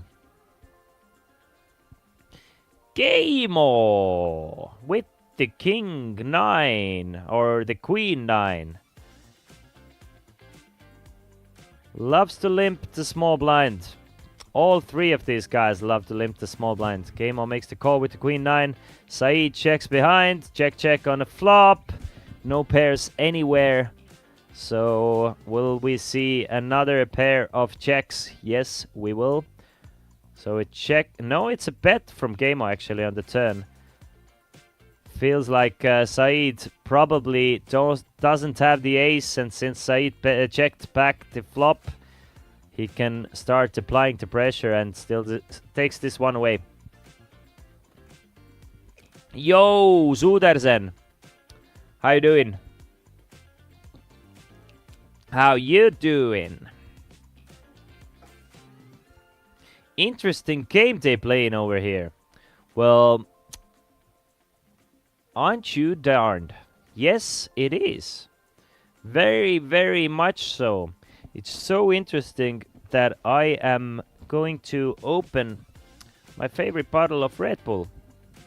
Because I think the players are gonna keep on playing this interesting game for at least 3 more hours. So, better get a Red Bull. Game-o.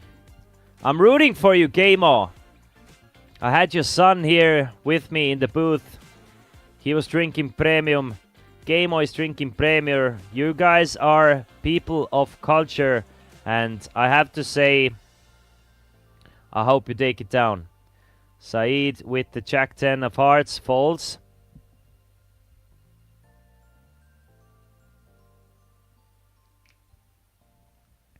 Damn, you've been live for 8.5 hours already. Yeah, the time flies when you're having fun, isn't it?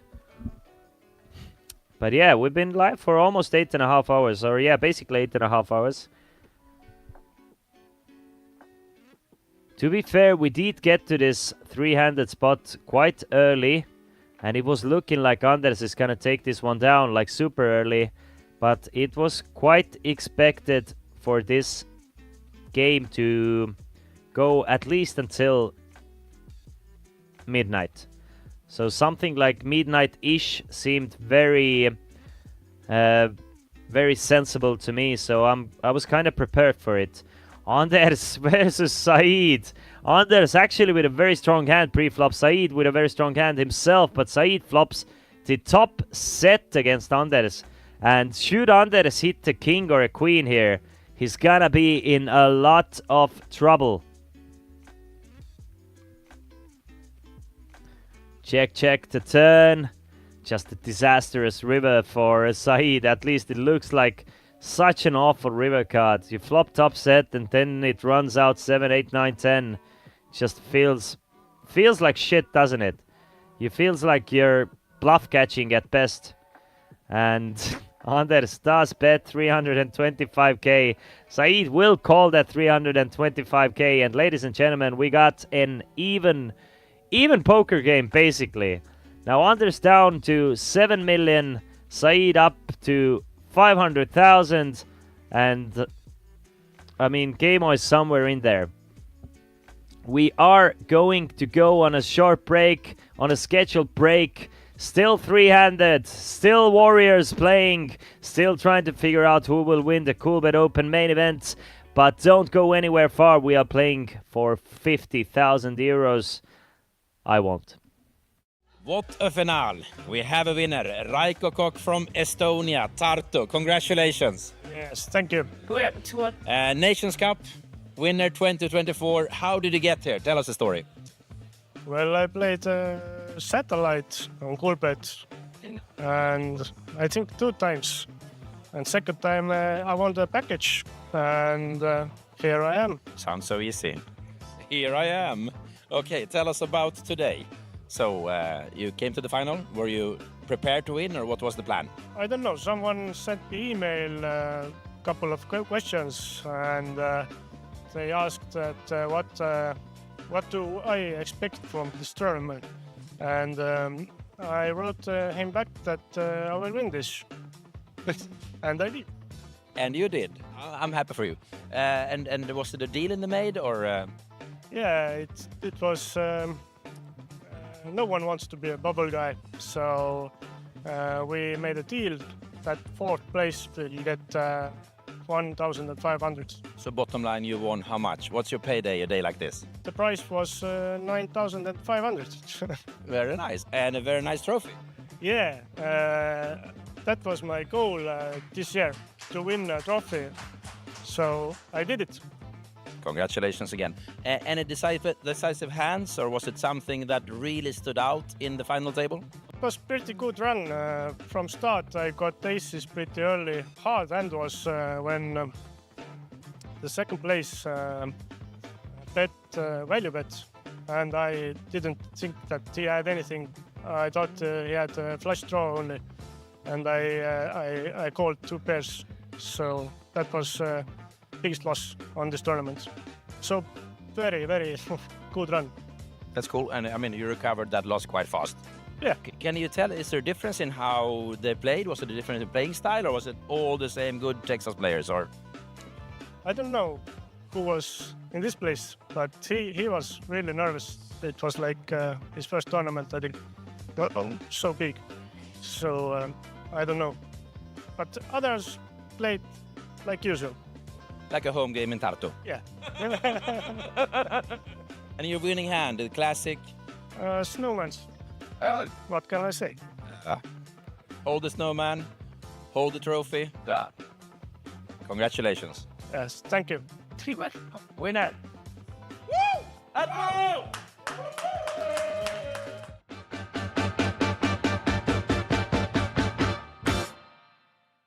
So cool. We have guests from far, far away. Hiroyuki Miyano from Japan, also known as Hero. Very welcome to Estonia. Thank you so much. And I guess that you arrived today, or when did you arrive? Today. Yes, I came to today. How long was the flight? Maybe 13 or 14 hours. And all good? Very good. And you're here to show us how to play poker from Japan, correct? Yes, correct. How long have you played poker? For 13 years or 14 years maybe. Okay. Do you have any expectations of Coolbet Open? Yes, so much. Yeah. It will be good, yeah? Very good, very good. Do you think that Scandinavians, Swedish, Finnish, Norwegians, are they fishes or are they sharks? It's difficult. They are fishes. They're fishes. Sharks are from Japan. Yes, I am sure. Do you play mainly Texas or PLO, or what games do you play? I like Texas Hold'em actually, but I can play the Omaha or something. Yeah.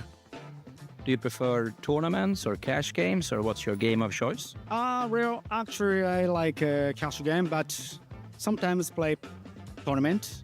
And if I went to Las Vegas, so I always play poker tournament. Here at the Coolbet Open, you will play the main event. Will you play other tournaments too? It's main event.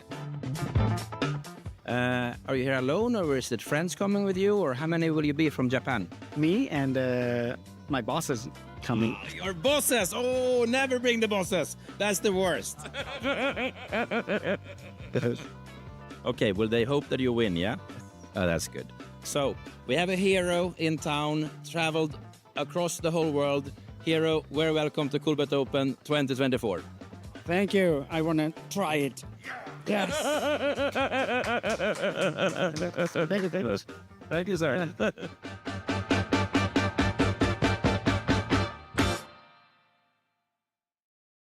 I'm sitting here with Felipe Barrios from Chile, who has traveled quite far to Coolbet Open. Hello and welcome. Hello, thank you. How does it feel to be in Estonia? I feel very good. This is my first time in Estonia, my second time in Europe. So, very good. Very good. And where are you from? I said already you're from Chile, but where in Chile, and a bit about you?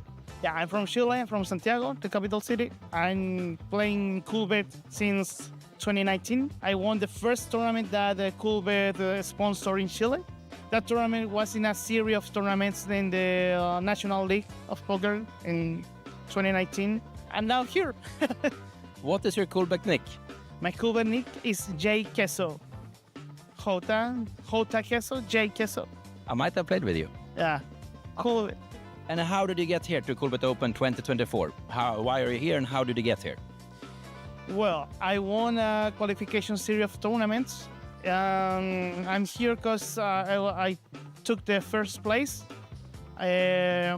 after 12 tournaments in 3 months. I took the first place, and my partner Christian has the second. So 12 weeks qualification round in Nations Cup in Chile. Yeah, 12 rounds, and I won 4 or 3 of the 12 rounds. But I didn't play the first round, and I took a ticket, and I won a ticket on Instagram because I posted my nickname on Instagram, and I started to play from the second round. I won the second round, and with that money I started to play the other rounds. That's a good luck then. And then you won a package. What did the package include? The packages includes the hotel, the flight tickets, and a ticket to the main event, and a ticket to the Invitational one, the Nations Cup. And how did it go for you here live in Tallinn in Nations Cup? I heard you were a bit angry for a while. Why? From yesterday, I've been very, very pissed, really. But it's normal, it's poker. It's part of the game. But I think I've never been so bad beaten in that very short time. But it's part of the game. It's true, it's part of it. I hate poker. No, I love poker. I agree with you. So the next now is the main event. Yeah, main event, and I don't know if I'm going to play something else. I'm thinking about it. It's good to have you at Coolbet Open 2024. And thank you for having a good interview with you. Thank you for the interview. And good luck in main events. Ciao. Ciao.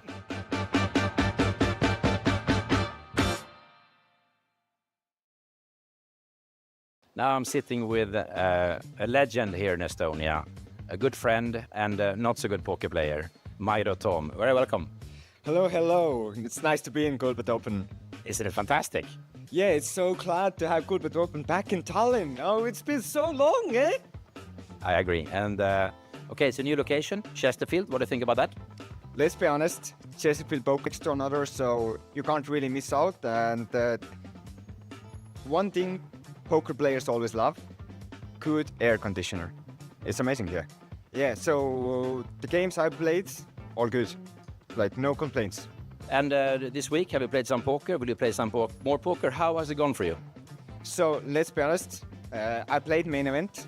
This was my first tournament over here. And always on the starting stack, lost some, won some.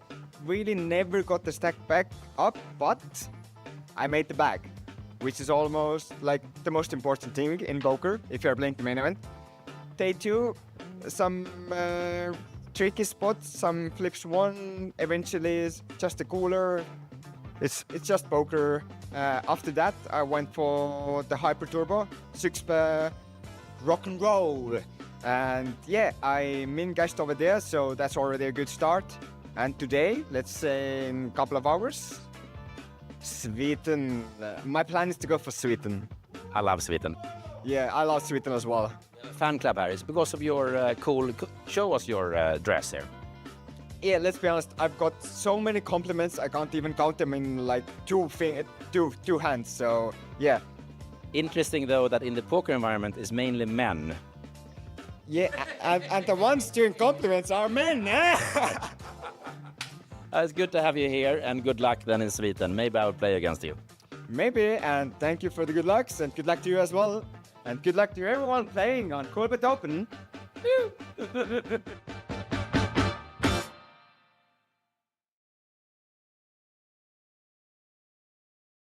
So we're back at Coolbet Open 2024 in Tallinn. I'm sitting with a friend, Högne Freyr from Iceland. Welcome to Tallinn. Thank you. Thank you. You have been to Coolbet Open before, is that correct? Yeah. This is my third year in a row right now, and I don't plan to stop. I think this is one of the highlights of the year. Always play the main event and always play the cash games, and yeah, it's been a blast. It's quite impressive. I mean, every year it's a bunch of people coming from Iceland. How many are you, and then how do you get here? Do you swim, or how do you get to Tallinn? Well, this year we went to Helsinki and we took the ferry to Tallinn. Yeah, but the year before that we were in Bratislava, and then we were in Tallinn in 2022, and then we went to Riga and flew there over. I like the ferry. I like taking the ferry and getting the party started a little bit early. And how many are you? I think we're around 60 or 70 from Iceland right now. 60 or 70? I think we were like around the same number in Bratislava, and probably the same as well in 2022. This was my first trip. And in Iceland there's like 250 people living, so like half the country or 1/3 of the country is here. Big part of the country is right now here in Tallinn. It's insane. Coolbet is big. I like that. And you play on Coolbet online also? Yeah, I do dabble a little bit in sport betting as well, but I play mostly poker. All your friends, Icelandic friends, says that you're a big fish. Is that correct? No, they are all fishes. I take the money every home game. Every home game. I've never gone see like under zero in home game against them. Fair enough. And game types, is it mainly Texas, or is it also mixed game in Iceland? What's played? Well, there's like growing poker like culture in Iceland, but it's mostly just Texas. At least what I play. But I know there are OMA tournaments, but there are a little bit fewer of them. I play mostly tournament poker, but we do have like weekly cash games and stuff like that, like friendly home games. So yeah. What is quite cool, like a bystander or being next to you. I mean, you are a great bunch of young and elderly men from Iceland having fun. Do you have your own program, or how do you maintain this community, this tight fit now in Tallinn? Well, I think we have like tournament series and live tournaments in Iceland that are basically just these guys, and we're always adding on. There are always more and more joining the community, and when I come on this trip and we go to the airport, I know everybody, like, and everybody knows everybody. Like, Iceland is that kind of country, you know. We're so small, and this is a really like good community, and we all have the same like hobbies, like for poker and stuff like that. And a lot of Icelandic guys play in the main event, from like tickets like satellite. I don't know how many like tickets I won 2 tickets from a satellite for the main. Welcome back, ladies and gentlemen, to the very, very exciting conclusion of Coolbet Open main event. We have 3 players remaining. One more player than commentators right away. You see, there's Christian Lars joining me at the moment. Ciao, Stig. How's it going? Well, I'm great. Actually, I was really happy to be invited into the commentator booth. Yeah, really? Because I've been playing Let's not talk about that. But I've been playing. So it hasn't gone well for you. For a has few it? days now. But I'm so happy to see like to come in here and the final 3 players. We have one Norwegian. We have a Swede. The Swedes, not too. I mean, the Swedes haven't really done well in the main event. They in haven't the Coolbet really. Opens, Yeah. no. I It's like agree with Norway you. has one victory, and Finland, of course, has the most when it comes to this. I haven't really looked at the stacks though. So, So we fill me have in. Anders with it's evened out quite a bit. So at one point Anders was up to almost 13 million in chips. It was looking like a sure thing for Anders to win it, but as it is, Saeed with about 4.5 million.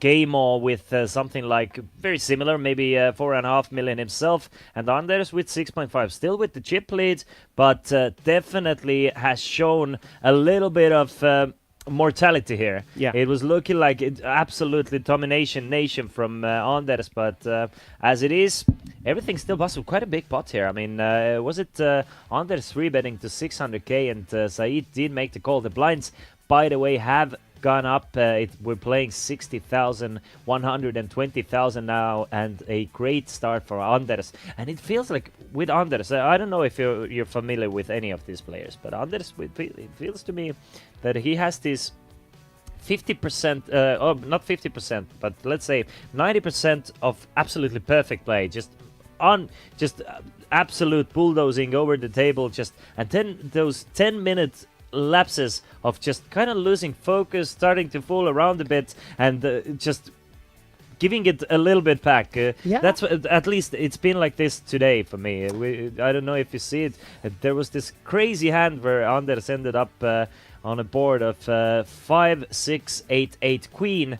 He ended up calling multiple barrels and also the river bet with 9 deuce high. Yeah. So it's just a crazy call. Obviously, you can beat 3-4. But not many more Not hands. many you can more beat. hands. And that are betting multiple streets as well. So it's like just like splashing around a little bit, having fun. But at the same time, it kind of get this feeling that like you can have these pots. I can give you like 400k here, 500k there.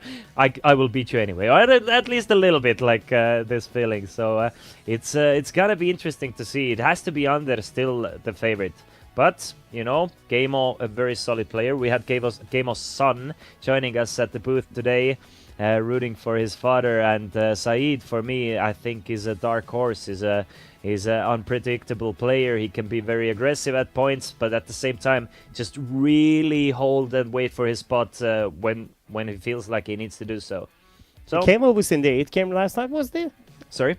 Kamo was playing did he play the 8th game last night? Yes, Yeah. and Gamo's son ended up winning the 8th game yesterday. Yeah, that's right. So family of poker players here. Yeah, I played with him, but that was a hidden brag because I was at the final table with him. Oh, really? Were you? Yeah, So how's the Coolbet Open gone for you, Sticky? No, it's just... Let us know. No, it's just the 8th game. That's the only cash I've had. I finished 7th.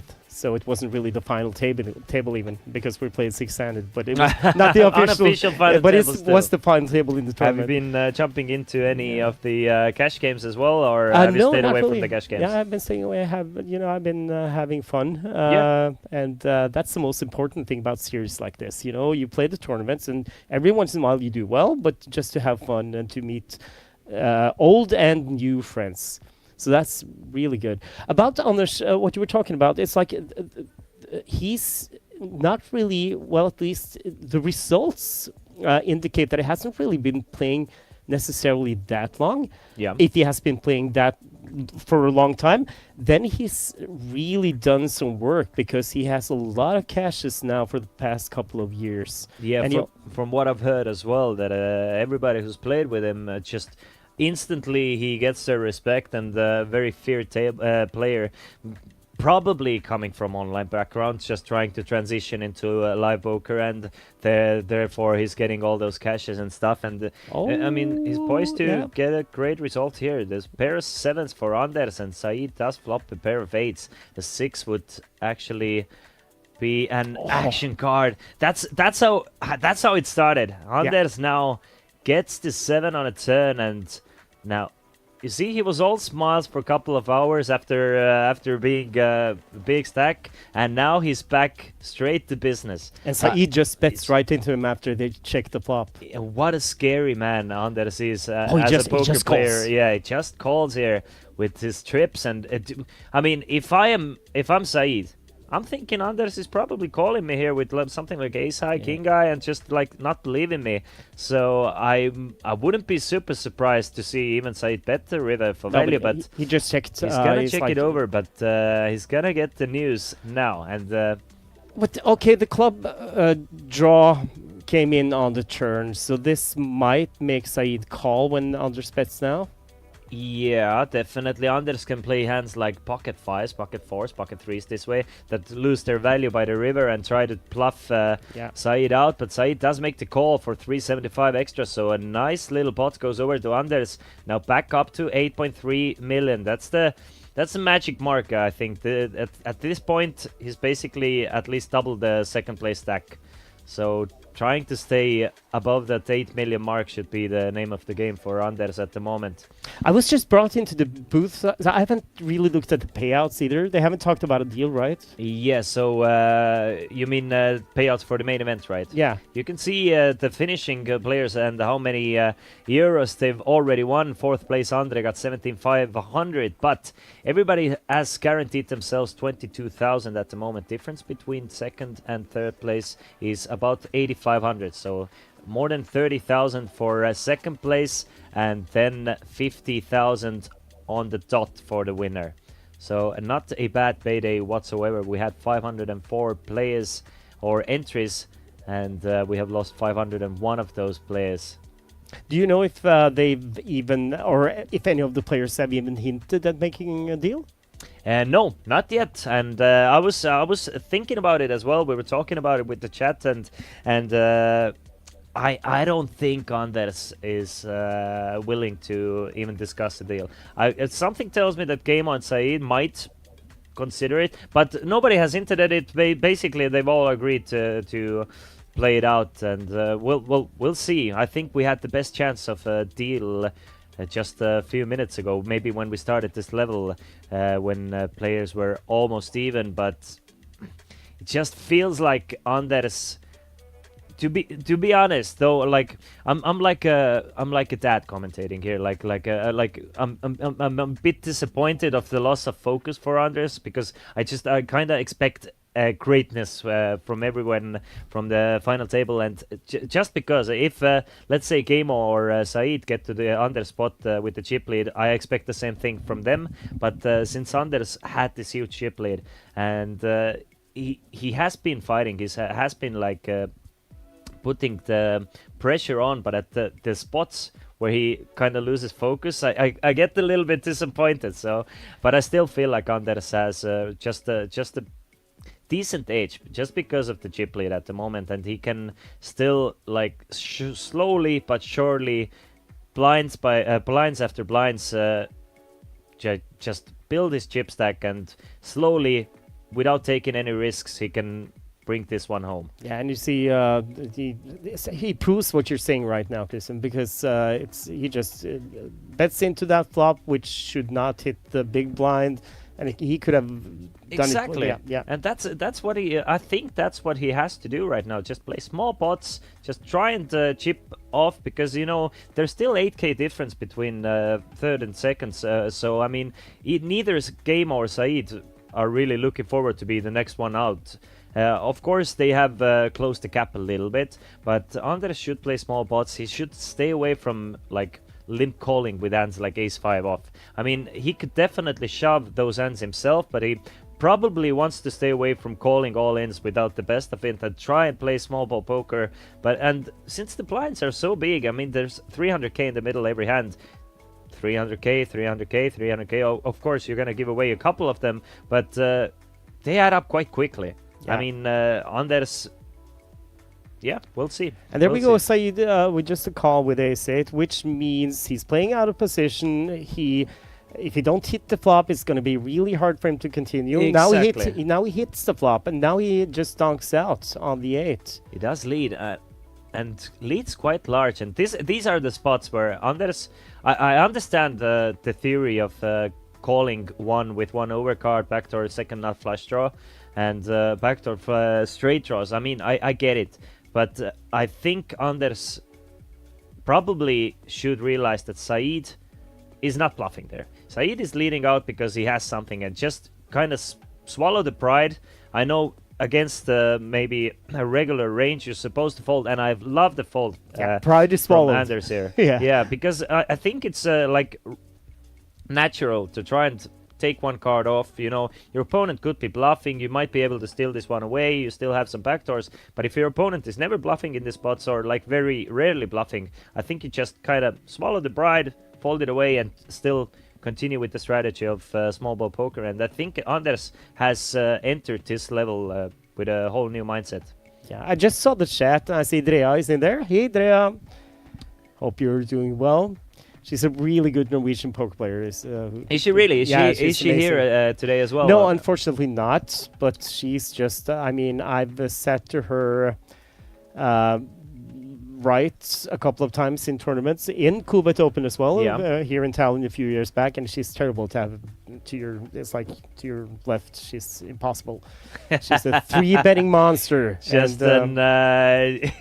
Treya, I can't wait to play some poker with you. And she actually, well, some might say it was due. I would definitely. She became Norwegian champion in the latest event this year. Awesome! In awesome. That's great.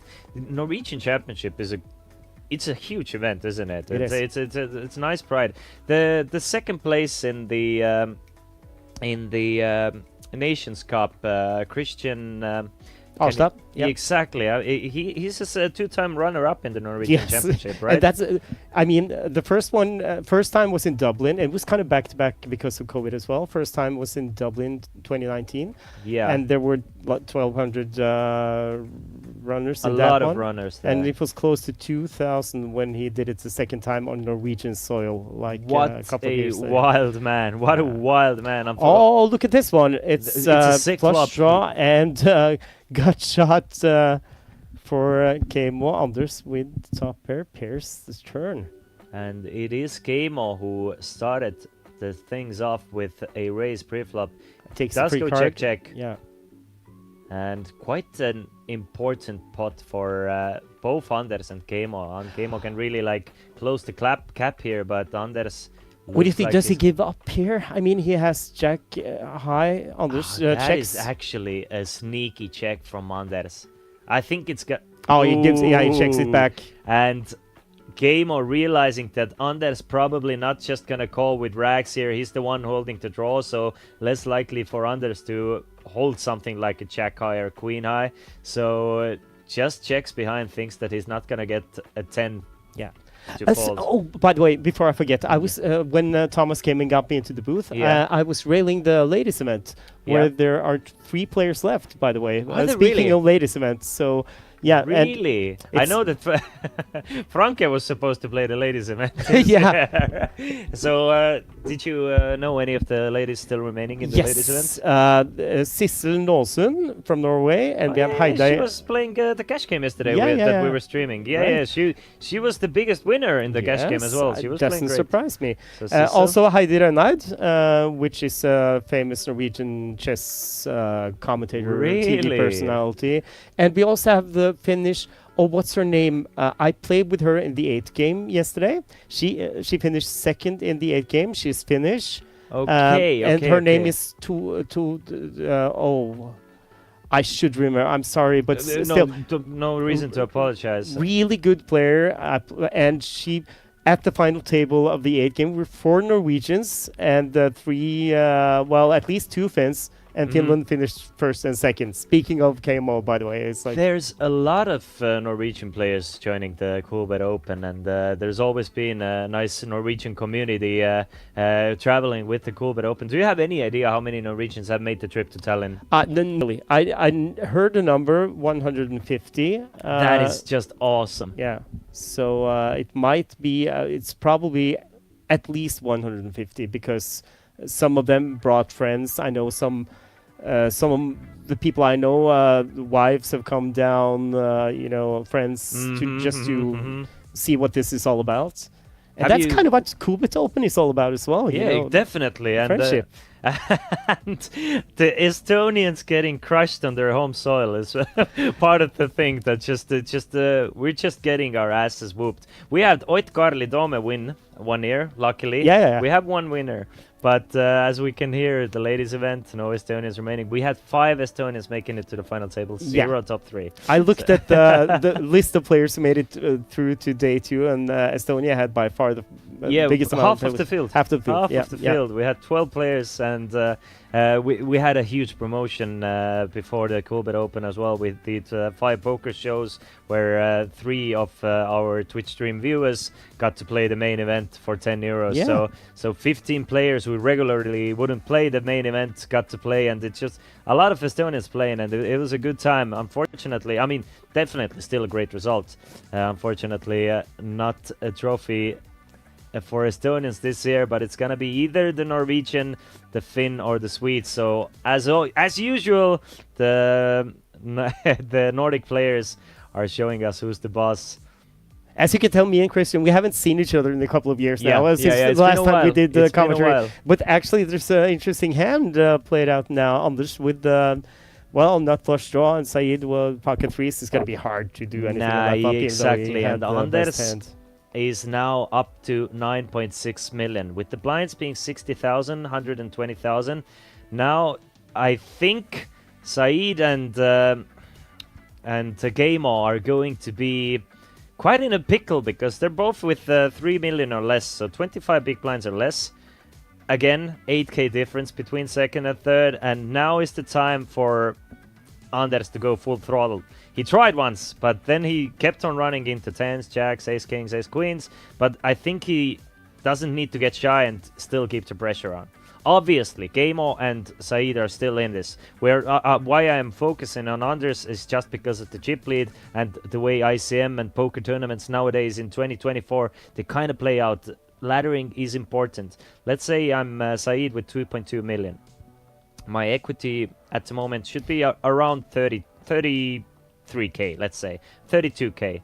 If I'm losing, I'm losing 12k in equity. If I'm doubling up, I'm definitely not winning 12k in equity. No. So your chips lost, they're worth so much more money than chips gained. And this has become the waiting game now. Now he just gets to walk, and I always say when I do this commentary for the Norwegian Championship, never look at your cards when you get a walk, because it doesn't really matter. You might get affected. Everyone says no, I'm not going to get affected, but you who might still. knows? So why? You won the hand, just muck the cards. But he had pocket freeze this time. I don't think he's going to be affected right now. Are you one of those players, whenever you play online, let's say, do you watch Always. the rabbit cam? Well, no, that's off. No, really? Come on, it's a random number generator. It's an RNG. So it is. The card that comes up is not the card that would have come up if there was an action. So it's just the most stupid thing in the world. But some people say that you can at least, in some spots you can see that what cards your opponent couldn't have. Like for some very tight spots, it could be useful. Yeah, but mostly it's a tilt factor. In that case, if you're, Game then went all in, by the way. Oh wow! But, okay, yeah, no. Yeah, Anders is not gonna call that all in, but yeah, you were saying. Yeah, I was saying, if you're that guy who rabbit hunts just to see what your opponents could not have, then get a life. Because seriously, there are more interesting things in life. That is so true. And the fact is, I'm 100% sure, even I'm one of those guys that most people can't even use the information correctly. They're not using the information correctly, that even if they can retract some cards from their opponent's range, they still won't put them on the correct range. No. So it doesn't matter that much.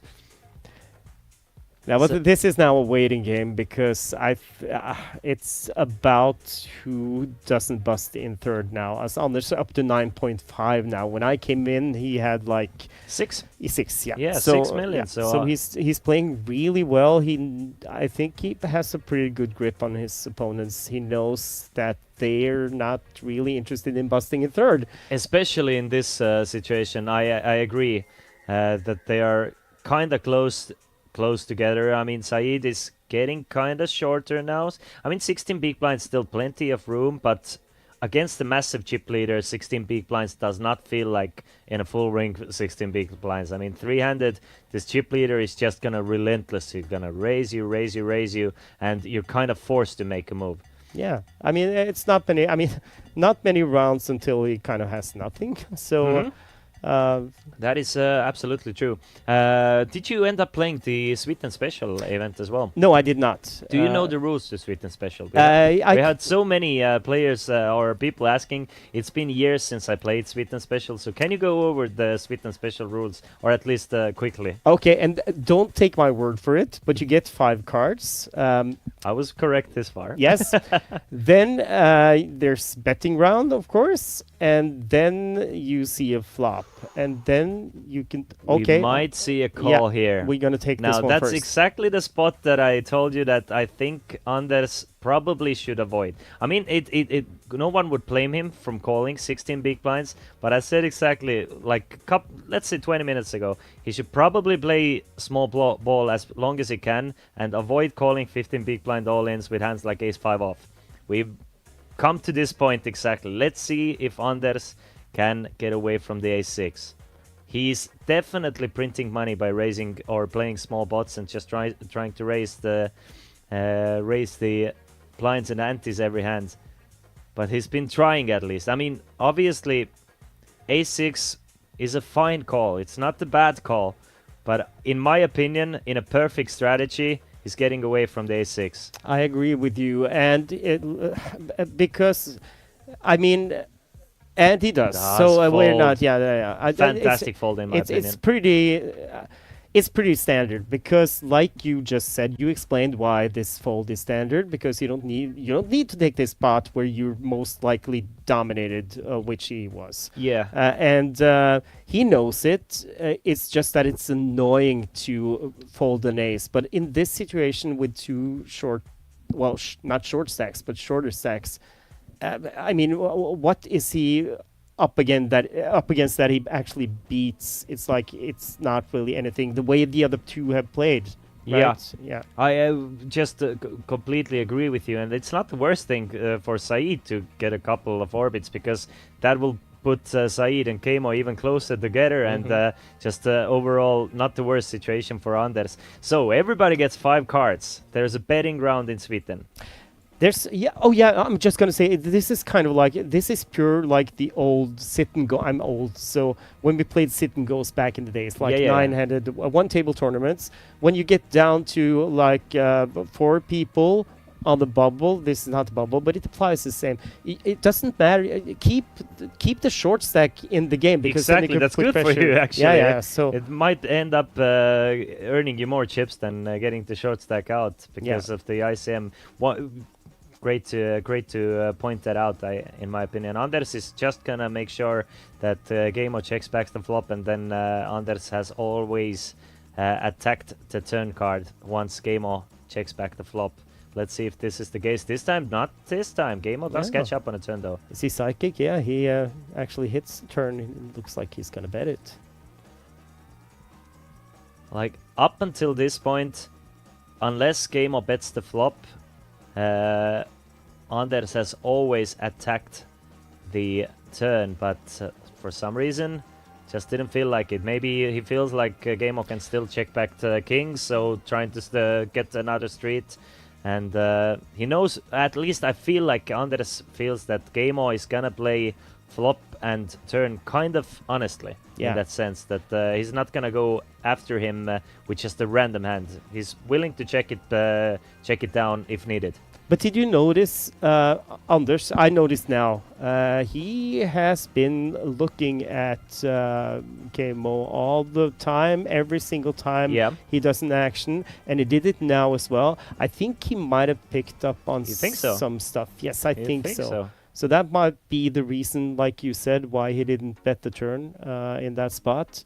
Definitely could be possible. Yeah, for sure. I mean, live tells are. I mean. I remember when I started playing poker now almost 20 years ago as a purely online player, and I kind of laughed at the idea of live reads, and now after getting busted by just giving off such easy tells for tens and hundreds of times in live tournaments, I realize what a large part of the game of live poker it is.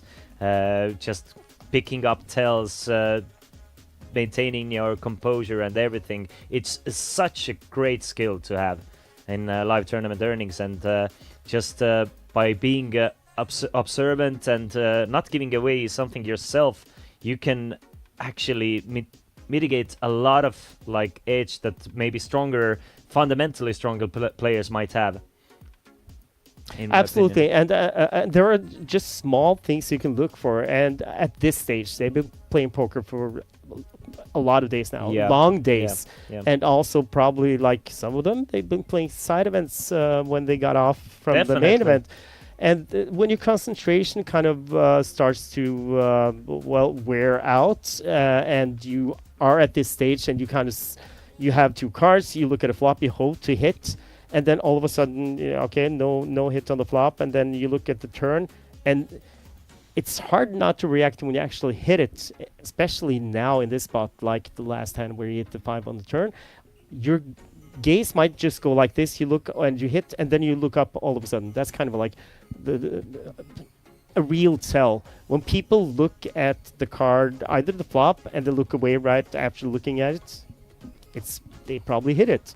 And at this stage, I think it was the turn that when he hit the 5, I think KMO just went like this, and then he went up, and I think Anders was staring at him the whole time. I think he noticed. Picked up on it. Yeah.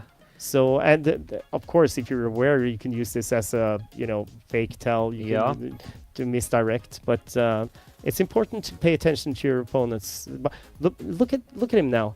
He's just looking every single, little detail of the body language. Anders is right on it. But like you see, the two other players, they don't even look at each other or at Anders. That's true. I mean, he seems to be very much focused. I wouldn't be surprised to see Anders even ship it all in with the Queen Jacks, but I really do like the fact that he doesn't. It's starting to get to this point where he can pressure KMO a lot with hands like Queen Jack, but I don't mind the call. King 3-5. The thing is, going all in and calling all ins are just completely different things. You can take a lot more risks going all in yourself, because as I tell all the people who are starting to learn poker, who are talking about it, I get a chance to teach a lot of people who are playing for the first or second time. The first and the easiest way to win a poker hand is when everybody else folds. Like you can't by just calling or never raising, you're eliminating one option to win the pot. So if everybody folds, that's the easiest way to win a poker hand. Otherwise, you need to start figuring things out, and you need a lot of experience doing that. So I always tell people that, well, mostly when players want to start playing poker, most of the things they want to do is they want to call, they want to see the flops, and this is where trouble happens, because the experience will rise to the top, in my opinion. I mean, we're all guilty, no matter how long we play poker. Of course we want to see flops. Of course we want to play hands. But it's the most exciting part of poker, isn't it? Yes, it is. Trying to hit the flop or seeing what happens. There's so much uncertainty by just pushing and playing aggressively and just hoping that your opponent doesn't have anything. But sometimes, especially when you're playing for 50k, you just have to do it. This didn't really get any exciting at all, because Anders just raised with ace king and got the fold. he was hoping there that Kamo would push like he did a couple of hands, 3, 4, 5 hands ago. But let's go back to once things have cooled down a little bit to the Sweden special Oh, rules, yes, that's if you where don't we're- mind. So we get 5 cards, we get a betting round. Yeah, and if I'm not mistaken, then we get a flop. By the way, point out it's which I guess you did as well. It's a split pot game, Yeah. so half the pot goes to the best 5-card draw hand, and the other half goes to the best PLO hand. Oh, then perfect. Then I remember a little bit. Yeah, So yeah. I'm not- Oh, So 5-card draw and best PLO hands. yeah, and then when you see the flop, then if you have called after the betting round, then you get to discard 1 card and get another one. And here's where, because I have to admit, by the way, okay, I'm gonna take a sip of my wine. Yeah, now. for sure. I've mostly played Sweden when I've had a couple of these. Same. So, and it's a great game to have a couple of these. It's really fun. So I can't really remember if you get the card and you get to look at it and say I'd rather keep the other one, or if you get Yeah, that's the part where I'm confused Yes, as well. yes. Oh man, I want to play some Sweden special Yeah. at some point again. So if you know the rules to 5-card draw, obviously you have to use all 5 cards from your hand, and in pot limit Omaha, where you have to use just two cards of your from your hand. Then you can you can understand the basics of Sweden special. Obviously, there's some different rules. I've heard of a few absolutely crazy poker games out there. Meanwhile, Gamo is raising it up to 250,000 Anders with pocket sevens. This time I really do expect Anders to just ship it in here. Yeah, this is going in. It really does feel like, I mean, pocket sevens, you kind of don't want a 3-bet call. It's just a perfect hand to shove with, in my opinion, in this particular spot. And Gamo would not be willing to call with the ace-4 off. No, if Anders ships this, it's over. Now the thing is, what is Gamo calling? If Anders is going all in, is Gamo calling ace-10 off? I mean, probably even not. This is why it's kind of a powerful move to go all in there. I mean, he's probably calling... he's calling ace-queen up, I would guess, but we've seen crazier folds today against all-ins. But we'll see. And the question is Anders willing to do it with his pocket sevens? Now it is instead, it's a regular 3-bet. Yeah. So Anders is 3-betting probably in a long run. Again, if we're going to poker strategy, I think in a long run, 3-betting is probably even a better move, because if Anders is 3-bet bluffing there, then he kind of I don't know actually if he needs to 3-bet sevens. I still think he needs to shove the sevens. Well, as it is, it's definitely not a bad 3-bet. But it's such an interesting dynamic, because Saeed he's just been folding. He hasn't been interesting at all. So Yeah. I think these two are the only ones who played hands for... Well, I think Saeed played 1 hand since I arrived in the commentator booth. And so for Kemo as well, this is like... I mean, he feels he has to battle, but why battle with Anders when he can try to exploit Saeed, who's kind of really passive? So he lets it go. And the 3-bet does work. I'm wondering if Anders is maybe thinking that there's not gonna be a light 4-bet coming from Gamo, so he's kind of like protecting himself with just 3-betting there. So thinking that if he's gonna get shoved on, it's just gonna be a super strong range, and he can maybe even get away from the sevens there, and still maybe even then in this case like exploring keeping the stacks small or the pot small, even wider, like just maybe even getting away from the sevens in a spot where I would have just shipped it in, even though I would have come in with a very like small pot bet strategy. I think you're right. I think Anders, he probably would have folded if Kemo had gone over the top, because I mean, what's the best he can hope for? We know in this spot that he had Kemo dominated, but in Anders' mind, he's thinking, okay, listen, when he shoves, at best I'm flipping. Yeah, exactly. When he doesn't think that Game-O is gonna come back after him with hands like, I don't know, ace-4 of diamonds, ace-3 of clubs, whatever it is, those small ace suited aces that actually play quite well in as a 4-bet bluffs. If he doesn't think Game-O is gonna do it very often, then I think free betting is actually quite a good strategy there. So gut shots and well, for Game-O, backdoor flush draw, Anders with queen high. These two guys again, you know, in the battle of the blinds. It's and Anders for hours and hours on end, he just limped against Game-O, and he's coming after Game-O now. He's he didn't used to raise hands like Queen 3. He was always limping from his small blind, and he feels like now is the time to really apply the pressure. Yeah. Even with hands like Queen 3, doesn't have to. I mean, Game-O did end up calling with 6-3. I like to call from the big blind actually. Yeah, the defend was fine. But he goes for a small raise as well. Doesn't raise big. 2.5 big blinds, small blind versus big blind. He's considered quite small. Usually, like nowadays, the meta is to raise to 3.5 even, maybe even 4. Yeah. So it really generate a lot of folds. But in this situation, it's enough to get the job done. Yeah, exactly. It's enough to get the job done. Plus, probably, if you're feeling your opponent is playing honestly against you, you can get a lot of the. You actually kind of want to build the pot a little bit to continuation bet your way to the victory, right? Yeah. Anders now with pocket fives, now back up to over 10 million, and this is the spot where he's starting to shove.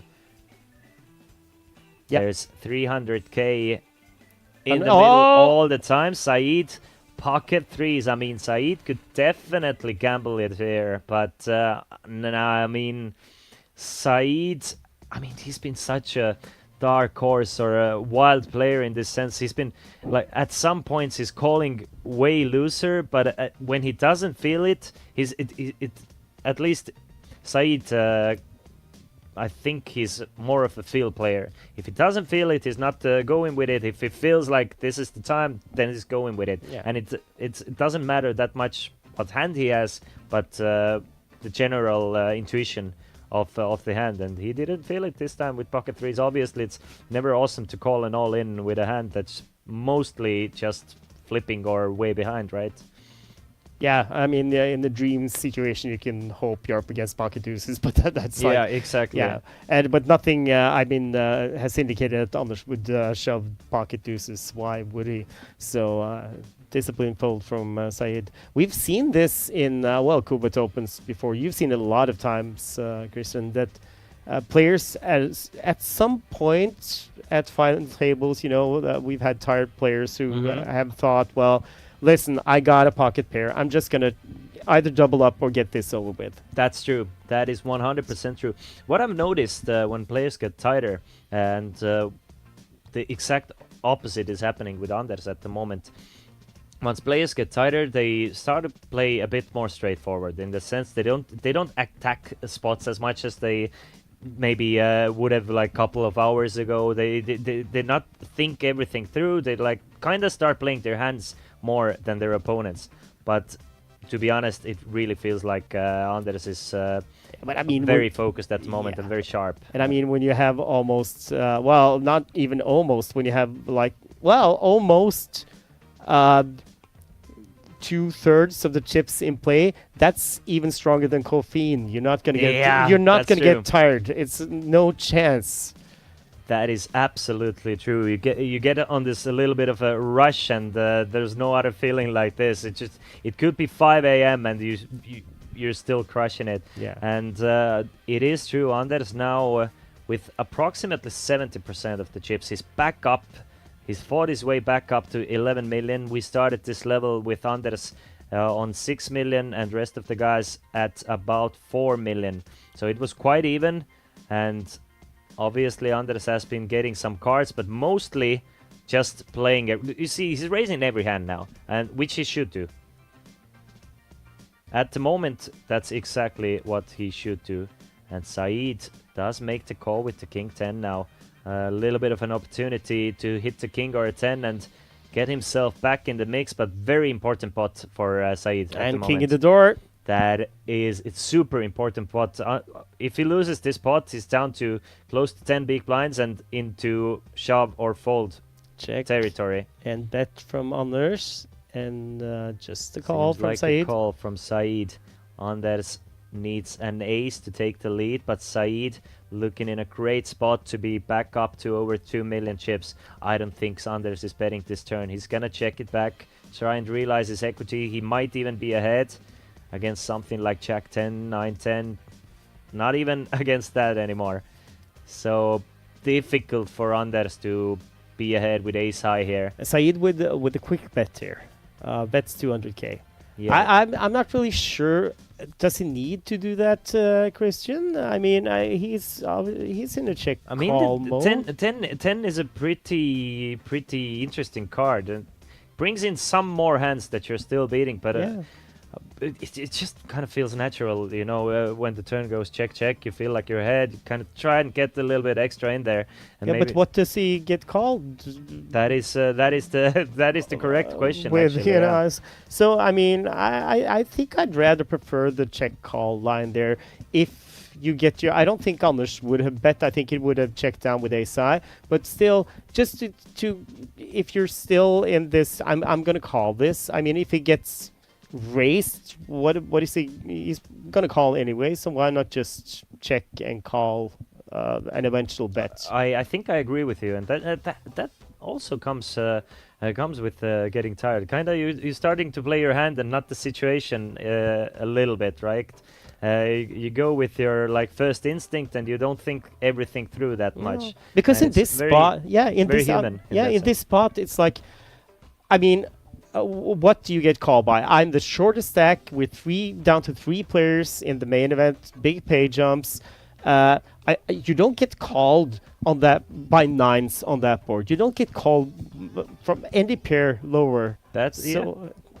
I mean, I think you're correct here. We have a viewer question for you, Steve. Okay, from me. I have it's a two-part question. Are you first? Are you're a wine guy, not a beer guy? But no, I'm both.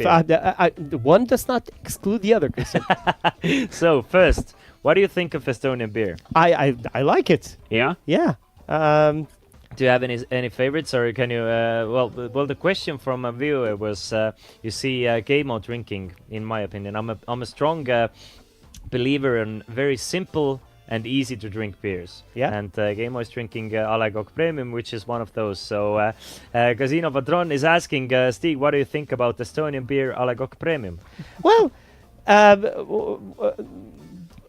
you can be honest. You don't have to spare our feelings. Yeah, listen, and I like lagers as well, and I don't hate IPA or IPA because I mean, who wants to drink flowers? That's not beer, by the way. It's not.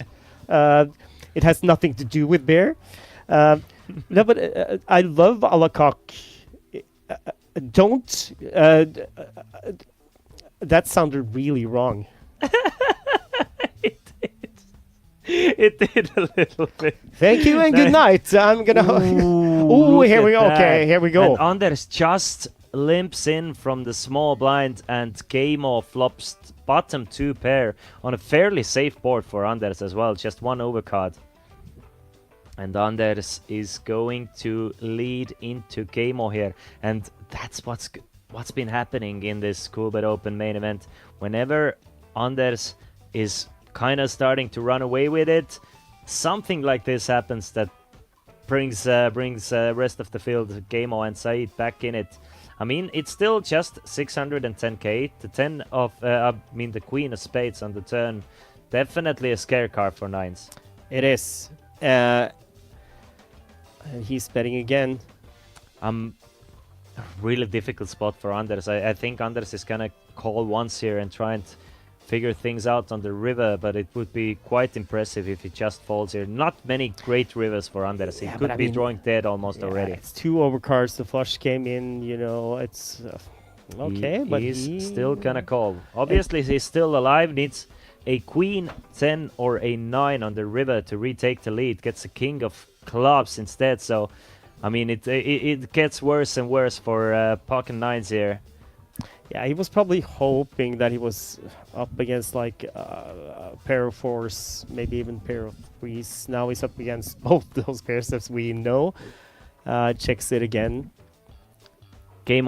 I think Game is supposed to go for some value here. At least try and get some. I mean, there's definitely one pair hands in Anders' range here. Even the king could, something like King 9 with King of Spades could be in Anders' range. That definitely wants to call here. And he does as well, and it's a great play by Kimmo that he actually manages to try to get even more value. And he might get it, but I don't see how Anders can call here. Anders trying to figure everything out here, trying to put Game on a hand that takes this line. I mean, there's plenty of hands that beat you that can take this line. Now the problem for Keimo is it was, I mean, for Anders is Keimo is betting all 3 streets. So he's thinking like, okay, if he's betting a 10, he's probably not betting the river anymore. If he's betting even the queen, probably not betting a river anymore. Let's say he was bluffing the flop, gets the turn, hits the turn for a queen. He's giving up on a king river most likely. But well, you can't like miscount it. Then okay, king eye spades kinda makes sense. Maybe something like, I don't know, king 9 for king 9 makes a lot of sense. King jack, I don't know if it's gonna check back pre-flop. Well, plenty of random hands here, plus always, of course, all the flushes still possible. Now really talking it through with Keimo, and it is in these spots where I'm actually kind of sad that we don't have table audio today, because I would really like to know what these two guys... Looks like they've gotten really friendly, and that's I like to see this, you know. Even though a lot of money at stake, and but still it's okay to talk and even exchange thoughts on stuff. Of course, Anders is trying to pick up on something, but you see Keimo as well. He's a friendly guy. He's a nice guy. Yeah. He's really I enjoy playing with him. Anders has been calling in these spots. Oh yes, he has been calling in these spots. He's been wrong twice. Oh, he's so been he's right a hero caller? Yeah. Especially against Keimo. And last time he called in, well, they have had this like very similar spot 3 times. 2 times Anders called, Keimo had it, and last time Anders called, Keimo was actually bluffing. So, I mean, I'm guessing all of these hands are in Anders and Keimo's both mind anyway. Well, as it is, Keimo. I think Keimo, well played hand from Keimo, and Anders, I mean, it's important for him to maintain that chip lead at the moment, so I think a decent fall with the 9s, and the board kind of saved him as well. It just got scarier and scarier. The fact that he was still thinking about it with 4th pair for a long time means that if the board doesn't come off half as scary, I mean, Keimo is getting paid even way more. Because I think that Anders was about to call. The thing is, when he takes this line, just calling from the small blind with 9s, you're gonna get reluctant to get rid of your 9s, because you came in with a plan of trapping, and now it's kind of not working out. But at the same time, like, opponent doesn't put you on this large of hand pre-flop, so you kind of feel obligated to call, right? Yeah, because you're under-repped, as we call it. So you're under-repped, and then you might... Well, as like you said, it's easy to kind of think, well, my hand is under-repped, so I can beat a larger range than usually when you play a pot where you've raised. So it's easy to, what's the English word?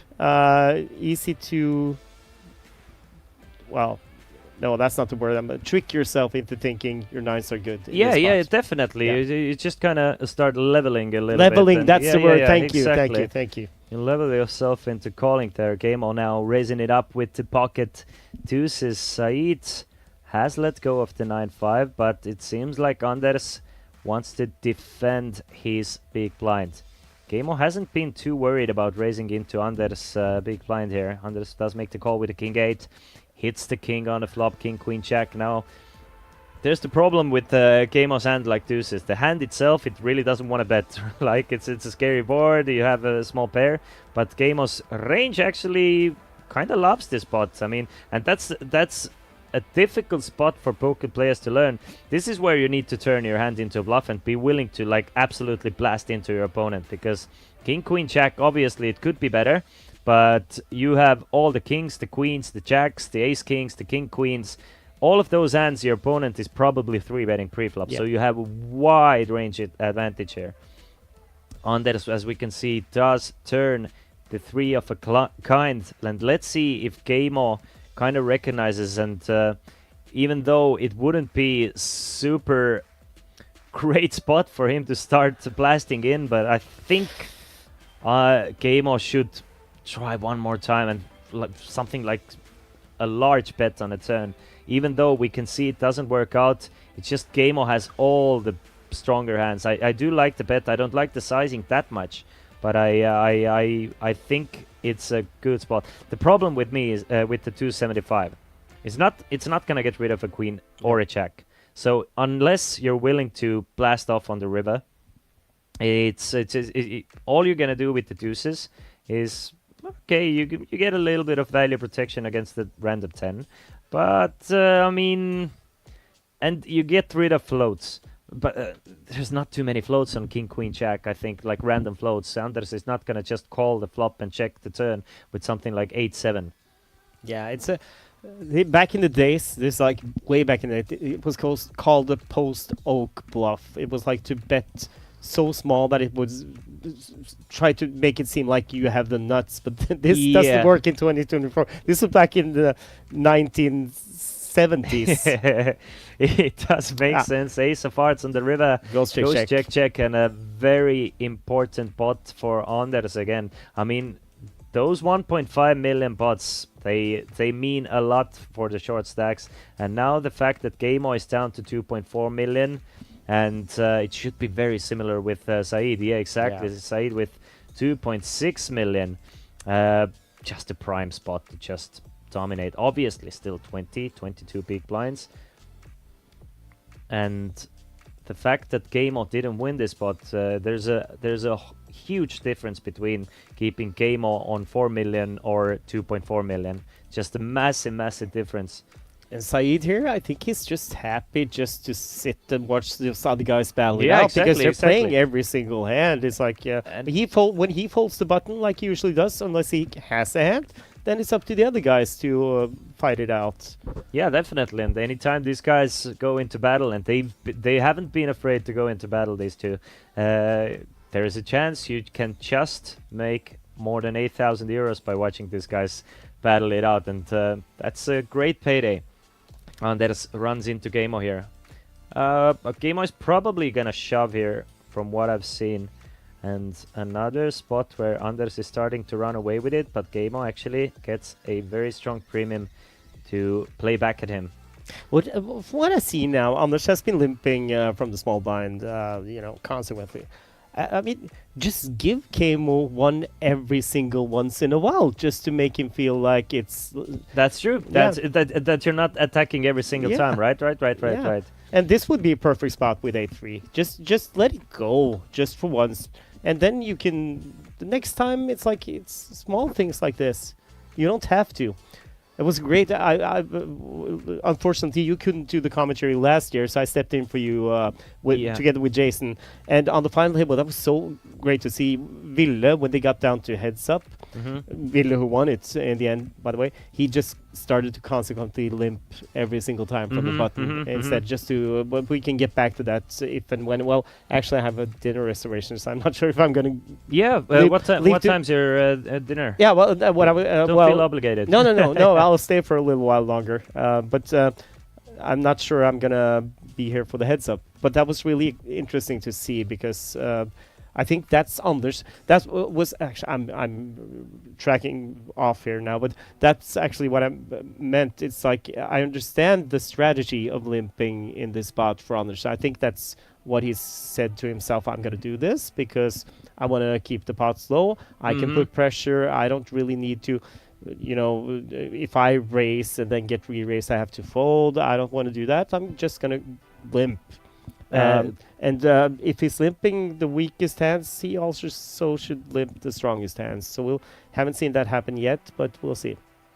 I mean, poker doesn't have to be all-ins and just this splashy game to be an absolutely beautiful game. For me, there is little things in poker that is more exciting than watching someone who has mastered some specific technique and they play it to perfection. Yeah. And it's just, I mean, oh, I could watch for hours somebody who knows exactly what they're doing in a maybe even an unconventional style of poker, but they know exactly how to play it, and it's just such a great feeling to see. And when somebody starts limping the buttons and just knows exactly which boards to attack, when to check raise, when to just give up, and it's I feel like I'm in heaven in that sense. Yeah. I'm just I'm like a little kid learning poker again, and just super excited about the game. We saw Anders raise from the small blind. No, they raised the button, but still, and got the folds. And but still,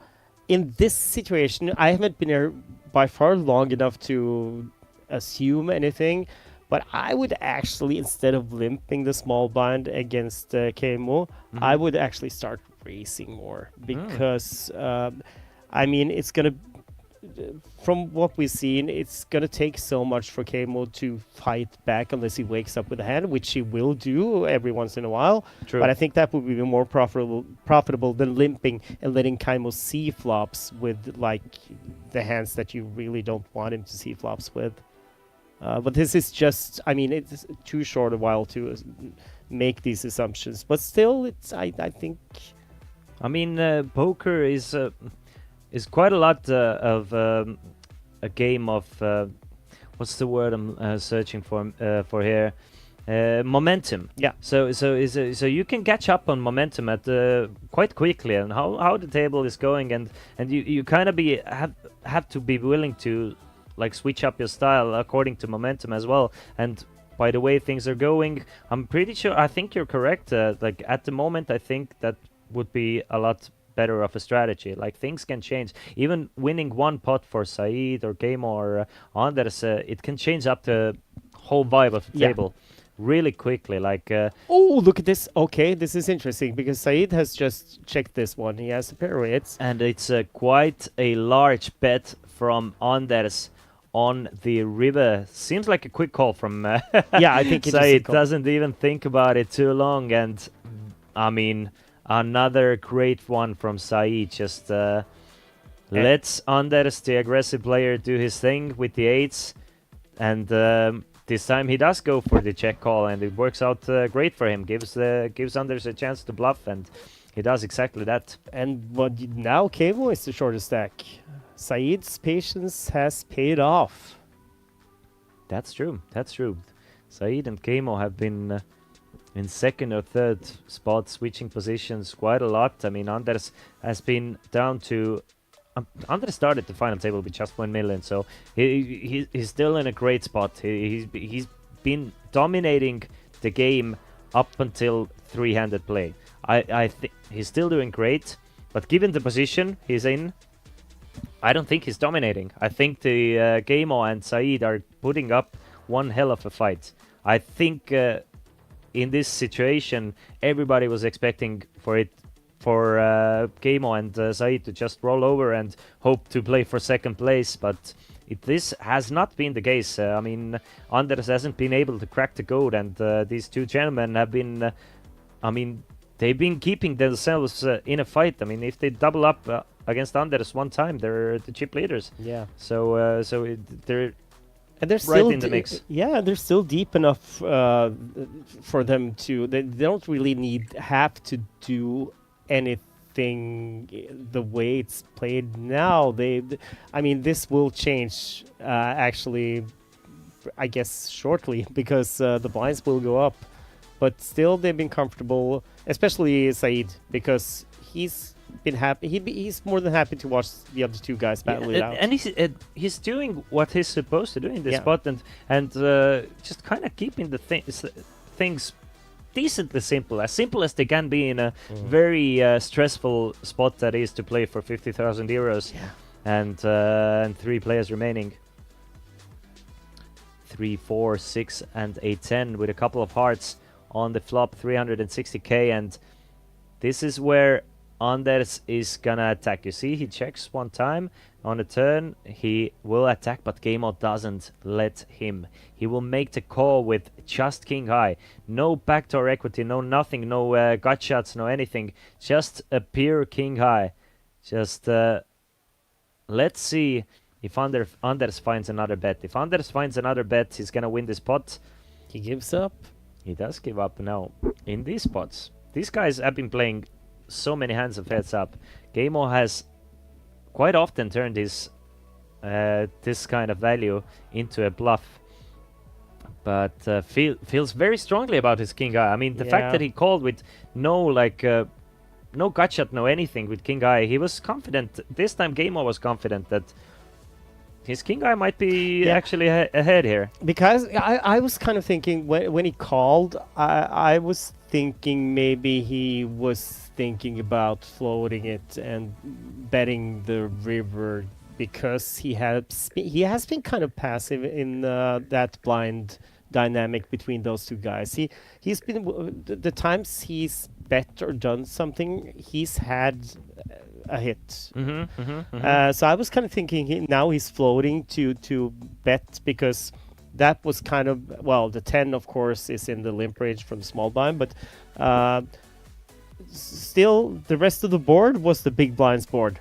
Yeah. So I thought maybe he had a plan, and then he all of a sudden when he got to check again, that's why I was so surprised about the check. I thought that Game-O is gonna turn his ante into a bluff as well, but and I was already ready to set up the build up for a bet for Game-O, but he checked back behind really quickly, and it just I guess Game-O felt good about his king high this time. Oh, cool! I just got a message. Yeah.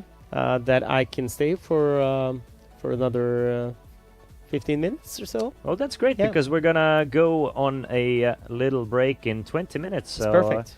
So you get to go to your dinner reservation. Where are you going for dinner? Taibo.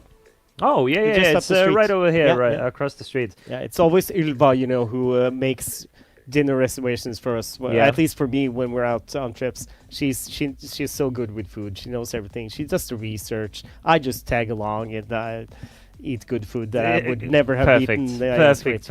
I'm with you on this one. Right next to Taibo. Do you drink sherry whatsoever? There's this sherry place called Piña like Vino. sherry, yeah. I love sherry. I love port wine. I love awesome. I'm old, so definitely I recommend you go like 10 meters from Taibo. You can go to this place that only sells sherry. Oh, really? It's a great Ukrainian sherry place, and they will take care of you there. It's like €5 for 250 milliliters. They put real cherries in it. It's just a great time, and it's, when you get to poker players, when they go on a break, they all mingle a little bit. You get the same vibe there. There's a lot of people just hanging out this place, just standing around, talking and drinking their sherry. Nice. I always go there whenever I want to go out in Tallinn. And oh wow, that sounds great. Great place. I guess it's like, and that's my target group as well. No, I'm not gonna. No, sorry, I'm not gonna. I was about to say something I should not say, so I'm not gonna go there. But it had something to do with. No, I'm not even going to say what it had something to do with, because I'll be in trouble. Back to the action. Back to the action. Anders ahead with King 9, with the King High flush draw and a gut shot straight draw. But Game-O has found himself with basically almost zero equity. We can see 7%, but just absolutely misses this board. Will he try and turn his 4 high into a bluff? Yes, he will. There's 880k in the middle. And Anders is playing quite reserved against Game-O. I mean, maybe King 9 is a type of board you can definitely try and attack. Maybe he had some ideas on the flop to check raise, but now on the ace of hearts, I'm guessing Anders is just calling, because, I mean, Game-O can definitely raise the pre-flop with an ace and check back the flop. And it's difficult to get your opponent off top pair, so he's just gonna call, try and hit a 10 or a spade. Instead, it's the jack of hearts. Now, the question is, will Game-O bet the river, because I have a strong feeling that Anders is not gonna be able to call a bet. Obviously, he's just left with king high. But at then the same again, time, he's been he did call Game-O once with 9 deuce on an 8-8 6-5 board. But it's going to be a problem for Game-O as well if and I almost said if and when Anders checks now, or if he's gonna. But I mean, I don't think Anders is gonna bet. It's gonna be too hard. But he's taking his time here. But look at this. Wow. He's gonna go for it. Okay, then this is over. But this takes balls. And I mean, an ace would just call no matter what. So I don't really. I mean, now Anders is just. I mean, an ace is not folding to 900k here on that board, the way it's run out. I like the fact that Anders is at least betting quite large here. I guess Anders just feels like he's sometimes losing against Game-O's bluffs, something like King 10, King Queen. He can get rid of those hands. Maybe Game-O plays, I don't know, well, works out perfectly when your opponent has 4-3. Yeah, of course. That That's your, you kind of take away your opponent an opportunity to bluff yourself. Like it's even if you're ahead with King 9, you just don't give your opponent an opportunity to bluff. But I mean, a jack. Obviously, you're not targeting a jack or an ace. I think he figures that he's gonna get called by a jack or an ace. But I guess he's just targeting anything but something like maybe. Of course, you're right. Anything but. Yeah. Let's say like a random hand. Well, King Queen, King 10 we were talking about, but maybe even pocket 5s, pocket 4s without a spade, like that wanna check back the flop. Now on the ace they feel like maybe they need to turn their hand into a bluff and they can get a couple of folds, and now on the river your King 9 actually is losing to those 4s and 5s. So you can get a few bluff folds there, but definitely a creative line from Anders here. Yeah, that's I mean, that's way that bet is like way out of my league.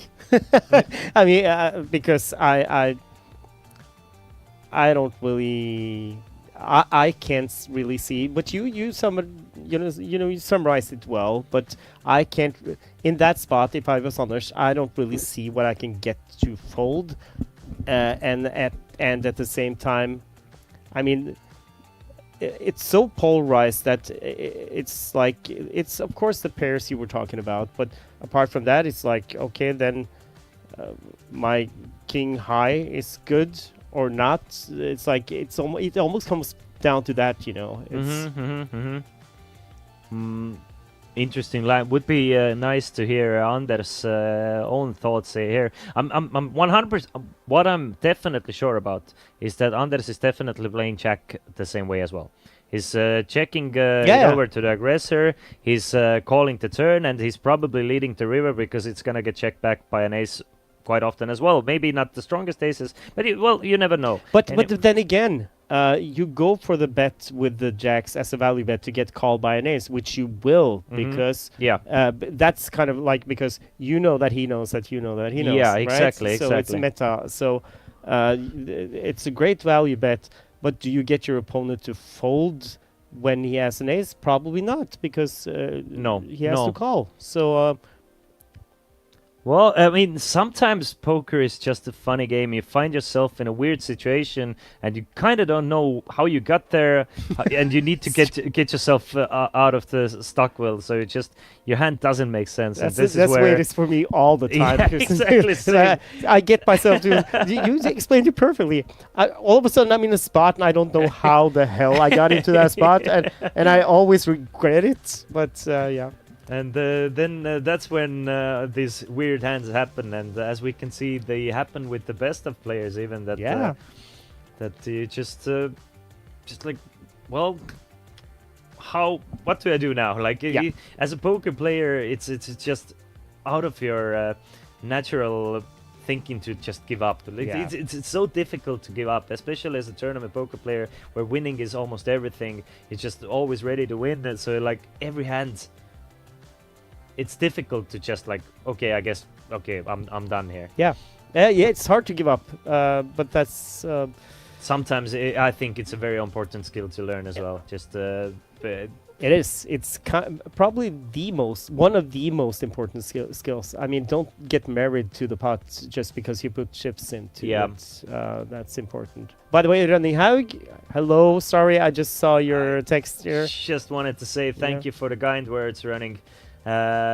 Good evening, boys. Good to get home from a 12-hour workday and watch you guys. Amazing. Thank you, Running, and hope you get rested from the 12-hour workday. That is a long one. It is.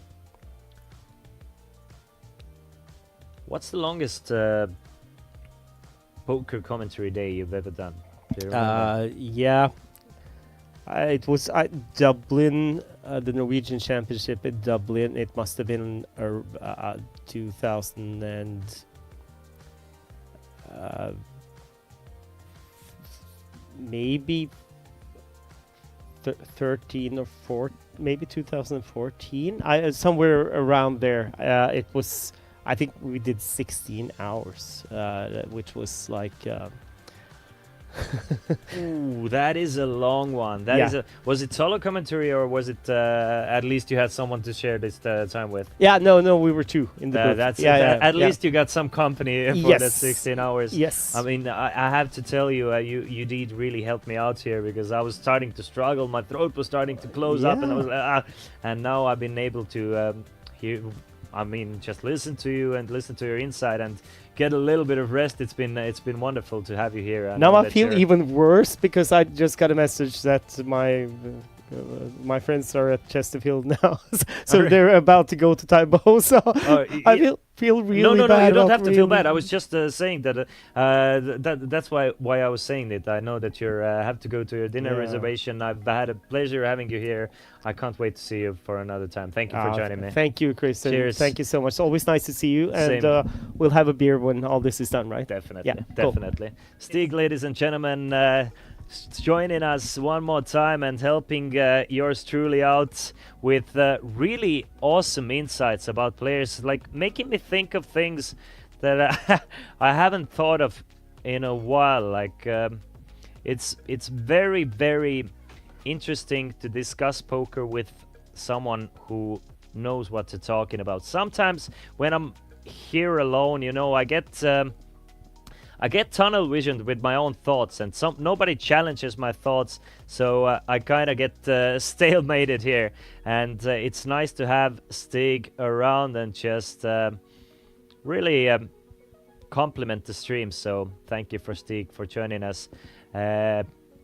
Let's get back into it. It's Game-O going all in with the Queen 10 off. The blinds have gone up to 80,000, 160,000. Under still our chip leader. We still have 3 players remaining. All the players have still guaranteed themselves 22 and 28,000 still left to play for. We are going on our 11th hour of poker commentary here in the Coolbet Open main event. We started with 504 players down to final 3.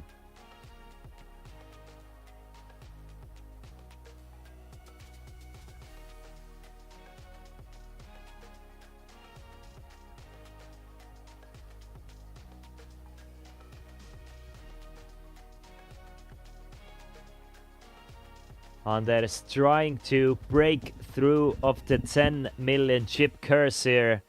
Really has been hitting like a brick wall whenever he gets to this 10 million chip mark, and finally hoping to break through. It is Anders Jack 7 of hearts versus Game-O's Jack 10 off. Anders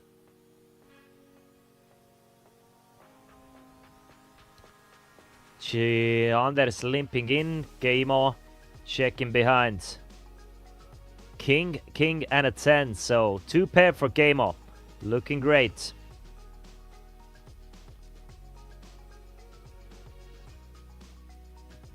Couple of checks on the flop, 480k in the middle. Jackos diamonds on the turn. Now both players with kings and jacks and 10 kicker. Gamo's hand gets counterfeited. Unfortunate turn card for Gamo. Still a possibility that either of these guys will bluff out the other one. 250,000 is the bet from Gamo that will get called from Anders. Anders is gonna call once here and try to figure out the hand on the river. Should Gamo bet one more time? There's the last jack on the river. Both players with a full house now. Jacks full of kings, and this seals the deal. No one is gonna bluff anybody out.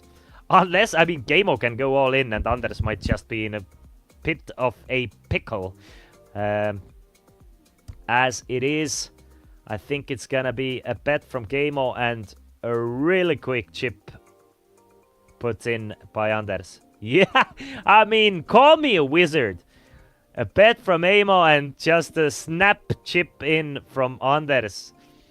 Sometimes when you have commentated on poker and played poker, you just know exactly what is gonna happen, especially when you can see the cards.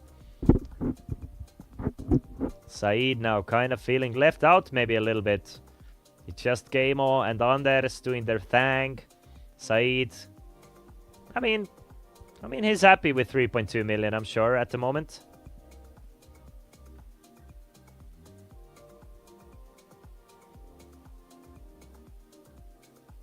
Christian or someone in chat, if you see Mari-Liis Helmik, then say hi to her by Kato. Lebo, of course I will. Let me see if I can see Mari-Liis. I can see Mari-Liis from my window at the moment, actually. Kato, are you still here, though? I can actually, Mari-Liis is like 10 meters from me, sitting behind the table waiting for customers. It's funny, I can only see one dealer here and straight up Mari-Liis. King 5 of clubs for Kamo.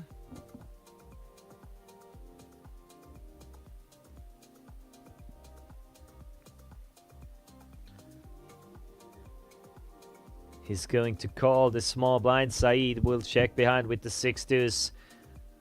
Trip kings on the flop. 480k, check. Gamo still ahead with his queen high. Now adds a flush draw. Tries to steal away this very important pot from Saeed. Saeed does get a full house on a turn though. Bets 175,000. Saeed makes the call. 1.1 million in the middle. Gamo needs a king or a queen on the river to retake the lead. No, excuse me. Saeed actually raises it up to 425,000 and Gamo has to release the queen 5.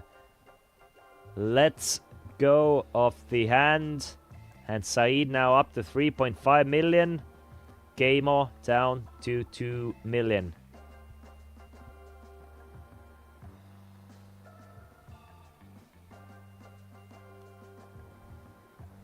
What a battle it has been between those three players. These guys have been playing three-handed for the past few hours at least. I haven't even kept time for how long they've been playing, but Gamo now with 13 bigs and a king jack.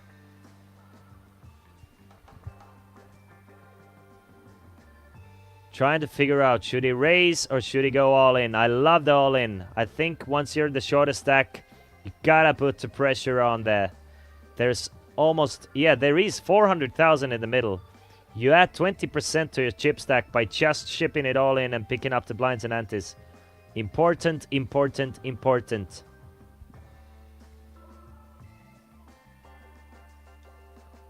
Three absolute warriors playing this Coolbet Open here. However it turns out, whoever gets third, second or first, these guys can be super proud of what they've accomplished here, right now. And they will definitely bring home a trophy as well.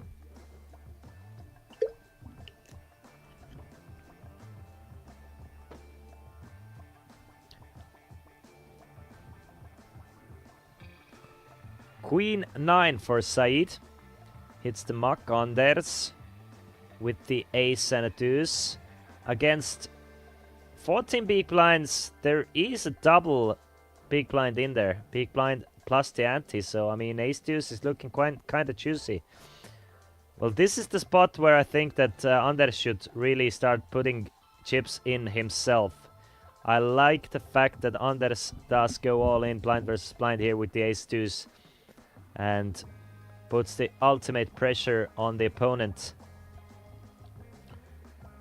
Sargava, sorry I missed your question. If you're still here, I'm happy to answer.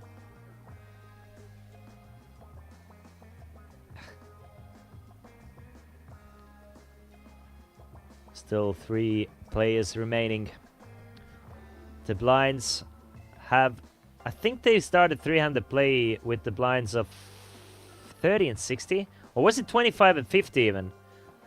I think it was 25 60, then 30, 25 50, 30 60, 40 80, 50 100. Has it really been 5 hours of 300 play? No shot, right? Or was it a shot? Something like that. Game Off finds an absolute monster of a hand. Finds pocket tens from the small blind. And Anders actually gets away from the button. He used to raise all the buttons. But this time gets away. And usually he did run into Game Off's pocket tens by raising the button. But this time he does fold. Casino Queen, thank you. It's been 3.5 hours of 300 play. So I guess it was 40 and 80 when they started. Or 30 and 60, in the middle of 30 and 60. And 40 and 80, yeah. As it is. Still pretty much the same stacks as they were once we started the heads 300 play. Maybe a little bit even more closer. Obviously the blinds have gone up quite a bit. The stacks are shallower. Any kind of cooler could mean an all-in. With the blinds with 20 big blinds or less for the shorter stacks. Anders does get a walk. We are going to go on a small break. The players would like a little rest break. Just stretch their legs and use the bathroom real quick. We're gonna be back in approximately 5 minutes to hopefully play down to the winner.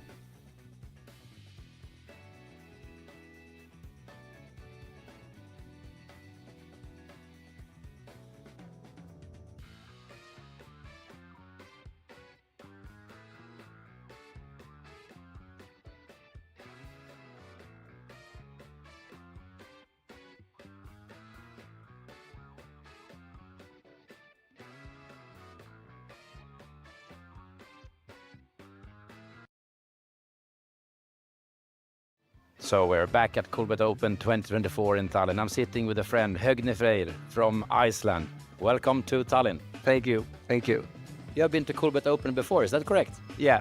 This is my 3rd year in a row right now, and I don't plan to stop. I think this is one of the highlights of the year. Always play the main event and always play the cash games, and yeah, it's been a blast. It's quite impressive. I mean, every year it's a bunch of people coming from Iceland. How many are you, and then how do you get here? Do you swim, or how do you get to Tallinn? Well, this year we went to Helsinki and we took the ferry to Tallinn. Yeah, but the year before that we were in Bratislava, and then we were in Tallinn in 2022, and then we went to Riga and flew there over. I like the ferry. I like taking the ferry and getting the party started a little bit early. And how many are you? I think we're around 60 or 70 from Iceland right now. 60 or 70? I think we were like around the same number in Bratislava, and probably the same as well in 2022, which was my first trip. And in Iceland there's like 250 people living, so like half the country or 1/3 of the country is here. Big part of the country is right now here in Tallinn. It's insane. Coolbet is big. I like that. And you play on Coolbet online also? Yeah, I do dabble a little bit in sport betting as well, but I play mostly poker. All your friends, Icelandic friends, says that you're a big fish. Is that correct? No, they are all fishes. I take the money every home game. every home game. I've never gone see like under 0 in home game against them. Fair enough. And game types, is it mainly Texas or is it also mixed game in Iceland? What's played? Well, there is like growing poker like culture in Iceland, but it's mostly just Texas. At least what I play. But I know there are OMA tournaments, but there are a little bit fewer of them. I play mostly tournament poker, but we do have like weekly cash games and stuff like that, like friendly home games. So yeah. What is quite cool, like a bystander or being next to you. I mean, you are a great bunch of young and elderly men from Iceland having fun. Do you have your own program, or how do you maintain this community, this tight fit now in Tallinn? Well, I think we have like tournament series and live tournaments in Iceland that are basically just these guys, and we're always adding on. There are always more and more joining the community, and when I come on this trip and we go to the airport, I know everybody, like, and everybody knows everybody. Like, Iceland is that kind of country, you know. We're so small, and this is a really like good community, and we all have the same like hobbies, like for poker and stuff like that. And a lot of Icelandic guys play in the main event. From like tickets, like satellite. I don't know how many like tickets I won 2 tickets from a satellite for the main event. That's amazing. And here in Tallinn, do you have some own agenda, your own program, or you just go with the flow with everyone else? There's always, well, for these 3 years that I've been, there always been like pretty stacked programs, and that's like the cool thing is if you bust the main event, there's actually something like you can't feel too bad about it because you get to do some fun things. And I played the main event yesterday and busted, unfortunately. But fortunately, I got to participate. You know who played the main event and didn't bust, unfortunately? It's Keimo, Said, and Anders. Hello, welcome back, ladies and gentlemen. We are still three-handed here in the Coolbet Open main event. My name is Christian Laas, and we are trying to get something going. These guys are just like fortresses. Impossible to break through. Both Keimo and Said have been holding on like true warriors, and Anders has been trying to siege, has been trying to brute force, has been trying to chip away, and nothing seems to be working between those two guys or gentlemen. So to go over one more time, 22,000 euros guaranteed for these guys. It was a 500 euro tournament, and we are playing for 50,000 euros. Let's go, Said. Rooting for my buddy. Awesome players and commentary. Keep it up. Keep up the good job. Mr. Lidur, welcome, welcome, welcome. And thank you for the kind words. You are a great person. And so you're calling him Bilyan. Should I call him Bilyan as well? Does he prefer Bilyan? Anyway, as it is, Said holding on to the second place at the moment.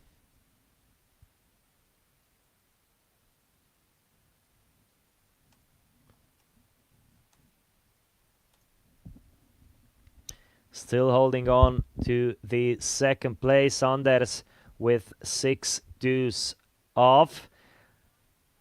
I mean, I'm sure he's tempted, but he's been staying away from trouble now. Just really holds on to the chip lead now. Not going too crazy, picking his spots a little bit.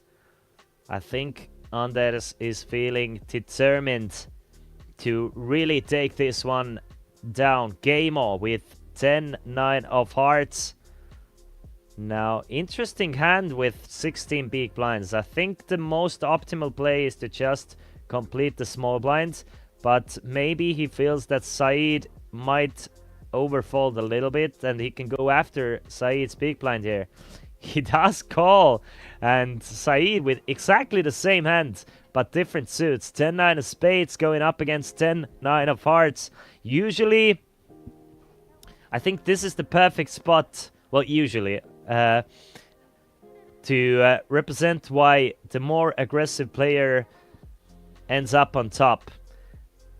In a spot where both players have the same hand, whoever gets the other one to fold will end up winning the chips. So it's just a perfect example of why aggressive players are a bit better players, or why it's the best strategy. Saeed actually does flop a flush draw though.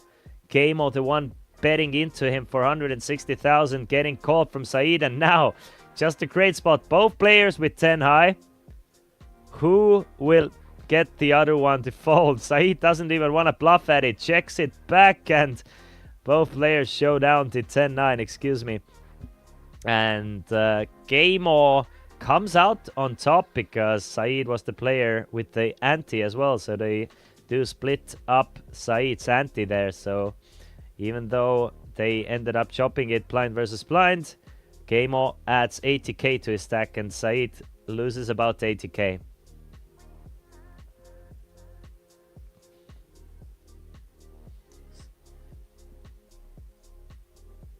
Something being discussed with the floor here. I think the problem was Saeed threw his hands into the muck before opening the cards. So Saeed trying to argue whether his hand is still alive or not alive. So let's see if the players will chop this one off, because I think Saeed was ready to just lose the hand, but they will end up chopping the pot. So if you're playing a live tournament, once your cards hit the flop, hit the muck, they're usually considered dead. So it's always a great idea to turn over your hand just in case, if it has any showdown value. If it's not the absolute worst hand that you can find, then probably a great idea to turn over your cards. That'll also make your opponent turn over their cards if they want to win the hand, so you get some information that way as well. I just did a commentary for a poker tournament where a player and another player, and there was a three-way all-in basically. So there was a three-way all-in. One player was with 4-3. Other player was with 4-5. And then there was a player with something like pocket jacks. So a huge stack with 4-3 ended up calling those two all-ins, or putting them both all in. And the jacks and 4-5 ended up playing a side pot.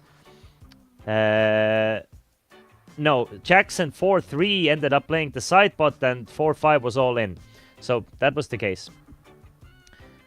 So the board ran out ace, deuce, XXX. So ace, deuce, XXX.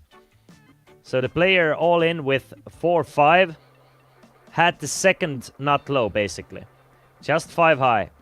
But since the hand ended up going the way that 4-3 bluffed out the jacks from the pot, the 4-5 was starting to fold the hand, but since it's an all-in situation, he had to turn over the cards and ended up tripling up his short stack just because the other player held the absolute nuts. So it was absolute nut low against the second nut low, and the second nut low tripled up in this spot. And it wasn't that long ago where this situation happened. So always turn over your card, and he was saved by just mandatory card flip up, because in all-in situations players must turn over their cards.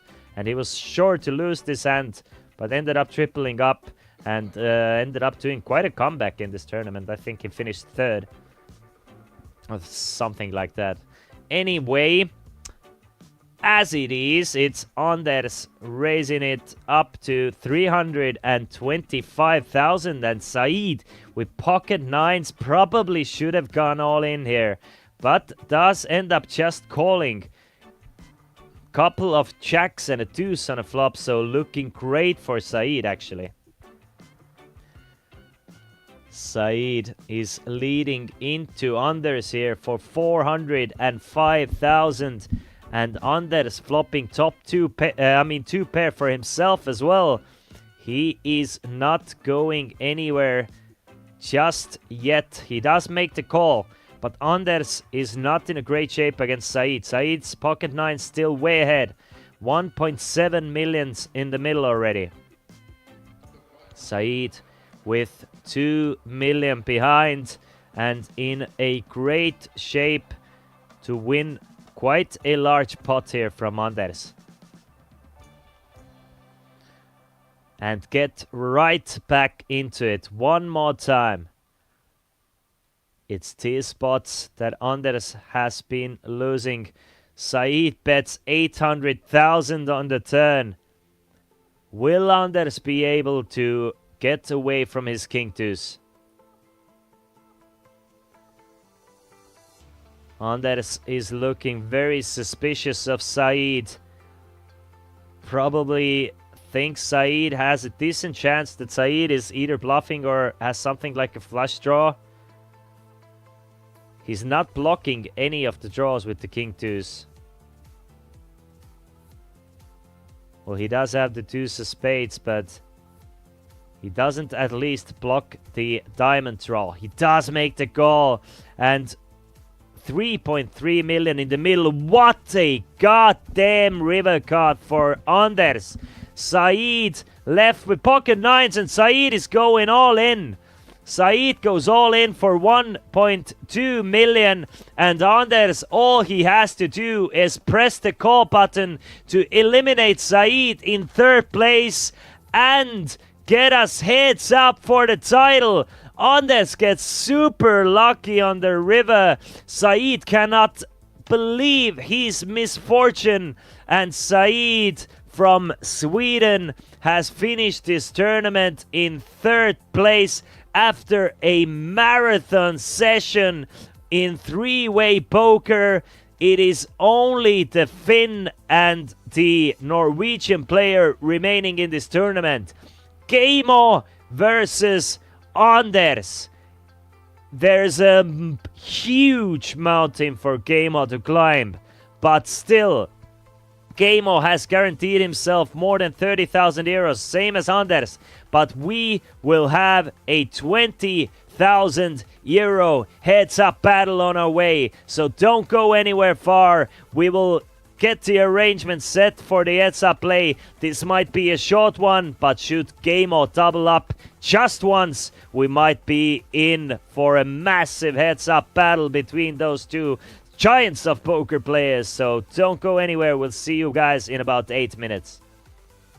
So we're back at Coolbet Open 2024 in Tallinn. I'm sitting with a friend, Högne Freyr from Iceland. Welcome to Tallinn. Thank you. Thank you. You have been to Coolbet Open before, is that correct? Yeah. This is my third year in a row right now, and I don't plan to stop. I think this is one of the highlights of the year. Always play the main event and always play the cash games, and yeah, it's been a blast. It's quite impressive. I mean, every year it's a bunch of people coming from Iceland. How many are you, and then how do you get here? Do you swim, or how do you get to Tallinn? Well, this year we went to Helsinki and we took the ferry to Tallinn. Yeah, but the year before that we were in Bratislava, and then we were in Tallinn in 2022, and then we went to Riga and flew there over. I like the ferry. I like taking the ferry and getting the party started a little bit early. And how many are you?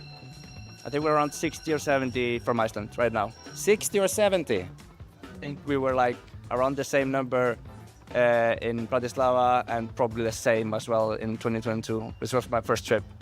And in Iceland there's like 250 people living, so like half the country or 1/3 of the country is here. Big part of the country is right now here in Tallinn. It's insane. Coolbet is big. I like that. And you play on Coolbet online also? Yeah, I do dabble a little bit in sport betting as well, but I play mostly poker. All your friends, Icelandic friends, says that you're a big fish. Is that correct? No, they are all fishes. I take the money every home game. Every home game. I've never gone see like under zero in home game against them. Fair enough. And game types, is it mainly Texas or is it also mixed game in Iceland? What's played?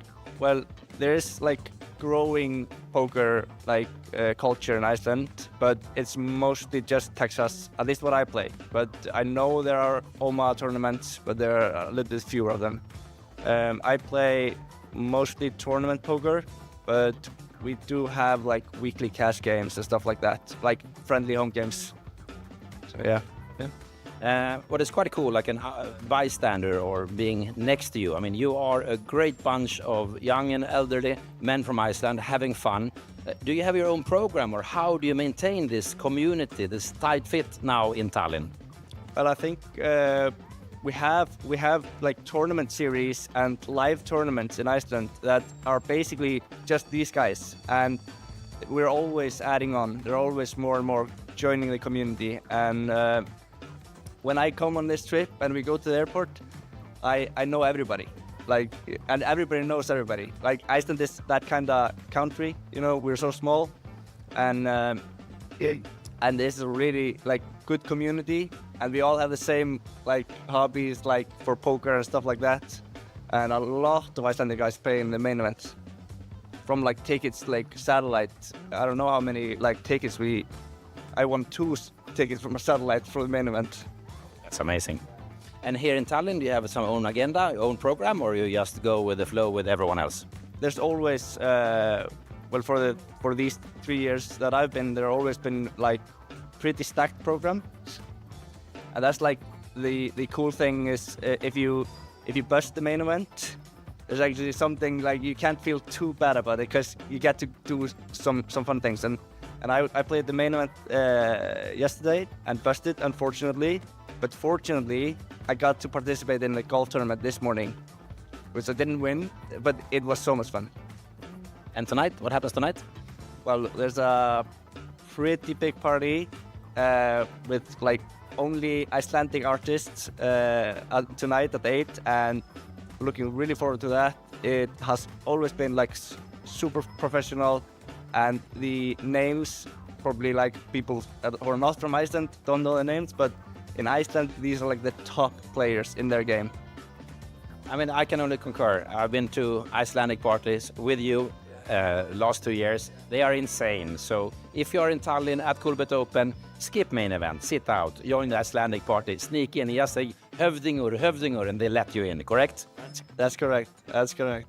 Thank you for your time, and good luck with the party and maybe some other poker. Thank you so much. See you, buddy. See you.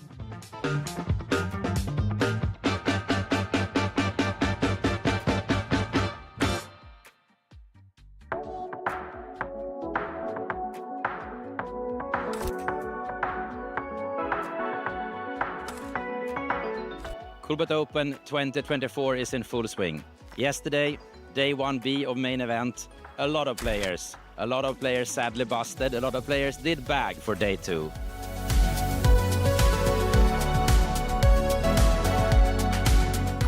We also had other activities. Coolbet, he went to the growing sport paddle, went to a party, he crashed the party and enjoyed the games. Today, back to poker, we talk about main event day 2. We talk about 8 game, one of our favorites, and of course, Sweden special. Also today, it's all about Iceland. They are now already playing some paddle. Later tonight, they have the Icelandic party. A must go to. Good luck in poker, good luck in the party. See you later.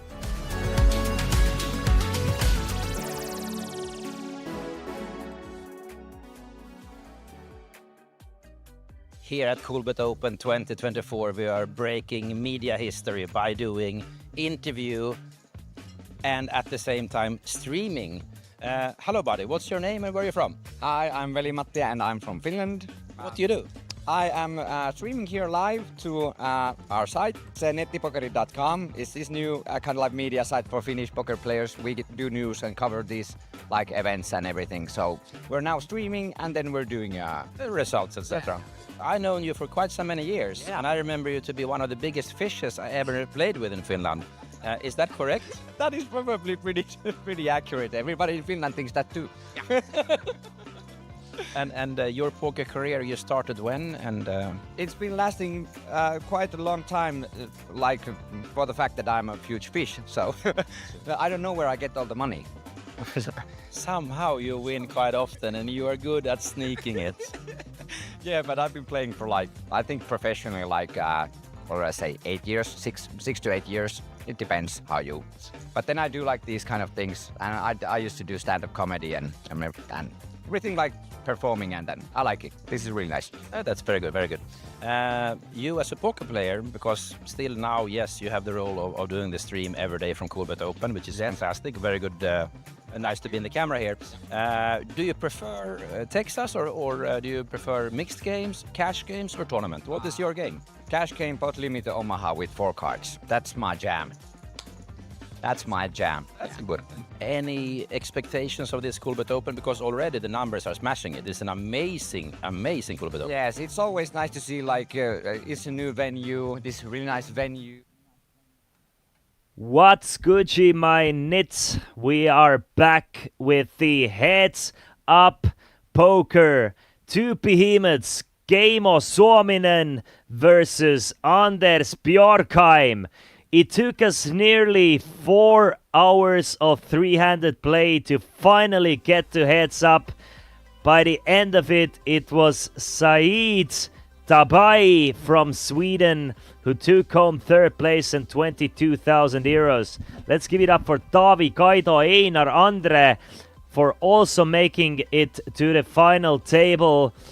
We're missing someone here. We're missing Vadim, who also made the final table, and Esko. Vadim finished in 5th place. Esko finished in 7th place. All these guys have done an absolutely amazing job in this Coolbet Open main event, where 504 players started this massive tournament, and after 3 days of long, grueling poker, we are down to 2. Huge chip lead for Anders, but Anders has been in this spot 4 hours ago. He was in the same chip stack 4 hours ago, and now he finds him heads up against the Finnish legend Keimo Suominen. Blinds are 80,000, 160,000, 14 big blinds against 83 big blinds. Who will rise to the top? Will it be the massive chip leader from Norway, or will it be the underdog but the ever so experienced Keimo from Finland? Keimo opens it up with a call with the ace-8 off. Sets the tone and sets the trap for the heads-up match, and Anders walks straight into the trap with the 10-3. I think there's gonna be a quick call-in from Keimo, and Anders is gonna learn today. Boy, you gonna learn today that Keimo did not come here to just roll over. He came to play, and there are plenty of tricks up in Keimo's sleeves. And the first one is limping with the ace, snap shoving it in the chip leader's face, and we're off to the race. Is 2.7 million now. Anders trying to figure out, was 10-3 the correct hand to start attacking with? Now with the 9-4. From the button, we still have the antes in place, so button is just super important, and it's very important to raise or defend your big blind as well against the button opens. Another ace for Keimo. Will we see a back-to-back all-in? Yes, Anders is learning. 3 million against 12 million now. Back-to-back wins for Keimo. Now has increased his chip stack for about 800,000.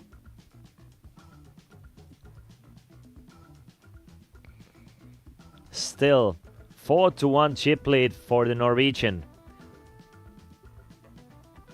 But definitely should Keimo double up here once, right? Then it would be 6 million against 9 million, which is basically an even heads-up match.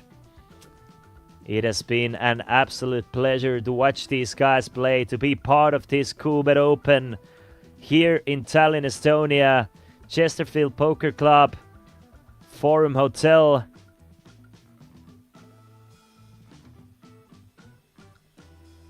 The blinds 80-160 for a little bit longer. The Coolbet Live special is being played out at the moment as well. In about 6 minutes there will be the second to last tournament to start within the Coolbet Open. The Hyper Turbo Tournament, €150 buy-in Hyper Turbo Tournament. So still time to join us. Anders, Ace Jack of Diamonds. Very strong hand heads up. Starts it off by raising the button. Anders is just waiting to snap call Keimo's all-in should it come this time. Probably not gonna see an all-in from Keimo's King 7. Keimo is gonna defend the big blind though. 810,000 in the middle now between King 7 and Ace Jack. Anders with a lead pre-flop at least. And still holds on to this lead. Adds a flush draw now. Couple of 4s and a 6, so an ace-high flush draw for Anders. Keimo with a decently strong king high. I mean, heads up, king is a strong hand. Keimo does check it over to Anders. Expect to see a bet of like 200,000 here. We see Anders betting. 225,000 is the bet from Anders. And Keimo does call with the King 7. Everything up until this point is quite standard. 6 of clubs now on a turn. Both players with 4s and 6s. Anders with ace kicker. Keimo with king kicker. 1.3 million in the middle. Quite an important pot here. Anders way ahead with his ace high. Plus a flush draw. Turn goes check, check. River brings the 9 of clubs. Doesn't change anything. So Anders still ahead with his ace high. I don't think Keimo has any reason to bluff into Anders here, but still cannot help himself. Maybe not. I don't think it's even a bluff. I mean, it's a sort of a value bet. Sometimes you can get your opponent king high to fold. You can see Anders is even thinking about it with an ace high. It's like a value bluff.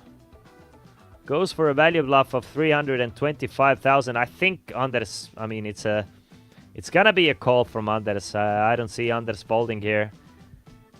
Ace high, quite strong heads up. It's a double paired board. It's difficult to make a 9, kind of an irrelevant card under river. So Anders does make the call and gets the good news that he was ahead on every street. Pre-flop, flop, turn, river. And Keimo now down to 12 big blinds. Or 7.5 to 1 chip lead for Anders. 7.5 to 1 chip lead for Anders. It has been his tournament to take. His tournament to win ever since basically the beginning of this final table. Started this final table with just 1 million. Keimo started this final table with 2.7 million. And it's been all Anders with little ups and downs. But Keimo is still ready to battle. Ace Queen is a pretty dang strong battleship to go into battle with. So he's gonna go all in with the Ace Queen, but Anders will not make the call. Anders cannot call with the Queen Deuce, or the 9 Deuce.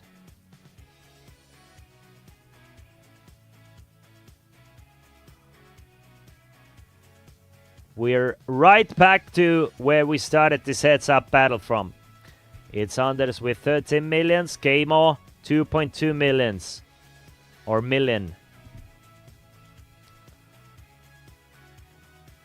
I mean, if three-handed play was of any indication, that's exactly how the heads-up battle is gonna go as well. I mean, it's just Two players unwilling to give an inch to the other guy. Anders with the 8-3, still on the offense here. Just relentlessly going after Game-O every opportunity he gets. Raises it up with the 8-3, gets a fold. Game-O now down to 12 big blinds. We are at maybe the final stages of the Coolbet Open. And all-in is definitely in the air when one guy has 12 big blinds and the other guy has 80.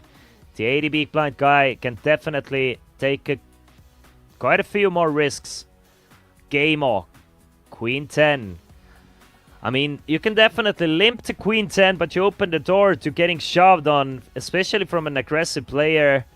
But I think limping is the optimal play here with Queen 10, but at the same time, I wouldn't mind going all in here as well. Game-O does go all in. Anders, will this be the hand that Anders takes the chance to take down the trophy? He would still have a quite a decent chip lead should he call and lose. But it's heads up, 12 big blinds and an ace. Will Anders take the chance, or does he want to push all in himself? Obviously, Anders is in the tank here, trying to get any information that he can with the ace-deuce from his opponent. Knows that he's probably like 50%-ish. Most of the time it's a coin flip, but those times that it's not a coin flip, it's Anders actually way behind. That's the problem with the ace-deuce. But the coin flip is not a proper coin flip. It's like 55-45. And there you have it. Anders does make the call with the ace-deuce. So we're off to the races, guys. We are flipping for potentially the Coolbet Open Championship here. Anders ahead with the ace-deuce. Game-O needs a queen or a 10 to continue the heads-up battle. 4 million in the middle. Ace on the window! And Anders takes a commanding lead, and that is it, guys. Ladies and gentlemen, that's it from the Coolbet Open main event. Our champion from Norway, Anders Bjorkai. He will take home 50,000 euros for winning the main event, outlasting 503 opponents and being the last man standing. Great congratulations to our second place finisher, Game-O Ilmo Tapani Suominen from Finland, taking home 30,550 euros for his second place finish. But look at this guy from Norway. Just a cake in hand, casual as usual, winning 50,000 euros and a story to tell for life. Ladies and gentlemen, this has been an absolute pleasure bringing you 4 days of coverage here from Coolbet Open. If you still want to get a piece of Coolbet Open, you still have time to enter the 150 euro Hyper Turbo tournament today, or there will be a mini version of the main event tomorrow with a buy-in of 150 euros as well. Thank you very much for joining us. It's been an absolute blast. We will go and take a much needed rest day. Hopefully your Sunday is gonna be great as well. Up until next time, from Coolbet Open and from me, Christian, I wish you all the best. Goodbye.